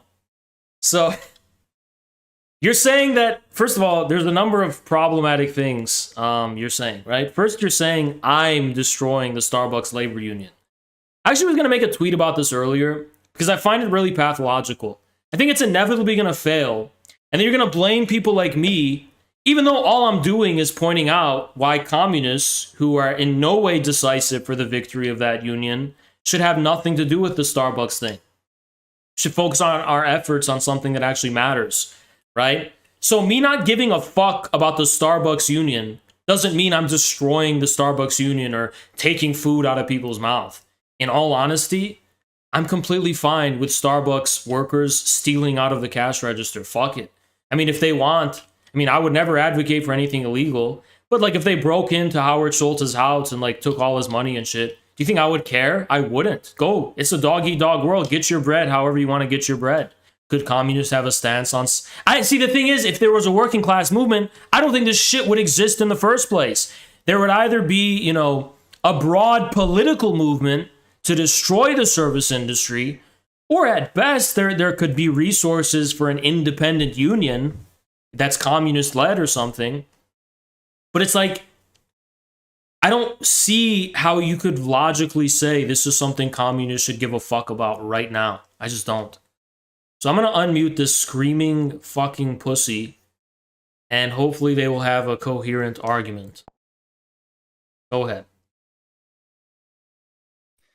You should understand that any money being taken out of the monopoly capitalists and their wallets is a benefit for the working class. So therefore, because of that reality, you're wrong. It makes the most sense to support every labor movement, which, by the way, I don't see you going and doing anything to actually support any movement. No, your little fucking apartment bedroom or shit, unless you have a fucking DoorDash order or some shit, and then you cry about it.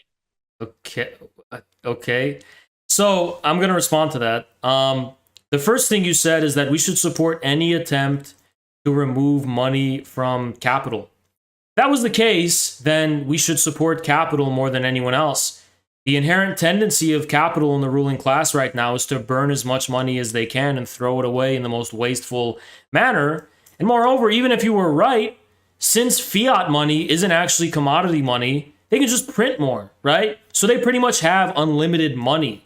So no, you're wrong. We shouldn't support anything. No, they don't have unlimited money because the reality of China and Russia and the rest of the anti-imperialist bloc prevents the money extraction from the global south to stabilize fiat currency. As we speak at this very time, even countries like Saudi Arabia and Israel are currently switching to the Chinese yuan. It doesn't matter. There's an unlimited supply of money in terms of taking money from the capitalists. There is, objectively. But you're not actually taking money from the capitalists at that point, if that's the reality. You're taking money from The capitalists don't care. The capitalists don't care about money because money is just a unit of account. Capitalists care more about data than they give a fuck about money. Money is downstream. The more money that is in the hands of the working class people of the country means that they have the more resources that actually organize their workplace and their community. So it is just false that taking money from the capitalists does not benefit the working class. Okay, so I'm gonna mute you if you're gonna keep it. I'm gonna mute you briefly, okay? Just because I don't want to be interrupted here. There's no reason to assume that. For example, the only thing separating a barista from a Google engineer is the barista doesn't get paid shit, right? But if a barista was a cozy job and it was like a nice job that people were comfortable with and gave them a lot of resources and shit, their loyalty would be with Starbucks. It would cement their loyalty to the institution and to capital itself. Now, the reason that's not true for the productive laborers, and this is why it's decisive, is that even though they get paid higher than most of the American working class, that's immaterial. Why? Because their labor is not based on the reproduction of institutions or artificially contrived forms of sociality. It's based on actual material labor. That is why you will never be able to fully bribe the productive working class. Whereas, I mean, it would be really easy to bribe Starbucks employees and cement their loyalty to imperialism. I mean, that would effectively turn them into a labor aristocracy because there would be no way, there would be no root base among these Starbucks laborers with which you could approach and say, hey, you know, what do you have to lose? You have nothing to lose. Join this broader movement. Well, now they have a great deal to lose because they're now attached to their institution in a way that they weren't before. This is why Google employees and grad students and others will never be revolutionary, okay? Unless there's like individual exceptions. As a class, they will never be revolutionary. Never, okay? There's a reason for that. So what you're saying is just fucking wrong. Go ahead. So you believe that I and all of my fellow working people should starve? Because remember that 60 to 70% of the economy is the service industry. Yeah. There is nowhere else to go. There is no quote-unquote productive jobs for us to go to. So that means we are forced to stay in poverty. We are forced to you're just repeating the same thing over and over again, so I'm just going to mute you and respond. Actually build something instead of trying to take over the CPUSA. Thank you, Doug. It is an absolute waste of time and energy. All you are doing is effectively trying to take over something that was used as a mechanism for the United States government to take down the Soviet Union. And that's part of the reason they have a close relationship with China right now. But you refuse to acknowledge that reality. You want to push this absolute bullshit with trying to take over the CPUSA. You can't make it happen. It's Joe Sims' retirement plan. You can't take over the CPUSA. Actually build an organization instead of jacking off on the internet like some sort of dweeb.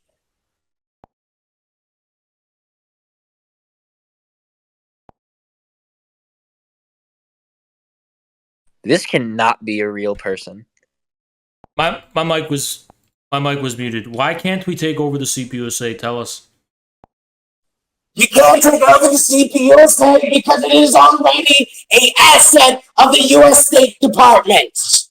Okay, hypothetically speaking, let's say that's true, and I have my suspicions about who's pulling the strings of the leadership. That has not been formally established or formally proven yet.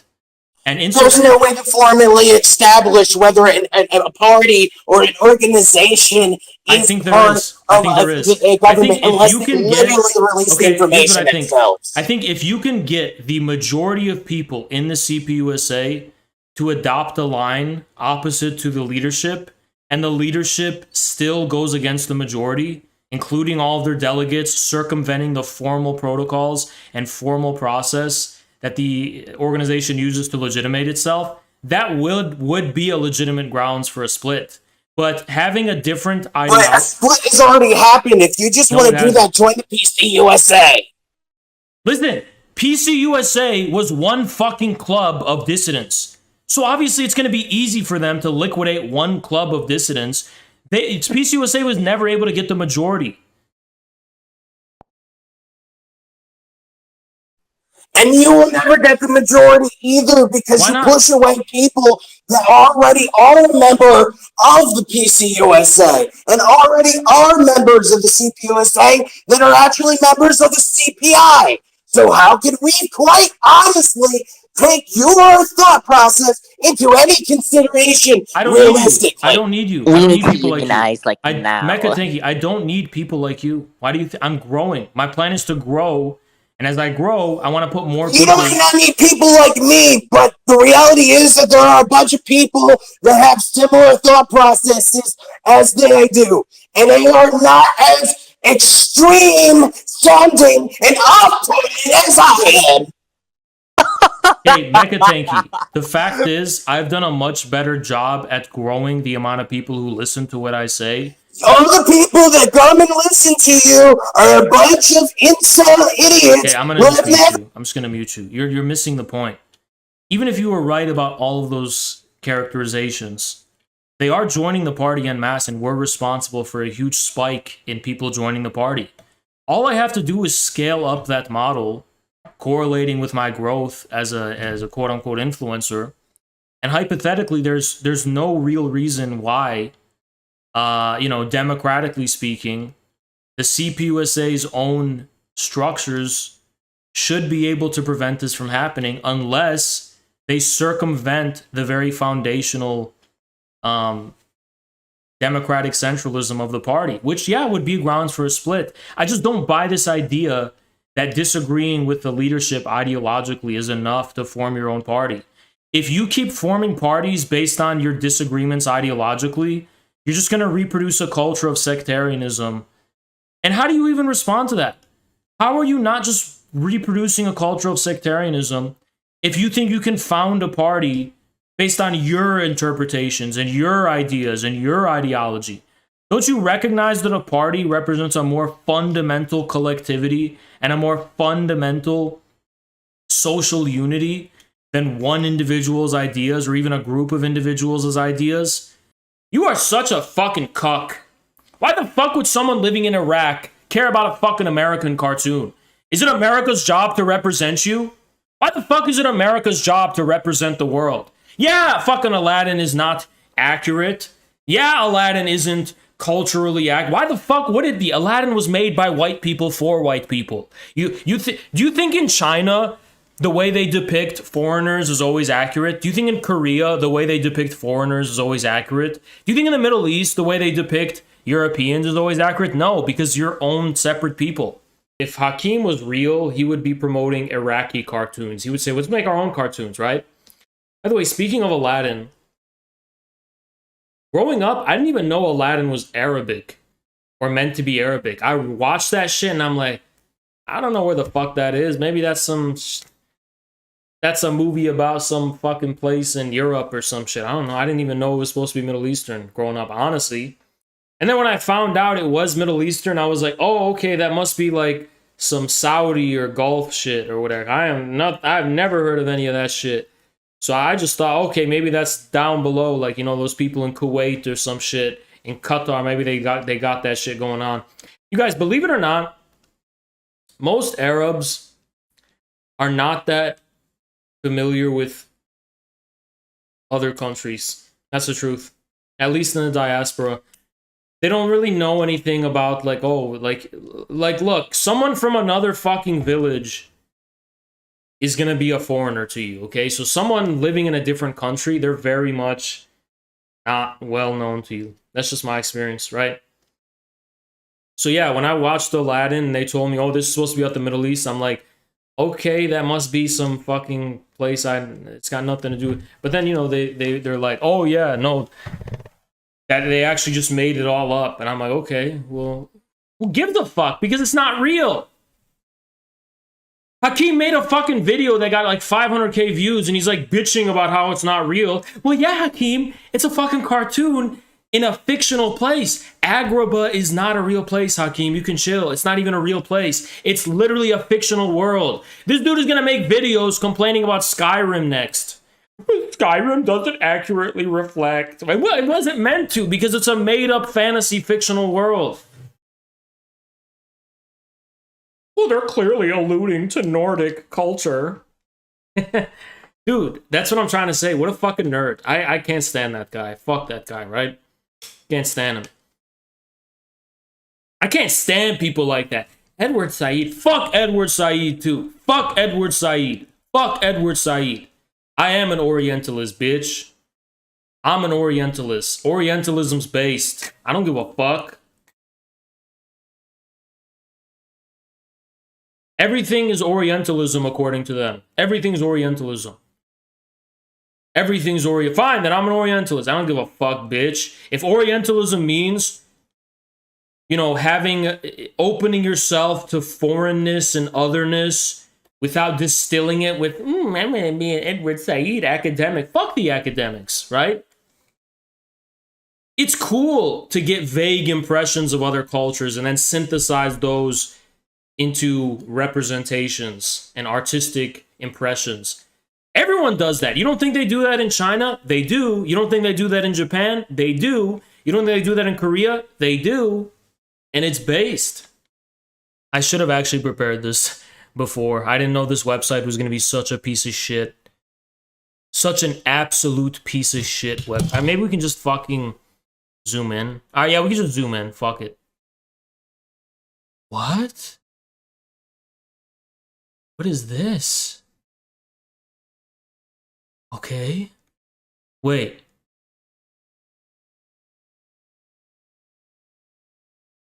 ONA, what is that? Dark Galactic Imperium? Satanist? Dark Galactic Imperium? Nazi?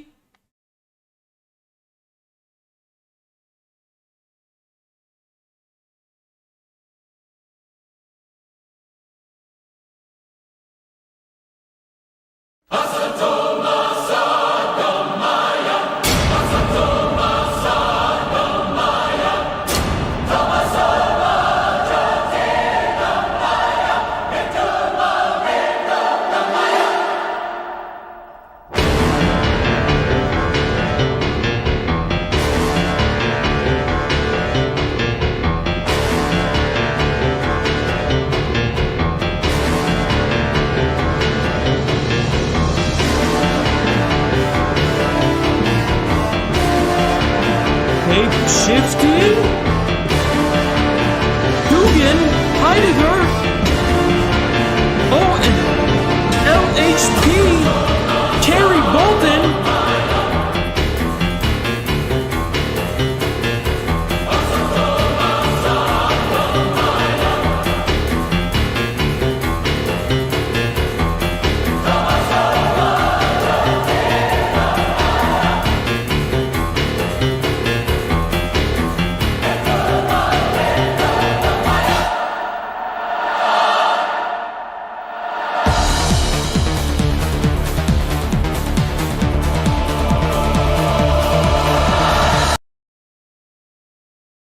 Hey guys, guys, I kecked for real. Hold on, guys. All right, guys, no, guys, that's not what it looks like. This is not what it looks like. Okay, I can explain. I'll explain, okay? I'll explain, all right? So...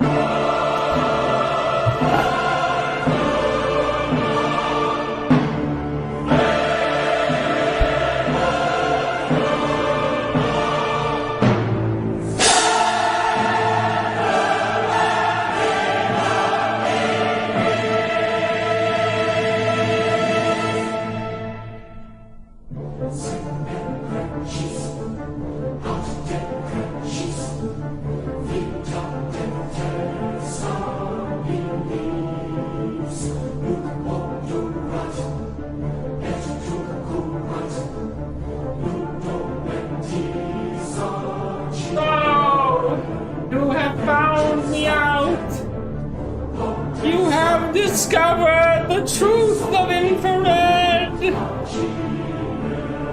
Now, I should probably introduce myself by my real name. There's no hiding it anymore. The evidence is airtight. You saw the photo. Allow me to introduce myself. My name is A-lister.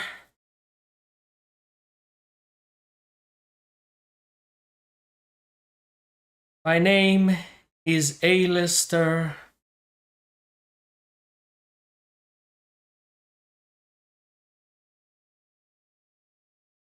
McHasium. A-lister McHasium is my true name. Yes! I am part of a satanic... True, we have been plotting this whole time. We have a base on the moon, and we are using the aeonic energies in order to psyop left-wing communists into being assets of MK Ultra. Yes, it's all coming together. You see, I am the ONA who has been working with none other than Paul Rogers. All right, and I can't keep this shit up. All right, in all seriousness. This is actually fucking insane. I'm sorry. Like, this is fucking mental illness. This person, their mind has been shattered. This person's mind has been shattered, okay? He got all of this from this image. All it took was this image. This is Warhammer 40k, a widely known franchise. And one person shared this image, which looks like Mecha Tanky, I guess. And then from that, we got all of this schizo crazy shit. Okay, we got all this schizo shit about shape-shifting chameleons. And, you know, the I don't even know what that is. I don't know what a Vindex is. And Satanism. We've got all of that. And he's saying, oh, no way, it's a coincidence that it all points in the same direction. And it's just one guy sharing this is mentally ill. So let's, but the responses are even better, okay? So it's got 27 likes. It's actually crazy there's 27 people. Paul Rogers Infrared Imperium. That's a new meme, by the way. Thank you so much, Soapbox. But that's actually a thing, right? So that got 27 likes. That is fucking insane, right? So this guy, I think this guy just likes 40k.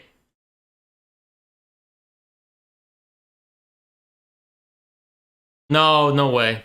This guy's right. Probably the craziest case of mental gymnastics I've ever seen on this app. And this is the best fucking response. This is the best response by far. actually looked for this tweet and I liked it, even though I'm blocked. I like this tweet. Actually, you know what?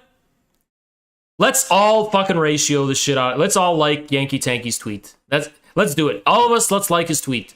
So let me show you Yankee's tweet. All you gotta do is just go into my likes and you'll find it. There it is. Just, yeah, let's all like it. This one is a stretch, man. This is...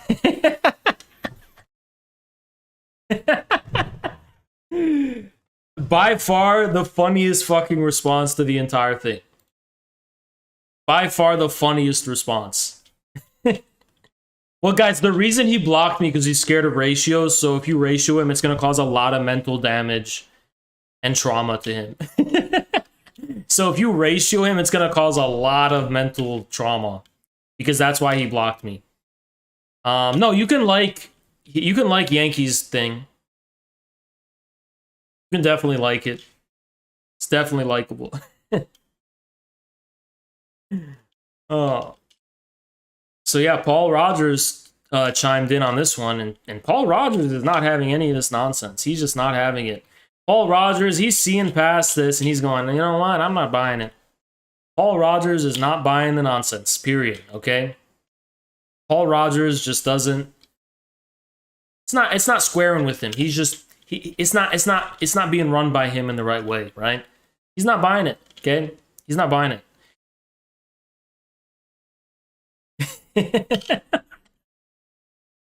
Even fucking Yankee Tanky finds it insane. Yankee Tanky, mind you, spent like 3 hours trying to fucking claim that he wasn't... I'm gonna show you that, by the way, because that's also something I gotta show you guys. If you didn't see it already. Remember the Mecha Tanky moments, how I said it's Yankee Tanky? He kept denying it. Bro, it's actually funny. All right, I have to show you this. So when this guy's telling you, yo, this seems kind of crazy, you know you're off the fucking deep end. But let me show you some of the shit. It's just, okay, you have to know the context for it to be as funny as it is, all right? You have to know the context. All right, so there's this. And then, okay, this is actually the fucking funniest shit I've ever seen on Twitter. This is actually fucking hilarious. Because this is what he did, all right? This is what he did. So immediately after that space, Yankee Tanky went on his handle and said, I hate infrared. They're always accusing me of being people. And also, he did this. So he had a huge conversation with Mecha Tanky Moments, and Mecha Tanky was like, got some reason Infra Haas thought I was you. I barely know who you are. Weird. Haas is always confusing me with other people. I don't know why. And they actually had a back and forth. They actually had a back and forth. I don't have the whole thing because this account was deleted, and you'll see why. But they actually had a back and forth, and he kept it up, all right? So after the space was over, Rev hosted a space and decided to, he told Yankee, okay, prove it.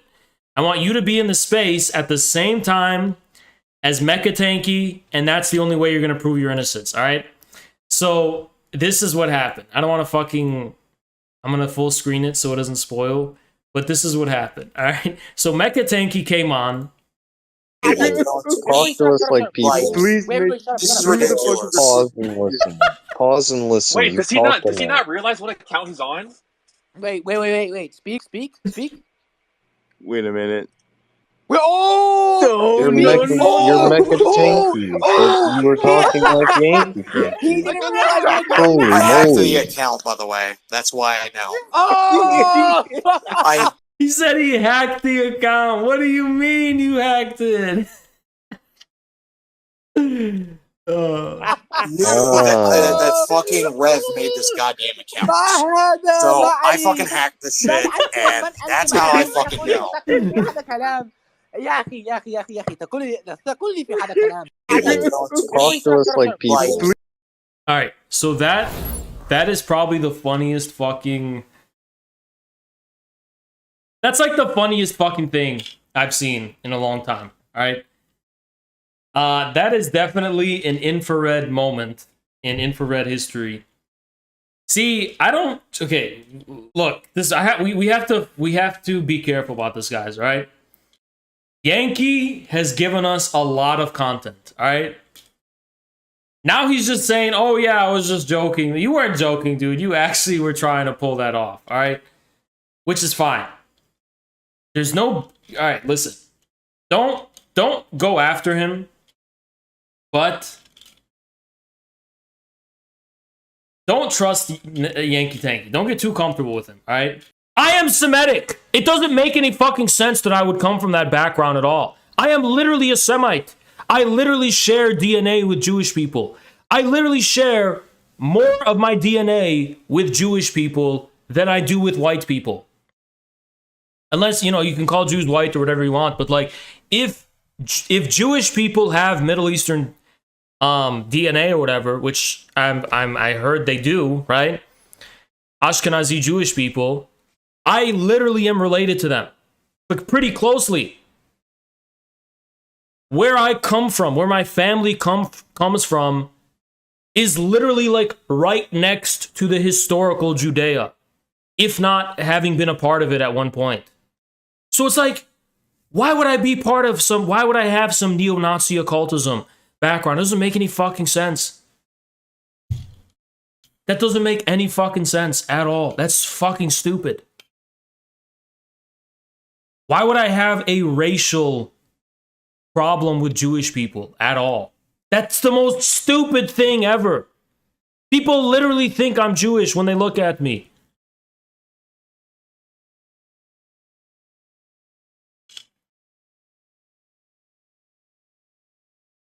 As a matter of fact, I've pretended to be Jewish a few times. A few times.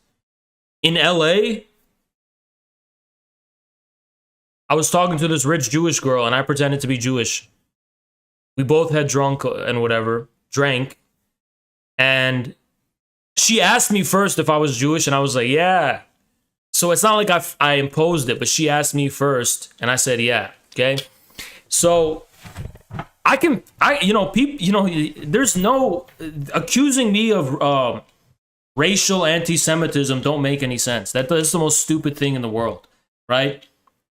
The only thing they can try to do is do the Moishi Postone structural anti-Semitism, where they're like, they think I'm being anti-Semitic because I talk about the World Economic Forum, but then that's them revealing that they have a problem with Jewish people because they immediately associate. See, you associate Jewish people with like conspiracies and shit. I associate Jewish people with Rubens and, you know, delis and shit. I mean, I don't fucking know. I don't really, and like Orthodox, I don't really think of it the same way you do, right? And yeah, it's not what comes to my mind. When I'm thinking about like, see people like, oh, Haas, but when you talk about the PMC and glasses wearers and stuff, that's what they also tried to say with the Stakhanovite thing. They're like, you're secretly talking about Jewish people.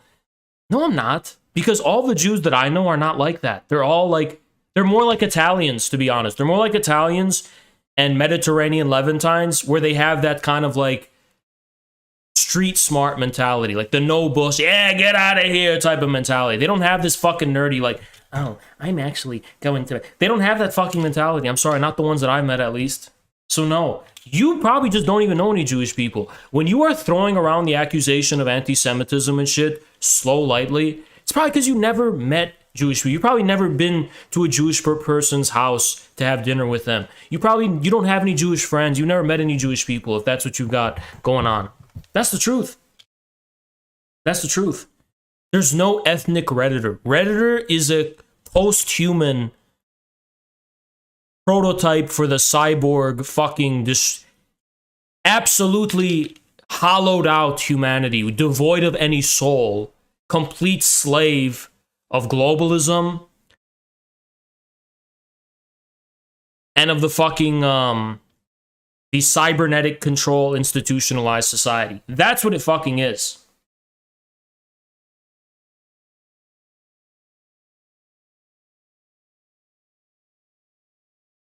That's what it fucking is. It doesn't belong to an ethnicity. It doesn't belong to an ethnicity at all.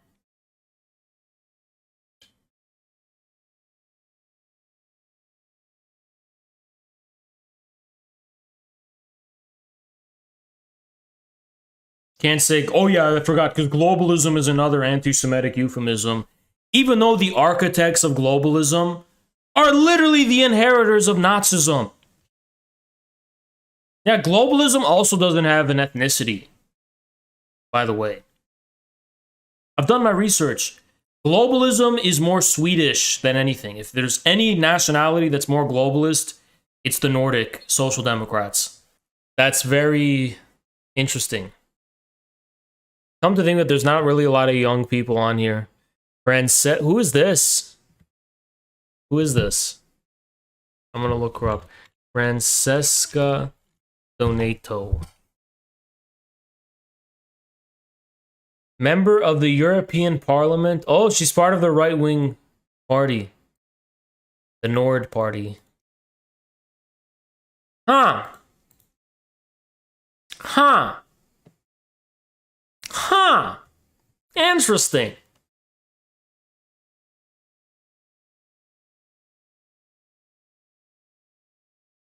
Oh, it's Tulsi Gabbard. Who cares? So these fucking loser professors who are absolute scumbags, unable to fucking relate to anybody. They don't relate to their students. Nobody cares about them. Look, if these professors started a YouTube channel, they'd get fucking 1 view and 1 subscriber. This is who runs Patsock Moments. No joke.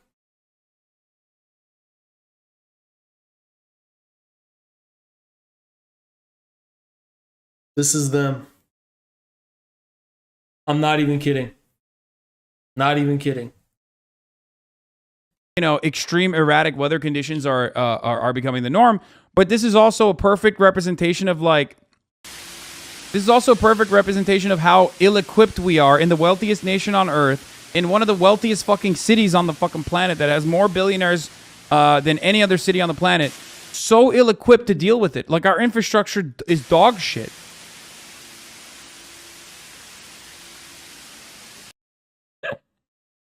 I would love to troll Hassan. You know how I would troll Hassan? I would just like, I'd like be in his chat. I'm like, then you go fix it, Hassan. Get your ass up from your $3 million house in West Hollywood and you go fix it. You fucking hypocrite. You go to New York and fix the subway. It'd be so fun to troll Hassan. It'd be so fun. You go fix it. Anytime he complains about anything, like you literally just say, no, you go fix it. Hassan's like, I cannot believe we don't have Medicare for all. Then you go be a doctor. You give people free health care. Get off your lazy bum and your $3 million, and make sure you say $3 million house in West Hollywood. Guys, I'm not encouraging anything, obviously, but like hypothetically, that would be the way to troll Hassan.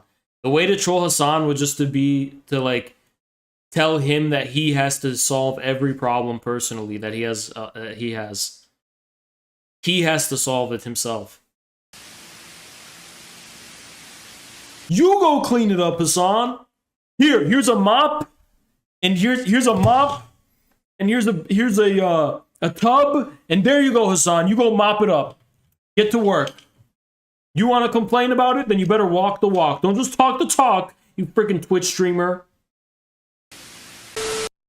UPS driver collapses from front. About that alarming video of a UPS guy in distress from the extreme heat. He struggles to make it onto the front porch. Then he collapses, overwhelmed by the 110-degree temperature in Arizona. He has to lie down. You go give him a bottle of water, Hassan. You go help him. Freaking champagne socialist. Sitting in his fucking $3 million house in West Hollywood. You go help him, Hassan. Why are you watching this happen in real time? Get up from your bum. Go to Arizona and help him. The truth is, guys, I don't do leg day, so I can't sit on the floor. My upper body will crush my lower body. I can't even sit on the floor. People need to be woken up. I mean, I don't know. You need to go wake up your grandma. You need to go wake up even listen. Even if you got second cousins in the hospital right now that are in a coma, you should go wake them up and tell them to fucking tune in right now. Because I went through a lot of bullshit to bring this to you guys. So 90% of the people that see my shit on Twitter hate my guts. The 10% who don't love my guts. They love my that's so weird. You could say hate your guts, but you can't say love your guts without it sounding super disgusting and weird. Okay, so we're gonna walk that one back. I have not even busted a nut in 1 week. Y'all know that?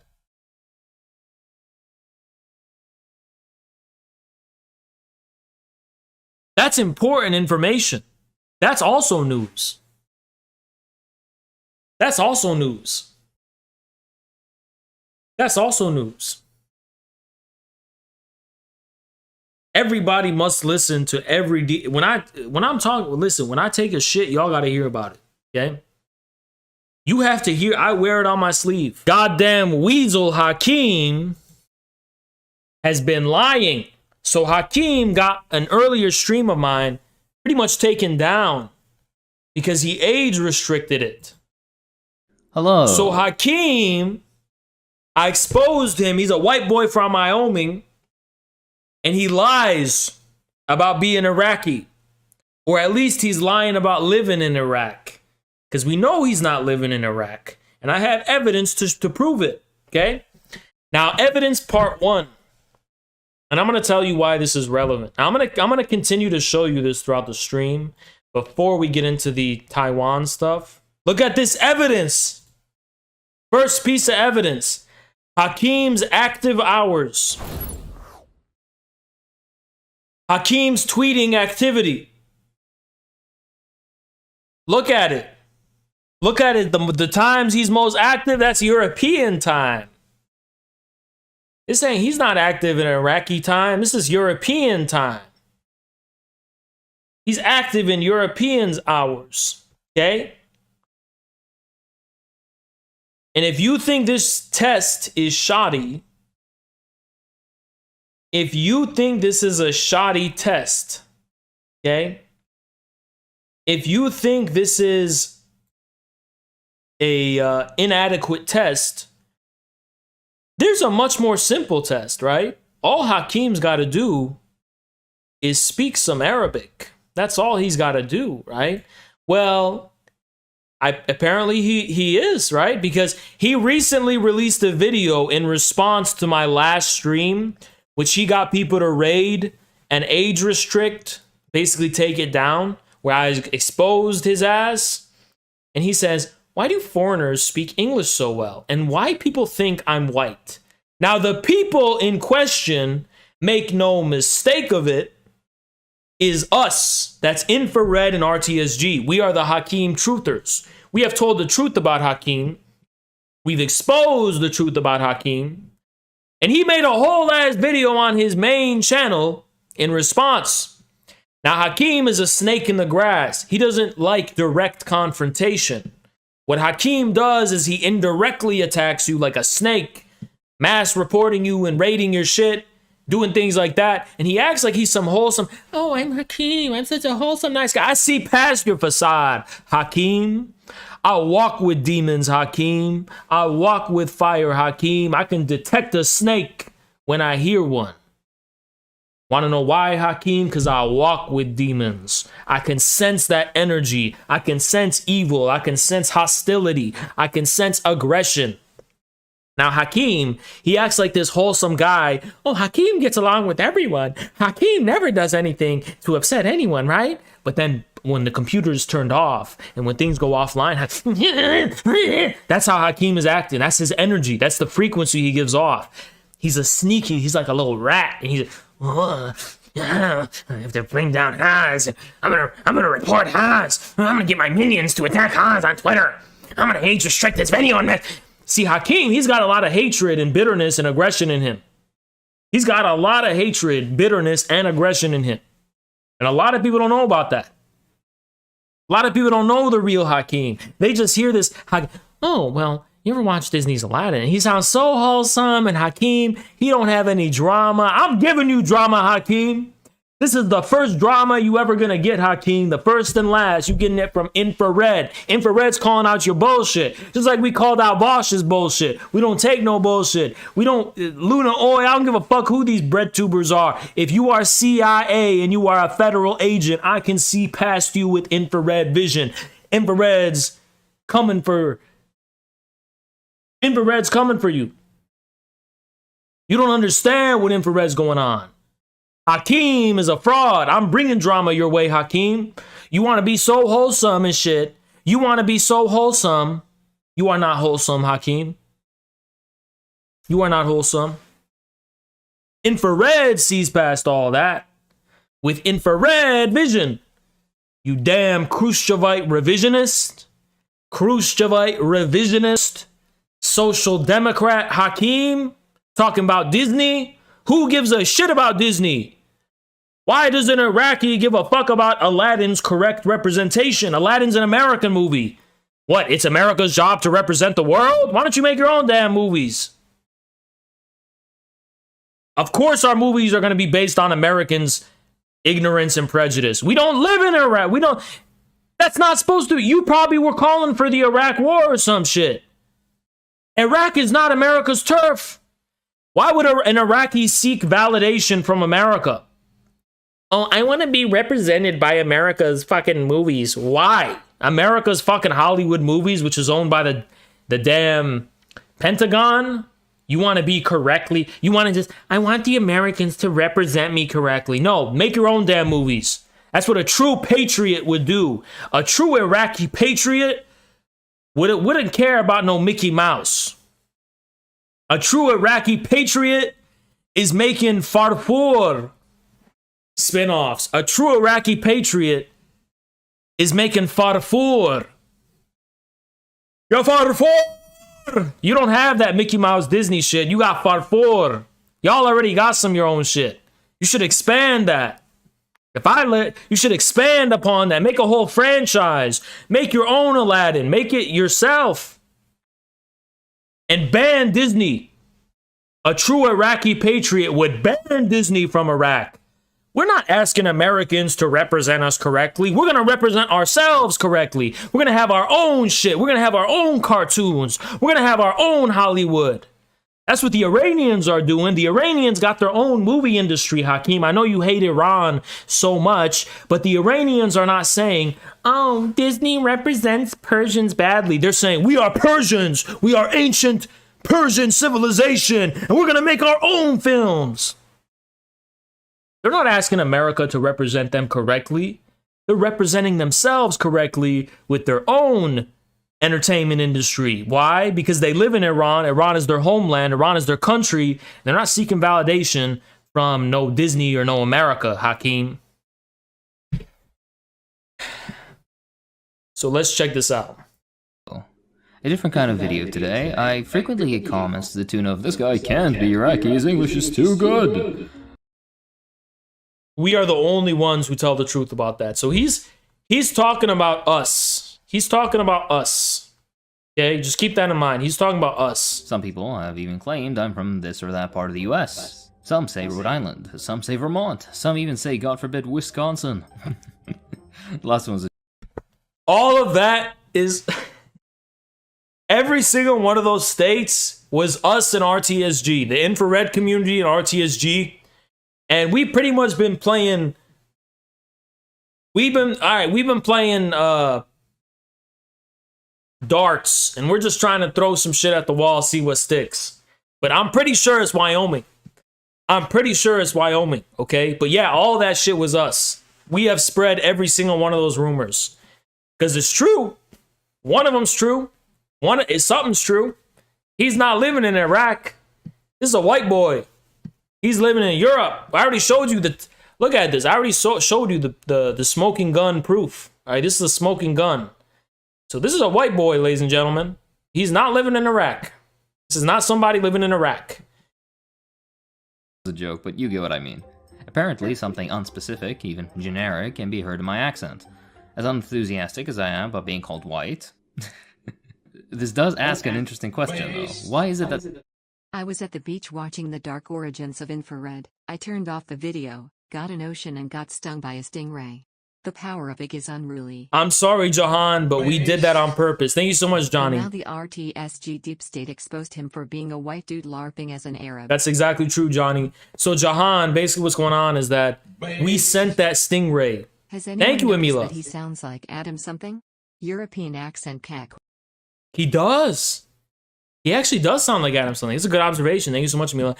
Jahan, we sent that stingray to... And it was for your own good, because that's going to toughen you up and make you a guerrilla soldier. That stingray wasn't any ordinary stingray. It had the stinging power. It had a venom in it. That venom turns you into an infrared super soldier. And it allows your mitochondria to be compatible with the infrared official exoskeleton suit. So when we do move to the new sun, your body will be compatible with our exosuits because of that stingray. So it's pretty much our jab that we had to, give you. So that's our stingray that we sent. That so many quote-unquote foreigners speak English so well? Stick around for my English journey and some Hakeem tips on language learning. Hakeem, you are not Lenin. Stop representing yourself as Lenin. Okay, let me tell you what Hakeem probably looks like, right? Hakeem represents himself as Lenin, right? He tries to have that energy and shit. Let me show you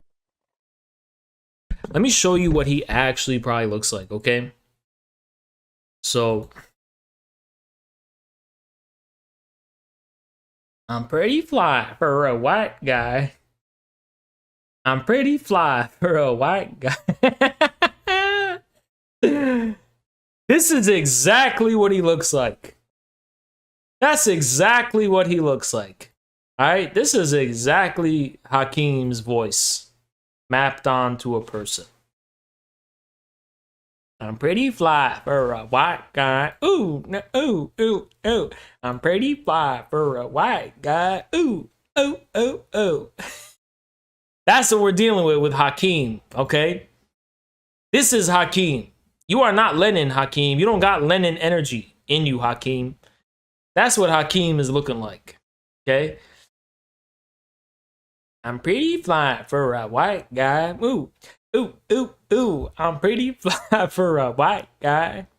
That's Hakeem, okay? That's the true Hakeem. He's a damn European. English is an international lingua franca, a common language. Unsurprisingly, the development of capitalism and the march of colonialism played the biggest role in its global spread. As a consequence of the growth of the British Empire, English was carried on to distant... Bro, why don't you speak Mandarin? You live in Iraq, so speak Mandarin. Why you speaking English for? That's like saying, that's some bullshit. France colonized Lebanon. I don't know any Lebanese Shia who speaks French. Not one. I don't know any Lebanese Shia who speaks French or Sunni. I don't know any Lebanese Muslim who's speaking French. The only people who like to do that are some Maronites. I don't know any Lebanese Muslim, Shia or Sunni, who goes around speaking French. No, nobody does that. Nobody does that. Bonjour, oui, oui. Nobody does that shit, man. We don't do that. We don't do that. Lands as an administrative language to places as far away as India, Australia. That shit's corny. We see that as corny. When people do that shit, we see it as corny. We say, oh, what the fuck are you? You're not French. Oui, oui. That's corny. That's corny as fuck. And the US. Also, my own country, but we kicked the British out fairly quickly. Logically, with new rulers comes an industry for that language to grow in a region it wasn't present in before. Be it out of economic necessity or prestige, the languages of rulers prior to this... Yeah, lots of Iraqis speak Farsi. Now, Prism points out that Hakeem doesn't even know a word of Farsi. But the question we should really be asking is, does Hakeem even know a word of Arabic besides Habibi? Because all Hakeem would have to do is just speak Arabic. All he would have to do is just speak some Arabic. And that's all he'd have to do. Okay? All you'd have to do is speak Arabic. I did see your text, Jackson. So Jackson commented on this video, and Hakeem did in fact respond. Let me see if we can find Jackson's comment. And we can't, because it's buried. I knew his shit was going to be buried. Alright. But Hakeem, all he would have to do is speak Arabic. That's all he'd have to do. Check the guys. My people watch this video. Not once does he speak Arabic this whole video. I'm spoiling it. Not once does he speak Arabic. Not once. Not once. Not even once. That's all he'd have to do. Speak some Arabic. And prove to us you're Iraqi. You don't gotta do all this shit. All you gotta do is speak some Arabic. He doesn't do it once. Last century of ours became a force of their own. Spanish or Portuguese in Latin America, Persian amongst the Mughals, or yes, English basically everywhere. The real impetus for the spread of English, though, was its longevity as a lingua franca. As the British Empire waned, the US rose, another English-speaking power. Of course, the world in the early 20th century was very different from today. For example, in Europe, German and French were still common use languages in so-called high circles, with German still being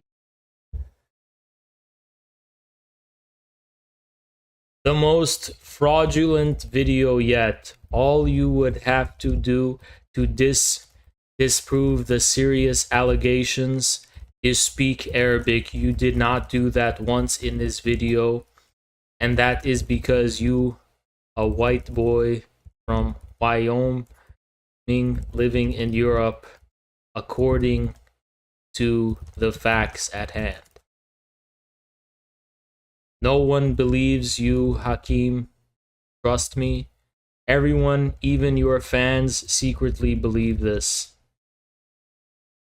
They have told us in private.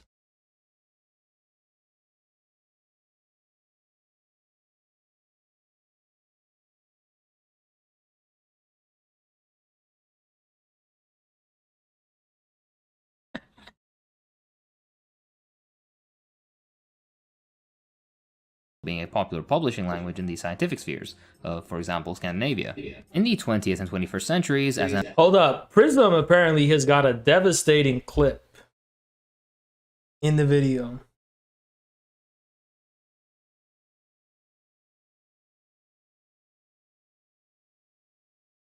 Prism, where's your ping?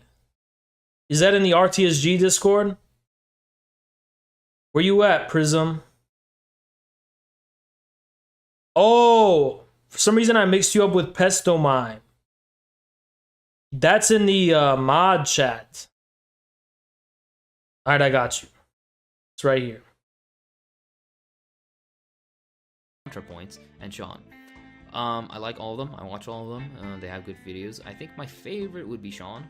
This is why I'm anti-Hakeem. He is literally a bread tuber. He's a fraud. He don't stand up for nothing. He's not an ML. He's not. Love your stuff, us, but Lebanese are just French leftovers. Shut the fuck up, Boba. What the fuck was that? Leftovers? What do you mean leftovers? Let's not start comparing food, because we don't eat maggots. We don't eat maggots, okay? We don't eat moldy cheese and shit. We don't do any snails or any dumb shit like that. So let's not compare the leftovers at the dinner table, because I'm pretty sure Lebanese food, we eat Lebanese food, shawarma and good shit, and you know, fish and very good Lebanon, tabbouleh and fattoush and all that shit. We're eating that, and then there's crumbs that drop on the floor, and then when we're done, there's like rotten bones and shit.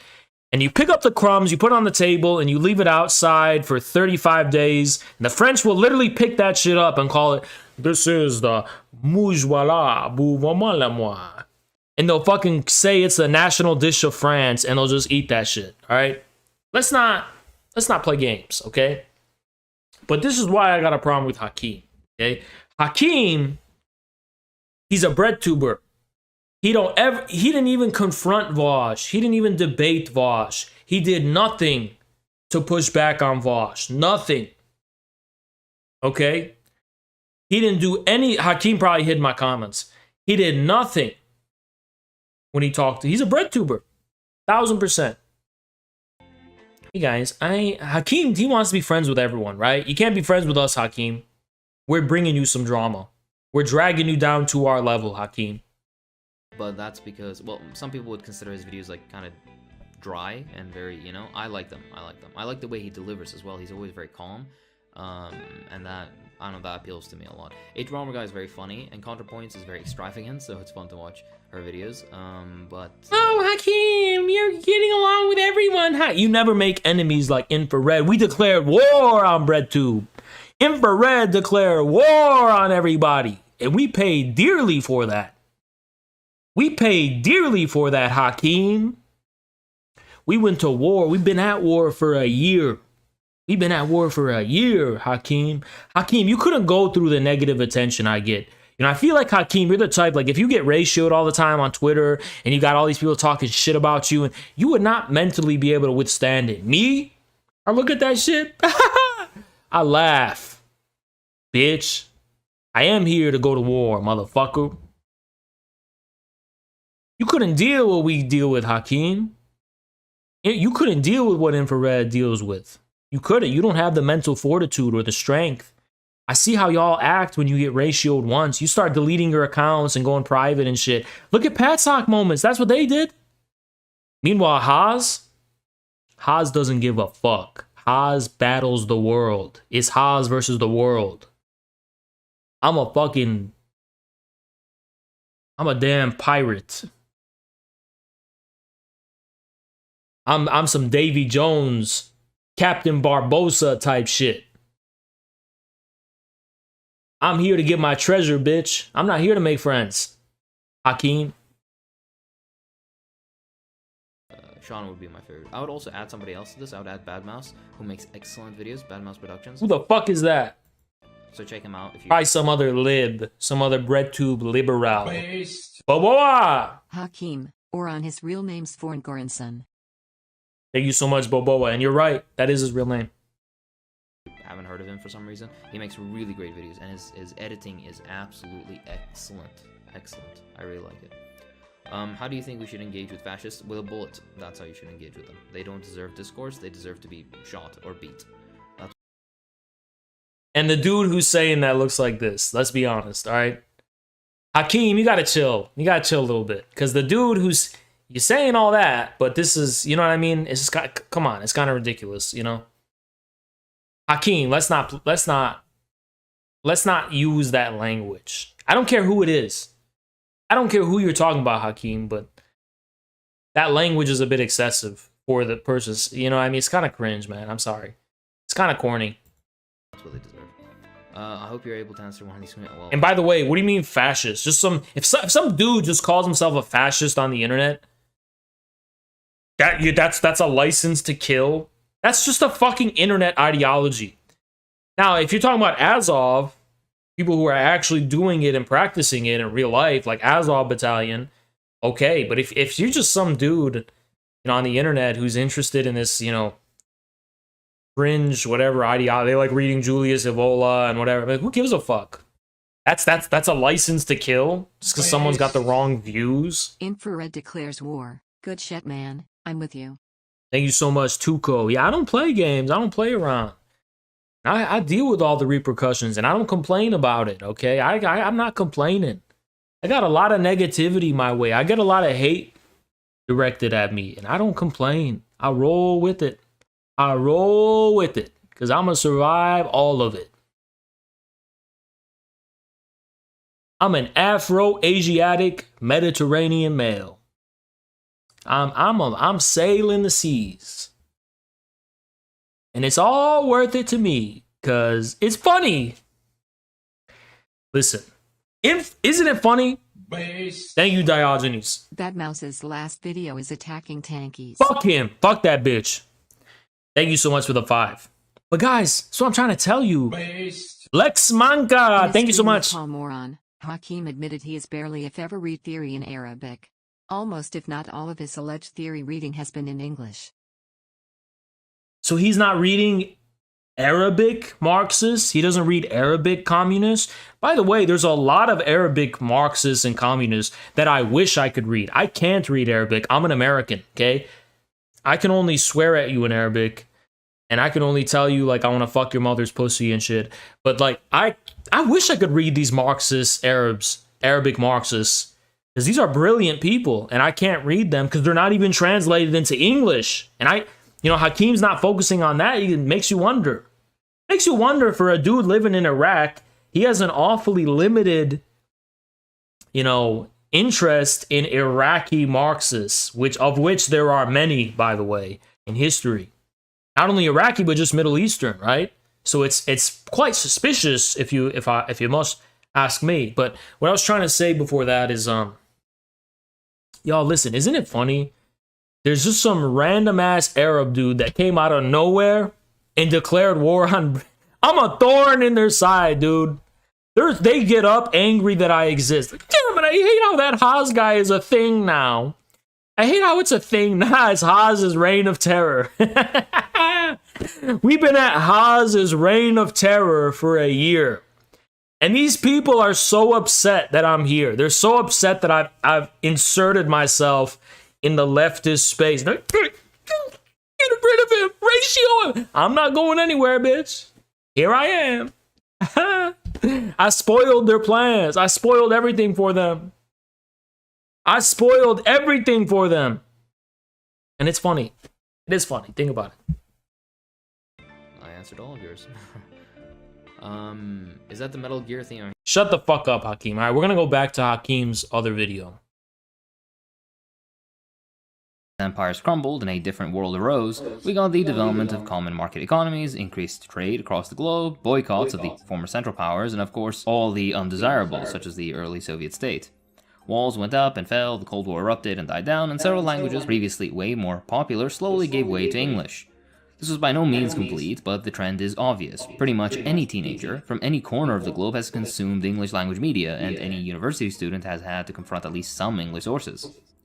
If you're American, think of the last time you've had to engage with a Portuguese, Hindi, Arabic, or Russian language source last. What about media? It's probably 1 week ago. Not the most common thing that you do. 1 week ago. And that's it's kind of the very common. It's very common, especially Russian. To the matter.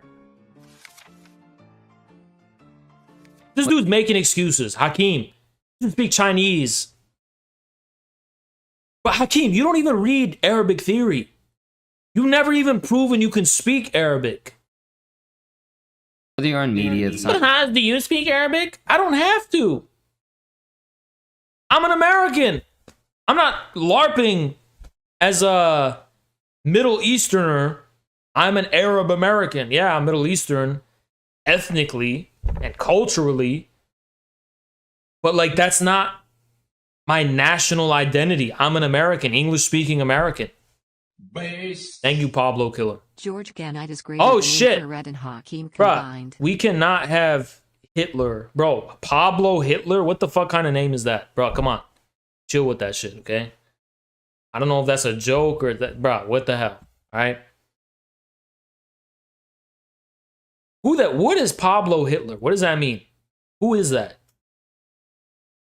Sciences, art, or whatever else, English is commonly used as an international medium of communication. That's why Brazilian, French, and Japanese actors appear in English language movies speaking English. One time I didn't catch it. One time a guy, a dono whose name was literally Adolf Hitler, donated to me, and I literally said thank you, and I read the name. And then, like, I didn't get sleep. So, like, 10 seconds later, I was like, wait, what the fuck? This dude's name is Adolf Hitler. We can't be accepting that. Meanwhile, relatively few can't do that. Okay, we can't just have any name on YouTube. Okay, you got to choose a proper name. You got to choose a proper name. Okay. American actors appear in international cinema speaking a foreign language. Likewise, if you make something and want to have widespread appeal, you make it in English, even down to the price when using official translating services. It's not unsurprising that translating from English to another language is always cheapest, meanwhile translating from, for example, Vietnamese to Persian is definitely a bigger blow to the budget. Scand is the point here. English being globalized means that it no longer really belongs to anybody, or any just one nation, but also it means that a lot more Yes, it does, dude. Stalin literally got mad at the Indian representative for speaking English. Don't just act like, oh yeah, English is the international language. No, it's still the Anglo language. And you should not be promoting English in your country. Oh, this is everyone's language now. No, you're a globalist, Hakeem. You're an American imperialist globalist. You should be saying, nah, let's stop English. No more English in Iraq. Start speaking Chinese, Persian, and Arabic. Nothing else. Maybe Russian. Chinese, Arabic, Persian. In this order, Arabic, Persian, Chinese. That should be the language order in Iraq. That much, but it is nonetheless an interesting exercise if you want to go down that route. No, it's not.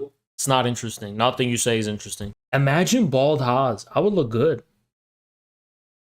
Bald Haas would look good. Thank you, someone you love. Hakeem so obviously deracinated at best. Probably white though. But you have an interesting name. Are you someone I love? Especially my bad temper is one of my biggest flaws is my bad temper, right? But then, you see my flaws. I'm a man. I'm a human being. I like big booty bitches. Sue me, CPUSA following D's. What do you mean D's? D's nuts? What are you talking about? See, the Darwinian nihilists want us to believe that there's no relationship between the good and biological development. I don't believe that. I think human beings prevailed, not just because we were mightier. Well, we prevailed as being mightier because we are actually good. What is good will win. In a way, might is right. In a way. It's not... See, the problem with might is right is that on what time scale?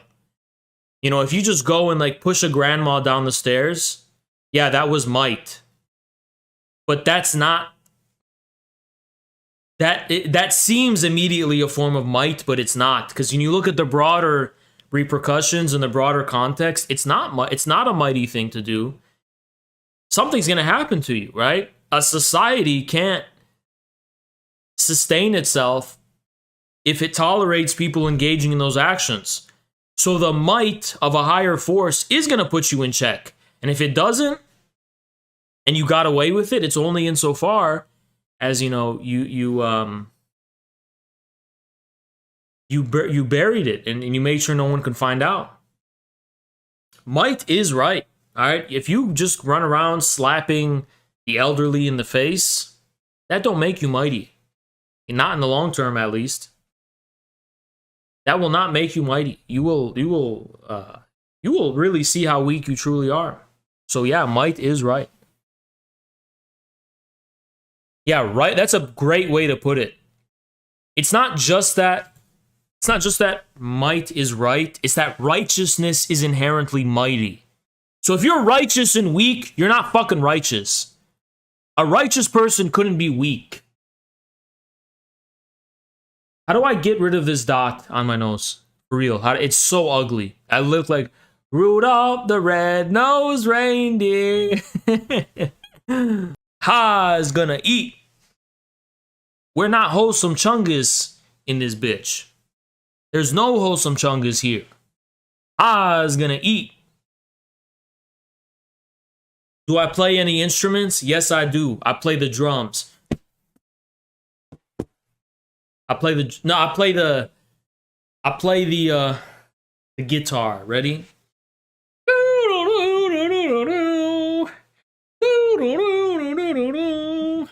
Hakeem is a white boy from Wyoming, and we bring him on our country music guitar.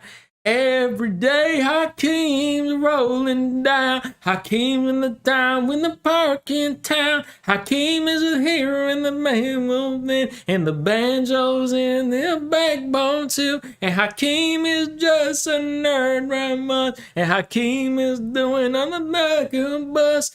I don't mean with a he's a nerd.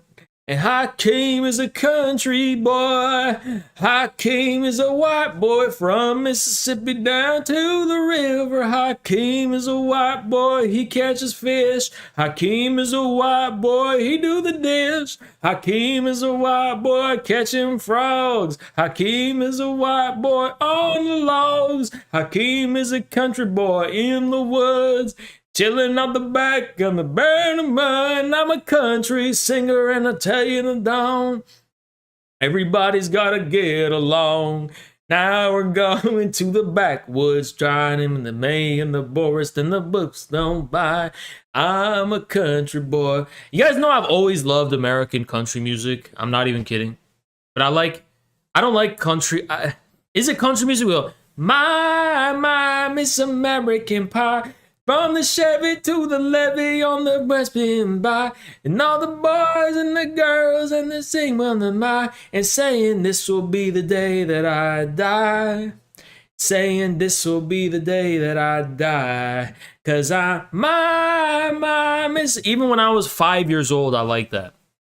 Especially with a military escort, that is actually going to be considered by the Chinese an invasion of their territory, which is actually also an act of war, when they know this, right? It said the visit would include those countries. Nancy Pelosi milkers. This is what I get for trying to be serious. Oz, you are fake American. All right, I'm fake American. I'm fake Lebanese. I'm fake Arabic. I'm just from outer space at this point. You know, I don't know. You can just really suck my cock at this point. I don't know what to tell you. I'm from outer space. I'm not from anywhere. I'm just from nowhere. I'm not of any ethnicity. I don't have any national background. I'm literally just an abstraction. Yeah, we're different. We're all different. We're not the same, but we're still all Americans. If a black American goes to Africa, he's gonna stick out like a Thor's thumb.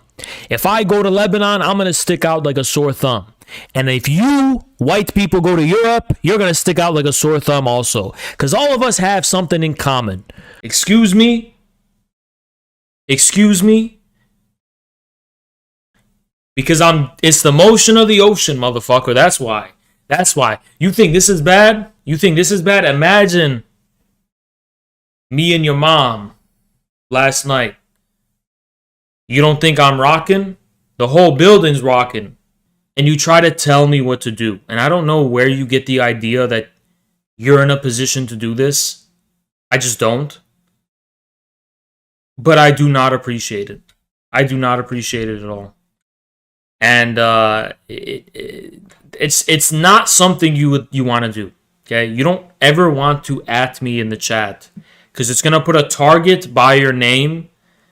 And whenever I just feel like randomly banning people, you're going to be the first person that comes up. Okay? Particularly given the various scenarios that they've highlighted and will be exercising for.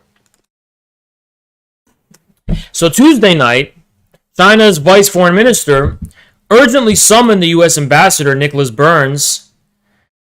Nicholas Burns, is that related to the Dylan Burns? Or is that a different species of obesity? We don't know, right?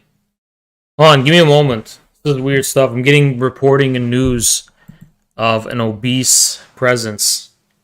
He said he wouldn't fight me if his life depended on it. So this is coming from Jackson's tweet, and he was reporting that Dylan Burns ate $46 billion. It's not confirmed if that's true, but it is possible, right? That he has eaten all $46 billion. And this guy said, it's funny, he offered to pay your boy Haas, and he backed out. That is not true at all. I was not offered to be paid anything. So that's just made up. You know, it was going to happen like one month of training, and then the situation changed. So nobody backed out of anything. That's just a lie. It's what you call a lie. Who is this fucking person? The Real Deal MMA. Oh, it's a 41 follower retard. Okay, got it. So Jackson asked Dylan Burns if he'd box him, and Dylan Burns said, sure, sounds fun. And then he said, we will do it in the middle of Kiev, which tells me he's not really serious about it. I don't know. But Jackson seems like that he might be making it a real thing, because he's saying, my first event with the Make-A-Wish Foundation is going to be so much fun.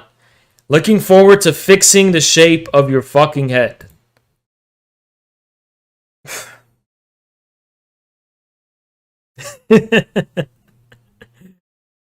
So, yeah, I mean, this might happen, I guess. Also, in other news, Emma Vigeland has come out with her own line of t-shirts. Great t-shirts, and it's called the Majority Majority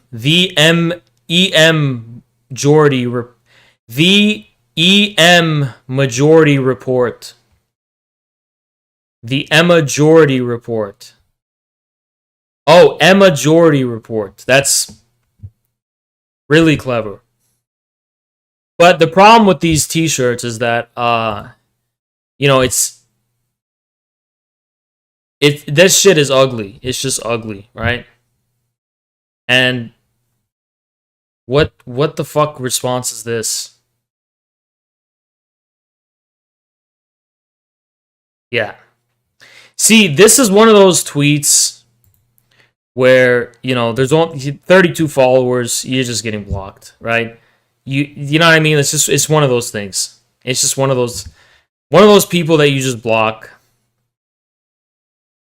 But I said it's ugly. Sorry, this shit is just ugly. That's the problem. So Emma, I don't know if you ever gonna see this, but you know these are really ugly shirts, to be honest.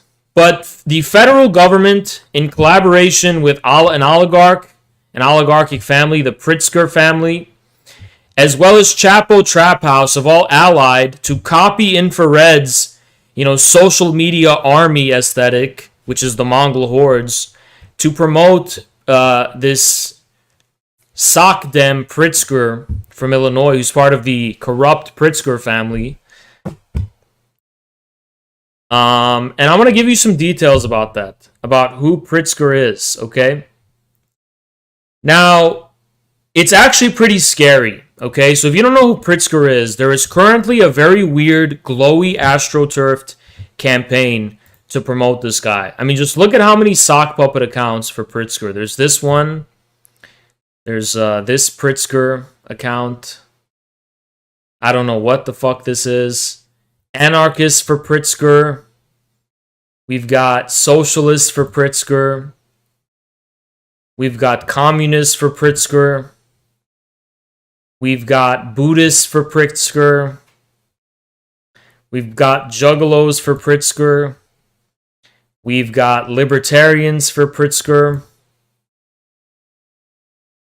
We've got Freudians for Pritzker. We've got bisexuals for Pritzker. We've got Zizekians for Pritzker. We've got Hojas for Pritzker. We've got Clintons for Pritzker. We've got Weebs for Pritzker.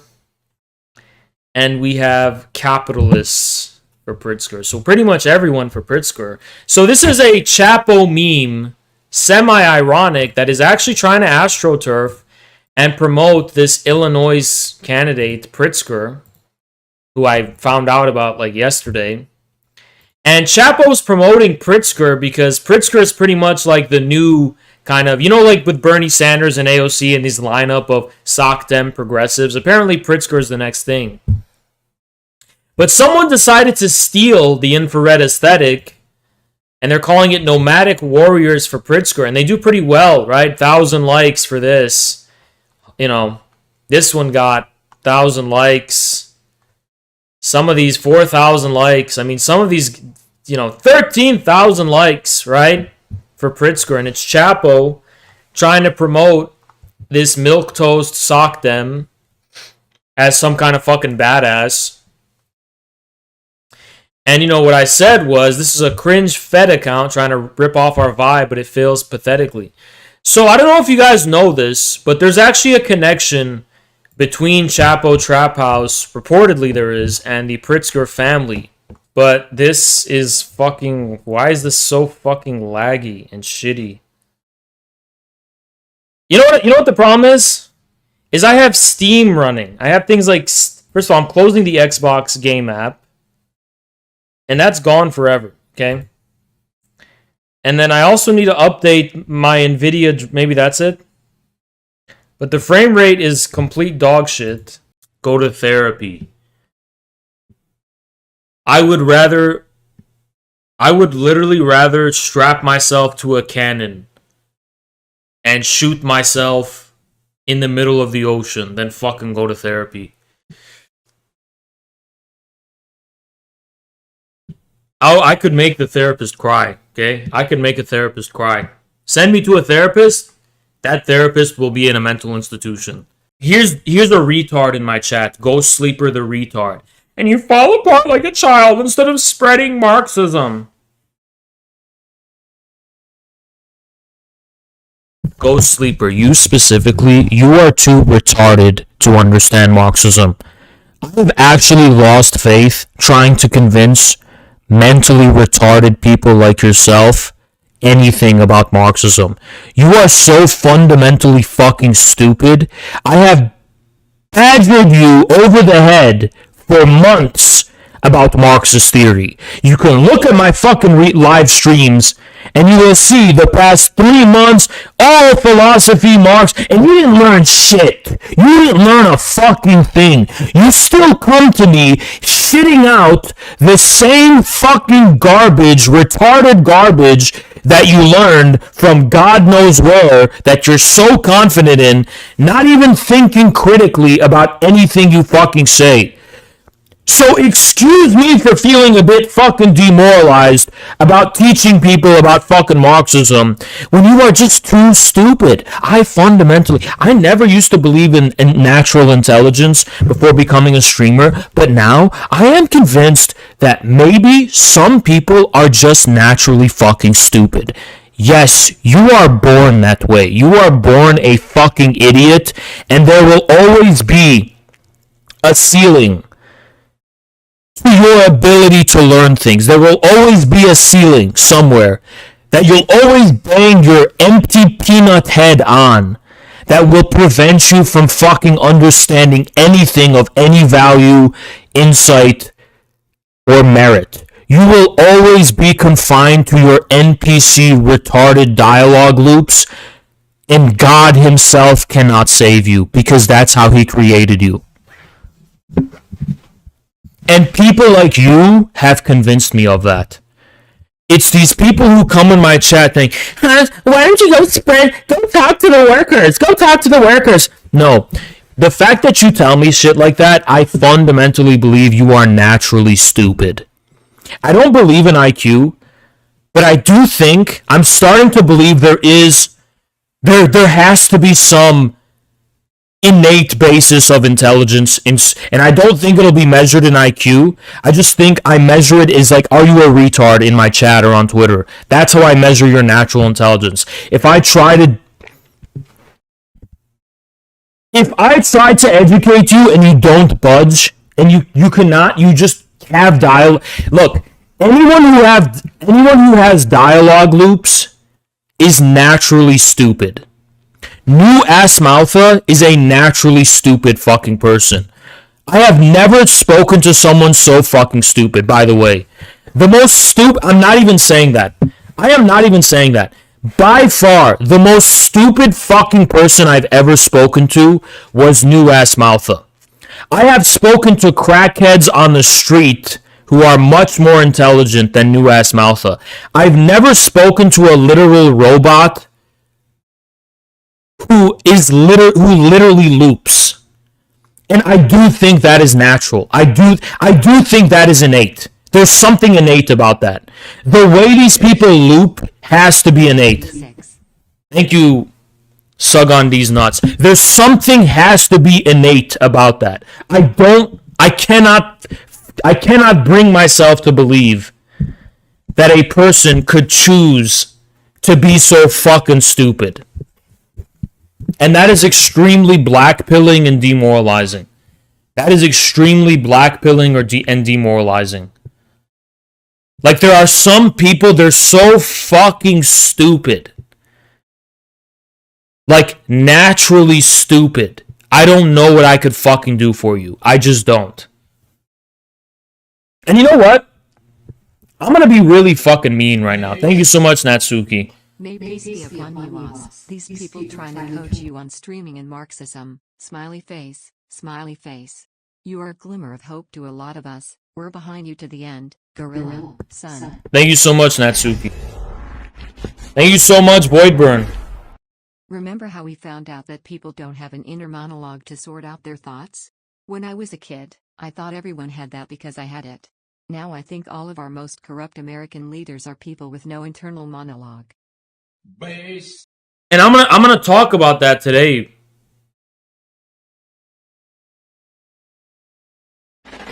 Thank you so much, Love Tony. Appreciate you. It's funny, sadly not everyone can be the sharpest tool in the shed. Their brains are dull. Not everyone is equal. You know, sometimes I take it out on the chat. And when I say the chat, there's always some innocent guy in the chat who's just like, they're fundamentally innocent. Like, I'll say something, and they'll be like, well, look on the bright side. The sun's still shining. And I'll get angry at them. I won't lash out at them on stream, but internally, I'm like, dude, you're a fucking idiot. You're not even thinking about the significance of this. And it's not innocent.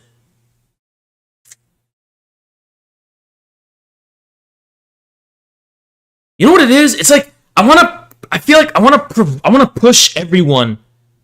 I don't want you to sit there and just smile. Hey, Hans.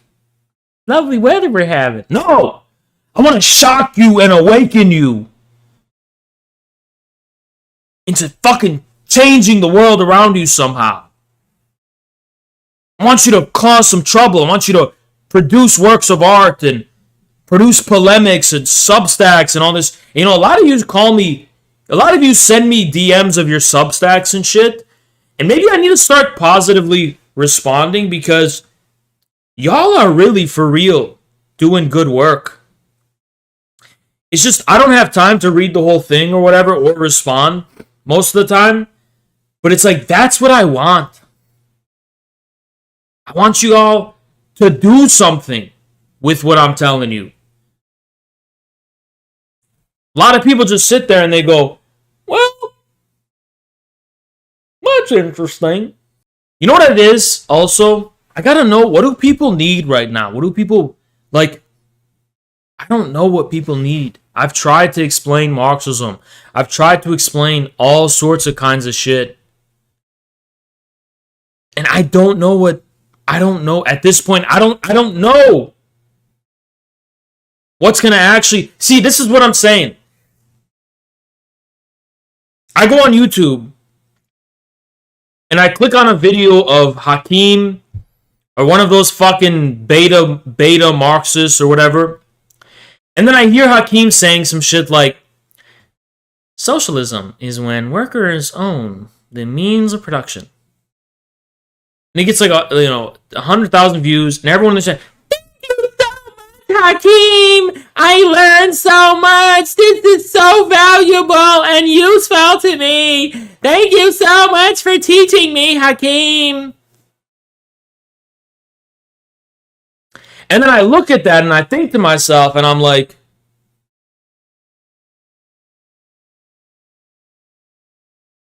what a damn world we live in.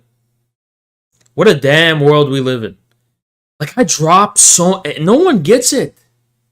Nobody gets it. Yeah, I wish I could measure intelligence. It's like, if I can know how stupid people are, forget about stupid, just how knowledgeable people are. If I could put myself in the shoes of an unknowledgeable person, I'd be a way better teacher. That's my problem. I can't.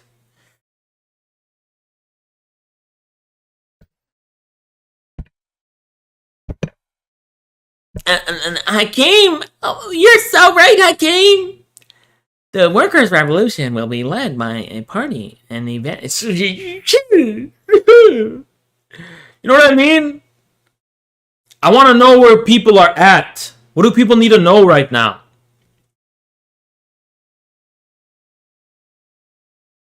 You know what I'm thinking, guys? Let me know what you think about this. I think I should start doing Marxism 101. Like, just like how Hakeem does. The problem is that it's gonna be... Like, I'll do a new reading and a new introduction to Marxism, right? For the dumb guy.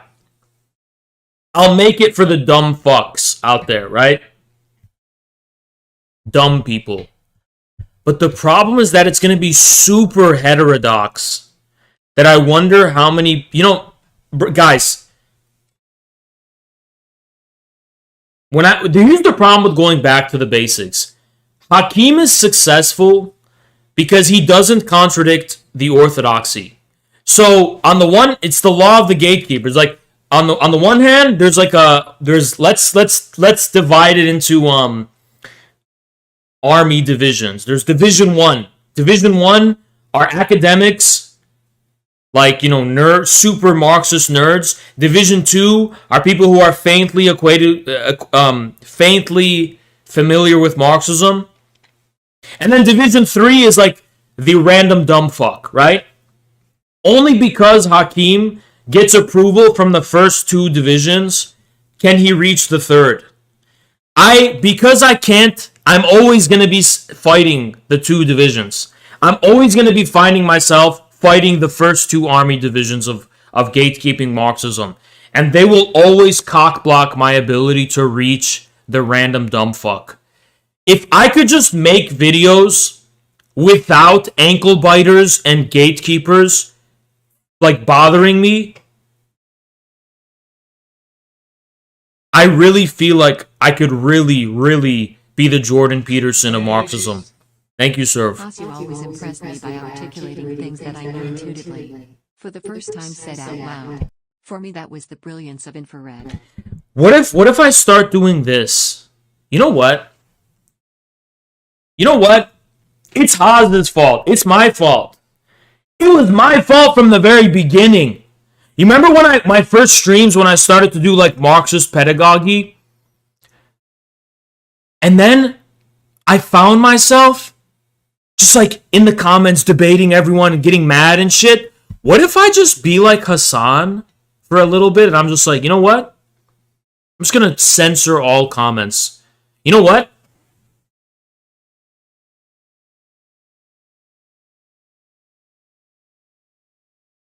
I'm going to start doing Marxism 101, and then all dissent in my comments, I'm fucking deleting. I'm banning all of it. And then anyone who wants to confront me, come fucking debate me, bitch. Otherwise, the first 2 gatekeepers of Marxism, suck my cock, bitch. You are not gonna get in my fucking way. I am gonna fucking reach the masses. I am gonna reach the random dumb fucks on YouTube and educate these fucking people. And I'm not gonna let the 2 fucking army divisions of Marxism get in my fucking way. If any of these people are worth shit, I will stand here with God as my fucking witness in front of my whole audience and tell them, debate me, bitch. Otherwise, you're not worth shit. Everyone sees that I'm a debater. Everybody sees that I've debated people. So I can back up what I'm saying.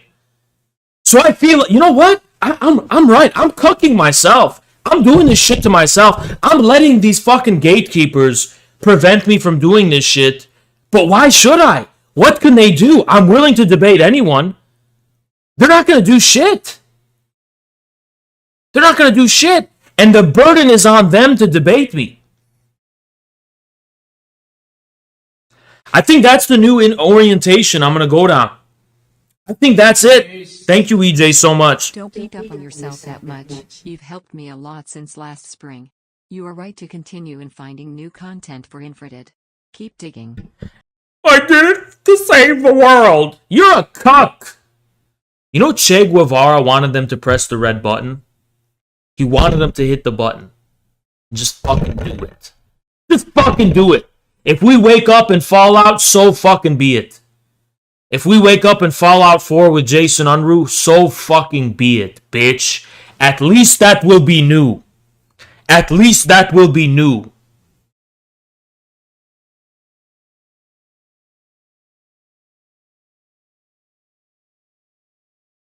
He blinked. If the US wants to start a fucking nuclear war, let them. That's what Mao said, by the way. Mao said the US is a paper tiger. You want to know what Mao said? Mao said, even if half of us die, it doesn't matter. We'll just repopulate. Who cares?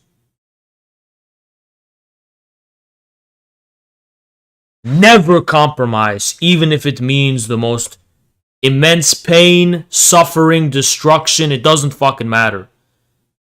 When you give up your dignity, when you give up your sovereignty, you've chosen a destiny worse than death. Worse. They include firing of multiple ballistic missiles, including missiles that were flown right over Taiwan. And they're carrying conventional warheads, which are going to be fired into the water. So Aquaman, the whales, the dolphins, and the starfish are trembling right now. Okay? And all the missiles accurately hit their targets. This threatens our national security. This threatens our national security. Because why? I want to know how it fucking threatens Japan's national security. There's no reasoning. It's just saying dumb, stupid shit. They're just saying dumb, stupid fucking shit. Hey, Japan, why don't you get your fucking anime problem under control before you start fucking bitching and whining and talking about how this threatens your security? Why don't you get your fucking anime problem under control? Because you have a lot of problems, Japan. You have a lot of fucking problems. You got a lot of young people who are getting into psychosis and fucking masturbating to fucking cartoons and shit. And every day I see some dude from Japan buys a fucking realistic dog costume and just... Bro, you got problems in Japan, okay? You got to sort your fucking problems out because a lot of weird things are going on there, okay? The national security crisis as far as Japan is concerned, it's not China, it's fucking degeneracy. Okay, your fucking birth rates are like negative 25 or whatever. So yeah, I think you got a way bigger problem than China and that the fucking Taiwan drills. Why don't you fucking get your own fucking house in order? We're trying to drag us into a war. And what honor do you have? Where does this fucking hubris come from? I'm sorry, but you surrendered to the United States. You pimped out your country to the United States because you were so anti-communist. Your elites were so anti-communist, or you, because I'm addressing the elites, were so anti-communist that you cucked your entire fucking island to the United States rather than form an alliance with the Soviet Union, which would have given you way more sovereignty, by the way. Look at North Korea, right? But you still act like you got all this honor and all this. Shut the fuck up, you know? What are you defending exactly? What are you talking this big game for? You've given up all your sovereignty to America. So there's a dumbass named Gandhi, Mahatma Gandhi. And Gandhi, this dumbass, said, "An eye for an eye will only make the whole world blind." Well, Gandhi, you wear glasses, okay? And if you don't... An inability to exact an eye for an eye, I think is just going to weaken your eyesight, actually. I don't think it's going to lead to everyone going blind. I think your eyesight's just going to be severely weakened, right? And you're going to need glasses, Gandhi. So I don't think you should be talking about anyone's eyes and the visual impairments that may result thereof. Just my opinion personally, though. Straight to hell in a fit of rage. Thank you, Bobo. Recently he retweeted some thread that mentioned you and infrared. Why don't you link those to me in the Discord, and I'll review them. But as far as I know, isn't BAP, isn't that like a gay pride thing? Or no, there's nothing wrong with it, but isn't BAP like a homosexual pride organization? Or what is BAP? Is it like bisexual bisexuals against the patriot. I don't know, what is it? What is BAP? I don't know. Isn't that like a gay rights group or something? I'm pretty sure BAP is a gay rights group. I'm pretty sure it's like a homosexual association. Bisexual Association of Perverts. Isn't that what it is? That's what they call themselves, to be provocative, right? I could be wrong. I could be completely wrong about the gay thing, but that's what I've been told, that BAP is a homosexual organization, and there's nothing wrong with that, but it's one of those LGBT advocacy and interest groups. That's what I've been told. Now, I could be wrong. Again, I'm not saying I'm right? But it just appears to me that they're very homoerotic and they're very much about gay pride, and they really have that, they have the, they really believe in the Ezra Pound kind of male on male pounding experience, right? They're men who sleep with each other and they're poets, and it's artistic and stuff, and there's nothing wrong with any of the gay pride or anything. It's okay to be gay, nothing wrong with that. But I also think they mix that with right-wing politics for some reason, and fascism, according to them, for some reason. Which, okay, is no surprise. There is a history of association between fascism and sexual deviancy. It's just a fact. There's nothing wrong with LGBT, of course, but we all know what was going on in the SS, or the SA, I should say. We all know what was going on in D'Annunzio's debauched experiment, and we all know what was going on among the Italian black shirts. I mean, they were getting Ezra Pound, and send me what's going on in the Discord, though. I don't know what's going on. Send me what's going on. But I think that is a gay rights organization. I could be wrong. Look at this. It's an anime profile picture. What do you know? The history of communism is an unending series of cope about why their juvenile ideology falls apart when facing reality. Stalin was not a Machiavellian failure. He earnestly believed he was bringing about world revolution. Okay? And world revolution is being brung about. It's called multipolarity, dumbass.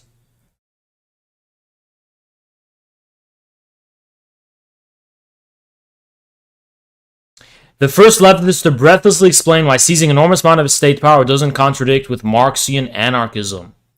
I think this person is mentally retarded. Marxian anarchism. Where does the Marxian anarchism...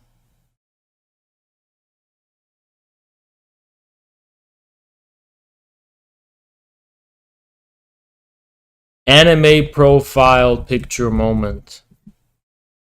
There's the motherland. There's a sense of a masculinity which is at the same time, grounded in the sociological, there's a dialectic there, right? That's why it's heterosexual, right?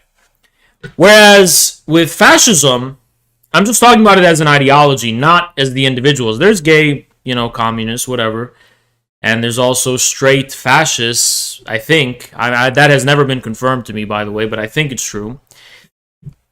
In history, I mean.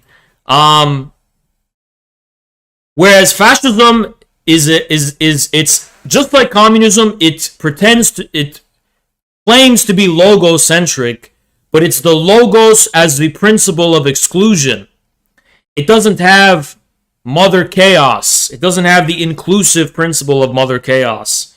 So this does lead to logos on logos action, if you know what I mean. The two logos is, kind of getting down and getting monkeypox together. Patriotic socialism thing is a cargo cult. All of the Bolsheviks despised the Russian people and had no loyalty to them. They only saw the building up of the state as a means to overthrow the hierarchies of all nations. Okay, let me quote tweet this. Let me copy this tweet and respond to it properly.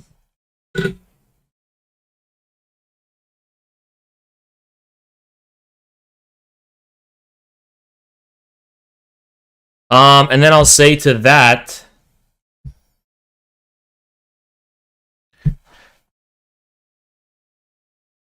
can you point out where Marx, Engels, Lenin, or Stalin talk about hierarchies? No, that's too direct, right? These people don't want directness and frankness. They want something stupid. Did you get this information from your anime show? Source. Autoerotic anime. No, that's too much. What do I say? Do people just believe this shit without even invest?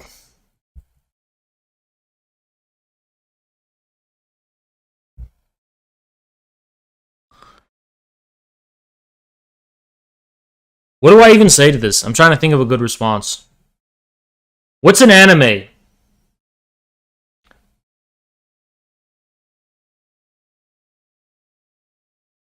The irony is that of a traditionalist with an conservative or whatever having an anime pro saying we are... No, I don't know what to say. This is actually just projection, given that your ideology is just a means to an end of fulfilling your perverse homoerotic anime fetish. I think that's perfect. When I see an anime profile picture, you are discredited in my eyes. You're not I will never take you seriously, period. Like, to me, you're just admitting you're a pervert, you're fucking pathological. You have a fucking anime profile picture, and you want me to take you seriously. You're a fat, hairy, obese male LARPing as a little girl cartoon. Origins of wokeness. Thank you, Sartorius. JBP get wrong about Marxism. Liberalism is anarchy. No, I'm sorry. Apparently we can all agree that the blue hair, pick crew leftist is cringe, and they are fucking cringe. I'm the first one I'm leading the assault, pointing out their degeneracy and cringeness, right? But among some segments of the right, there's just this implicit consensus that fucking the femboys and fucking anime profile pictures, oh, that's okay? Why the fuck is that okay? I see them as equally degenerate. Actually, I see the right-wing anime profile picture as more degenerate. Why? Because it's so fucking perverted to use conservatism and traditionalism to feed your fucking sexual fetish, whatever the fuck. You're a degenerate psychopath, nihilistic scumbag. I'm sorry. I am drawing a red line at the anime thing. I'm sorry. And people go, oh, what about in China? But China's a different place. China's in Asia, okay? So it means something different over there. I am not. I've had it up to here with this anime shit. And there's this tolerance of it. Why is there why is this being tolerated? Am I the only actual fucking conservative? Am I the only conservative straight male on the fucking internet who's political? Am I the only actual conservative? Sometimes I feel like I'm sometimes I really think these people don't even believe in it. Oh yeah, when they're talking about conservatism, they're talking about a hypothetical fetish in their head, and I'm talking about the values my father raised me with, right?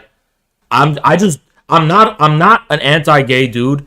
I'm just against right-wing conservative traditionalists who, pretend to be one thing, but they're actually not. That's all I'm against. I do take issue with that, and I do have a problem with it. Like, they're trying to say we're inauthentic. Oh, the Hans people, they're just inauthentic. It's all an illusion. It's all an illusion. They're not actually, they're like communists who are coping, and they're not actually communists. Dude, you have an anime profile picture, and you have monkeypox. Don't fucking step on our shit trying to say that we're not real. Hans is real as fuck. I'm more real than any of you combined. I went against the whole fucking tanky community. I'm real as fuck, bitch. Don't fucking come out here saying our shit is inauthentic. How are we inauthentic? We are. We wear it on our sleeve. We've always been open and honest about what we were. These right-wingers who've got these discords where they got femboys and... Why don't you... Y'all should just stop being political. I get it. You guys are... you are sexual minorities. Go do your thing. But don't pretend to be these conservative political people or whatever, because you're not.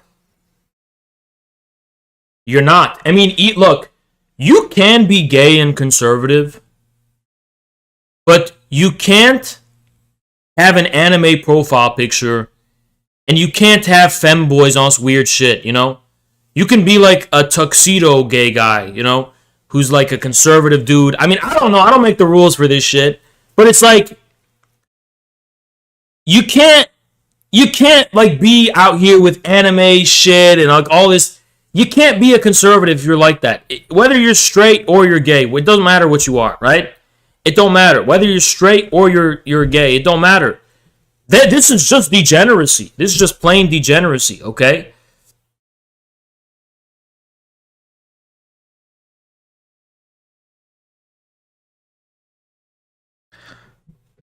This is just plain degeneracy. And these are...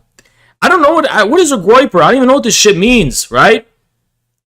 A mega groiper is their name.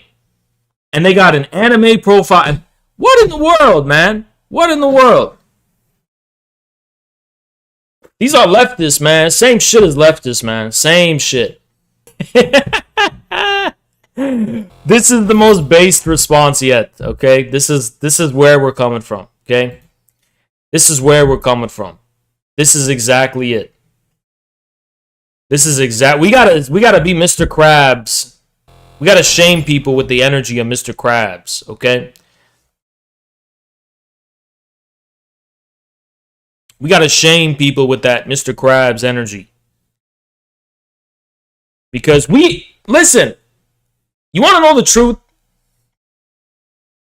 Haas, I'm a lot like Mr. Krabs. I'm gonna be real.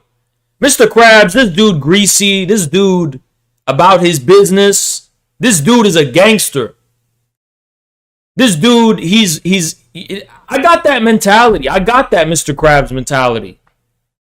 I do got that. He's a sailor. He's got a sailor's mouth.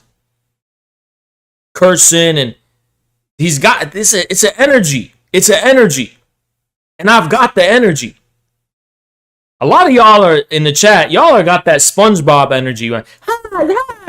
Shut the fuck up, man. You know what I mean? And some of you guys dumb as hell, and you got the Patrick Star energy. I got that Mr. Krabs energy, okay?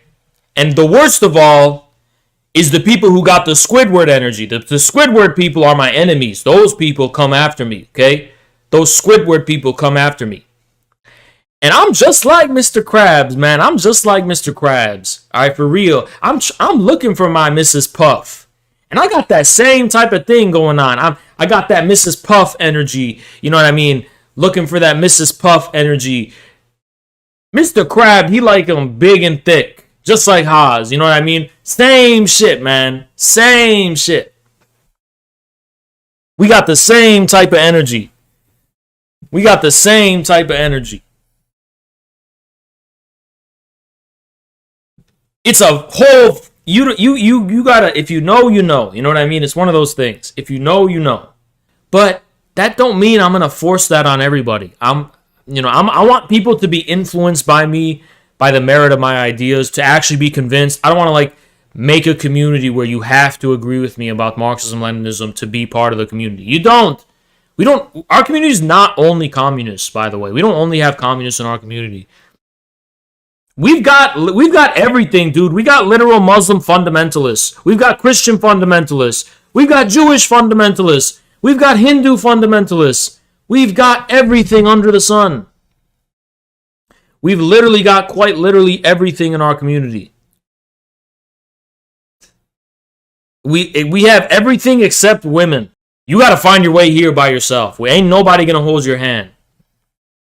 Matter of fact, feel like the reason why I left this, if you have a leftist Discord and it's like 50% female, that's because these dudes are out here trying to recruit women for their sex cult.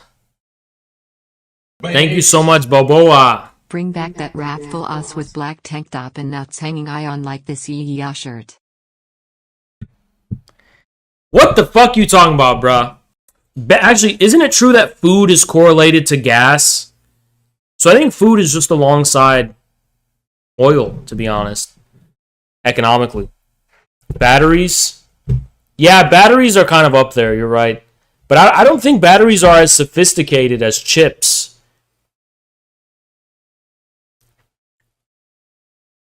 I think microchips are the most. Oh, 90% of advanced chips. Well, that's what I'm talking about. I'm not talking about, you know, the chips that go in the Tickle Me Elmo. I'm talking about the fucking chips that go in your smartphones, okay? Literal blue hair SJW. And what is this? Oh my god, how disgusting. Running this country. Fuck them. Fuck them. I'm sick of their shit. Fuck these motherfuckers. See, I gotta go to rebroadcast.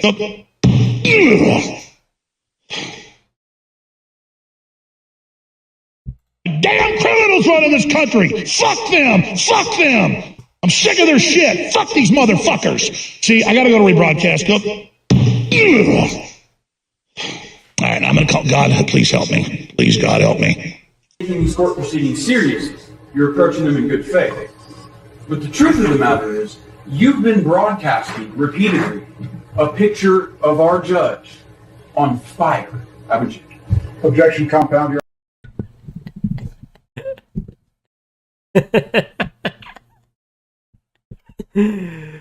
Oh my god. Oh, that's kind of where I want to see based in the chat, guys. That's like where you're supposed to comment based. But oh, based what? Oh, based on the evidence, right? No.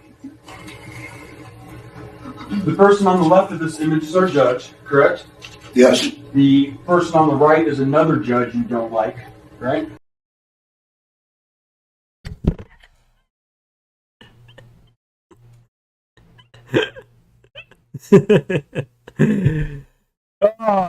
No, I should be his lawyer. I'm saying no, she wasn't on fire. Justice was on fire. Yes. Okay. Oh my god, dude, that's the king of based. All right, Alex Jones is the king of based. Screamo punk, like, I hate my life, and they fucking just they have that edgy misanthropy with like, I hate these American consumers. It's like fucking Chapo Trap House when Chapo was celebrating the food shortages when that happened. By the way, guys, give me ones if you prefer no chat on the screen. Give me twos if you want the chat to appear on screen, because I kind of feel like this is better when there's no chat on the screen. I kind of feel it's nicer. What do you guys think? Ones if you... Wait, I forgot. Ones if you want it like this. Twos if you want chat on screen. Twos if you want the chat on screen. One if you want to keep it how it is.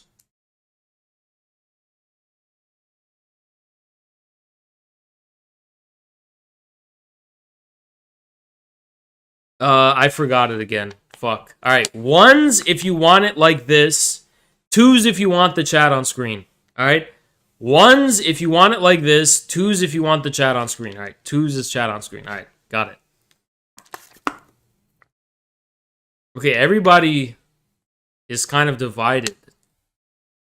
There's a lot of division. There's a lot of division.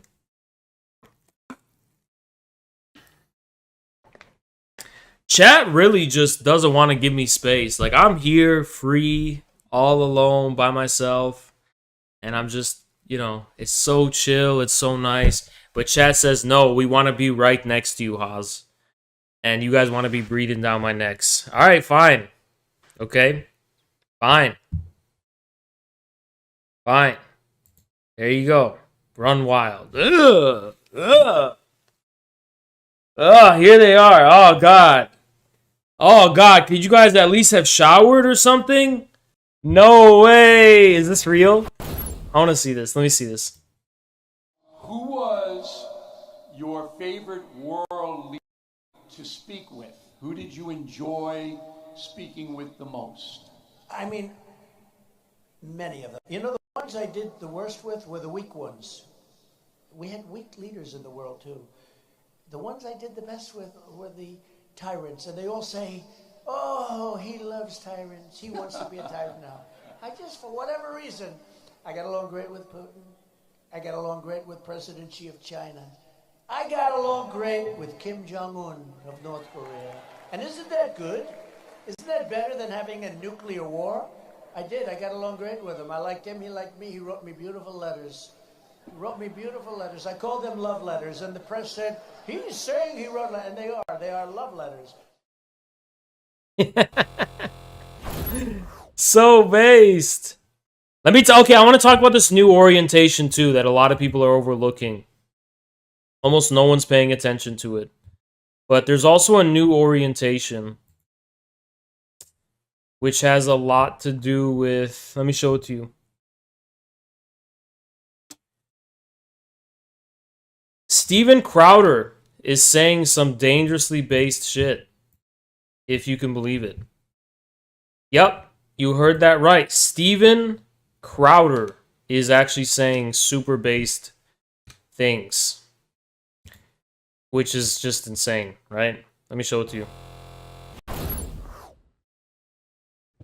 Any Republican right now in office or running for office who does not actively champion the defunding, the dismantling of our intelligence agencies, I will not vote for.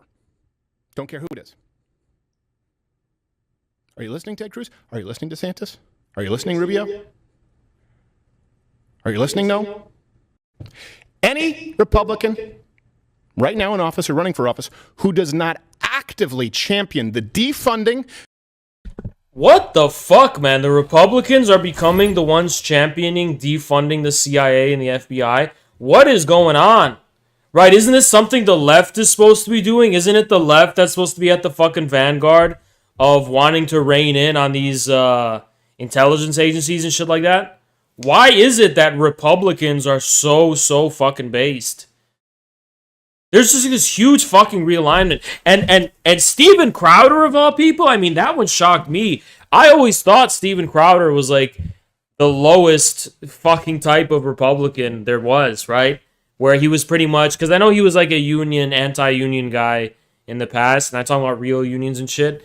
But I don't know, it kind of seems kind of principled for him to even call out DeSantis and say, hey, you have to fucking defund these intelligence agencies or I'm not voting for you.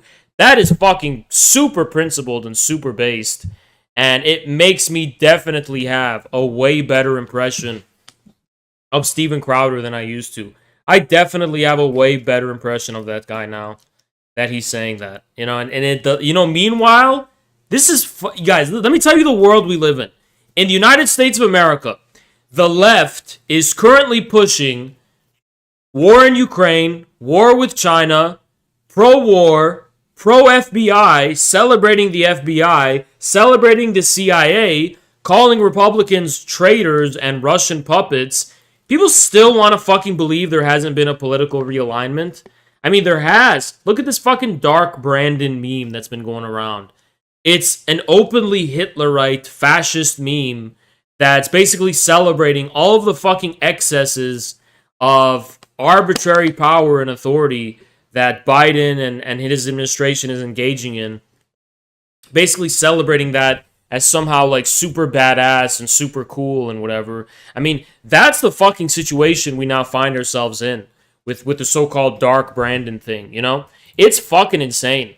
And it's fucking insane that this is being so overlooked by people, you know, to the point where nobody really has an understanding or an appreciation that while you're just playing partisan, whatever, team sports, you have become the far right. You, the liberals and the fucking leftists, you have literally become neo-Nazi far right Hitlerites. Right under your nose, while you were playing team sports, falling into the trap of red versus blue, you unwittingly became a fucking Nazi. Like a literal Nazi. Update those drivers. I updated the graphics driver. I cannot return this. And it used to work, okay? I used this when I was in LA every single day. When I was in LA, I used it in LA. Okay? For some reason, it's just not working anymore. Dude, it used to work. It just fucking stopped working. I used to be able to react to videos on it. You know what? Okay. Whoever said, Jacob Soup, I'm permabanning you. I hate you personally on a very personal level. I actually despise the fact that you exist. And you are fucking banned forever. You spent 0 hours understanding how it works. You dumb fuck. How is a fucking laptop supposed to work to be able to use Streamlabs OBS to fucking react to videos? Is there a secret button I'm supposed to fucking know about, you dumb bitch? Supposed to take it apart or something? That's a given. You spent 0 hours learning how it should work. You're just talking for no fucking reason. I hate stupid fucking people who just fucking run their mouth. I hate these fucking stupid fucks just running their fucking mouth aimlessly. Don't even know what the fuck they're talking about. You said I spent time learning how your laptop works, Hayes. You dumb fucking bitch. You are literally the scum of the earth, and I personally hate you. I personally despise you, and you are the scum of the earth. That's my response to you. And yes, I do mean that. Yes, it is personal. Yes, I'm not joking, and yes, I mean that. Lol, maybe you need to start stream at a different time. Dude, why don't you make a new account to ever... I'm banning you forever from this channel. I'm sorry. Like, I never want to see you such a... Like, you have just said something so fucking stupidly fucking frustrating that I never want to see you in my fucking chat again. Fucking dumb bitch. Oh, started at a different time, Hawes.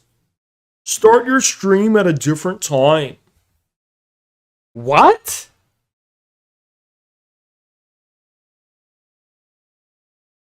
The fuck do you mean started at a different time, you dumb fuck? You literal dumbass? You mean what I've just already did is fucking... You mean how I've just already fucking started streaming way earlier? Jesus, what a dumb fuck. Thank you so much, Bosch. Is Ped. Appreciate you and your beautiful name. What a great name. There is simply no one else who compares. I would love to hear who else. There's nobody who compares. I am the king of tankies. And I realize that. I realize I don't have competition. The truth is, Oz don't have competition. Hakeem is not Thank you, Tristan. Appreciate you. Marxism-Leninism in the age of multipolarity, infrared rising, guerrilla. That's what I need to start realizing. I started to get optimistic today because I realized, Haas, why are you so upset, Haas? There's only one of you. Which means you don't got competition. You are the only motherfucker who's a goddamn unapologetic Marxist-Leninist in this space. You're the only one. I keep thinking, oh, what about Hakeem and all them people? Hakeem and all them people, they don't even believe in any of it. They don't really believe in it. They're not actually convinced of any of this. I am the king of tankies. I need to start owning up to the fact that I am the king of tankies. And I am going to start owning up to that motherfucking fact. I am the king of tankies. It used to be Jason Unruh, but he abdicated the... See, I was willing to jointly rule with Jason Unruh, but he left. Jason left, okay? So there's nothing left. I'm crowning myself the coronation as the king of tankies. No one's left. The only other person who was an unapologetic tanky, that was Jason Unruh. That was Jason Unruh. Okay? And he left. He abdicated the throne. And now I'm stepping in. Now I'm stepping in. Based. Thank you, Boboa. CEO, Huncho, Supreme Leader, Commander and Ultimate Monarch of Tankies. Il Capo di Tutti Copy. Alright, but forget it. Don't say Huncho, okay? Because people are going to be confused that you're saying Huncho is the king of tankies instead of an adjective upon me, because Huncho ain't the king of shit, alright? Huncho is the goddamn king of fucking underfunded therapy, okay? Huncho is the goddamn king of goddamn fatherlessness, alright? Huncho is the goddamn king of goddamn lack of community family values in the 21st century, alright? So don't be saying Huncho as if people are going to get confused and think that you're talking about Huncho himself. And we know very well that is not the case, okay? We know very well that is not the case, okay? But I am the king of tankies. I mean, there ain't nobody else. Ain't nobody else that's stepping up to this shit. It's just me. Everybody else is an apologist. You see, Hakeem and all these other people, they're just trying to make it compatible. They're doing apologia. I don't do apologia. I don't do apologia. I am a tanky. In my bones, I'm a tanky. In my soul, I'm a tanky. I am a Stalinist. It is what I am. You know why they call me a fascist or whatever? Because I'm a Stalinist before anything. I don't care about leftism and liberalism and woke. I don't give a fuck about any of that shit. Shove it up your goddamn fucking ass. Shove the gender theory up your goddamn ass. Shove your fucking fake ass post-colonial defending the FBI studies up your fucking ass. Shove all that shit up your fucking ass. I don't give a fuck about your Judith Butler, goddamn fucking Angela Davis. Shove it up all your fucking goddamn ass, bitch. I am a Stalinist. I'm a real one. I am a real Marxist, Leninist, Stalinist before anything. When I say before anything, even before my religion. Before my religion, I'm a Stalinist. That's how much of a Stalinist I am. I am only a Muslim after I'm a Stalinist. Toward the ocean view. Smoking a cigar. Got a big booty bitch on my lap. I'm thinking about communism with a capital C. I'm thinking, I tell you, go home. Go home. You're distracting me. You're distracting my thought process. Go home. And no, I'm not calling your Uber. Buy one yourself. That's all I care about. You understand? That's all I care about. That's all Haas cares about. Haas ain't nothing more to it.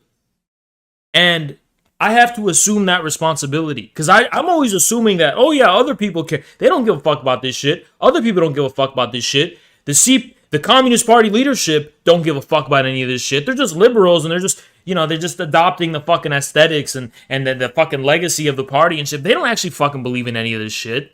I am unironically one of, like, I'm looking around, damn, I'm the only one who believes in this shit. You know what I mean? I am a Stalinist before anything. A Marxist, Leninist, Stalinist. Probably the only one of my breed. The only one of my kind. What input did you put in for that? Okay. I'm keeping, bro, I might make that my banner. Nah, my banner's already good as it is. But I'm gonna make that my Truth Social banner. I'll make my Truth Social banner. Okay? Yeah, I'm making that my Truth Social banner. There we go. Truth Social. Okay. I was gonna say I'll make that my Twitter banner, but the sword goes hard. You know what I mean? I like that sword. I don't think anything's gonna beat that sword in terms of shit that goes hard. You understand? But I need to really own up to the fact that I am the king of tankies. Ain't nobody else is that actual tanky. I am the actual Marxist-Leninist in this fucking space. Simply put, I'm not an apologist. I don't apologize. Look, I am not an apologist for the Stalinist Soviet Union. I am a full, unapologetic, and unconditional advocate of Stalinism. I am a Stalinist. I promote Stalinism. I believe in Stalinism. I am not here to apologize for gulags. I think that the at least the Eurasian land bridge should be built by volunteers who will build it, and if they don't build it, then they go to jail. But it's completely voluntary, except if they choose not to, they'll go to jail. Like, I believe that leftists should be building the Eurasian land bridge, not forcibly, but, you know, just like pretty much with encouragement of guard dogs and, you know, soldiers and stuff. With encouragement, I just believe that Eurasian land bridge is not going to build itself, and that, you know, leftists and people like Bosch and, you know, all those people, that someone's got to build it, okay? Thank you, Bobo. If you say monarch instead of king, the leftist will be even more mad cat. I am the monarch of tankies. I am the monarch of tankies. I am the Khan of tankies. And it don't come close. It don't come close, because you have to think about this. Who else takes Marxism, Leninism as their ideology openly, unapologetic? Who else? Who else? Jason Unruh? Jason joined Antifa, okay? Jason betrayed us, all right? Jason defected to the West. He went to France, and he defected to the fucking Western intelligence, and now he's like writing. He's like, you know, he's like a fucking revisionist. I'm sorry, it's just the truth, okay? Even though I put out an olive branch toward him, but I unblocked him, but he hasn't responded. But I want to make up with Jason. Caleb, I mean, I don't know if he calls himself a Marxist-Leninist. I don't think he does, actually. Maybe he does. I could be wrong. I don't think he does, though. I think he's just an American socialist, right? Look.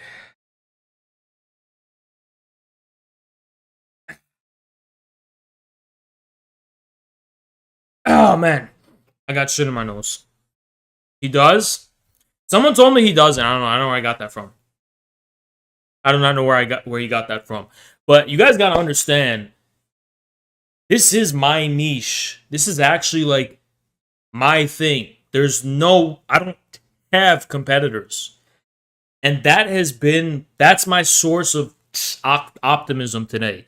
I have injected myself with optimism as I was sitting outside in the sun, and I was finishing up my Korean romantic comedy series called Backstreet Rookie.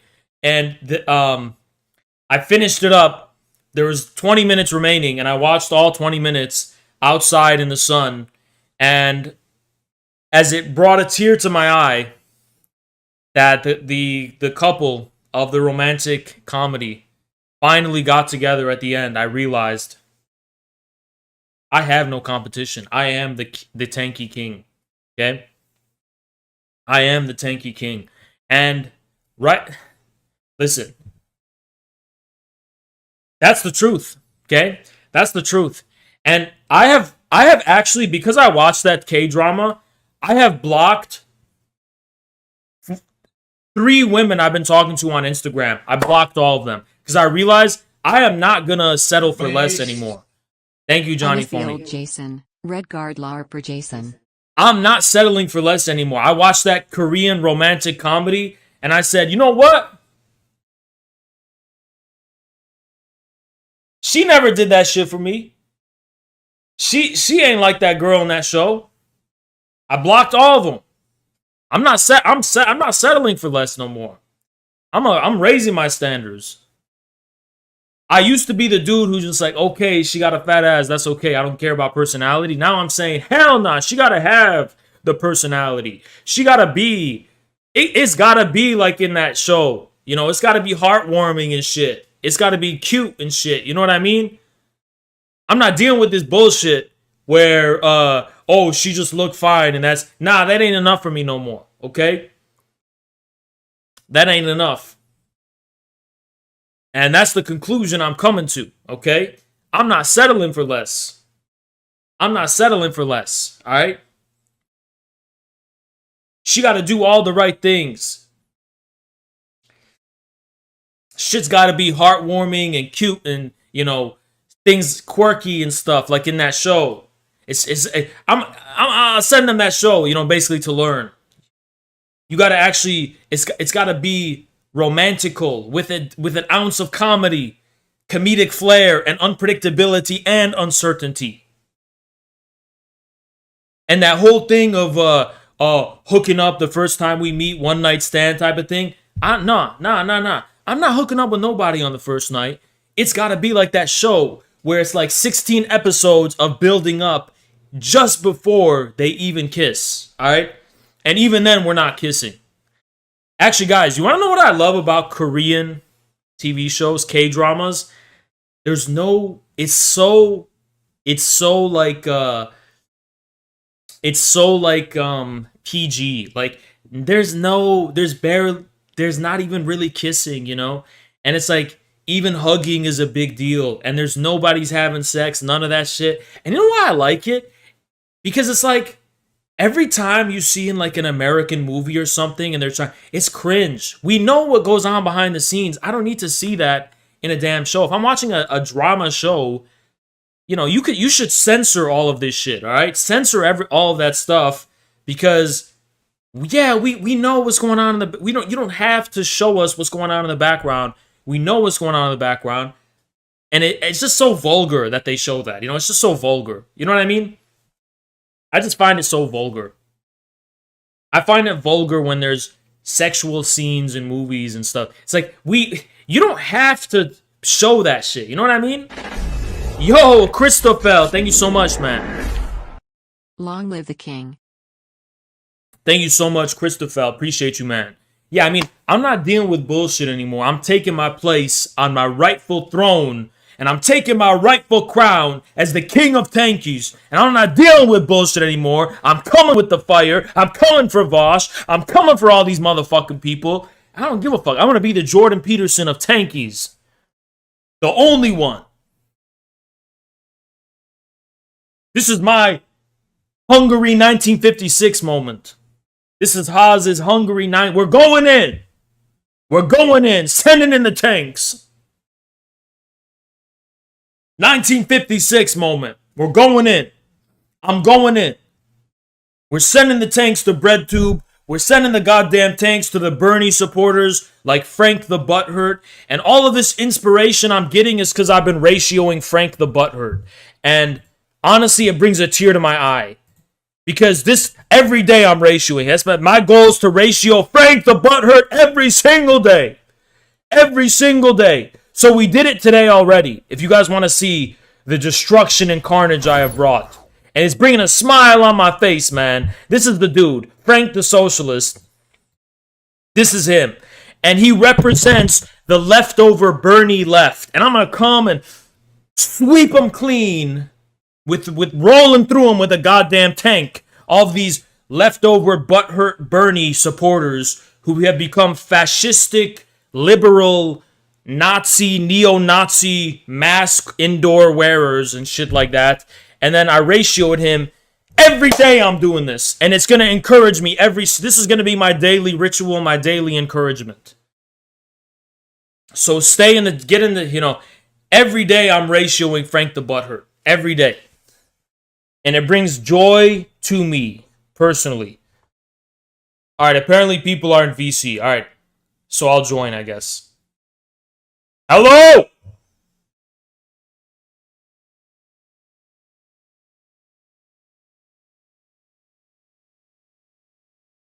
Hello!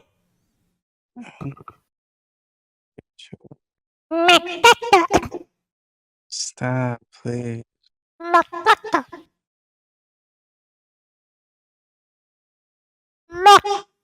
Oh, hi, Haas. Hello.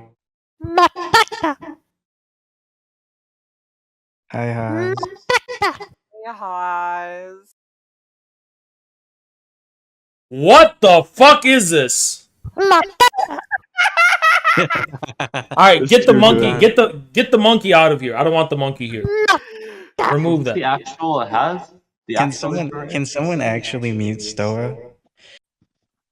That MF is so not funny.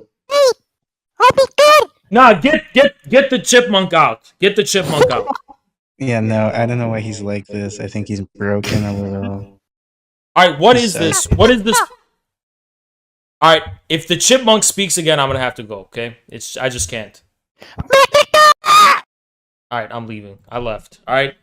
I don't have time. I don't have time. I don't have time. I'll leave it to you. Do you think there's more social control and authority that is used to enforce inorganic conformity? Monkey energy. Thank you, Mayor Submarine Maynas. tankies rising. Monkey. New moon. No. I mean, thank you for the 5, but I reject your message. Okay? I don't like monkeys. I don't like them. I don't like monkeys. Anything... A monkey is an abomination. That is an ape with a tail, okay? That is an abomination. Okay, you know what? I gotta make an example of this fucking guy. Because Hank clearly can't. You are actually getting hidden from the classroom forever. I'm expelling you. You just got expelled, by the way. If you think that this is gonna be like high school, where I'm gonna... Oh yeah, I'm just gonna give you detention. No, I'm gonna fucking expel you, okay? You laugh in my classroom... You're not just getting expelled if you laugh in my fucking classroom. I'm gonna take you out back, in the back of the fucking school, and we will do this. Great Purge style, okay? This is a Cambodian school, and it's a zero tolerance policy. You can call this Cambodia University. We have a year zero tolerance policy. If I see one person laughing while giving this lecture, we're gonna check your glasses, okay? So don't be fucking with me tonight, class. Don't be fucking with me tonight. This is a Cambodia University. This is Cambodian University. And we have a year zero tolerance policy on distracting the class and distracting the classroom. We have a year zero tolerance policy, okay? This is the world's largest big cat. Hi guys, welcome back to my channel. Of course I'm here with the cutest boy in the whole wide world, Mr. Ungata. And what am I wearing? Look at this and what? I don't know if you guys are watching it, but Sweet Tooth on Netflix. I thought it brought up some interesting points. I'm not done watching it yet, but it's talking about hybridization. Of course, no human deer. I don't want to watch this woman. I don't want to watch her. I wanted to see the big cat. And this woman is hideous. And I can't fucking stand looking at her. And it's actually offensive. I don't want to look at this woman.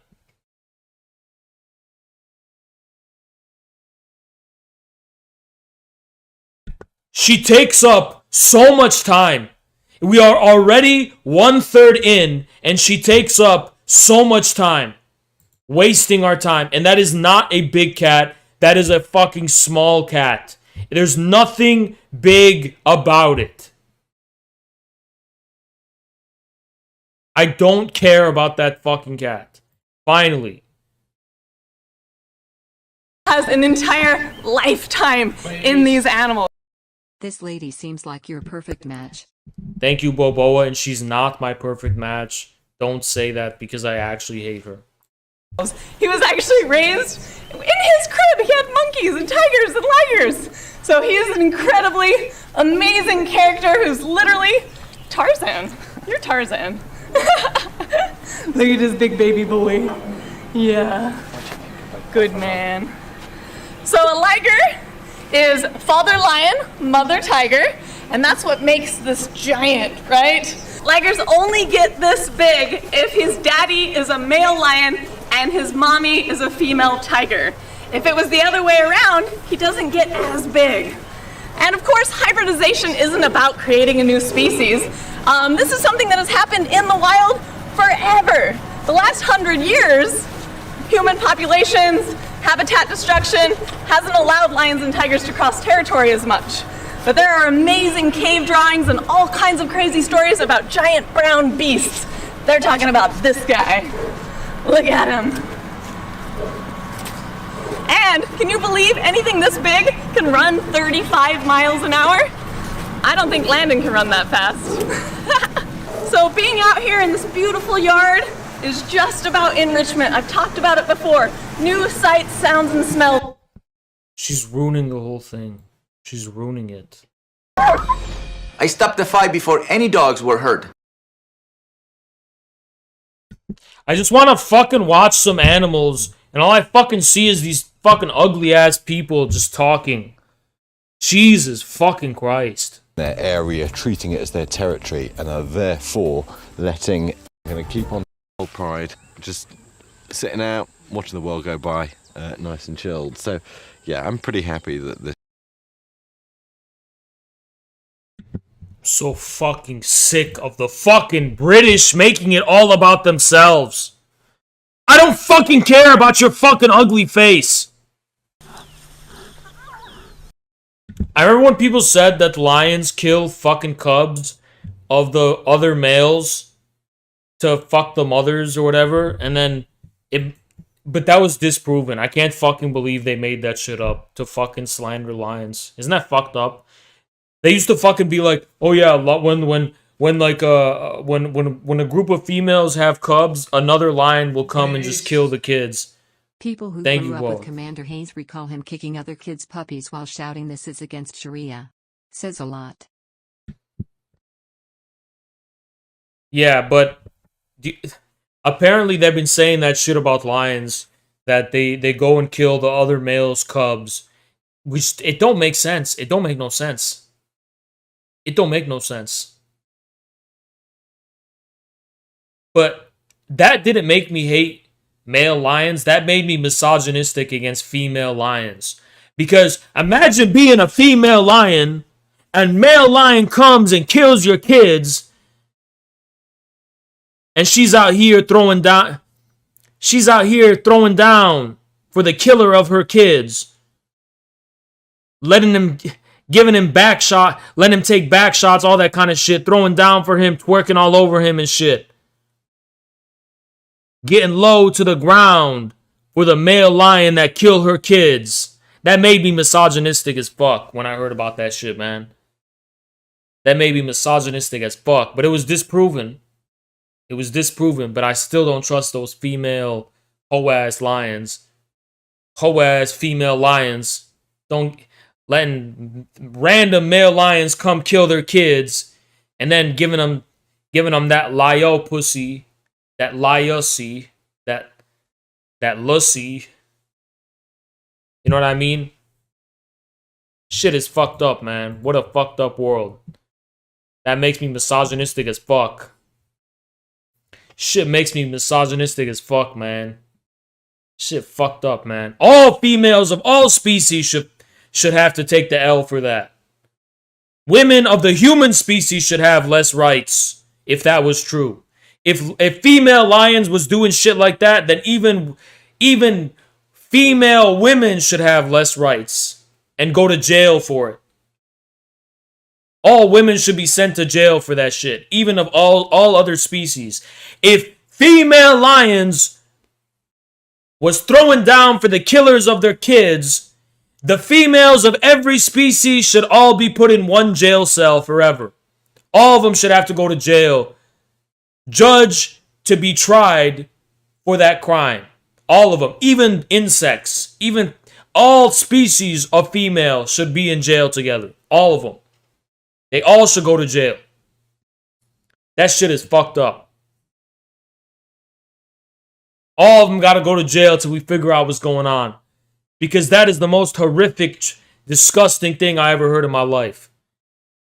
The fuck is this ugly fucking thing, man? What a damn contrast. We go from that to this ugly fucking thing, man.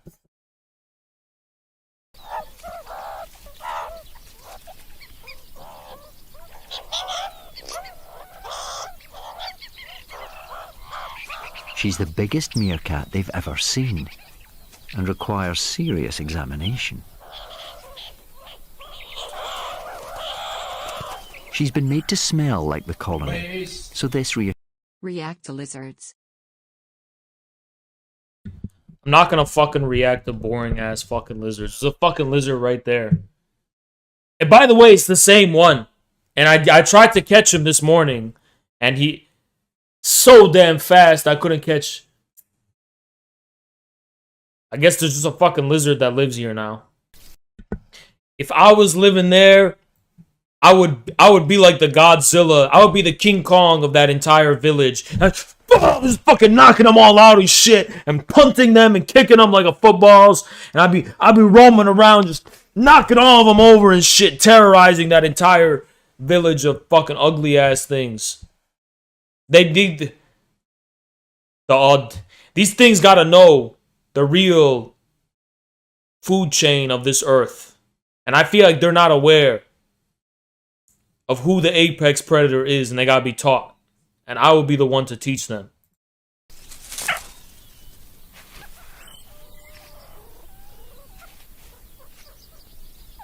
Their self-sacrifice is about to be tested.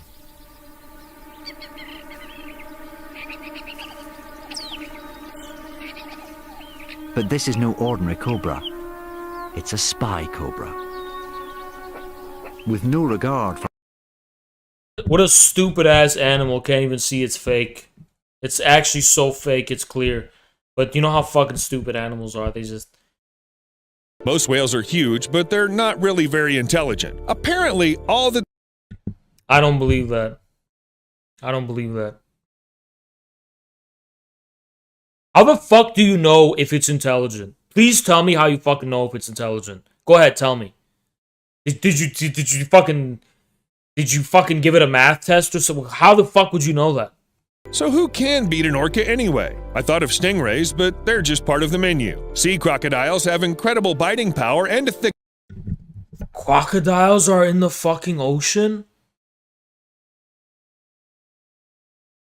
Crocodiles are in the ocean? There's sea crocodiles? What? Stop making Yahoo my fucking default search engine. You piece of shit. Who the fuck is doing that? Who the fuck is doing that? I keep having to change it. Delete Yahoo. Even those orcas that perform in aquariums aren't the sweet, good-natured creatures. The best and most horrifying example is Tillicum, a trained male involved in at least 3 human killings. The first was Kelty Byrne. When they fucking told us SeaWorld was the... I liked SeaWorld. They fucking canceled SeaWorld for these ugly fucking evil creature orcas. This was the best thing we did for these fucking orcas. Because if we wasn't doing that shit at SeaWorld, they'd be fucking throwing seals in midair and shit in the wild. And we fucking... I like SeaWorld. I had a lot of fun at SeaWorld. And they had good food at SeaWorld. And they took that away from me. And I'm not going to forget that shit. I'm not going to forgive or forget that shit. All for these evil creatures. Apparently, these are the biggest asshole animals in the world. That's what we're taking away from this. They're huge assholes. As you can see, we have an infiltration of oat sock niggas, but that's okay because what we about to talk about, is some ass, bro. We're gonna talk about how delectable it is to eat some fucking ass. All right, we out of there.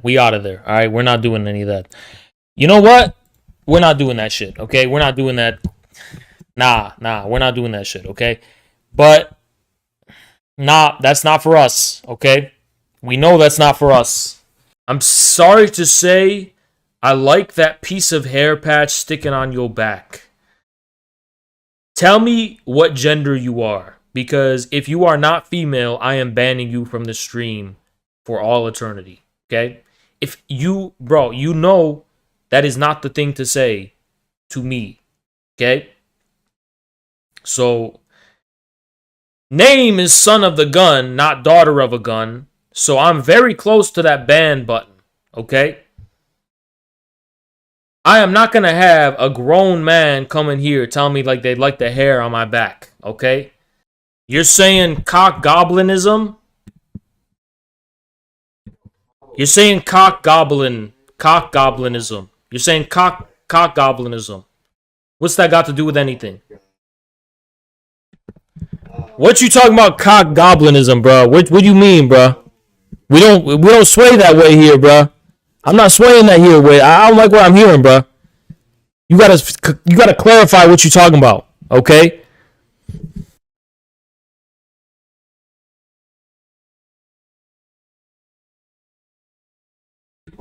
Right, ain't nobody. I'm not looking to get my cock gobbled up by nobody, okay? So you gotta stop talking crazy shit, cock goblinism, and all that crazy shit you're talking about. Why do you have beef with me? Yeah, Haas, I think you're having an issue right now. Bro, what the fuck? What the fuck?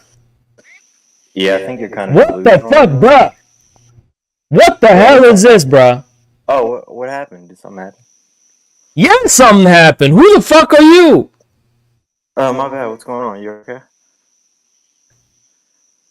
I'm saying, why do you got that profile pic? Who the fuck? What do you got going on?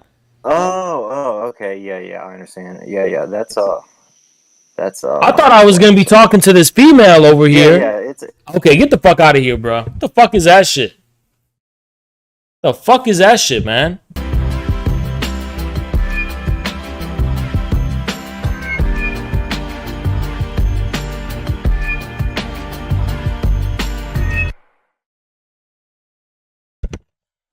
When I listen to that music, I don't know what you guys are thinking in your head. When I'm listening to that music myself, I'm thinking about the Taliban. No further comment. I've been seeing some people on TikTok been posting shit of me on TikTok just yesterday. Shit already went viral. Shit already went semi-viral. 20K views, 30K views, not bad. Not bad. Not bad. Keep grinding, keep clipping, keep doing it over and over again. Shit is gonna go viral as fuck. And the best part about this whole fucking thing, I got nothing to do with it. I'm not posting anything. I'm not making no accounts. Y'all go ahead and do that and spread my message and spread my seed. You understand, chat? Ain't nothing, no shame in it. Y'all spread my seed, okay? I'm gonna empty my seed in a jar. You're gonna take that jar and you're gonna spread my seed all over wherever you go, okay? And there's nothing wrong with that. That's what y'all gotta be doing, is spreading my seed. Please. You gotta ditch the pot. You can't smoke marijuana. Get that marijuana out of your life. If you got marijuana, I don't care how much you paid for it. Grab all of it, throw it out your window right now. Everybody right now who's watching. If you got any marijuana in your vicinity, in your home, take all the marijuana, throw it out your window, throw it out your house. Okay? That's the first step. The key to your depression, the key to your complacency, the key to you not achieving nothing in your life, the key to your nihilism, the key to you not going nowhere, it's the marijuana, it's the pot that you're smoking. Get rid of the pot. Get rid of the pot. Get rid of the pot. Second thing second, leave the stream open. Take off all your clothes, go in the shower, clean yourself up, go take a shower. That's the second thing you got to do. Go take a shower, okay? And then wash your hair and style your hair. Don't be out here just having some bed hair, because then you're going to end up like me. I used to not style my hair. I used to just towel the shower and I just get out of the shower. I mean, I'm natural. I lost my hair because of that. Because my hair was saying, oh, you're not even doing nothing. May as well not even be here no more. You understand? So I lost my hair doing that shit. I lost a lot of hair doing that. You gotta take care of your hair. You gotta do something with your hair. You can't just get out of the shower and just let it be. And say, Haas, what do I have to gain from this shit? You're gonna gain clout. If you start spreading my shit on TikTok, you're gonna grow your TikTok, motherfucker. You're gonna have a big ass TikTok account. And you know what? I'll let you monetize that whole motherfucking thing. You can have my permission as per now. Maybe if you get too big, I'm gonna take a cut of that money. Wake up. You're gonna cook some eggs for her. You're gonna clean around the house. You know, be natural with it. You know, make some breakfast for her. She wakes up. She's got to go to work. You say, okay, I'll see you when you get back.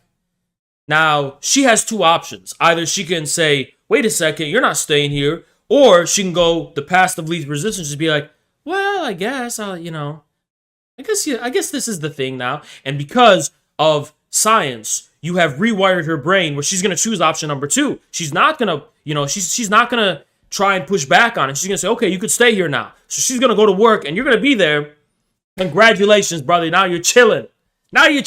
Okay? So you grab a rock, put it on the door, go grab your clothes, go grab your PS4, whatever you got to bring all that shit back home, okay?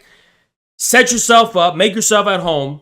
You don't got to pay bills, you don't got to pay rent, you got a free place, and you have so much time to get your grind up. You got so much time to get your grind up, get your money up, without having to worry about paying rent and paying bills. Now, Andrew Tate don't tell you that shit. He doesn't tell you these cheat codes that I'm telling you right now, okay? This is a path to financial success. No debt, no mortgages, no paying rent, no bills. And by the way, and she gets tired of you, you can move on to a next person to person. And you're going to have so much money saved up that in between, you could stay at Motel 6s in the meantime, while you're going to basically live hopping around like a kangaroo, basically.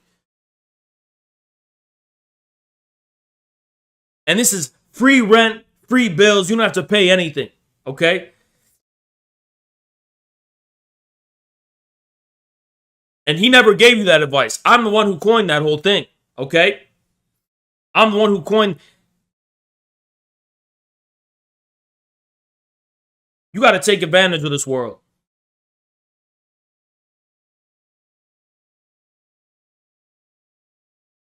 The Tinder swindler knew how to live his life. The Tinder swindler. The OG, the Tinder swindler. The Tinder swindler. Y'all think it's a joke, but he's driving Lambos and you're sitting at home playing video games. So who's the joke? You were laughing at the Tinder swindler. Meanwhile, he's driving his Bentley. He's driving his Royce. He's driving his top down. He's going in the fast lane. He's driving private jets. He's living his best life. There's two types of people who are watching the Tinder swindler. There were some people who were sitting there laughing at how ridiculous they thought it was. Other people, such as me, were sitting there taking notes from this legend. Taking notes. And now I'm on that grind set.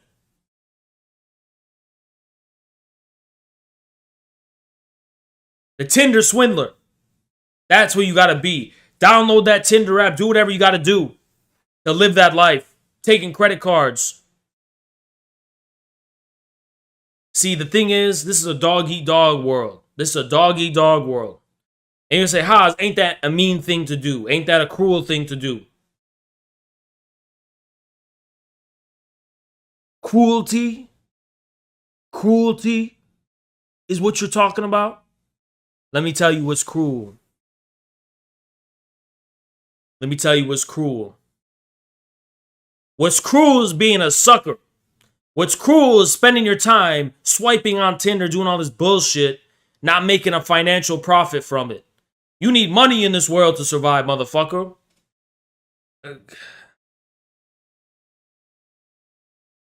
Based. Hakeem levels of energy in us. Thank you, Johnny. I'm fucking so tired. I'm not even kidding. Oh, thank you, Megan. Appreciate you. Did us raid Hakeem? Thank you, Mega Dobby. I gotta charge myself, but.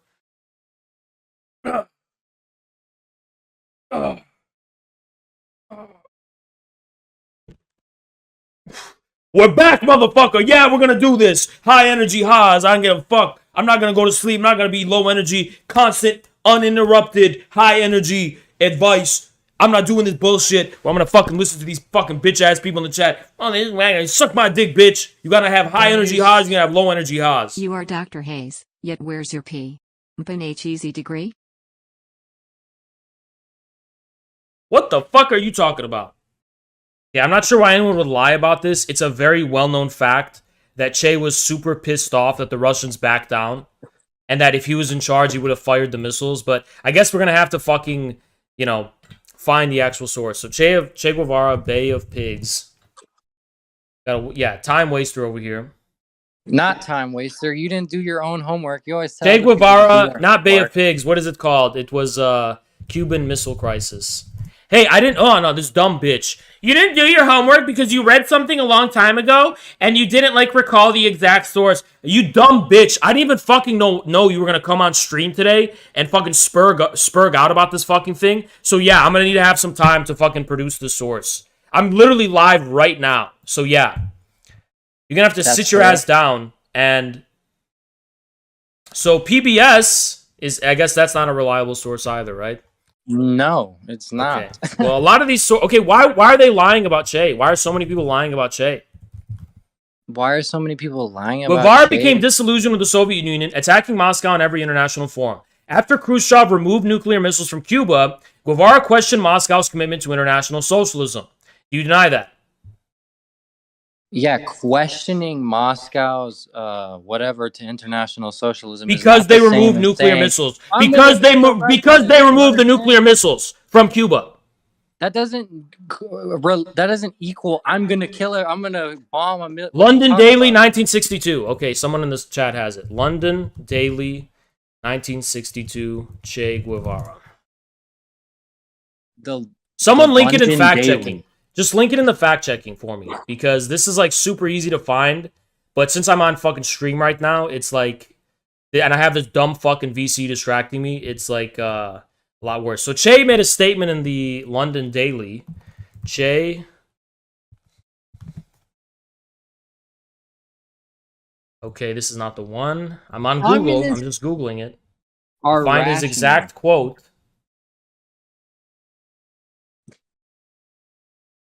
Communists are rational. They're not like... Okay, we'll see. We'll see. Okay, because you seem so... Listen, dumb fuck.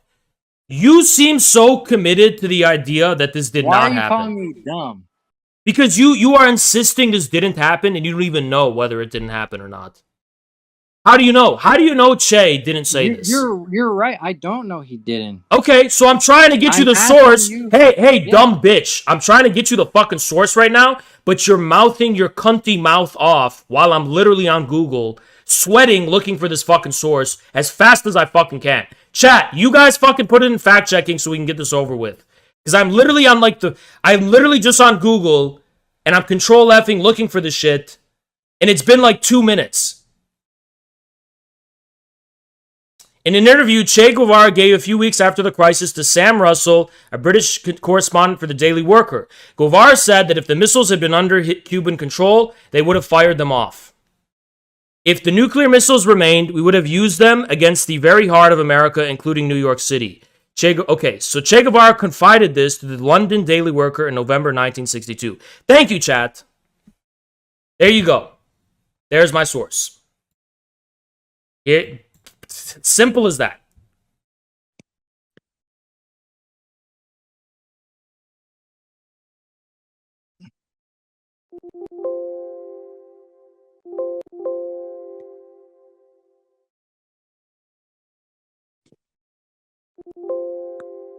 Hello? I don't know. I gotta read that shit for myself. Where is it? Yeah. But yeah. History, where do you want me to post this? Okay, so somebody put it in fact checking. It's right there in fact checking. Go into fact checking, it's right there. Fact check. Oh, academia, edu. Fidel Castro's dream of nuclear Armageddon. This says Fidel Castro. So what is this the one you're talking about? Fidel Castro's dream of nuclear Armageddon? That's one of the Google results, but there's plenty others. No, it's not. It's called Che Guevara, 39 Years of Hype, and it's on the History News Network. So no, that's not the one. History News. Look at the one. Paperwind also shared one as well.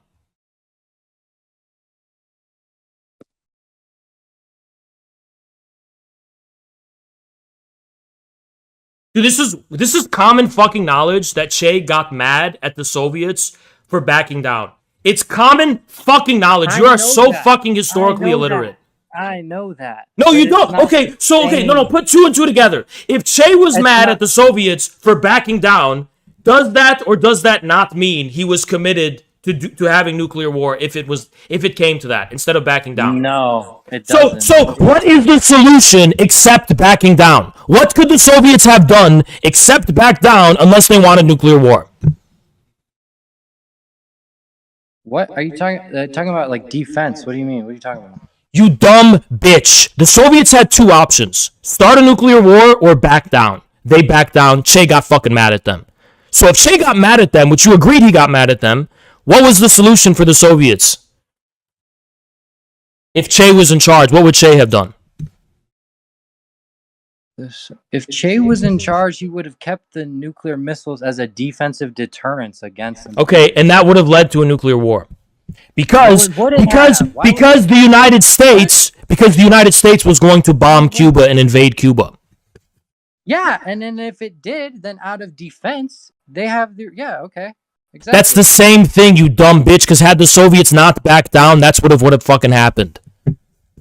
You can't say that's what it would have happened. You don't have a Yes, it is! You do not even know the history of the Cuban Missile Crisis now!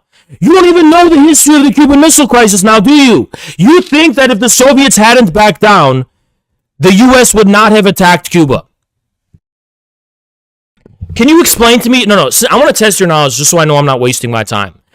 Do you actually know the details of the Cuban Missile Crisis? Do you actually know what happened? I mean, I'm not a freaking historian here, but like, yeah. Wait, but if you're not a historian, why did you clench your asshole and fucking squeal at me for saying something factually true about what Che said?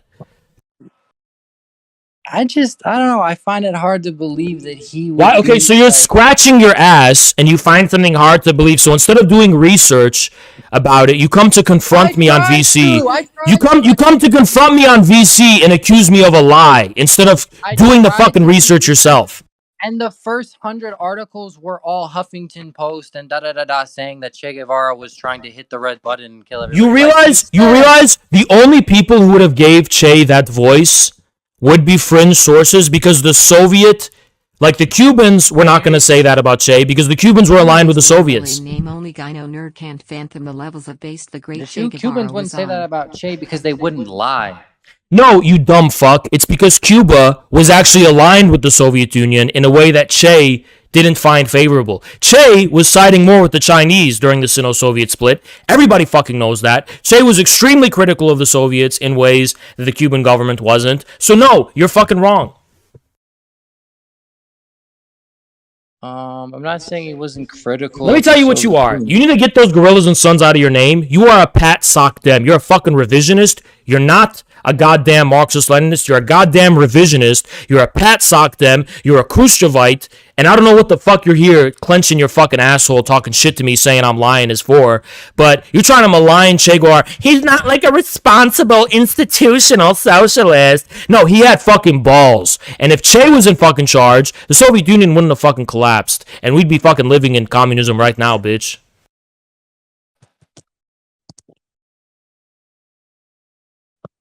You think if Che was in charge, he would have nuked America? Yes. And then that would have led to the Soviet Union taking over? Yes. 1000%.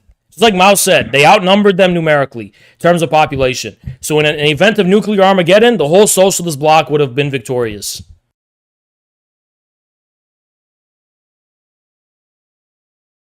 And you think that the means justify the ends? Ain't nothing got to be justified. This is the nature of this brutal fucking world. And the minute you back down in a confrontation and you blink in the name of morality or in the name of being responsible like a fucking cuckold, you have just given your ballsack to the enemy. The Americans didn't want to fucking back down. Why did the Soviets have to back down? Why did the Soviets have to submit to the fucking Americans and back down? Why wasn't it the Americans who backed down? Every cuck says, I'm going to be the bigger man. Well, what about when the man is beating you across the face and clapping your girl's cheeks and you're a fucking cuck and you're saying you're the bigger man? You're not the fucking bigger man.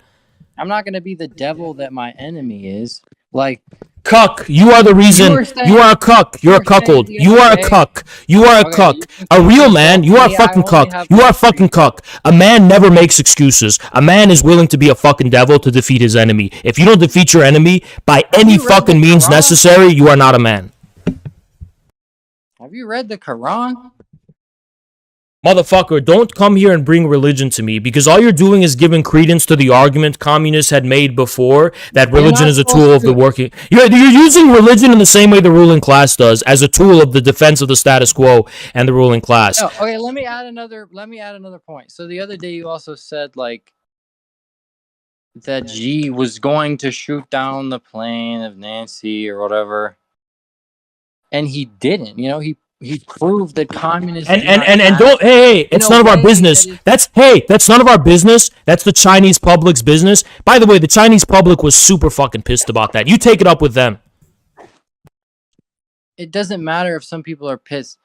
No, the sentiment was overwhelmingly one of disappointment and anger, at least on Chinese social media. Don't you think killing Nancy Pelosi would have started World War III? I am not the Chinese government, you dumb fuck. Why are you trying to speak on behalf of the Chinese government?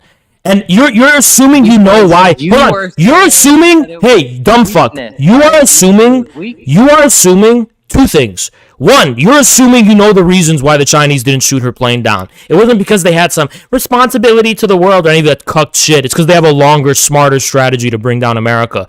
And they weren't prepared for a confrontation with the U.S. at that time. The second thing, The second thing, no, it's not because it's irrational. It's not because it's irrational and scary. It's because the Chinese have a much broader long-term strategy. Okay. The second thing is that Mao Zedong. Because they're rational. Don't talk to me about China and the Chinese when Mao Zedong was literally willing to sacrifice half of the Chinese population in a nuclear war for the victory of socialism.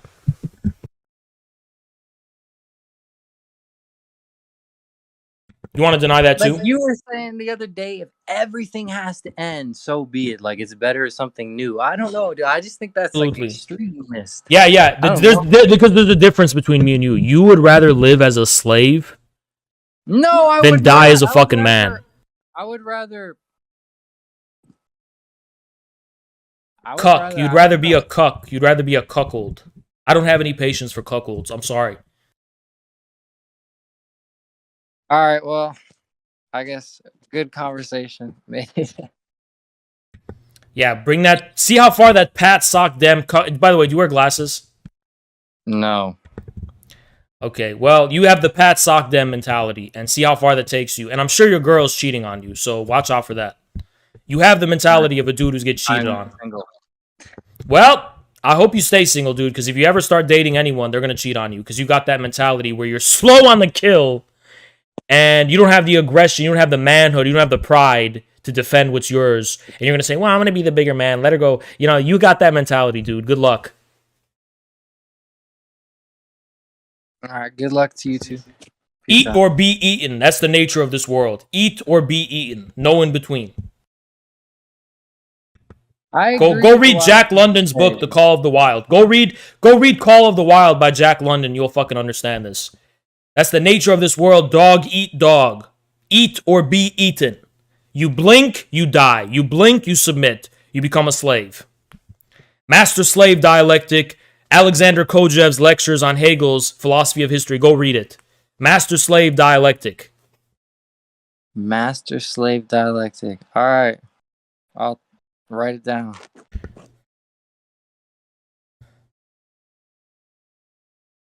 Go do your homework. The path you're going on is a path of cuckoldry. Why does that matter? Dude. Because Marx and Engels they never designed any alternative. They have never imagined an alternative system. They never designed or imagined any alternative system. Every hypothetical they have given about what a communist Answer my question. Is capitalism a system of economics and a political economical system? Is it? What's a system?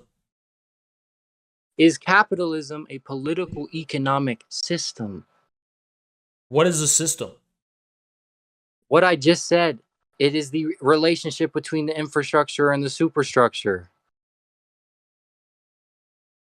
The dialectic relationship between the infrastructure and the superstructure. You mean of the a society. base and the superstructure? Infrastructure and base are synonymous. I've never heard that. Yeah, well, you're not that educated. You don't know everything.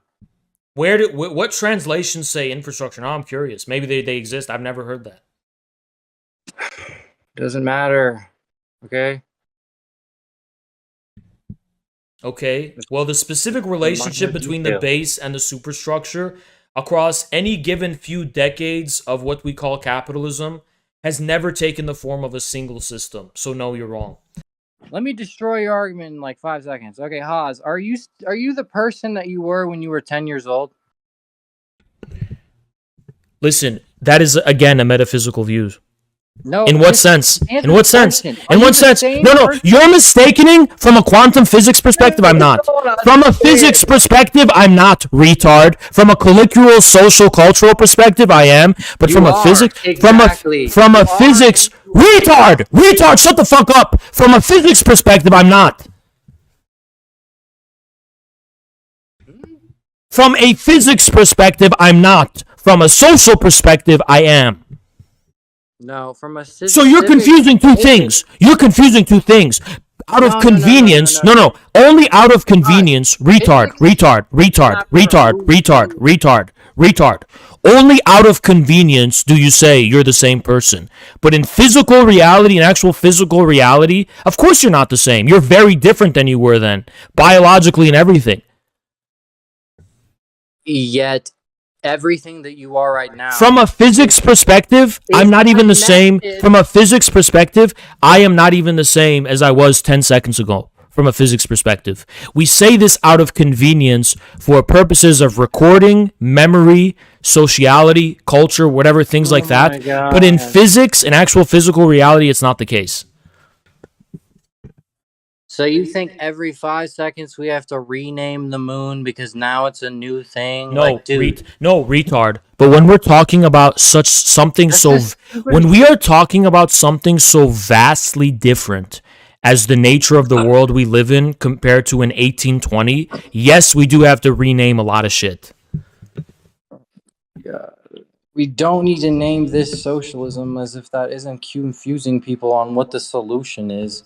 Okay, which people does it confuse? Which people doesn't confuse? Because can you tell them to form a Congo line from here to California, and they can all take turns sucking my cock, whoever that actually confuses? Because I just have such an inkling that the only fucking people that confuses are intellectual parasites such as yourself, who don't proceed according to an understanding of reality based on common sense, but based on academically and abstractly contrived, glasses-wearing cuckold vision of the world, where everything has to be according to precise definitions, and actually socialism is a stateless classes. No, you cuck. I don't have patience for you scum. You can all suck my cock. I don't care if it confuses you. You're projecting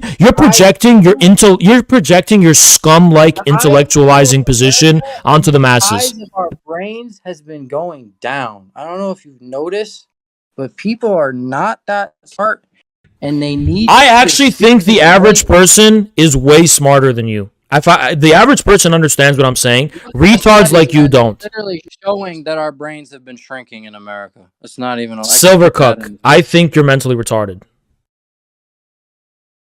Okay, cool. You're mouthing off about brains and shit that is completely irrelevant.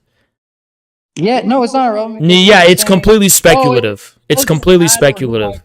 It's completely. You don't. No one knows how the brain works, so don't fucking talk to me about the brain like it's relevant. Like, dude, why would you even say that we're socialists? We're not socialists. The people are not in power. Like, what? Why would you say that? Because socialism isn't a fucking ideal, retard. It's a fucking mode of production. Exactly. And are we doing the socialist mode of production where the people are in power and the people have the control of the means of production? Is that where we're at? That's the political form. That's political, you fucking idiot. No, that's the economic form. Having control of the means of production? No, it's not, you dumb fuck. You can't exercise control except by political policy. Economically, yes, technically the people are controlling it through a fucking consumer economy based on data. That's why the system is Marx's system is political economics, not Can you listen, you mouth off like a loose-mouthed cunt who can't shut your fucking mouth. The minute I say something, you just interrupt me, squealing like a fucking pig because you can't fathom the fucking idea that someone actually knows more than you about this topic, and it's more complicated than can be afforded according to your midwit retard sense of dogmatism that is unjustified by any real world achievements at all. You have no right to be dogmatic about any of this because you have nothing to show for it. You can't shut the fuck up. That's ridiculous. You can't shut the fuck up and just listen. Listen and expect the possibility you are wrong about everything. Because guess what? You have never had anything to show for any success whatsoever. You're telling me, and shut your fucking mouth, how can you say we live in socialism? Well, I'll tell you, history does not proceed according to discrete events in which one mode of production or one new era of history simply happens, done and done, with all of its consequences and ramifications having already occurred, and that's that and that's it. That's not how it fucking works. When we name the fact that we have entered into a qualitatively new mode of production, we're not saying that its political consequences have been realized, or that its superstructural consequences have been realized, or even that its movemental consequences have been realized in terms of the formation of a mass movement. All we are saying is that something has fundamentally changed at the most base level of the relations of production at the economic base, which is actually responsible for the unfolding of history since then. And here and now, here and fucking now. We're saying we live in socialism, not because we're tying our... Shut the fuck up, you stupid fuck!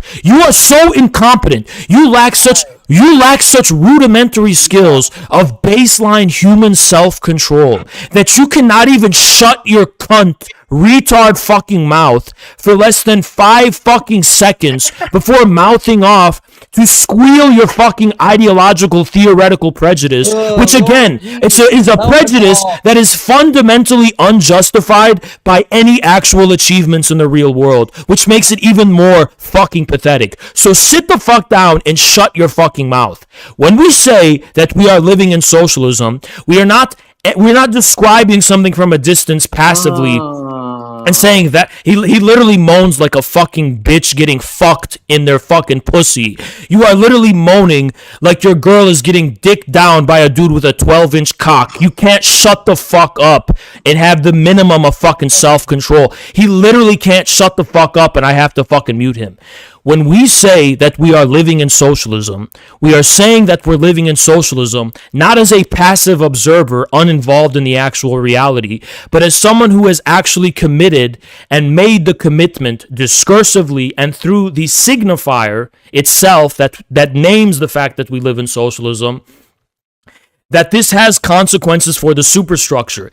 It principally has consequences for the superstructure in the form of a communist party or a political movement, which is receiving the calling of this new era by grounding it and giving expression to it in cultural, ideological, theoretically, and most importantly, in political terms. Now, the difference between saying we live in socialism and socialism is something in my imagination that I want to realize is that we're saying that the actual material substance of our goals has already been accomplished. It is no different than when Marx and Engels said things like socialism was inevitable. Or it's no different than when Marx said things like communism is nothing more than the real movement whose premises are now in existence.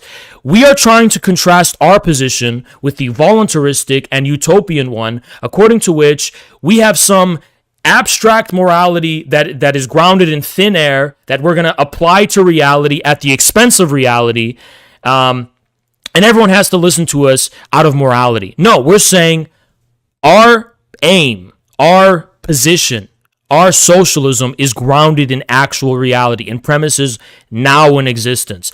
It's based in determinate material reality. It's already fucking happened. We're not gonna fucking sit here and hold people hostage and blackmail them and say things like, you should listen to my prescription. It's more moral that we say. No, that's the fucking Great Reset mentality they're trying to fucking push. And you don't understand how historical change actually happens. Historical change does not fucking happen when someone voluntarily decides that we're just gonna radically change the world in some kind of way that conforms to our moral view. That's not how it fucking works.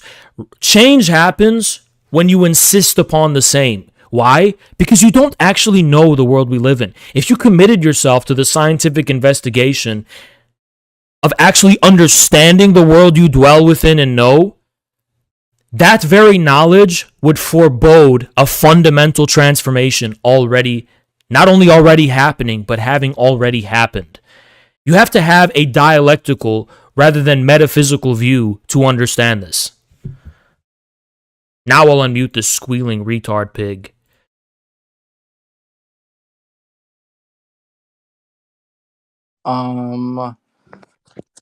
Okay, so the U.S. has the same political economic system as Cuba. Is that what you're saying? Welcome, retarded Burger King, would you like an apple pie with that? Would you like an apple pie with that? Ding, brother, done, ding, brother, done, ding, brother, done, ding, brother, done. Retarded Burger King, he's a retard, can't even think, but hey, I'm a retard Anglo box. He has the retarded Anglo box. Retarded Burger King is a retard, can't even under. When you try to lecture and educate him, he is gonna have the Anglo box. And ding, brother done, one-sided thinking, ding, brother done, one-sided thinking, Anglo box. He's a retarded Burger King with a purple man. Would you like an apple pie with that? Would you like an apple pie with that? Ding, brother done, ding, brother done, ding, brother done, ding, brother done.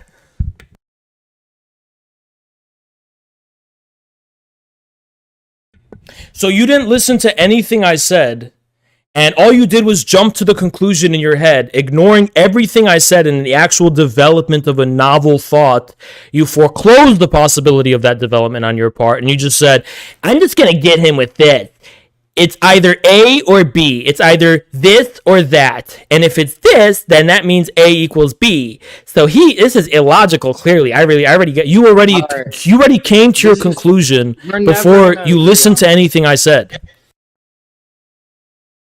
I mean, you're being basically being rhetorical. Is that what you're saying? Like that you're trying to say that, like, the fucked up version of socialism, or what they make socialism out to be. Don't live in a finished system. Retard. We don't live in a finished system. We live in a stage of transition. Does that make sense to you? We are in a period of transition. We don't fucking live in some finished system that can exist and reproduce itself for all eternity. There's no discrete system that is interchangeable with Cuba's system or this system. None of these systems actually exist. These are forms, these are determinations that are suspended in the process of their development. You are stuck in the Anglo box where you think every determination of reality is itself some kind of essentiality that you can dogmatically abstract from its determination. Again, a determination suspended in the process of development and made into a thing of pure thought that you're going to apply transhistorically, so much so that you're going to say stupid fucking things like we live in the same system that we did in 1820, a stupid, mindless, undialectical fucking thing to say. You don't Name understand as in the dialectics. name You don't understand dialectics. is You don't capitalism. understand dialectics. You don't understand dialectics. Its character may have changed. Doesn't mean that it's not the same mode of economics. Exploitation No, of it's man by not. man. It's not. What is the essentiality of the exploitation of man by man? How do you establish that as the essential reality of something without fucking committing the crime of metaphysics? Because you think exploitation is morally objectionable, you have metaphysically established the fact that we still have the exploitation of man by man as the essential reality of the thing itself. That is what you call metaphysics. So since so many people in my audience have already heard me answer this, Yeah, you don't even have to answer. I don't care. But feel free if you want to. Otherwise, good chat. you are destined for cuckoldry. That's what I'm warning you. You're destined for cuckoldry. And good luck with your pat sock dem way of life, but it will lead to cuckoldry. And when it happens, I want you to think of my face.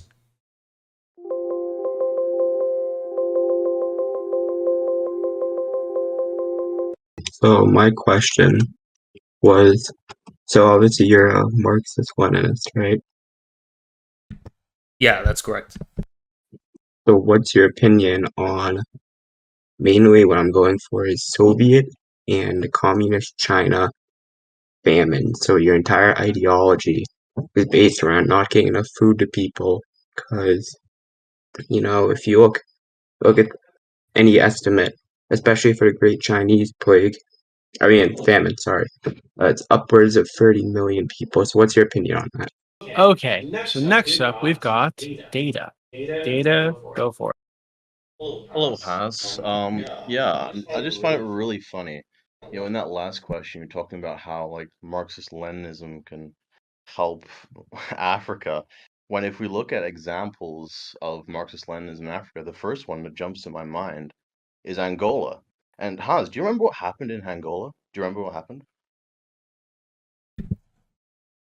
Refresh my memory. Okay, I'll tell you. So you don't obviously know. So what happened was the MPLA, which was Cuban-backed, right? They basically cut all the water off in Angola. They raped and murdered thousands of people. They murdered Anita politicians, including Joseph Savimbi, who was American-backed.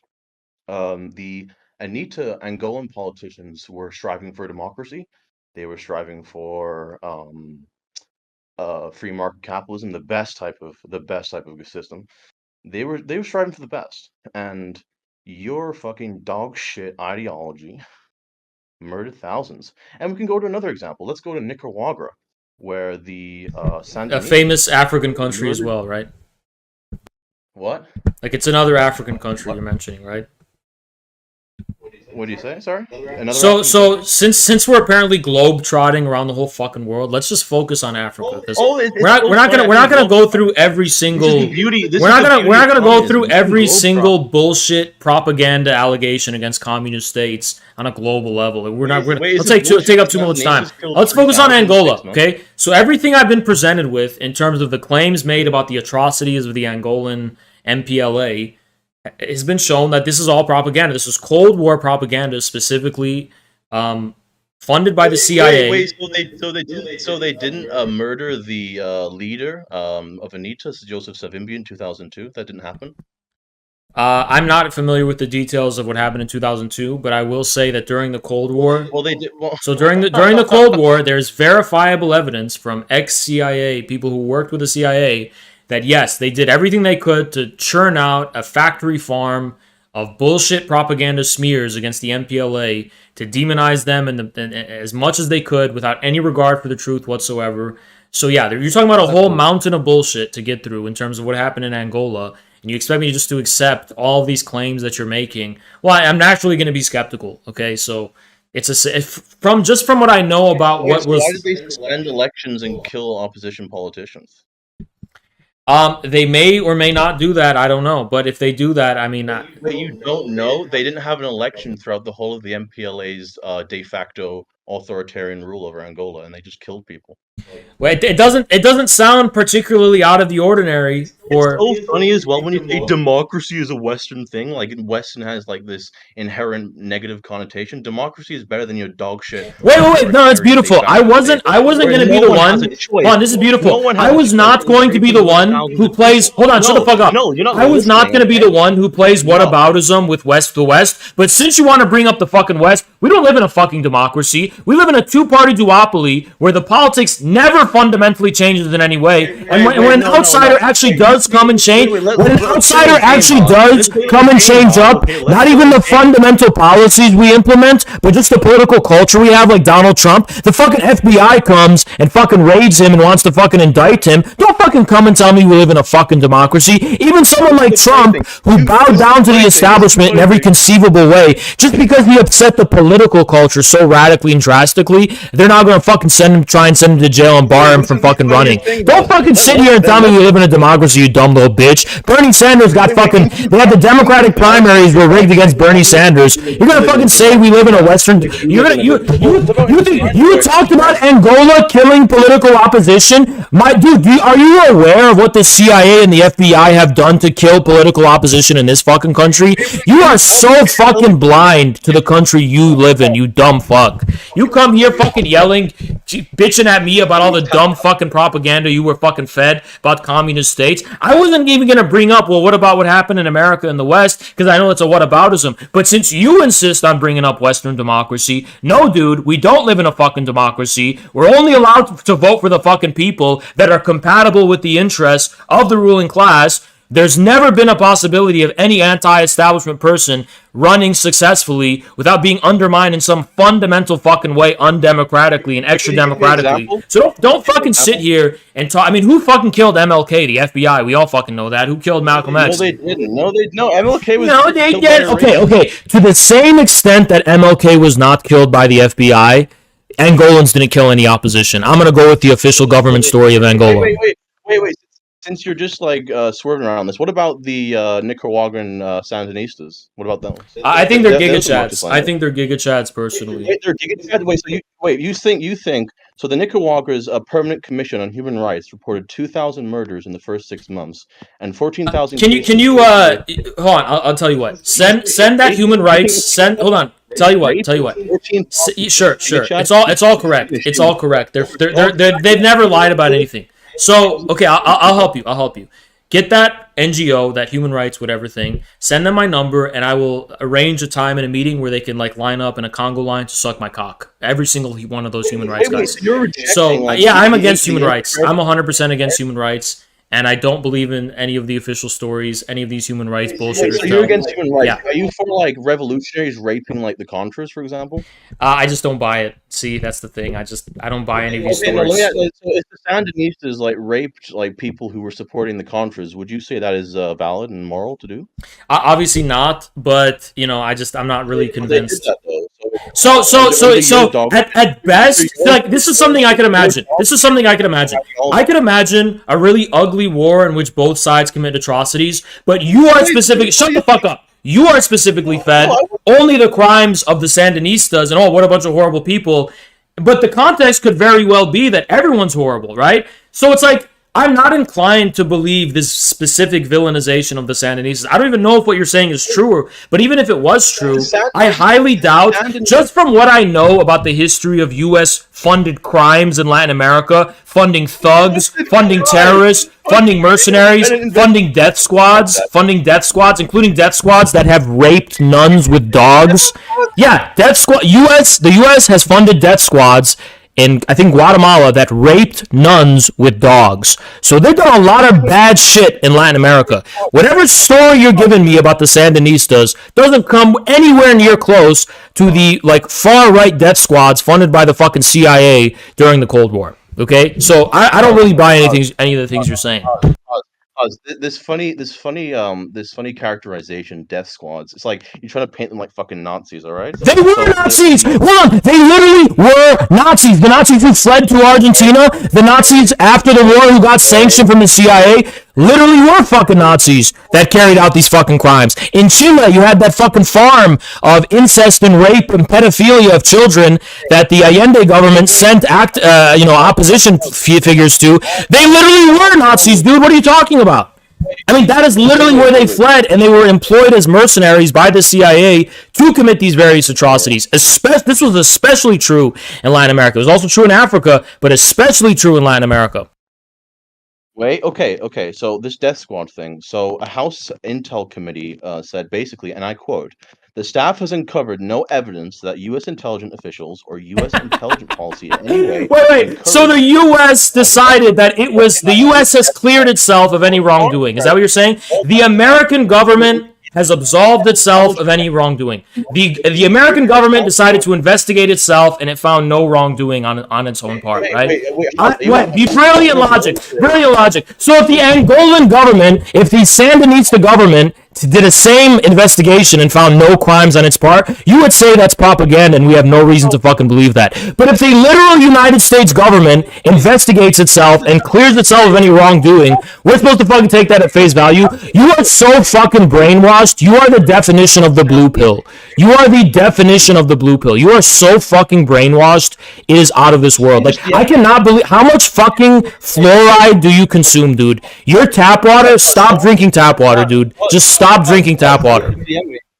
Wait, someone just DM'd me and said, "I'm a communist and I agree all these human rights abuses occurred." Wait, you realize Vosh calls himself a communist and that word carries no currency anymore in the United States? Shut the fuck up, dude. Even Vosh, who supports NATO, calls himself a fucking communist. That word carries zero currency at all. It doesn't fucking mean anything in the United States. So let's not talk about communism, because I'm pretty sure a Ron Paul libertarian would agree with all the things that I'm fucking saying right now. It's not about ideology, it's about the facts. Wait, let me get this straight. So you called the Sandinistas based and Chad and like all that. They raped and murdered like thousands of people. No, billions. Just say billions. Why not say billions? Since we're lying, just say trillions. They raped and murdered trillions of people. Continue. Sandinistas also gained power via an illegal coup. They also tried regime changes in El Salvador and Belize and other countries. That's the reason why America. So hold on. So when America funds color revolutions, they call these the springtime of the people. It's the democracy spring. It's the Arab Spring. But when the revolutions happen in Latin America, these are coups being exported by the Sandinistas and the Soviets. This is what George Orwell called doublespeak, ladies and gentlemen. This is so fucking pathetic. This language you're using. Don't fucking sit here and try to, use this semantics language games of trying to. It's the epitome of fucking hypocrisy. You're just speaking doublespeak right now.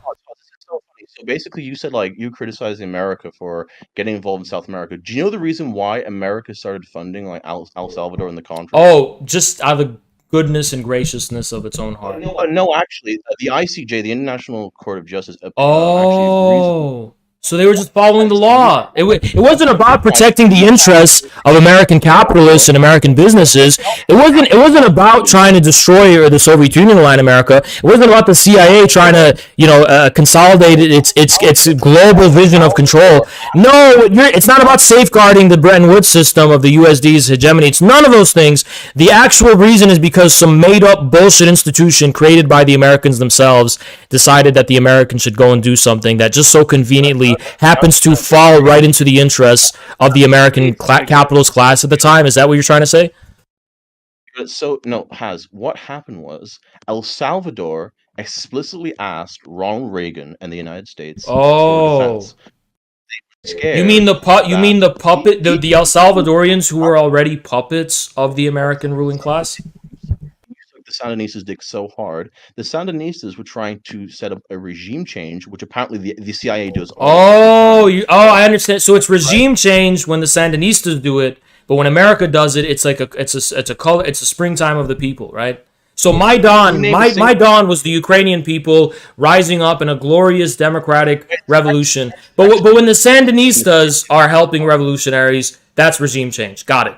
Totally not doublespeak. Totally not doublespeak. Wait, this is so funny. The Sandinistas were so bad at regime change, so bad at bolstering Nicaraguan people that when they finally introduced democracy, they fucking voted the Sandinistas out. They were that fucking bad. They raped and murdered thousands. You're just coping right now. Yeah, I think you're the one coping because as far as I can tell, Daniel Ortega is well loved and yeah. See, the problem here is that you're saying that I'm the one coping, and that you're the one who has to come with all like even like the mainstream academia will not agree with the dumb fucking bullshit that you're saying. Nobody would agree with the dumb bullshit that you're saying right now. But I'm the one coping. You are the one who has to convince people that like the world is like has a consensus that the U.S. is the villain in the story of Latin America. That's just the world's consensus. So you have the job. You have the job of coping your way out of that fact. What do I have to cope about? What do I have to cope about? All of the shit that I'm saying is like commonplace. I mean, you go to even if you go to any fucking academic institution anywhere in the world, like they're just going to confirm what I said. So it's like, why do I have to be the one who's coping? Isn't the burden on you to prove like, oh, everyone's lying about what happened? Actually, the U.S. were heroes. I've got reports which say that Sandinistas like had mass graves every year. Like read the IAC. Okay. So this is what you want. So it's just like when Gaddafi was giving his soldiers Viagra, right? It's that kind of thing. Wait. Let's get to Gaddafi real quick. So the mass murder of innocent and peaceful Arab Spring protesters. Yeah, that's obviously he deserved to die for that. Obviously. Yeah, except the only evidence we have of any of those crimes that he allegedly committed come from the people who would have benefited from his toppling, aka NATO and NATO's puppets. Hey, real question: do you think it was illegal to intervene in Libya? Yes. Wait, okay, so it wasn't. So under UNSC Resolution 1973, a no-fly zone was established and enforced by NATO, and basically it said this resolution. NATO went far beyond the bounds of what. There's two facets of that. First of all, NATO went far above and beyond the bounds of what that UN resolution permitted it to do. Second of all, Russia and China at that time were not assuming a bold anti-hegemonic stance, so they abstained from the vote. Okay, but that alone does not prove its legality. Do you think Libyans supported the intervention by America? No, they did not.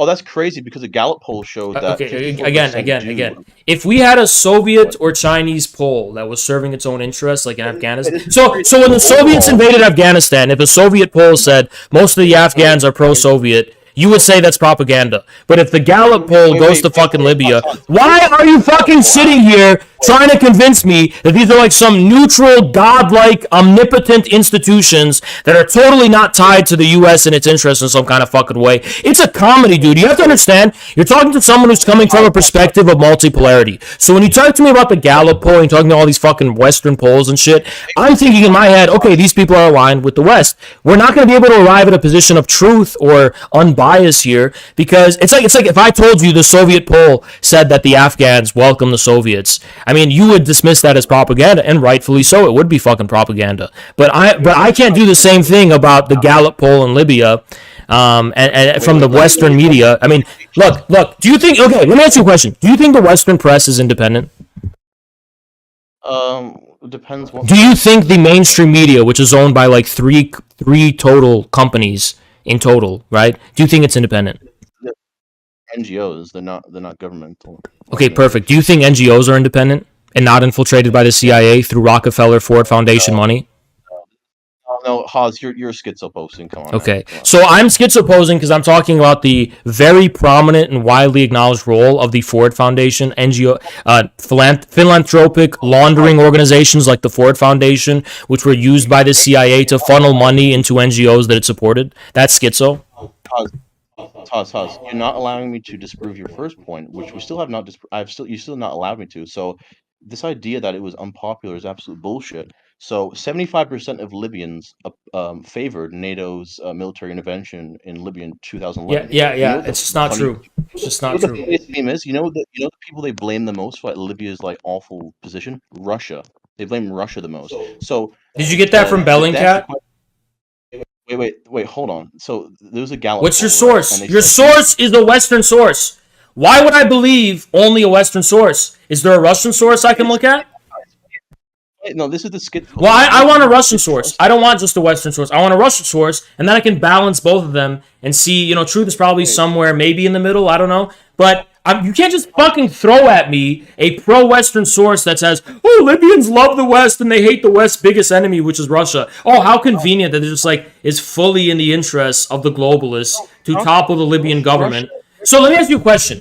Do you think it is improbable to assume that Gaddafi's plan for an indigenous African currency off of the petrodollar had something to do with them trying to topple him? No. So the African dinar, that had nothing to do with it, right? That would not be a threat to the legacy of the Bretton Woods system and the petrodollar. An African currency that is exclusively backed up by Africa's own resources and minerals, that would not upset the world economic order in a way that the Western elites would lose bigly on, right? There's a reason why 61% of people in Libya disapproved of Russia. Because they fund fucking terrorists in Libya. Are you retarded? So speaking of terrorists, did ISIS and Al Qaeda play a prominent role in the beautiful democratic revolution against Gaddafi? Wait, why has Al Qaeda got to do with NATO and the CIA and all those? How old are you? I don't get your. How old are you? I'm not answering. I almost refuse to engage someone so fucking ill-informed that they would ask such a stupid fucking question. You're asking me what does Al Qaeda have to do with the fucking CIA in Libya? Do you not know anything?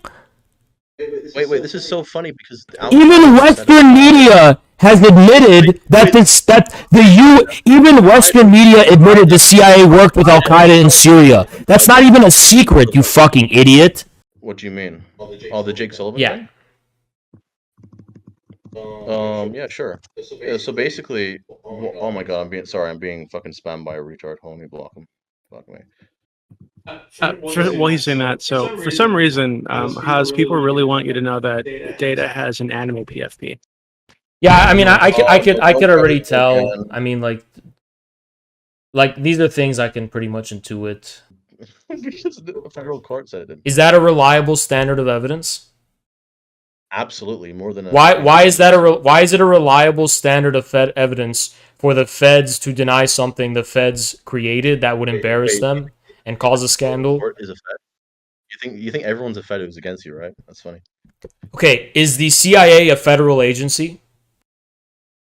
My federal court evidence was not the CIA. Okay, is the federal court a federal court?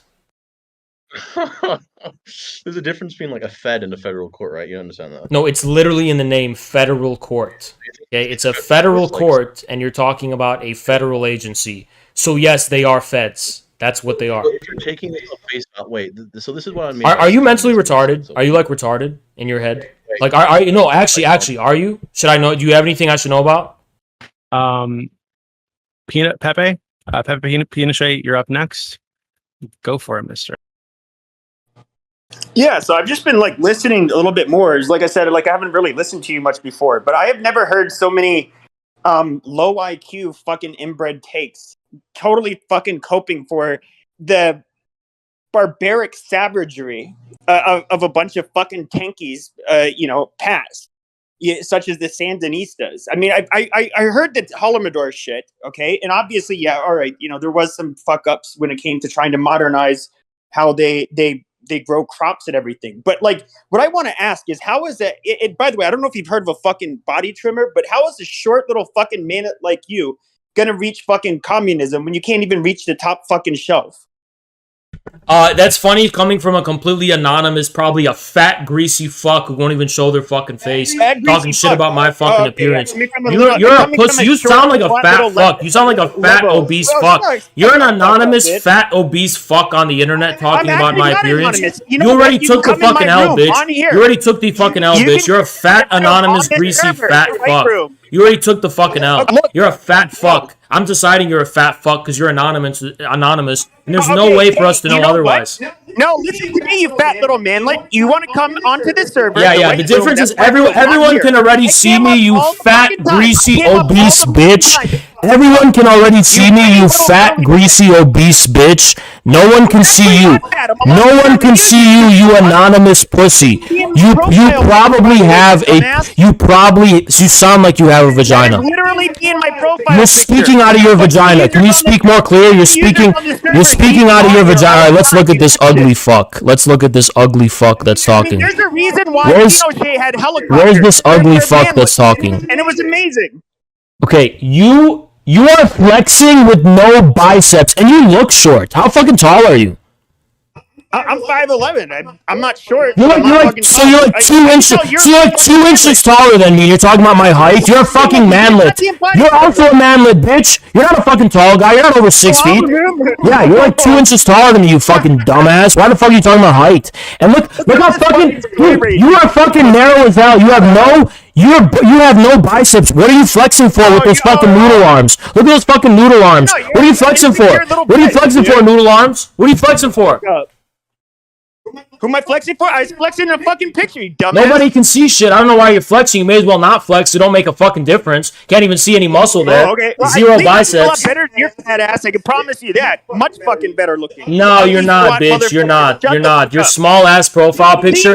We can't even see how you look that well with that small ass profile picture. But you look like an ugly retard. You look like an ugly retard. That's the truth. Look like an ugly, skinny retard, and you're even like relatively short enough to have an advantage in lifting, and you're still a skinny, short, flabby retard. So I don't know why you're coming to me talking about my appearance. Okay, thank you, Mr. Pepe. Okay, so next up is Stardust. No, skip this one. Skip this one. She's like a leech. She's like a leech. Haas. Yeah, why do you call me a leech when I go out of my way to do just skip them. Yeah, skip. It's like a streamer from Twitch Politics. She was like always this huge leech that like she basically became bankrupt after Destiny got banned on Twitch, so she had to move to YouTube. She's like the worst orbiter ever, and she's always trying to leech off of my shit like whenever she can, whether in Twitter Spaces or here. So yeah. One of the causes of concern for views is first and foremost the kind of growth or die thing, and I can't believe this shit fucking fell. The growth or get destroyed thing, where like if you're not growing, you're failing. And the other thing, where did this fucking shit go, man? Oh my god, what a fucking nightmare! Shit just falls on the fucking ground. It's gone. All right, here it is. Fucking gone forever. What a fucking nightmare. But I'll never fully quit at all, ever. I'll never fully quit. Just, it'll be a lot less, right? I'm a libertarian, market, anarchist, libertarian, with Ron Paul, Austrian School of Economics, characteristics. I'm, of course, known for that much. No, I mean, in all seriousness, I do believe in the free market in some sense of the word. I mean that in terms of the attention economy. Like, okay, free market when it comes to like actually producing physical stuff, probably bullshit, right? But when it comes to the attention economy, yeah, I fully believe in the free market. I believe like if you do not, people will support you if you're putting out content they want, right? That's just like what I believe. So it's not like a personal thing where it's like I'm upset about it. It's the law of the market, you know? I believe in that.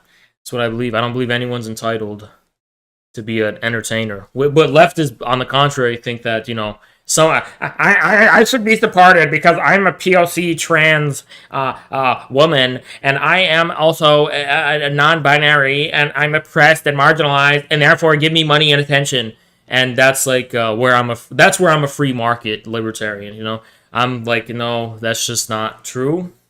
You cannot bureaucratically mandate aesthetic taste. You can't bureaucratically mandate beauty. Yo, fucking Zerka just messaged me on Discord asking me if I got monkeypox. Why?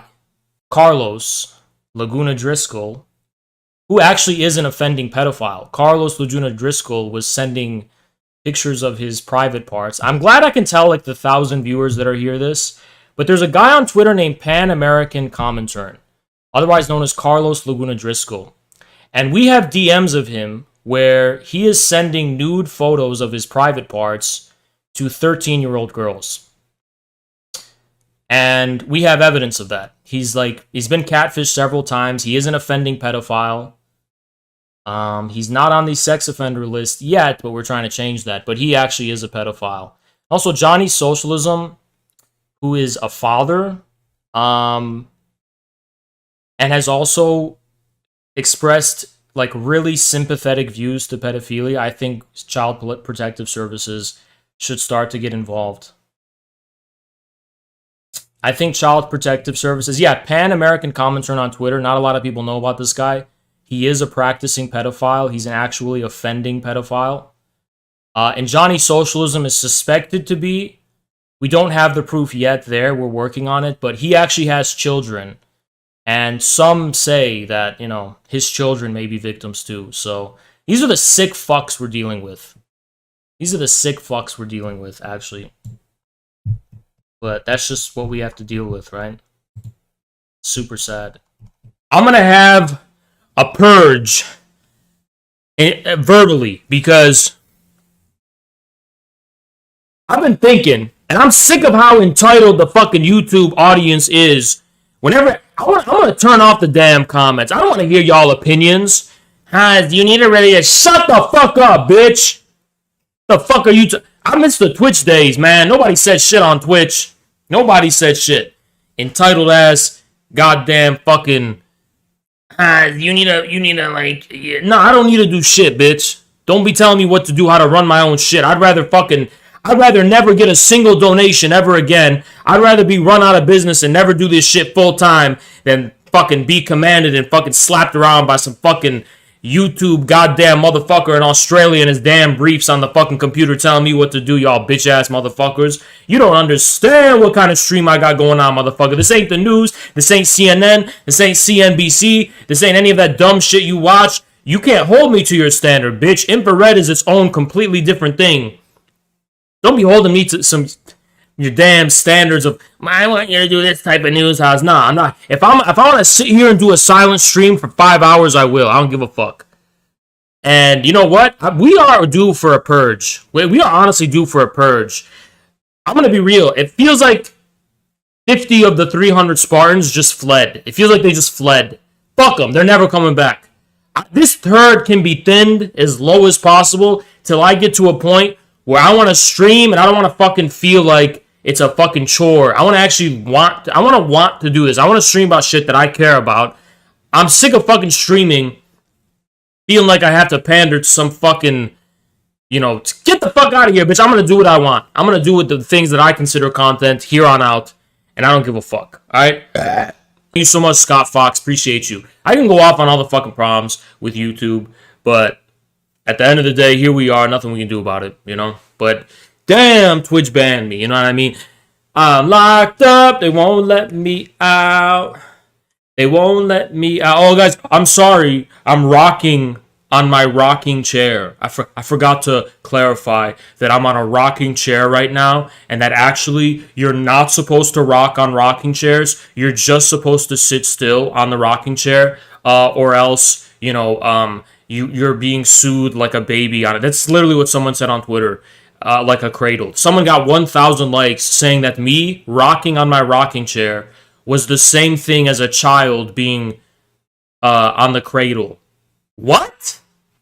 I woke up I was having a great dream. I was having a dream in which, actually, I had a dirty dream, all right? It's an NSFW dream. So I was having a great time, all right? Actually, I was having a great time in my dream, right?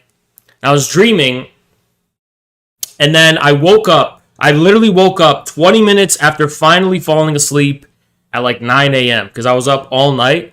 So at 9 a.m., I finally fell asleep, and I had like a 20-minute long dream. And like finally, right? But I woke up 20 minutes later, to the sound of bang, bang, bang, someone fucking smashing their hammer below me or some shit like that. And it made me realize I want to start doing more late night streams. I'm going to be as fucking loud as I need to be And I went and bought earplugs and shit. That's what I did today as well. I'm gonna fucking be as loud as I fucking can, because if you're gonna wake me up in the fucking morning, you're not sleeping at night. You're gonna know what it's like to need to sleep in the morning. I have insomnia, bitch. I will forcibly give you insomnia if you're gonna fucking do that. Disrespectful, disgusting fucking shit. So 24 minutes, I literally counted it. It was 24 minutes into my dream. 24 minutes into my dream, I was woken up to the sound of a banging hammer. What a disgusting, disgusting thing.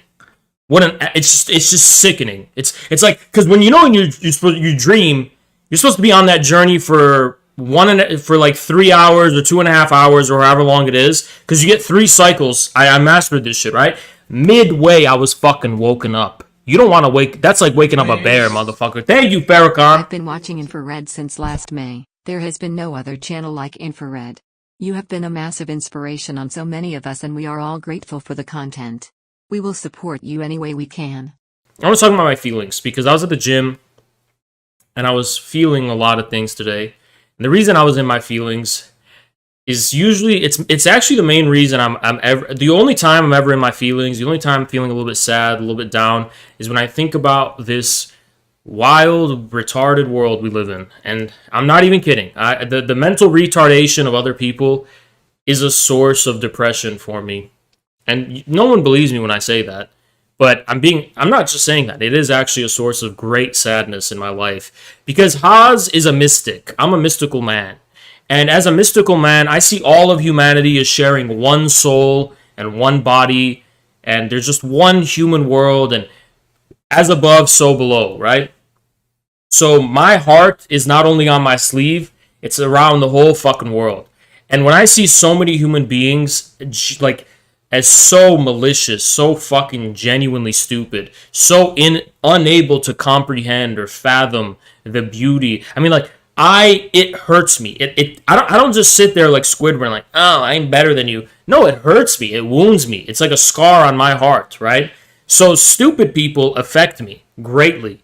When my message is not being understood, it actually hurts me. When I'm so misunderstood, it does hurt me. It hurts my feelings, and it hurts my heart. And that's why people always try to find ways, like, Haas, I'm going to try to hurt your feelings somehow. I'm going to try to, oh, Haas, you're balding. Oh, Haas, you're a manlet. Like, people try to find ways to hurt my feelings. That doesn't hurt my feelings. What hurts my feelings is how fucking stupid you are. Like, your idiocy and the confidence and contentness you have in being such, like, an ugly, stupid fucking, like, waste of breath does hurt me. That is what actually hurts my feelings. How are we connected as human beings? We're not. When I'm using language to communicate with you, I'm communicating. No, I'm not. No, I'm not. I'm just some hairy biological being physically separated from you, saying things because I have been conditioned that if I say things to this weird internet wall of chat, that I will be able to buy food for myself and shelter myself. Hell is other people. That's so fucking true. That is so fucking true. Also, here's some other wisdom I came across that I was thinking about this today, right? And this is going to be one of the most controversial things I say. But being liked on the internet is correlated to how much of a eunuch you are. And the only people who are liked on the internet are eunuchs. Men are really hated on the internet. If you're an actual man who stands by your manhood and you don't compromise, you will be despised. You will be the most hated fucking person on the internet. And if you're a woman, you will be fucking hated as a woman. You fucking bitch, you won't listen to you won't answer my DMs, whatever, right? The only people who get a free pass on the internet that everyone likes and they get all this showered in positive clout and positive attention are eunuchs. Make of that what you will. Can you make a Discord channel for us to give feedback on growth ideas? Many of us want to help. Okay. I would literally climb the tallest building in my vicinity and see if I could fly in a video game than implement that idea. I would literally rather climb the tallest building and test my flight skills than have the community give me their retarded ass fucking feedback for growth. Because if you had feedback for growth, you would just fucking make your own shit and grow. Okay? So, I am baffled. I am disgusted. I am disheartened.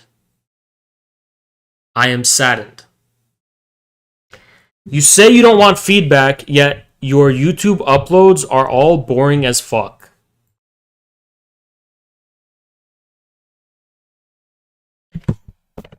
Whose chat are you typing in right now? Whose chat are you typing in right now? Whose chat are you typing in right now? Because if my uploads aren't doing well, it's YouTube's audience that is wrong, not me. Sorry to break it to you. It's YouTube. I'm not gonna budge. I'm not gonna fucking compromise. I am who I am. I'm not gonna change. Sorry, I'm not.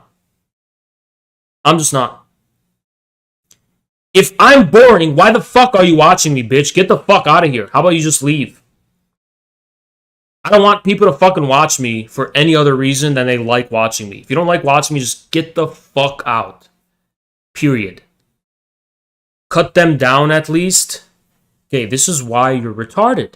When Raul was using fucking Adobe to do that, it's the most difficult, convoluted, the thing that you would think is intuitive, like intuitively, this is what creators need, right? These fucking video editing software piece of shit coders who I want to be in gulags. If you are a coder, if you are a designer for Adobe Premiere Pro or any, I actually personally hate you. I have a personal problem with you. I personally despise you. What the fuck is wrong with you? Everything we need as creators is very simple. We need a simple fucking way, for example, to add backgrounds. We need a simple fucking way to have text pop in on stream as we speak. But apparently it's so fucking hard to do that. It's so... Look at Steak Dinner 6000. Just ban this fucking guy from my chat. I don't want to see this. I don't want to see this.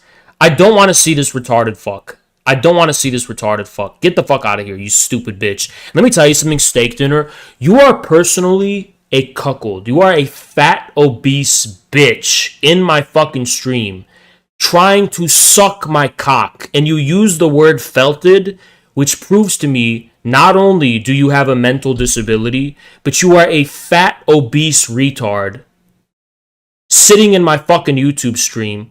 I literally just pictured your face with the nerd emoji. You know the nerd emoji? That's how I pictured your face when you said felted. You are retarded mentally. You are mentally retarded. There's no redeeming for you. Actually, the fact that you're allowed to exist and be alive proves what a generous society we live in. We just let anyone be alive nowadays. We just let anyone run around, right? So, yeah, 6,000-pound retard in my chat. I'm sorry. You are... There's things I can't say, but I know for a fact in high school, I know that was you at lunch. That was you.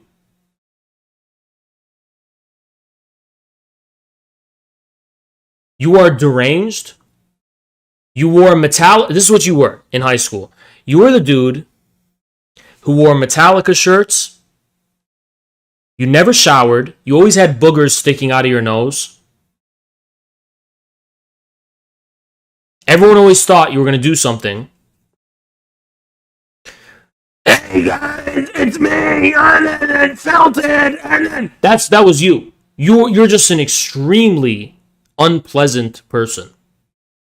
And the only reason you were tolerated is because of the universal principle of human rights. Otherwise, you would not have been tolerated in our society. It's literally only because of human rights that you were tolerated in high school. Otherwise, you would have been banned from high school. You would have been banned. That's a fact. That's a fact. Like, I'm talking about how shitty Adobe Premiere Pro is, and this retard came and said I was felted. You are, that's how I know you have a mental problem. Because you're just trying to say something you heard your internet peers say, even though it doesn't even apply in this context. You were just trying to repeat what they said.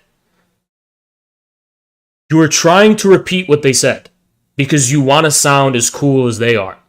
But how can they be cool when they're a bunch of fucking losers who get no pussy, go on the fucking internet, and talk nonsense? But that's cool to you. You find that cool. You are on like 10 different layers of being a fucking loser. You're on like 15 different layers of being a fucking loser. You're actually trying to fit in with fucking internet losers. Yourself being a loser. Why don't you try to fit in with cool people? You know what I mean? Go fit in with like a fucking, go fit in with like Aiden's community or something. Why would you try to fit in with a bunch of fucking losers? I don't get what the fuck that comes from. Base. Sony Vegas is the most outdated, shitty, dinosaur fucking machinima fucking digital fear piece of shit. Shout out if you understand that fucking reference. Sony Vegas is the most fucking complicated computer nerd, fucking computer fucking scripting coder, out of touch, unintuitive piece of shit fucking video software in the fucking history of the fucking world. And it's saying something, but it's even fucking worse than Adobe Premiere. It's even fucking worse than Adobe shit. That's fucking saying something, okay? That is fucking saying something. The fact that you would recommend Sony Vegas is worthy of prison time because of how fucking shitty, as a suggestion, that would be.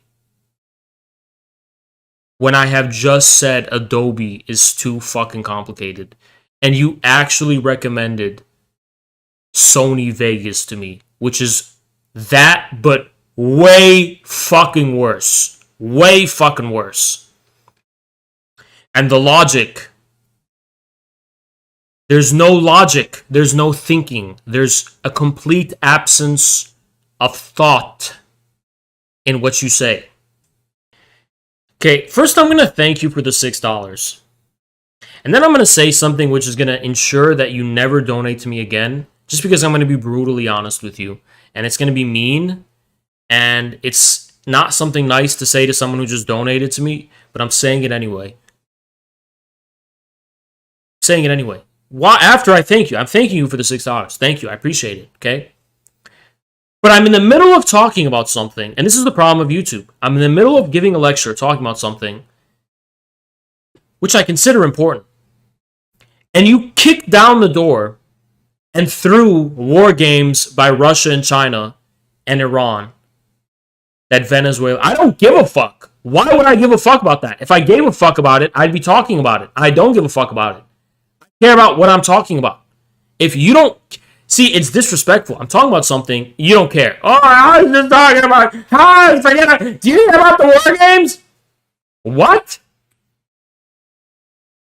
Don't you see that there's value in what I'm saying? And if you don't, just leave the stream and go watch someone else. I'm not just speaking for no fucking reason, okay? I'm not speaking for no reason. I'm trying to actually say something that I think is really important. And I think a lot of people overlook it. I'm not just stalling or procrastinating. I actually want to communicate something. Why are you trying to force something else? I'm sorry.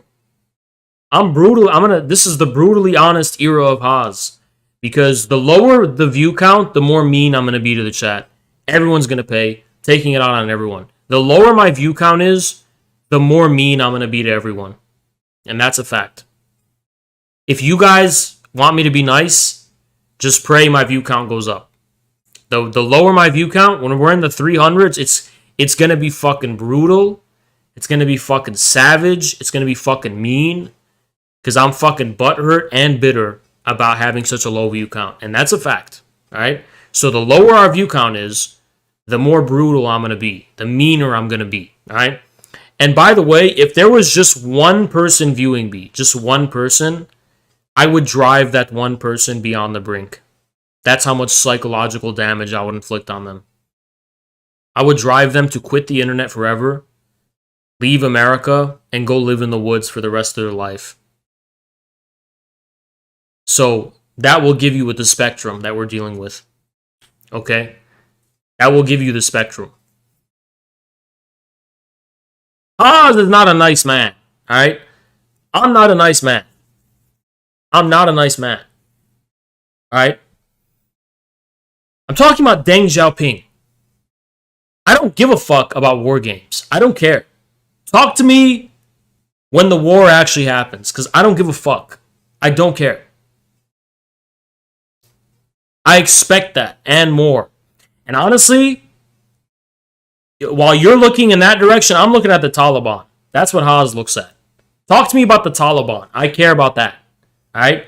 All this other shit, that's not my business.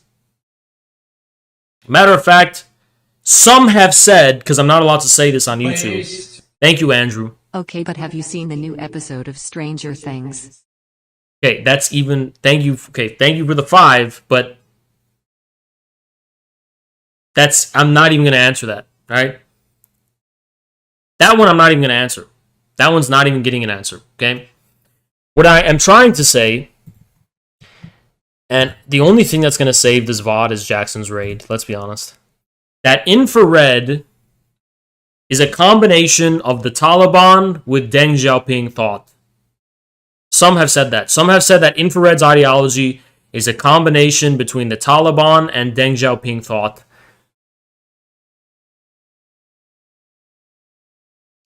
See, guys, you Venezuelan Patriot represents the chat. Just want to let you know that. He represents the chat. So if I'm attacking Venezuelan Patriot, it's the whole chat that's being attacked. Thank you so much, Jackson, for the raid. Appreciate you. Thank you so much for the raid. Jackson raided, and now I have a cope raid where the views are super high, and I won't feel bad about being a 300 viewer Andy. I can feel like I'm a bigger streamer than I am. Thank you, Jackson. Appreciate it. Anyway, so Deng Xiaoping, right?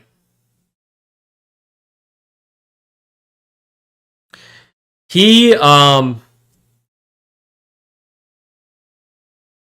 Arthur, are you actually retarded?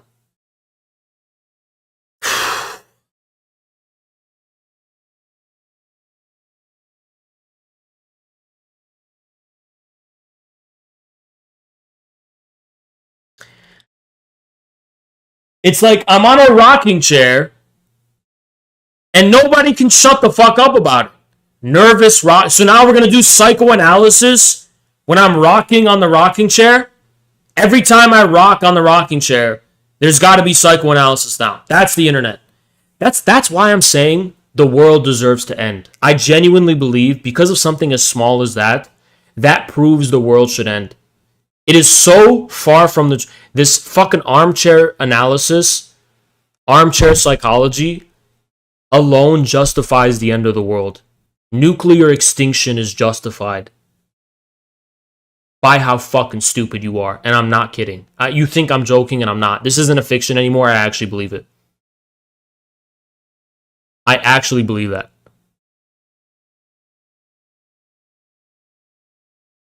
It's not a joke. You think I'm joking and I'm not. I said it was a good fictional idea, and now it's not fiction anymore. I'm saying let it rain hellfire on the world.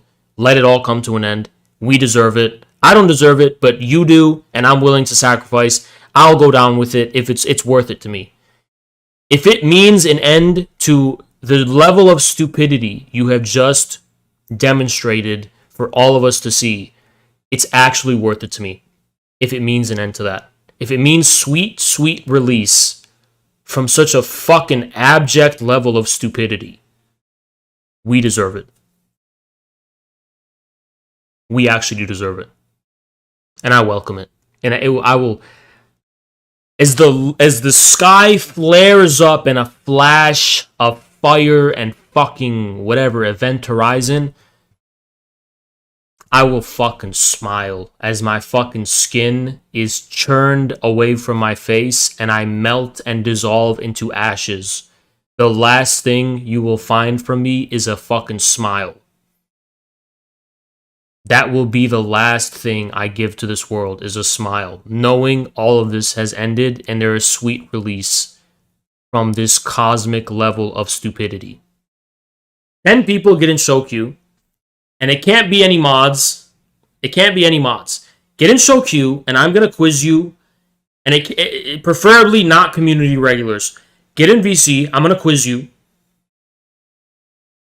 If you get it wrong, you're getting quarantined. And if no one shows up to the show queue, I'm randomly banning 25 people from the chat.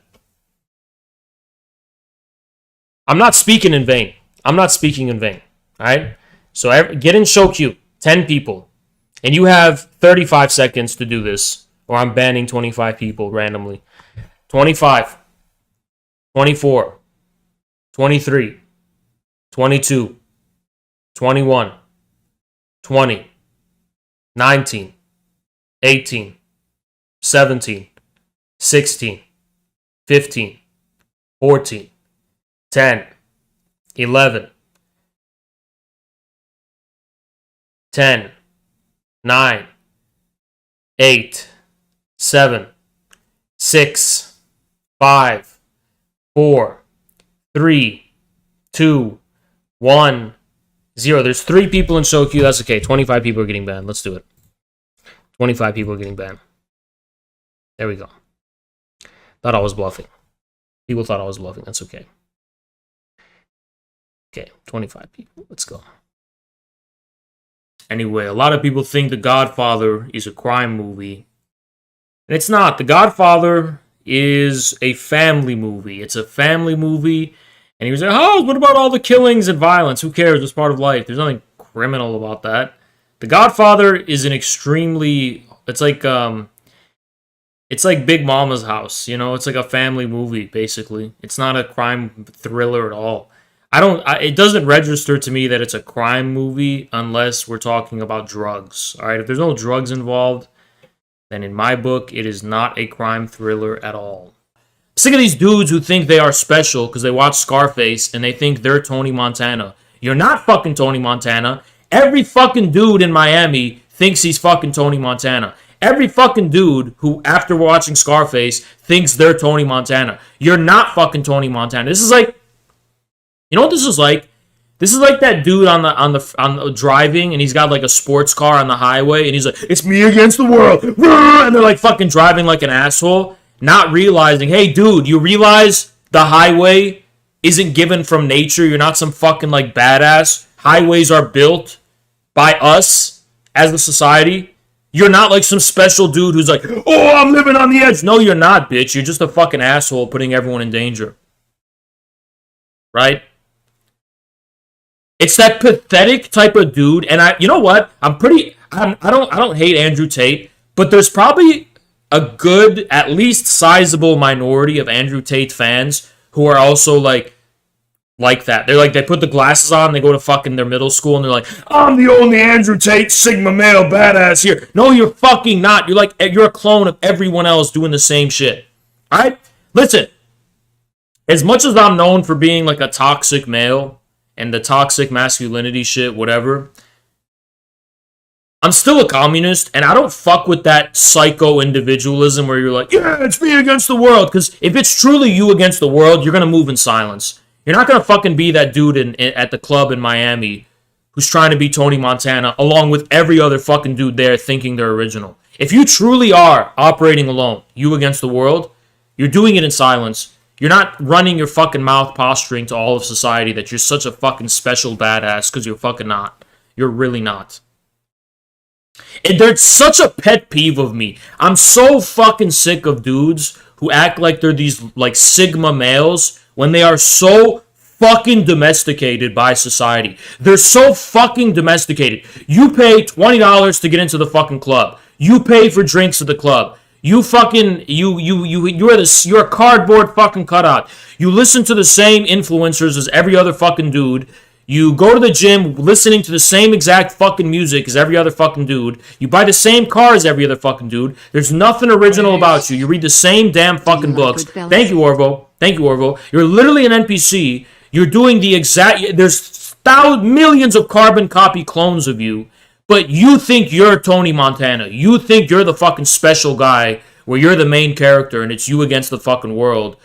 When you're literally taking for granted the way the society around you is holding your hand. That's what fucking pisses me off. Like, people really just want to fucking LARP that they're the main character. That's the shittiest thing about American individualism is this. And I'm saying this as an American patriot who likes some aspects of American individualism, but I'm going to talk about the worst aspects. The worst aspects of American individualism is the fucking dude with a Hawaiian shirt who's got fucking sunglasses on, who's always like in a jolly good mood, and he's going to the fucking bar, he's going to the club, he's going wherever, and he's fucking acting like he's the fucking center of it all, and he's like the Tony Montana. Hey, come on here! You're not special! You're like any other fucking dude! You are literally a kid at Disney World. You're a fucking child at Disney World talking to fucking Mickey Mouse and Minnie Mouse. The whole thing is just set up for you. You're taking for granted the way this is all staged for you. All of this bullshit is staged for you so you could sit your lazy fucking ass on the chair at the fucking bar acting like a fucking dumb bitch because you think you're the main character of some badass movie. If you were a fucking badass, you would be in fucking car chases and firefights right now. You wouldn't be at the fucking bar, at the fucking club, acting like you're some fucking badass Tony Montana main character because you're fucking not. You're like every other fucking poser at the fucking club, period. I'm here for a fucking reason. I'm not here to fucking just wave my fucking balls at people. I'm here on the basis of some kind of mutual association, some kind of common association where there's a common purpose or some kind of goal, and you have to respect that, right? You got to respect it's not just about you. Before Stalin ever made a decision, not only did he consult his inner circle, he ran it by the top philosophers, theorists, scientists, experts, the people in the academy, the local party leaders. I mean, he consulted everybody first, and then he made his decision. That's why Stalin was the man of steel. That's what manhood means, right? Hitler, who had a stick in his ass 24/7, he's just fucking trying to do shit individually, right? That was Hitler. Hitler wasn't a fucking man. So Hitler was more like Tony Montana, and Stalin was more like Sosa. That's how that shit was, okay? And for some reason, the bourgeois perverted version of masculinity, which is actually an extremely effeminate, Maxim Gorky talks about this, but it's also like when you take it to its extreme, the bourgeois masculinity, it turns into this extremely vain, effeminate perversion and psychosis, which isn't actually manly at all. What does it look like when communist parties, after the year of the Popular Front, are not, these Machiavellian conspiratorial groups that are ruthlessly striving for power, robbing banks and shit like Lenin imagine Joe Sims robbing a bank, right? Or imagine, the CPUSA leadership robbing a bank. It's ridiculous, and rightfully so, right? We're not advocating for any of that. So check this out. Between the two, having experienced both, I'm very much like, you know what? The surgical one was pretty big, girl. I did it without the anesthesia. Well, the local anesthesia. I didn't go under. Like, I stayed awake. I wanted the whole experience of it. I'm like, I want to look into your face when you're sucking that out of my body. That's fucking kind of hot. Why is that hot? While I'm like up in... Look at this like deranged fucking person. Literally a chazoid. Freaking stirrups, and I'm just like 21 and just like, I bet your pussy looked really good where they pulled that dead baby out of it. Yeah, you know, This could be a fetish. Wait a minute. vacuum the whole thing out. Wait a minute. Does abortion spa also have an OnlyFans? OnlyFans abortions to help women pay for their fucking abortions. If people are into that, there's a fetish for that, to watch bloody fucking guts come out of a pussy. Somebody is into that. Is this how we make abortions okay in capitalism? Is it Is because like we've got to find a way to not only, you know, the doctors are getting paid and it's safe and that yes, but also let's feed it back To into the machine the and like get insurance the com- OnlyFans going. OnlyFans paying the insurance companies. You know that there's somebody that would fucking come to watching a fucking dead baby come out of a The pussy. more I'm thinking about it, the more I'm really looking forward to Porn 30 today. Oh yeah, Yeah. But we don't have any abortions. I'm so sorry. We need to create an animated like fetish subgenre of like abortion porn. If you're thinking of it, there's got to already be a porn. Well, it's probably on like the deep web. I have to go like looking on Tor for it.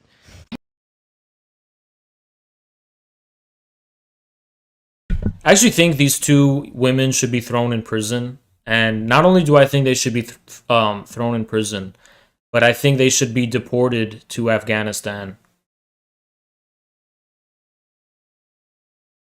If you think I'm joking, I'm not. I really do think they should be deported to Afghanistan. And speaking of... Now, this is a man who I think deserves to... Unironically, I think this is a man who should be treated with the maximal penalty possible by the law, which would hypothetically be a beheading, fully legal and fully allowed in a hypothetical legalization of judicial beheadings, where, like, you know, the court rules, you get beheaded, right? So let me show you this man, this person, right? So this guy was a landlord, and he forced a homeless mother of 5 to sign a housing contract that required her to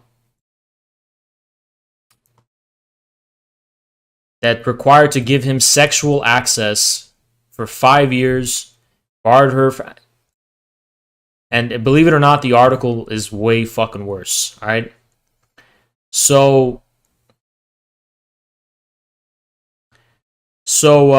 because she refused to, you know,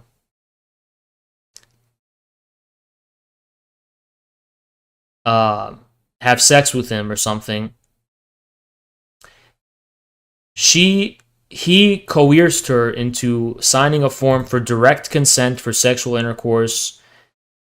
Oh my god, it's just fucking this. I mean, this is the bourgeois legalism. This is bourgeois legality.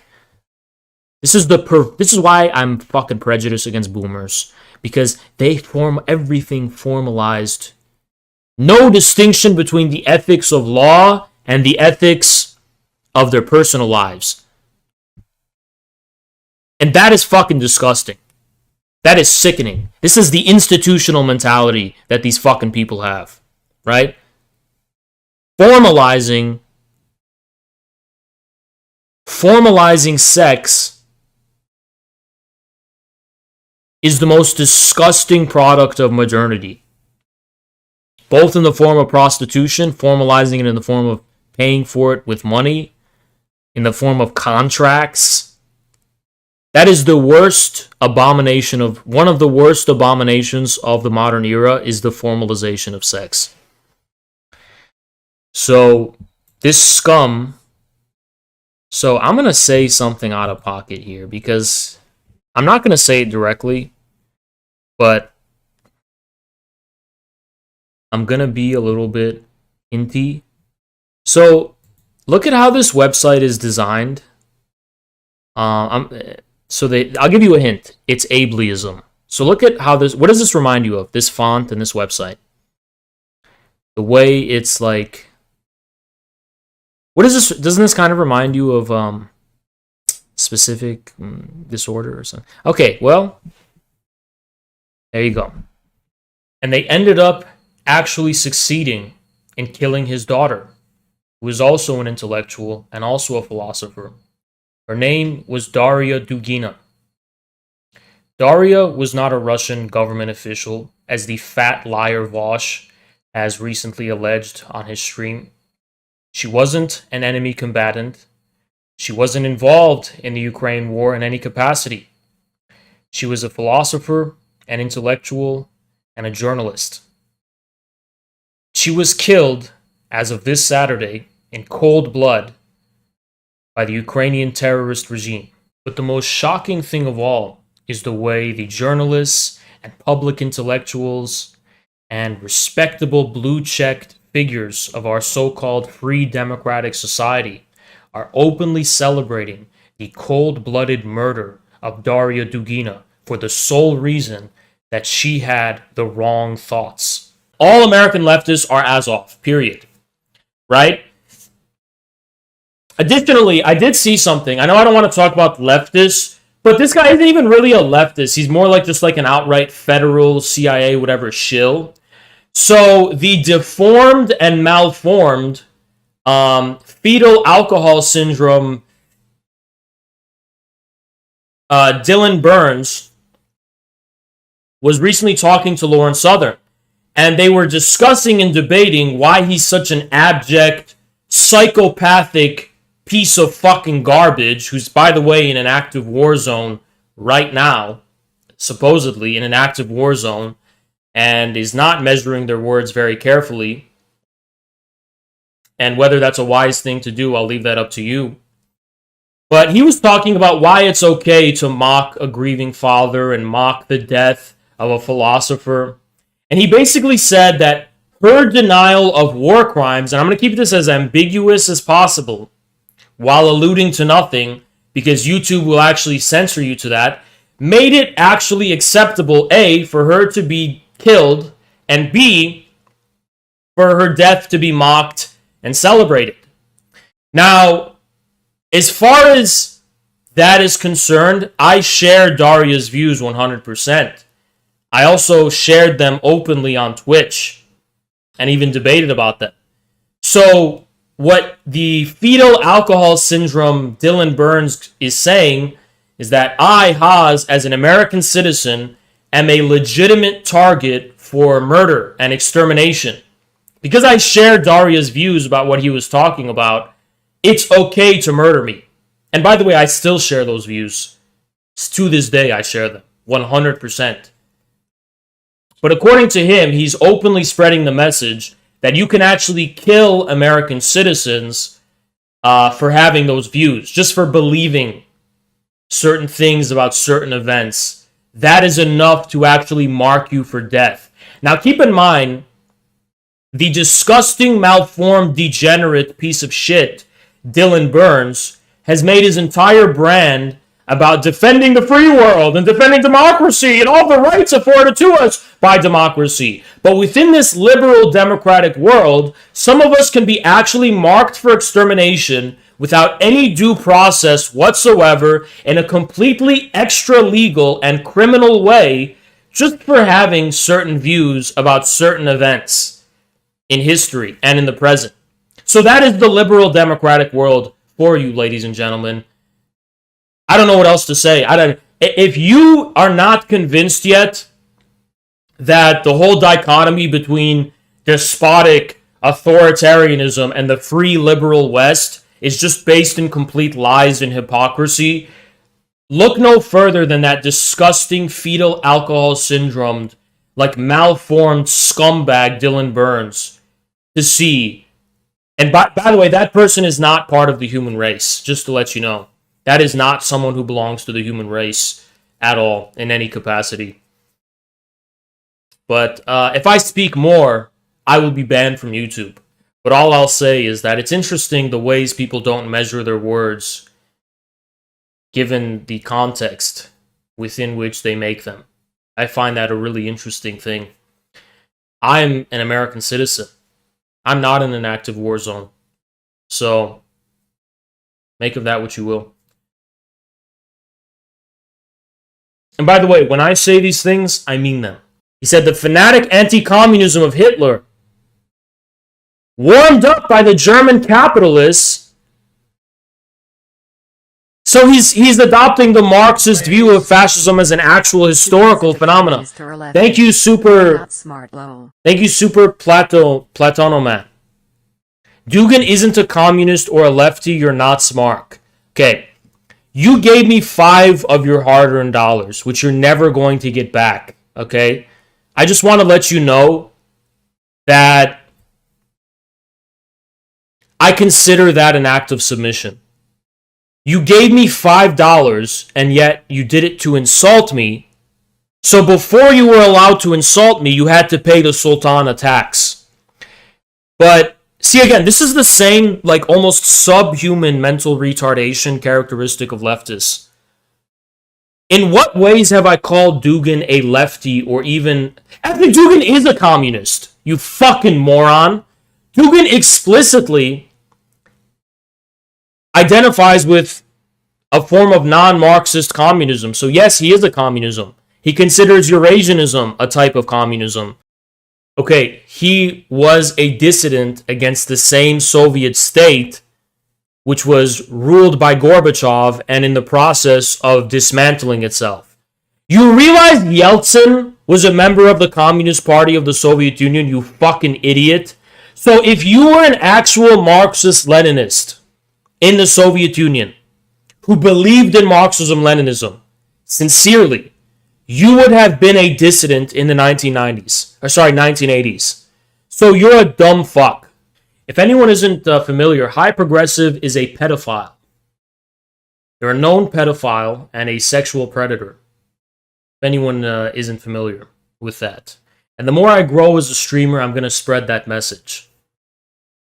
It's a known pedophile from Twitter. A known cigarette as well. Smoking gun evidence of being a pedophile. I'm not gonna when I used to drink, for example, it's not like, oh, I'll have the strawberry banana split daiquiri. No, I don't do that, right? I just straight whiskey. Appreciate straight whiskey, straight scotch, whatever. Now, that's a huge woman L. One of the biggest woman L's is their fucking retarded ass fucking alcohol taste. They're like, oh my god, I'm gonna like make my alcohol taste like fruit juice, and then I'm gonna drink so much, and I'm gonna be so drunk, and I'm so cute. And you're so fucking annoying and retarded because you have no way of fucking measuring your alcohol intake naturally because you made it fucking taste like Capri Sun, and then you're fucking vomiting on my fucking car, in my fucking apartment, on my carpet. You are mentally retarded and fucking annoying.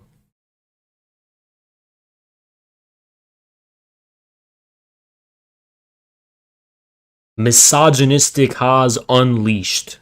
Unleashed. Oh my god, it's so cute. No, it's not cute when you don't know how to pace your alcohol intake and you become annoyingly fucking drunk. It's not cute.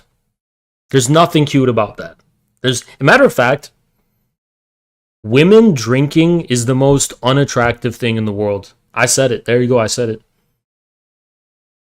Women drinking is unattractive. It's actually gross. Hi, I'm drunk. Shut the fuck up, you know? Just stop. Just stop. Just go home. You're making a mess of yourself. It's an embarrassment.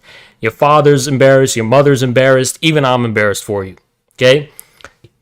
Okay, they drank, and they're not being a fucking annoying, attention-seeking, like, just fucking, like, crazy person. That's a fact. That's a fact. Women should not be allowed to drink. They should be banned from alcohol. They should not be allowed to drink. And men who can't control themselves should also be banned and also have their gender changed to woman. If you're a man who can't fucking control yourself when you drink, you are now a woman. You lost your manhood gender, and therefore you're banned from drinking. So men are allowed to drink, but if you act like a woman when you drink, you should become a woman legally, which would prohibit you from consumption of alcohol. And that's what I believe. If social democracy looked like Rania Khalek, would you make the ideological switch?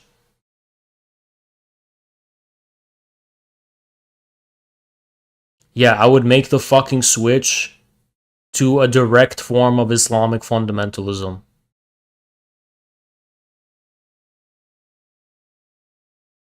I would make the fucking switch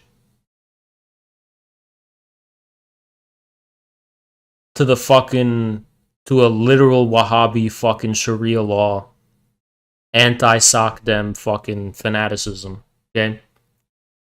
So there's my answer. By the way, fuck Rania Khalek, by the way. And guys, you know Rania Khalek runs the fucking Carl Bajer account? Yeah, I'm putting it out there. Did you know that? Did you know it's a collective? Carl Bajer is not one person, and Rania Khalek helps run that fucking account. Did you know that? Carl Bajer.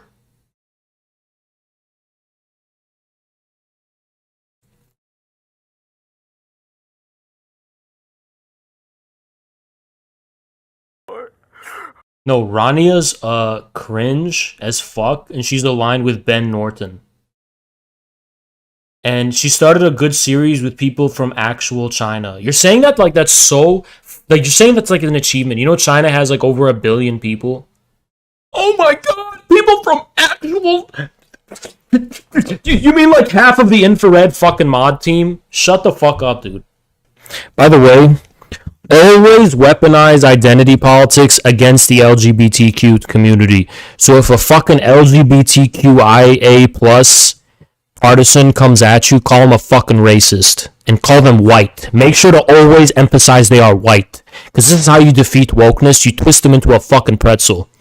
Always twist the wokes into a fucking pretzel. If they ever come at you, make sure you call them white. It's their fucking Achilles heel. I'm non-binary. No, you're white. Shut the fuck up, bitch. I'm schwee fey gendered. I'm fey flat, just like the Pat Sock moment fat retard who runs Pat Sock moments and calls themselves fey fwa gendered. Call them white. Make sure to call them white. Always emphasize they're white. You guys know it got age restricted. YouTube didn't tell me why.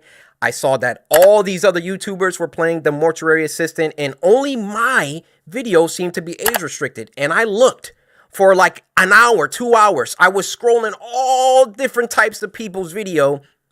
No one else's was age restricted. You know what? Twitch does the same way. Twitch was the most discriminatory against me, Zerka, Gideon, Slicker. All of the non-whites on Twitch were targeted. And we just took it. We didn't even make it. We couldn't do anything. What were we gonna do? Nothing, right? So we just took that on the chin. Yes. We were so fucked. They were so biased against us. This is a racist ass. Fucking big tech nerds in Silicon Valley with glasses, and they see a dude talk like me or Zerk or Slicker. It's just instinctual racism. That is very disturbing. I don't like your vocabulary and your non-politically correct ways. That is really bad, and we are going to go extra hard on you to censor you and prevent you from being partner and do everything in our power to remove your harmful, toxic influence. So I appealed the restriction. Hey guys, I'm not sure why mine got age restricted. Could you look into this? Appeal rejected. They doubled down. The policy team said, no, Corey. Also, a lot of people ask, Haas, does racism bother you? You want to know the truth? I personally, this is my experience, and maybe you could say, oh, Haas, that's because you're white passing. It is. In some ways, I find racism endearing, right? Because I'm racially ambiguous, like I'm just foreign looking or whatever. And then when someone's like, "You're a brown Lebanese Arab," And it's just like, you got me.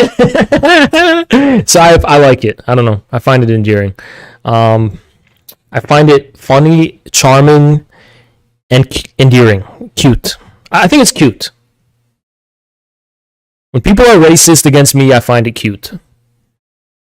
Because the truth is, whatever you think of me racially in a bad way, I'm way worse. Every bad stereotype of Arabs does apply to me, way worse than you can even imagine. Every racial view you have of me, you're not racist enough. You're not racist enough. It doesn't matter what you do. You don't have the imagination to be racist enough towards me.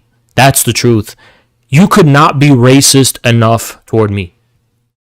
That's the truth. Because you're limited. You don't even know the truth. You don't even know how bad I am. You know? The people who make Minecraft are fucking lazy. It's been fucking 20 years and nothing's changed about that game. Nothing. And it's the most primitive, shitty fucking game in the world. And it fucking overheats my computer. I have a fucking $2,000 computer. It overheats my fucking computer playing it. It's the most shitty, fucking primitive ass fucking game in the world. Oh, Haz, what can Minecraft do to make it better? What could they add? I don't fucking know. For starters, you could fucking add so much to that fucking game. You could add every animal there is. You could add fucking dragons and shit. You could add fucking like minotaurs and beasts. You can add kingdoms and NPCs and make it like an RPG and shit. I mean, you could do so much. You could add fucking new weapons. They don't never added. To this day, there's only a sword that they have. It took them fucking 15 years to add netherite. There's so much they could do. You could add so much.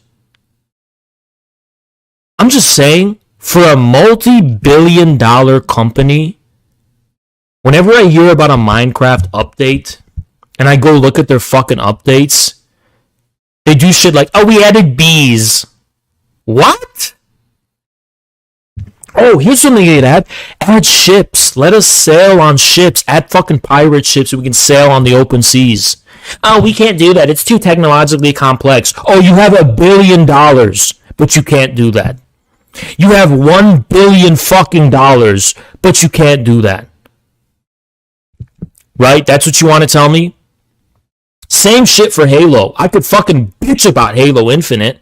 For example, why the fuck did you take out dual wielding and you took out fucking custom games and you took out Forge? You fucking released it without Forge, and now I'm hearing the Forge isn't even going to have AI. And then, you know, 343, I played Halo 3 as a kid, and I said, oh, if they made another Halo, it'd be crazy, right? They took everything out. They took out weapons. They took out all the fucking vehicles. We still can't even ride the fucking Pelican to this day in Halo Infinite. You're telling me, oh, we're technically limited. You're not technologically limited by anything. You're a bunch of lazy fucking... You're lazy fucks who make video games. They're lazy. They're literally lazy fucks. It literally took Bethesda, it's literally taking them 30 years to make Skyrim 2. You are fucking lazy, sitting on your fucking ass, making excuses, and all they fucking do is release new videos every fucking year. Oh, we want to talk about our development. Bro, why are you talking? You're sitting on your sofa, fucking eating donuts, and you're talking about your game instead of fucking working on it and just making shit. You lazy fucks. Because, what about Cyberpunk 2077? I would rather fucking drink diarrhea than play Cyberpunk 2077. Why the fuck would I play an 80s version of GTA where you can't go in buildings and it's just shitty? Why would I play that? What does it have to offer? Nothing. What about The Witcher, Haz? Oh, you mean The Witcher, which is just Skyrim, but you have less choices and you have to fucking be that cringy fucking long-haired pedo?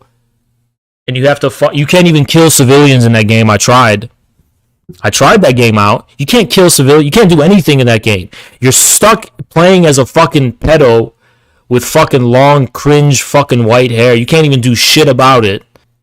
And I always think about going back to Skyrim, But then I realized, no, I have like 500 hours in Skyrim. It's my whole childhood. I've done everything you could do in that game. And then I get pissed. I'm like, why isn't there a game like Skyrim that offers new experiences?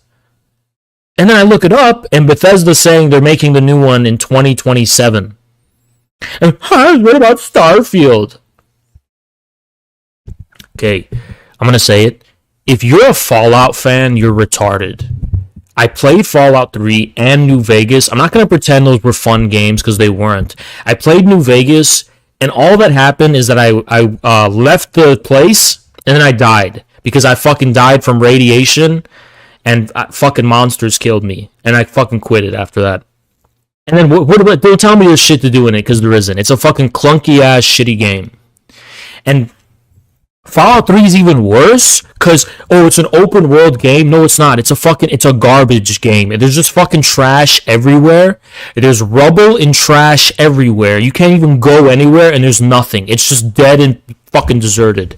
I don't want to play a game where I'm just in the middle of some fucking junkyard, alright? I want to play a fucking game where I'm in a bustling, flourishing universe where it's medieval times, and I'm going in the forest and fighting bandits, and I'm going to cities, and I'm visiting kingdoms, and I want a game like Skyrim, but I can walk into the city, and there's the king, and I can kill and behead the king and take his crown and sit in his throne and cause, like, drama with the NPCs.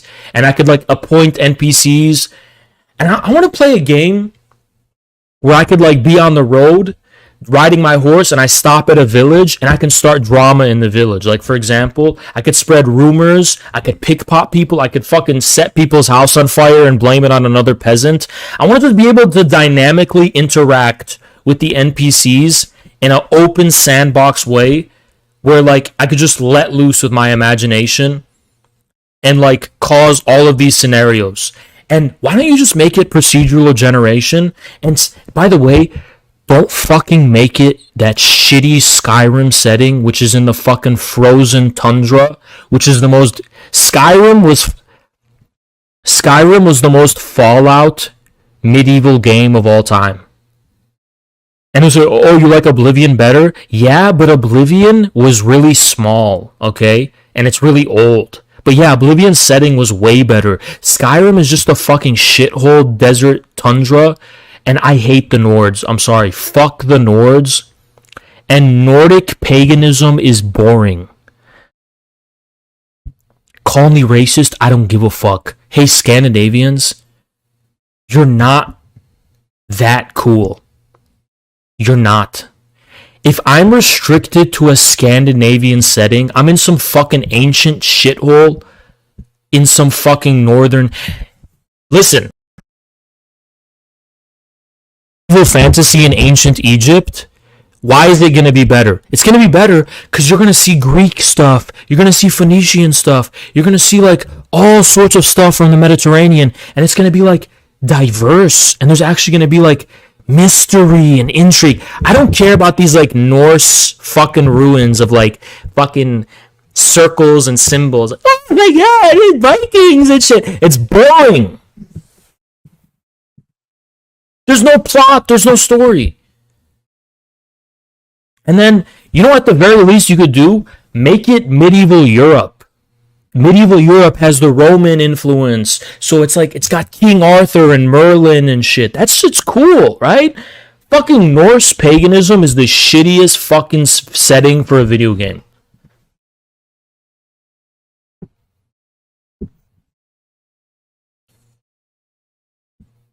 They should fucking hire me. I would literally make a... See, this is what I'm an idea guy, right? Coders are the slave caste. All the engineers and designers and coders and artists, those are the slave caste. I'm the idea man. Hire me as the big visionary idea man. I'll fucking sit in front of all these nerds, and I'll be like a fucking... I'll be like a fucking dictator. I'll be like a fascist dictator, and I'll fucking dress like Mussolini or some shit, and I'll just fucking order him around. And I'll just thank you, TMC. Appreciate you. What is the favorite game of the Bezo and why? I'll get to that in a second. And they'll be sitting in their fucking boardroom, and I'll just be fucking bombastically fucking telling them I'll be the idea man. I say, do this and do this and do this and do this and I'll do this and I'll do this and I'll do this. And fucking I don't give a fuck about they'll say, but how's the technical? I don't give a fuck about the technical limitations. I'm the idea man. Make my ideas real, bitch. Fucking all that slave shit that you do with coding and all that fucking soy cuck shit. That's what the bitches do, man. I'm the idea man. I'm the fucking leader. Make it happen. You know, you see with these nerds, we put the nerds in charge. Because let me tell you the truth. You can make shit happen. You can make anything happen. That's the truth. You can make anything happen. But they always make excuses. Oh, the technical limit. There's no technical limitations. You just are not under enough pressure. If you had a gun to your head, you would implement anything. You could do anything as a programmer, as a game developer. You could do anything. You just lazy and they put these people in charge and they just keep making excuses for themselves and keep producing mediocrity. I'm Rachel. And I'm Ed. How do you know each other? I would rather jump off a cliff in Minecraft than settle down with an ugly woman. We're exes who still sleep together.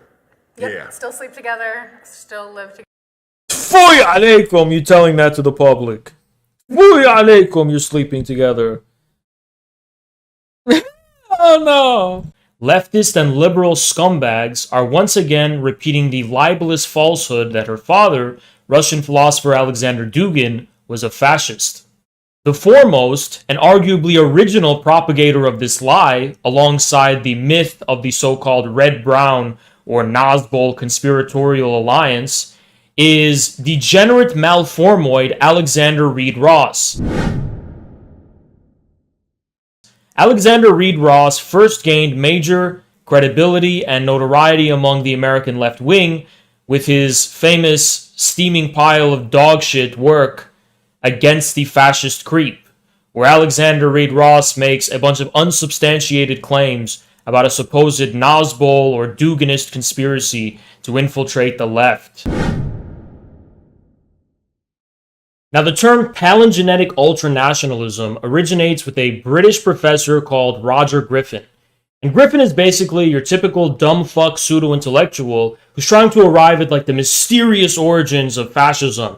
You know that dumb shit you like were scrolling through on the History Channel, like flipping channels on the TV, where they're trying to go, oh, the mystery of the Nazis. What's Hitler's real origins? Is it aliens? It's pretty much that genre of mental stupidity and idiocy that we're dealing with. In keeping with most theories of fascism that you're going to find by these dumb fuck professors and these mainstream academics, they pretty much take like this generality, which is in no way specific to fascism, and say, oh, that's the essence of fascism. That's what fascism is. Fascism is like when you're like super masculine and assertive and dominant. And like fascism is like when you like actually believe in things instead of being nihilistic. And like fascism is like when you're like a scary fatherly like figure and stuff. I mean that's what fascism is, I think. Every time I tell people I like thick women, they go, oh, me too, I love Lizzo. What the fuck are you talking about? Because we're not talking about the same thing. Now, I don't mean Lizzo. I said thick. I didn't say Titanic. Antifa is actually just fine. Thank you, Harold. All right, I said thick. I didn't say Jupiter, okay? I said thick. I didn't say a goddamn gaseous giant. Hee hee, Pizza Hut. Hey, comrades. Hee hee, Pizza Hut. Ha, Gorby Hakeem meme. Shut the fuck up. What is this? Fucking Hakeem's chat? Shut the fuck up. Fucking cringing the fuck out of me. Hee hee, Pizza Hut. Shut the fuck up, man. The fuck is this, Hakeem? I'm gonna go off on this shit because the reactions to Gorbachev's death, pathetic. Fucking pathetic. I'm gonna explain exactly why. But I don't want to fucking see this dumb... 07. Thank you, Mekada. I don't want to see this fucking dumb band kid humor in my fucking chat. virtue signaling to your fellow comrades. Oh, we hate Gorbachev. We hate Gorbachev. We haven't even gotten to the bottom of how Gorbachev even came into existence, and we're pretty much the legacy of Gorbachev's revisionism. But comrades, we hate Gorbachev because he destroyed the Soviet Union. We like the Soviet Union. We're not even going to investigate why Gorbachev even came into existence, even though we're symptoms of that same thing that made Gorbachev. Shut the fuck up. You're fucking cringe, okay? I'm not celebrating. I'm not celebrating this shit because he didn't die. First thing I want to tell you guys is that Mikhail Gorbachev is not dead. So I don't know why the fuck people are celebrating like he's dead. Yeah, we got him. No, you didn't get shit. You didn't get shit. The international left is still dominated by the fucking people that corresponded to his managed dissolution of the Soviet Union. If you're a revisionist, why are you bitching about Gorbachev? You're just a fucking hypocrite. Like, imagine being a fucking Hakeem viewer and then celebrating Gorbachev's death. You are Gorbachev. What are you fucking celebrating? That's literally what you are, you dumb fuck. We're gonna talk about this, but I've seen all these people on Twitter celebrating Gorbachev's death. Yeah, fine. But you are Gorbachev. It's literally you. You are Gorbachev.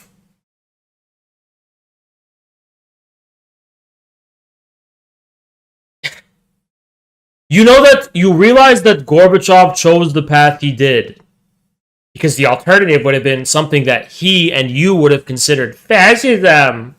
Because they thought Maoism was fascism. They thought China was fascist. Everything's fascist, right? So Gorbachev had two options.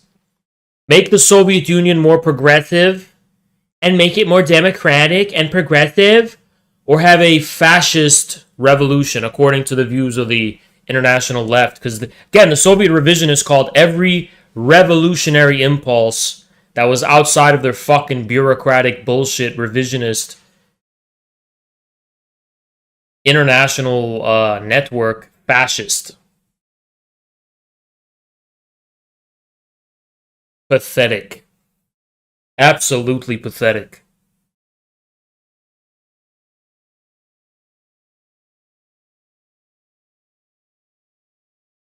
If you are an American leftist and you're celebrating Gorbachev's death, you have zero self-awareness. You are Gorbachev. That is what you are. Okay? We don't have anything to celebrate. Our enemies are still in power. Gorbachev is still what defines the meaning of the word communism, not just in America, but in the entire Western world, and in a lot, way more countries than you would think, actually. Way more countries than you would think are defined by Gorbachev's legacy. Even third world communist parties are shitty. Like, what is that? What's the Communist Party in India that's just a shit-lib party? It's Gorbachev. He's still in power. I have no fucking idea why people are celebrating.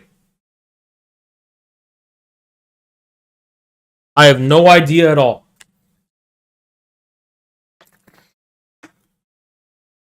He's not dead. He's not dead.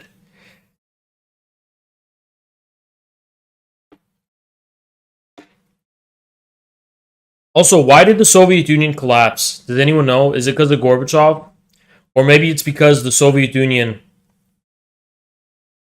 had to collapse. Maybe it's because the prevailing orthodoxy of Marxism-Leninism that prevailed in the Soviet Union was fucking bankrupt. You guys are not ready for this conversation. I don't really think you are. I don't really think you're ready for the conversation about how... So Mao said that Stalin was 70% right and 30% wrong. That 30% is what made Gorbachev possible. That 30% is the reason why Gorbachev eventually came into power. No one's ready for that conversation, though. No one's ready for the conversation of there's no one you can really blame for the collapse of the Soviet Union. There's no one figure you can blame. The only thing you can blame is Western social democracy and its disgusting, despicable legacy. Because the 30% that Stalin got wrong, according to Mao, that 30% actually is a leftover from the Second International Orthodox Marxism. So everything got fucked up in the Second International. And also, because I want to educate you guys, the origin of social democracy from the Second International. So let me explain this to you. Karl Marx and Friedrich Engels, they were part of the First International Working Men's Association. And Marx and Engels belong to a period of history called classical Marxism, the history of Marxism. Very dialectical. They had a lot of freedom in terms of like the dynamism of the application of their views. Marx would support the Russian Narodnik movement. He would talk about developments in the colonized world. And so they were very much dynamic. They had a very dynamic understanding of the world, Marx and Engels. Okay, Marx dies. Engels is kind of retiring. Publishing Marx works, he's kind of retiring. Then the Second International emerges. The Second International institutionalizes Marxism. It institutionalizes Marxism in a period it's called social democracy, the first incarnation of social democracy. It's the institutionalization of Marxism. It's making an orthodoxy of Marxism, okay? And that's where the Bolsheviks came from. The Russian Social Democratic Labor Party, okay? Then Lenin comes along, and Lenin goes and he studies Hegel. He tries to rediscover the classical Marxism. He discovers Hegel, and then Lenin breaks out of the mold of Orthodox Marxism, and he gives rise to what is known as Marxism-Leninism as we know it. So he smashes the social democratic dogma, and he returns back to a more original and essential Marx. Okay?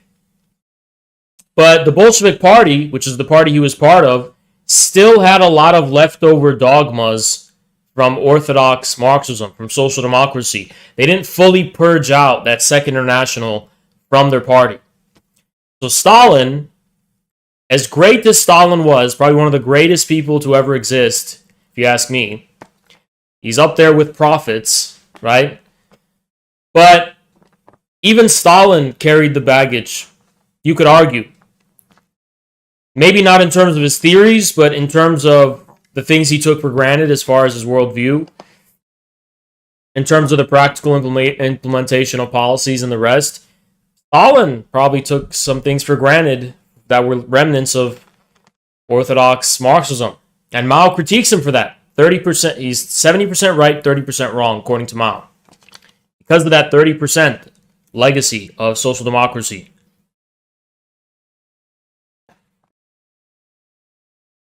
So Mao continues the legacy of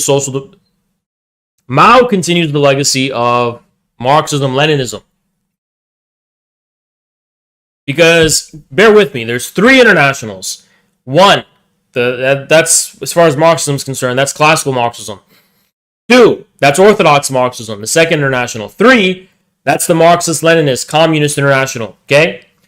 What is that three all about? Is Marxism-Leninism a qualitative break from the Orthodox Marxism, or is it just a continuation? That's the debate. So Stalin dies, and Khrushchev doubles down. No, it's just a continuation. It's not a break. It's just a continuation. All the dogmas are kept in place. Okay, then Gorbachev comes to power, and Gorbachev throws in the fucking towel. He goes, yeah, this whole Marxism-Leninism thing, we kind of made a big mistake. We're going to go back to social democracy. We're going to emulate the Swedish, Scandinavian, social democrat revisionists who took power. And, the whole Leninism thing was a big mistake. We're just going to become like the Swedish social democrats. And that was the path the Soviet Union was already destined for after the death of Stalin. That was already the path it was taking. It was taking a path of following in the footsteps of the Socialist International and International Social Democracy, allied with the non-aligned movement, which is headquartered in India at the time, okay?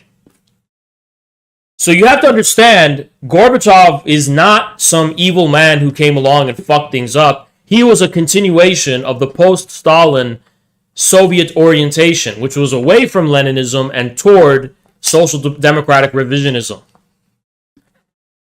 So I cannot stress enough how fucking stupid it is for all of these social democrat revisionist pieces of shit like Hakim and all of their communities. And by the way, I don't even consider them human beings. So I'm not talking about them as like human subjects. I genuinely could watch those people with my own eyes. I could watch them have a bad day and I would feel nothing. And Haas means what he means. They are not human to me. I fucking hate those people. I hate all leftists. But it's even more ironic that they're going to come out and they're going to do the Pizza Hut memes and Gorbachev. You are Gorbachev, you fucking bitch. That is you.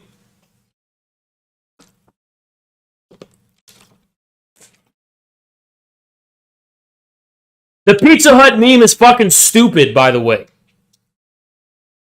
No, Gorbachev didn't sell out the Soviet Union for Pizza Hut. The Soviet Union sold out as of Khrushchev. Gorbachev didn't sell out for Western consumerism. And I was going to write a Substack about this, but you don't even know what you're talking about. This is the most vapid form of anti-capitalism, where you take some major brand and you're like, that's capitalism. That's what it is. No, that's not actually what capitalism is. A fucking Pizza Hut brand is not the essence of commodity production. A Pizza Hut brand is a Pizza Hut brand belongs to the Deleuzian society of control, not the society of discipline in the factory, okay? The Pizza Hut is not about these tangible commodities being sold. It's a fucking brand that coheres the entire logistical chain of production and gives it purpose and meaning according to psychological factors of libidinal investment and the libidinal economy. So just don't fucking... It's so fucking vapid. Late capitalism moment. Oh, we're just having McDonald's and Pizza Hut. That's what capitalism is. No, it's fucking not. Capitalism was some fucking fat guy who owned a factory with a top hat, and he squeezed out profit from his fucking workers who were on the mills, or they were fucking, you know, on the assembly line even or something. That was capitalism, okay? All these brands and consumerism, that's not capitalism. I'm sorry, it's just not. You have an extremely vapid sense and understanding of the world, which is more based on your own punk rock hipsterism than in any kind of proletarian, you know, class struggle position. You don't even understand what the fuck you're talking about. The Pizza Hut thing is fucking stupid. I don't find it funny at all. And it's such the most cringe form of band kid humor. I cringe every time I see it. It's the most Hakeem meme in the fucking world.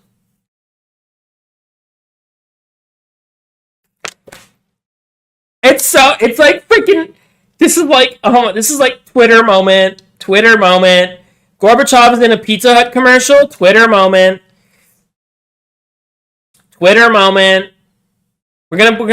make a tweet, Twitter moment. It's gonna get a lot of likes. What a silly late capitalist society we live in. Late capitalism, it's so ironic and it's so silly. Haha. Fucking cocksucker.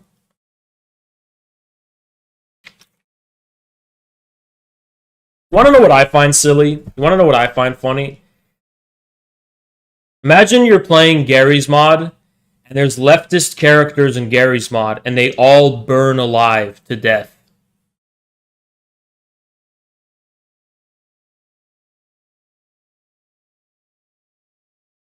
Haha, funny meme! You know, there's literally people who vote for AOC who are on Twitter, and they literally vote for Alexandria Ocasio-Cortez, and they're posting the Gorbachev memes. I shit you not. There's people on fucking online who actually voted for Joe Biden, even, who are posting the Gorbachev memes. And they're talking about how Gorbachev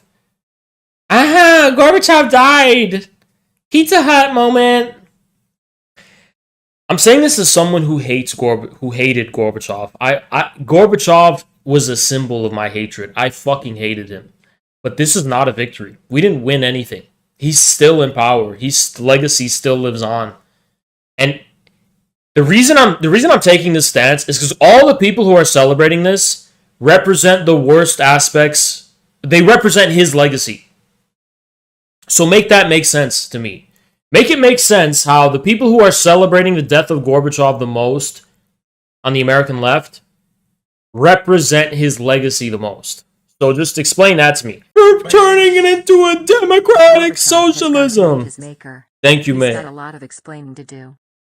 You know, it'd be funny if there was a game mode in Gary's mod, where there was all democratic socialist factions in an RP mode in Gary's mod, and there's a democratic socialist faction, and every single democratic socialist was hung and burned in a pit alive. And it's like an excruciating, agonizing video game. Like, when you're playing the RP mode, everyone just there's just a big pit. And every democratic socialist in Gary's mod is thrown into the pit. And everyone watches as it burns. And they're shrieking in agony and agonizing pain. And they're like skin is in the game Gary's mod, like an Unreal Engine 5 version. It's so detailed, you can see their skin burning off and all that kind of shit. Then we can talk about Gorbachev. Let's pretend I liked leftists. Let's pretend I wanted leftists to win. Matter of fact, let's pretend I wanted the Starbucks Union to win. And I wanted all of that to win. I wanted victory, victory, victory for the left. They would still call me a fascist. Thank you so much. Your takes are like a hot knife through butter. Keep up the good work. Thank you so much, Tanui. They would still fucking exile me. Want to know why? Because they don't want to win. They don't actually want to win. That's why. I hate the left because they are whores and prostitutes. Sometimes literally. But I hate them because they are whores and prostitutes of the fucking Democrats. And I have experience with the left. I have experience. I'm a high energy male. I get things done. I know how to get things done, right? When I was working with leftists, IRL, they did not consistently, they did not want to win. They did not want to do anything they didn't want to do anything that would make them independent or like promote them.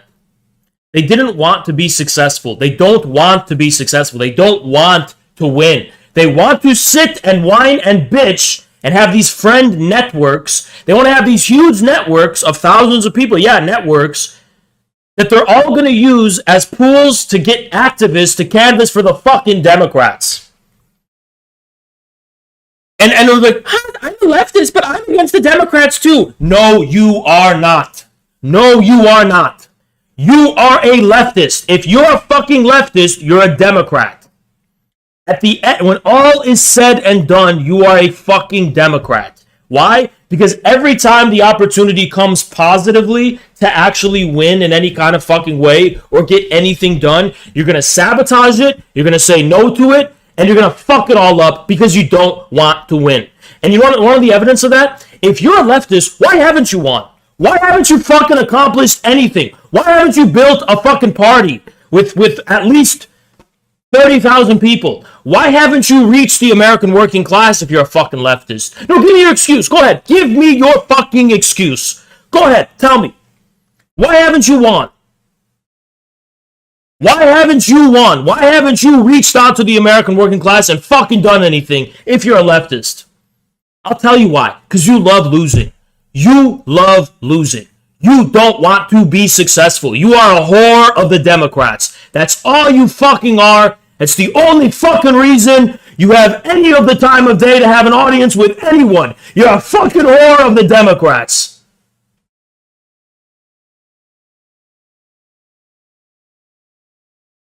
You don't want to fucking win. You have no excuse. It would be the easiest fucking thing in the world to actually win in this country as a leftist. But you don't want it. So we have to start asking the questions and going to the root cause of why they're not winning. Because I used to be a leftist. Believe it or not, I started out as a leftist. But I realized Leftism is a loser cult. It's a cult of losers. They love losing. They don't even want to fucking win. So you have to go down to the root you have to go to the root of the matter. And the root of the matter is this. Every aspect of leftism, every aspect of wokeism, every aspect of leftist morality, every progressive value that they have as it stands, every single aspect of leftist culture, every facet and every aspect of leftist ideology has its basis in the Democratic Party and the institutions thereof. Every single aspect. If you do not definitively break with the left in every kind of fucking way, and from zero, Cambodian Pol Pot style, from zero, year zero, create from scratch a completely different basis for your Marxism or for your communism, you are a whore of the Democrats and nothing more. You are a whore of the Democrats. And I was a leftist. And I know firsthand these fucking people, these cockroaches, these fucking worms don't want to fucking win.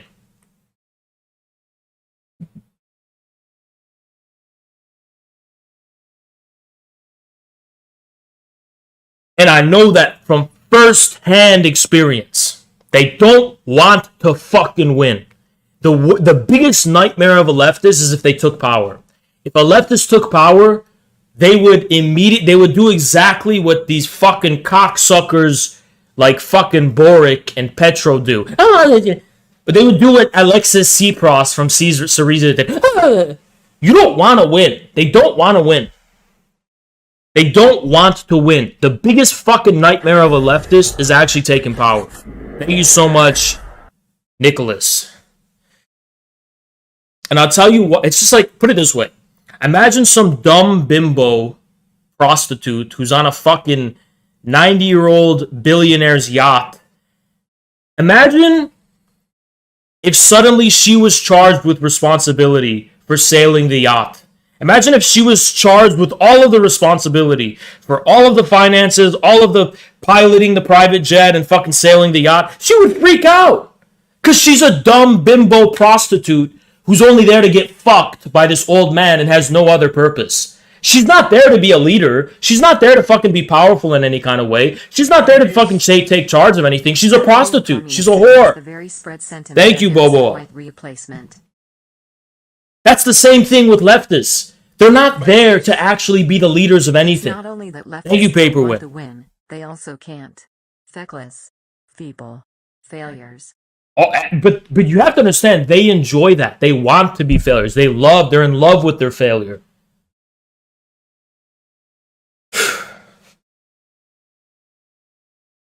They're in love with that failure. They love fucking failing. Because they're the whore. Remember this. Just keep repeating it. They're the whores of the Democrats. They're the prostitutes of the Democrats. The more you just repeat that, the more everything makes sense. Thank you, Farrakhan. Absolutely true. I remember a few years ago during Bernie's primary, the Chapo leftists knocked on 5 doors and Bernie lost, and then they became utter nihilists. Their biggest fear is having legitimate responsibilities. Fucking remember, I remember the Bernie shit. You remember when we wanted to make a muscular left and we wanted to fucking fully be independent from the fucking DNC, and they called us Nazbols and they called us fucking toxic Nazbol fucking red brown conspiracy fucking Dugan this Dugan that. You guys remember that shit? I remember that shit because I was a fucking veteran of it. You guys know Samira and how much she hates leftists and how toxic Samira is? Samira was a Bernie surrogate. She saw it firsthand too. Don't fucking sit here and say I'm too harsh on leftists. Oh, Haas, you're too against leftists. Like that fucking cocksucker. Are we gonna name him? Are we gonna talk about Geoff Young on this stream? Like he's saying, you're just dividing the left too much. I'm gonna say, he's a 66-year-old man. Why don't you give him the benefit of the doubt, Haas? Because if he's 66 years old, he should fucking know it by now. He should definitely know it by now. I'm gonna show you what's going on. So look at this fucking dumbass. Look at this absolute dumb fuck who I have no respect for as an elder. because they're a dumb fuck, and I have no respect for a fucking Democrat cocksucker. So check this out. Look at this. Geoff Young, Democrat for peace. Check this out. Look what he's doing now. He's popular now. So Geoff Young is citing Jay Sakai's Settlers, and he got 1,300 likes. And when he was denouncing me, he got like 600 likes for denouncing me. So left Twitter loves Geoff Young now. Left Twitter loves Geoff Young. And he's doubling down even more, like reading Sakai now and shit. You want to know why? Because this dumb fuck thinks that on Twitter, the more that Twitter leftists like him, the more his chances of winning in Kentucky are going to fucking strengthen. So he thinks that online, all that is going to translate into real world victory, and he's going to get elected. But, in all honesty, I'm going to say it. I actually looked at his district, and this is why I want to put a cap on this I want to put a seal on this Geoff Young business. He might win. I don't fucking know. He might win. They still do everything in their power to fuck with me and bring me down. So if I want to get anywhere, I have to destroy the left first. I have to fucking absolutely eviscerate the American left. If I want to get anywhere. If you are a real communist in America and you want to fucking do anything, your number one enemy is leftists. Marx and Engels said that their biggest enemies their entire lives were the socialists, other socialists. You know who put a bullet in Lenin? A fucking leftist. They have always been our number one enemy. You want to know who internally sabotaged the Soviet Union, leading to the Great Purges? Fucking leftists. Remember, the left is the number one enemy. The right is just a mistake. Becoming a rightist is just an error. The real evil, the real enemy is in the left. The right can't be an enemy. Think about it. Even in fucking the Spanish Civil War, you think Franco and the conservative, reactionary, monarchical Spanish, you think they amounted to anything? No, those are a bunch of old farts who weren't even living in the present. They needed the left-wing element. They needed to appropriate. They needed those fucking phalangist thugs and lumpen, twisted psychos to take on the Republicans. And you know who else they fucking needed? They needed the fucking social democrats and the anarchists to fuck over the communists and the Trotskyists. They needed these leftists, both on the other side and even themselves. They needed some leftism to fight the Republicans. So rightists have never been a threat ever. Rightists are never ever a threat. The Nazis were leftists. Yup. The Italian fascists were leftists. That you're only ever a threat when you become a political Satanist and you decide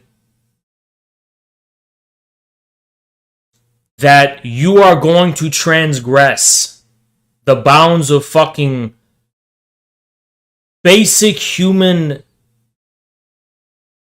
objectivity, right?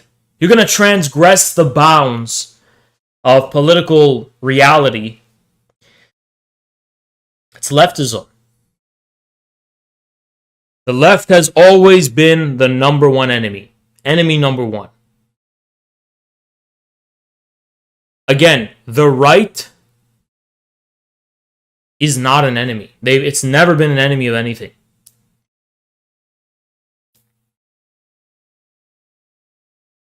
To be an enemy, you need to be a leftist.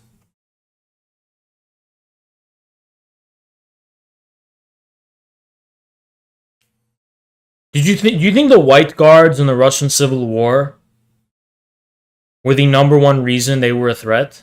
No. Because they were getting bankrolled by the fucking progressive internationalists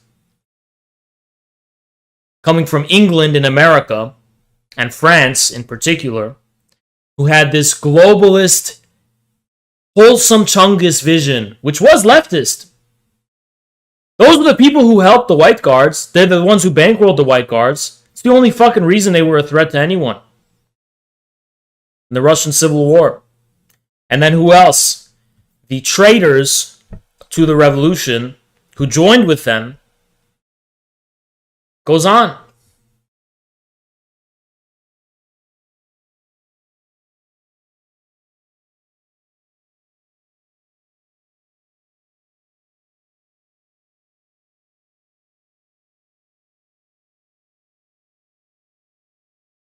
The number one thing I hate hearing, which is the biggest sign of being a fucking midwit, is when people approach me and they go, Hayes, those aren't leftists, those are liberals. No, they're leftists. They're not liberals.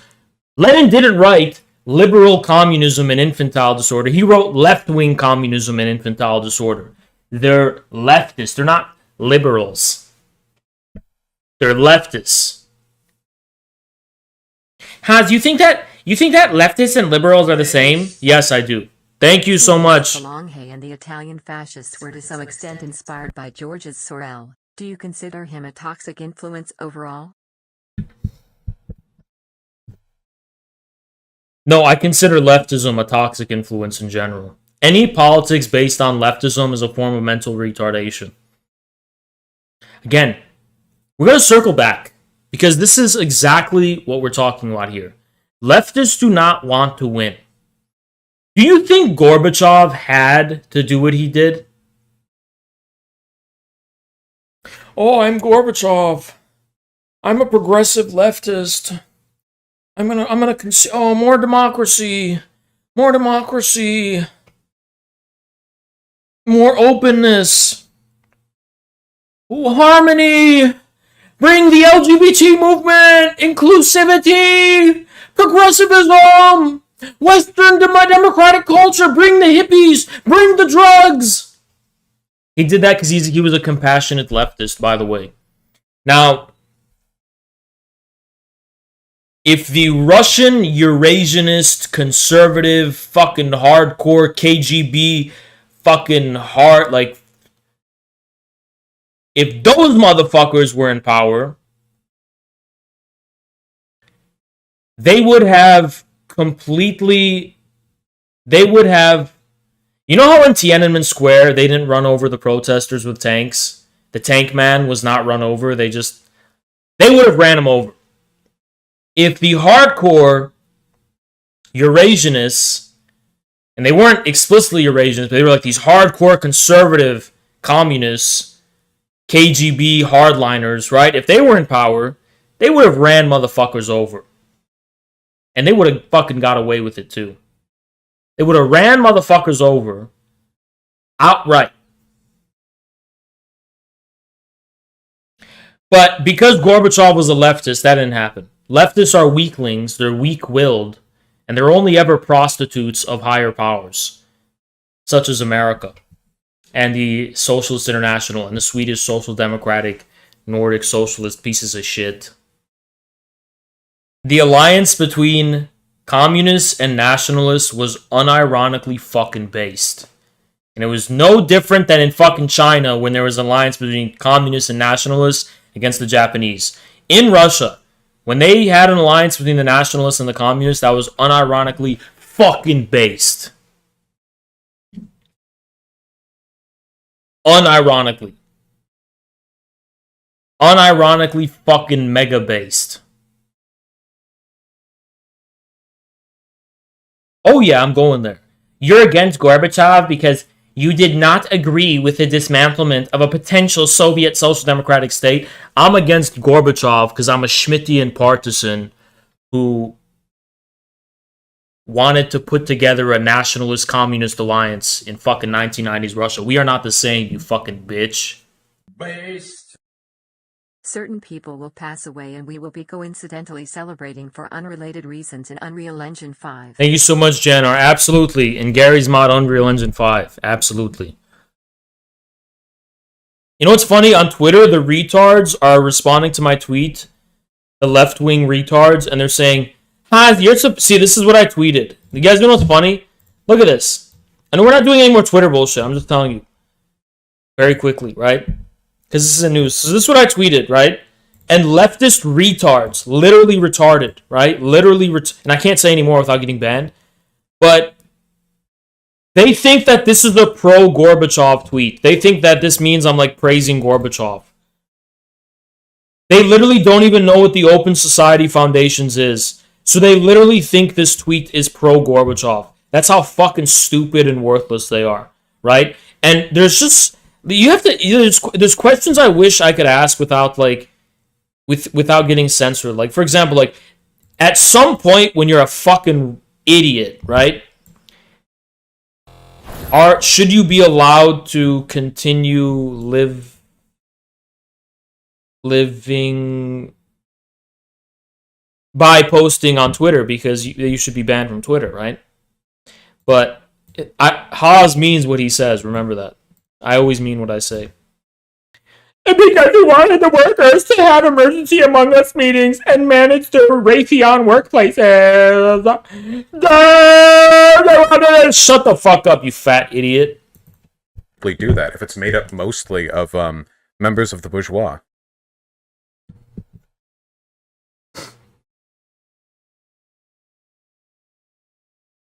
I'm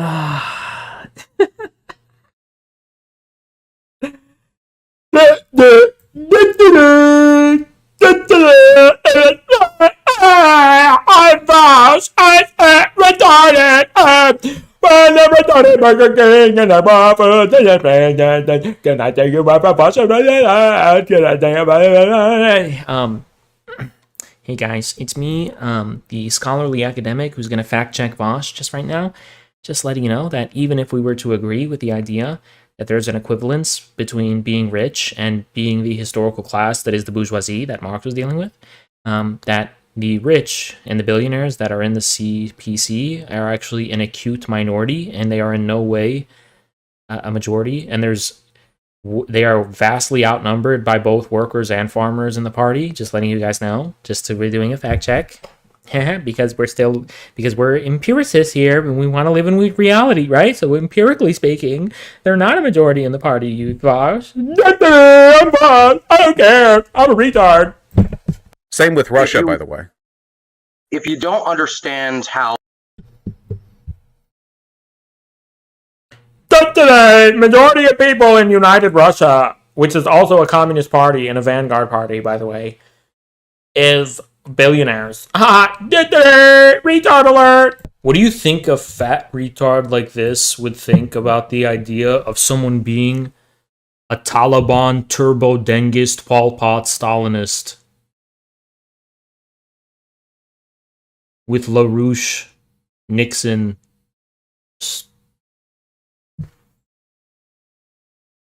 Nick Land,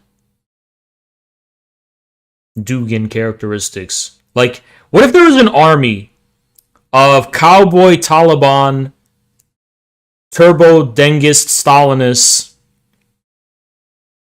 with Duganist, Nick Land accelerationist characteristics, and Vosh was captured by that army? What do you think the expression on Vosh's face would be?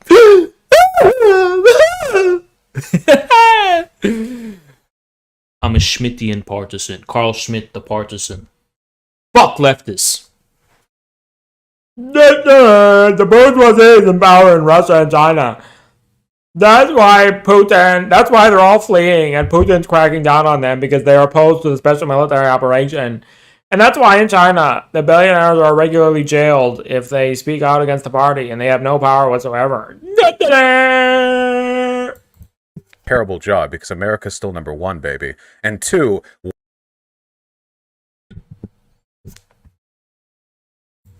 imagine being a fat retard about to slip on a banana peel, and you're like, I'm still walking.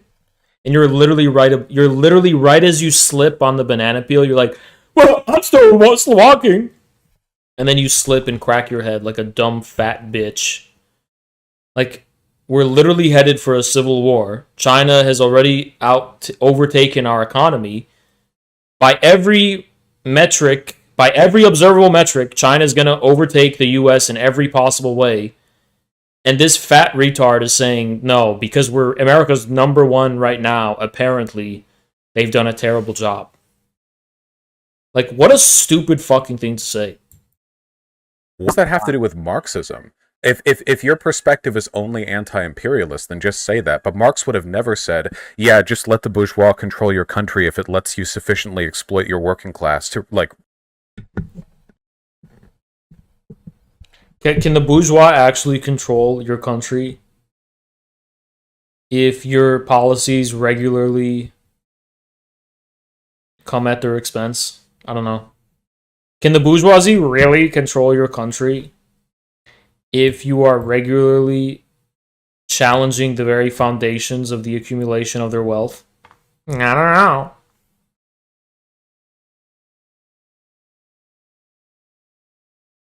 Can the bourgeoisie actually be in power in your country if you're constantly revolutionizing the forces of production and preventing them from becoming the monopoly bourgeoisie that's stifling all other competition? I don't know. Like, you know, the way China's promoting small to mid-level enterprises, does that help the bourgeoisie? How? Promoting competition for the ruling class.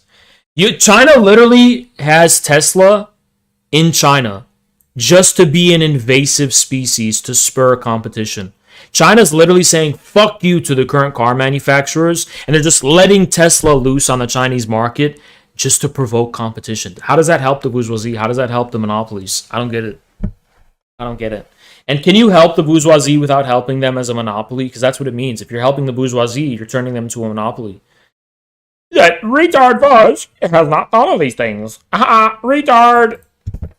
Get the wealth back from the West. If you do not extract the wealth back from that was taken from the West, it is impossible to actually create a communist society. Socialism is not when everyone's equally poor. Socialism is when we rationally organize labor around people instead of profits. These are cold answers. These are all no, it is. I can see it in your head. You're following these answers from bumper stickers that you have in your mind. Think for a second. I'm talking about class. So why can't the CCP manage to be able The CCP is the bourgeoisie because there's like rich people in it, even though they're an acute minority. I'm boss, that retard. to economically progress? You have to have the capital, the financial means to actually make that possible. Okay. And that is in the 21st century has lifted millions of people out of poverty and have created a society that is a lot more rationally organized than anything that we see in the West. Capitalism has done wonderful stuff for China. I agree. But we're not talking about class. Wait, I'm begging you to engage in class analysis. Feudalism had markets. Capitalism has markets. Socialism has markets. The old slave states have had markets. Markets that are not. Socialism can have markets. It can't have bourgeois. I'm talking about class. You keep ignoring the class element. This is the fourth time now. I talk about class, and you're like something else. Class. Let's clarify. If we want the working class to do well, we do not want them to all be equally poor. Okay, so this isn't ignoring the class element, it's expanding on the class elements. So why do the bourgeois need to be... What the fuck are you counting down to? What is this guy counting down to?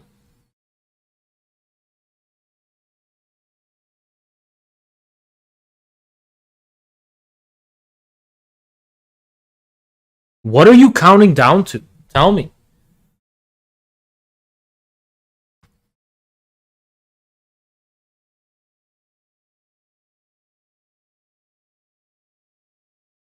In the CCP. If it's a proletarian state, which is what they claim to be, then why would they allow the bourgeois to be part of the CCP? They should be the underclass. The bourgeois should have the boot of the proletariat upon them. But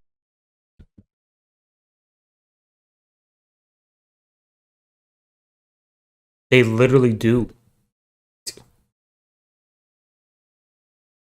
Politically, they literally do. I don't know what else you want. But the bourgeois are in the CCP. The bourgeois into the Chinese Communist Party. They would never have been able to bring the wealth that was stolen by the West back into China. How do you need to put the billionaires in charge of your society in order to take the wealth back from America? What Pol Pot was, right? Alright, this is where Yankee took an L. Alright, don't diss Pol Pot. Yeah, guys. So, should I respond to this seriously? I don't know. Yeah, guys.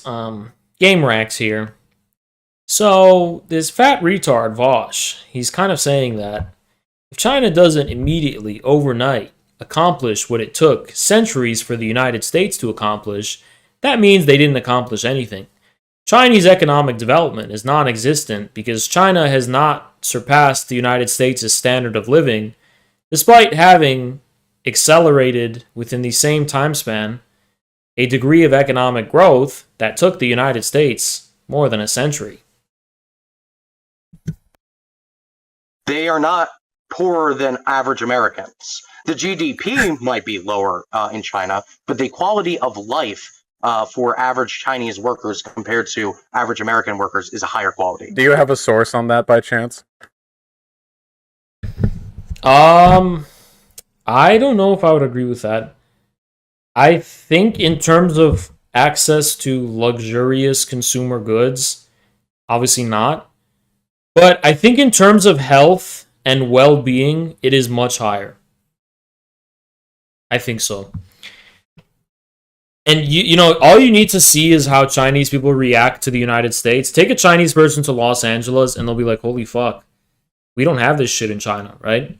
China doesn't have these homeless, drug-addicted bums roaming the streets. It doesn't have... See, the kind of poverty China has is qualitatively different than the one in the US.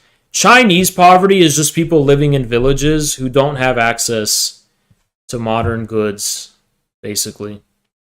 But poverty in the US is like a form of pauperization. It's people who just live in squalor and they're just completely fucking living in dirt and like filth and just like they die at 40 years old or some shit because they're fucking high on crystal meth and shit. I mean, like, it's so different, It's apples to oranges. I would say the quality of life on average is higher in China as long as we don't use access to luxurious consumer goods as like the principal metric of that. The principal metric is like psychological and social well-being, health, in terms of like how healthy you are. I think it's better. Like, aesthetics do matter. The reason Hitler was like so vain with like, he's like vain, like he's got a stick in his ass and he's like, woo! Not in the light of truth, but in the shadow of lies.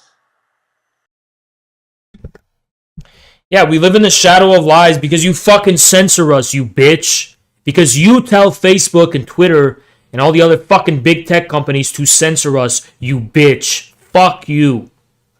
Fucking censors 50% of the fucking country and then bitches that we're not in the light of day. So you are a cocksucker, Joe Biden. Fuck you. Fuck your whole Democrat fucking party. We're gonna ban you if you have problematic views. Also, you live in the darkness, not the light of day. What? 10, 9, 8, 7, 6, 5, 4, 3, 2, 1. Welcome to hell. Yeah! Wait, you're finally awake. It was all a bad dream. Trump won in 2020. This is now our reality.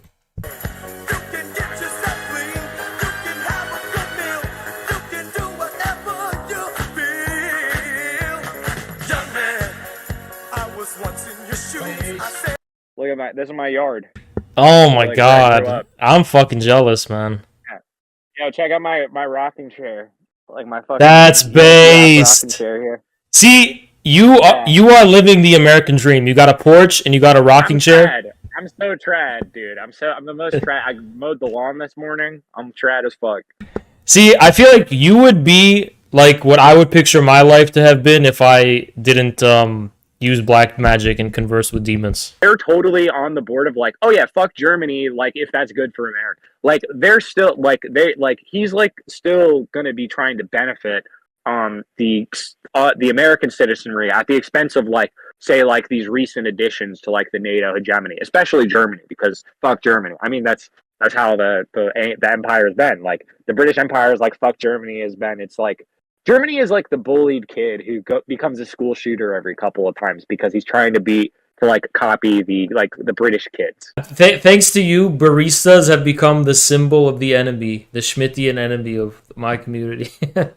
Every time we have a dude, that shit blows my mind that it's still going.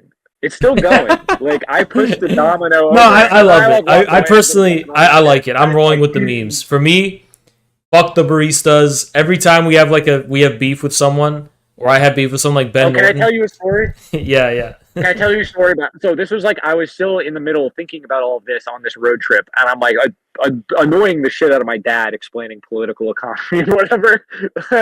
and we stay in Buffalo, and I wake up in the morning, and I was like, oh, do we have a complimentary breakfast? They're like, oh, there's not really a complimentary breakfast. I was like, I just want coffee. They're like, oh, you have to go to our like in-house Starbucks.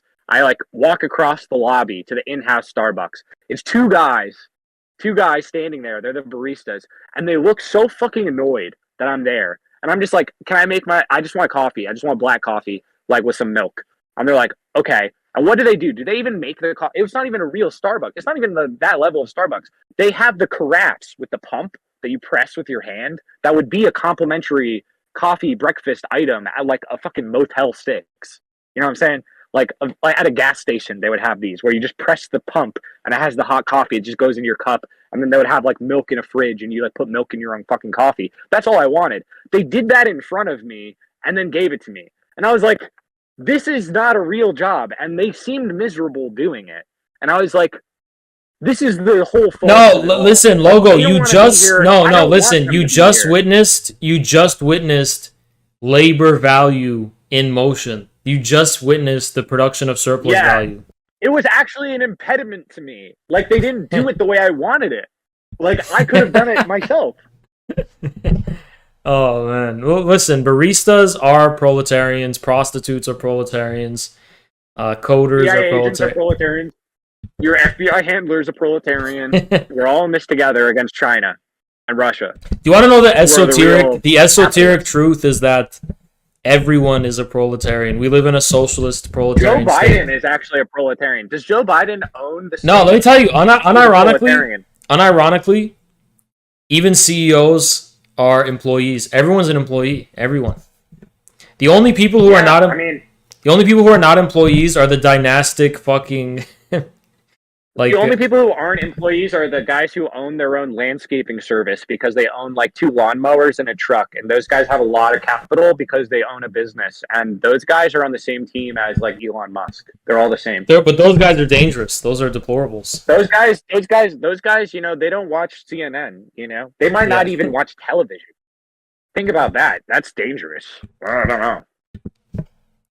Yeah, it's so funny how like but you know, we still live in the same capitalism as the 19th century. Nothing really changed. Yeah, it's all the same. Like, we have all these steel magnates, and that's who's controlling politics, or the steel magnates. the look, you know, when the factory workers of Eugene Debs 100 years ago, that's like the barista Starbucks union.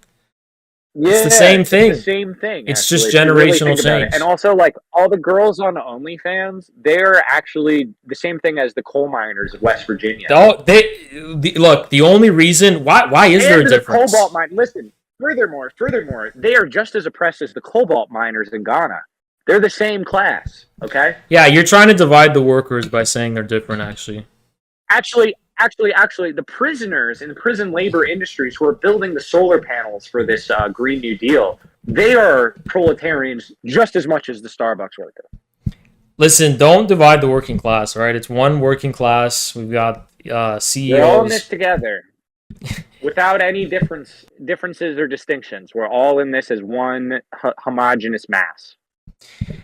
Yeah, but that caused so much. But you know what? I felt like it was over because then the Orwellian good guy shared your meme and it got like 100,000 likes. So it was over. There's like nobody could top that. It was over.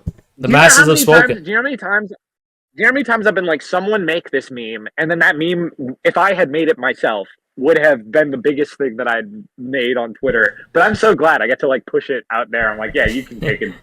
You fucking deal with those responses. I don't want to deal with that. But I've done that so many times. I'll tell someone to make a meme and then it fucking goes off.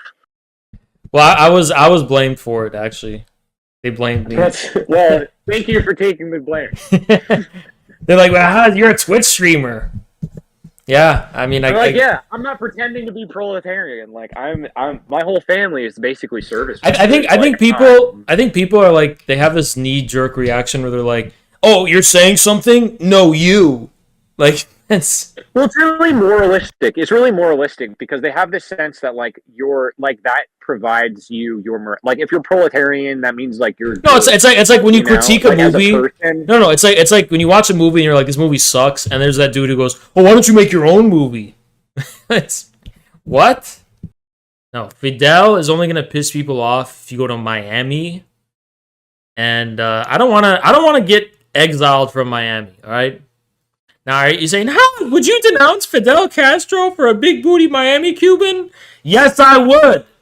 And he wouldn't mind. He's going to be looking down from heaven with a cigar and he's like, oh, that's my boy.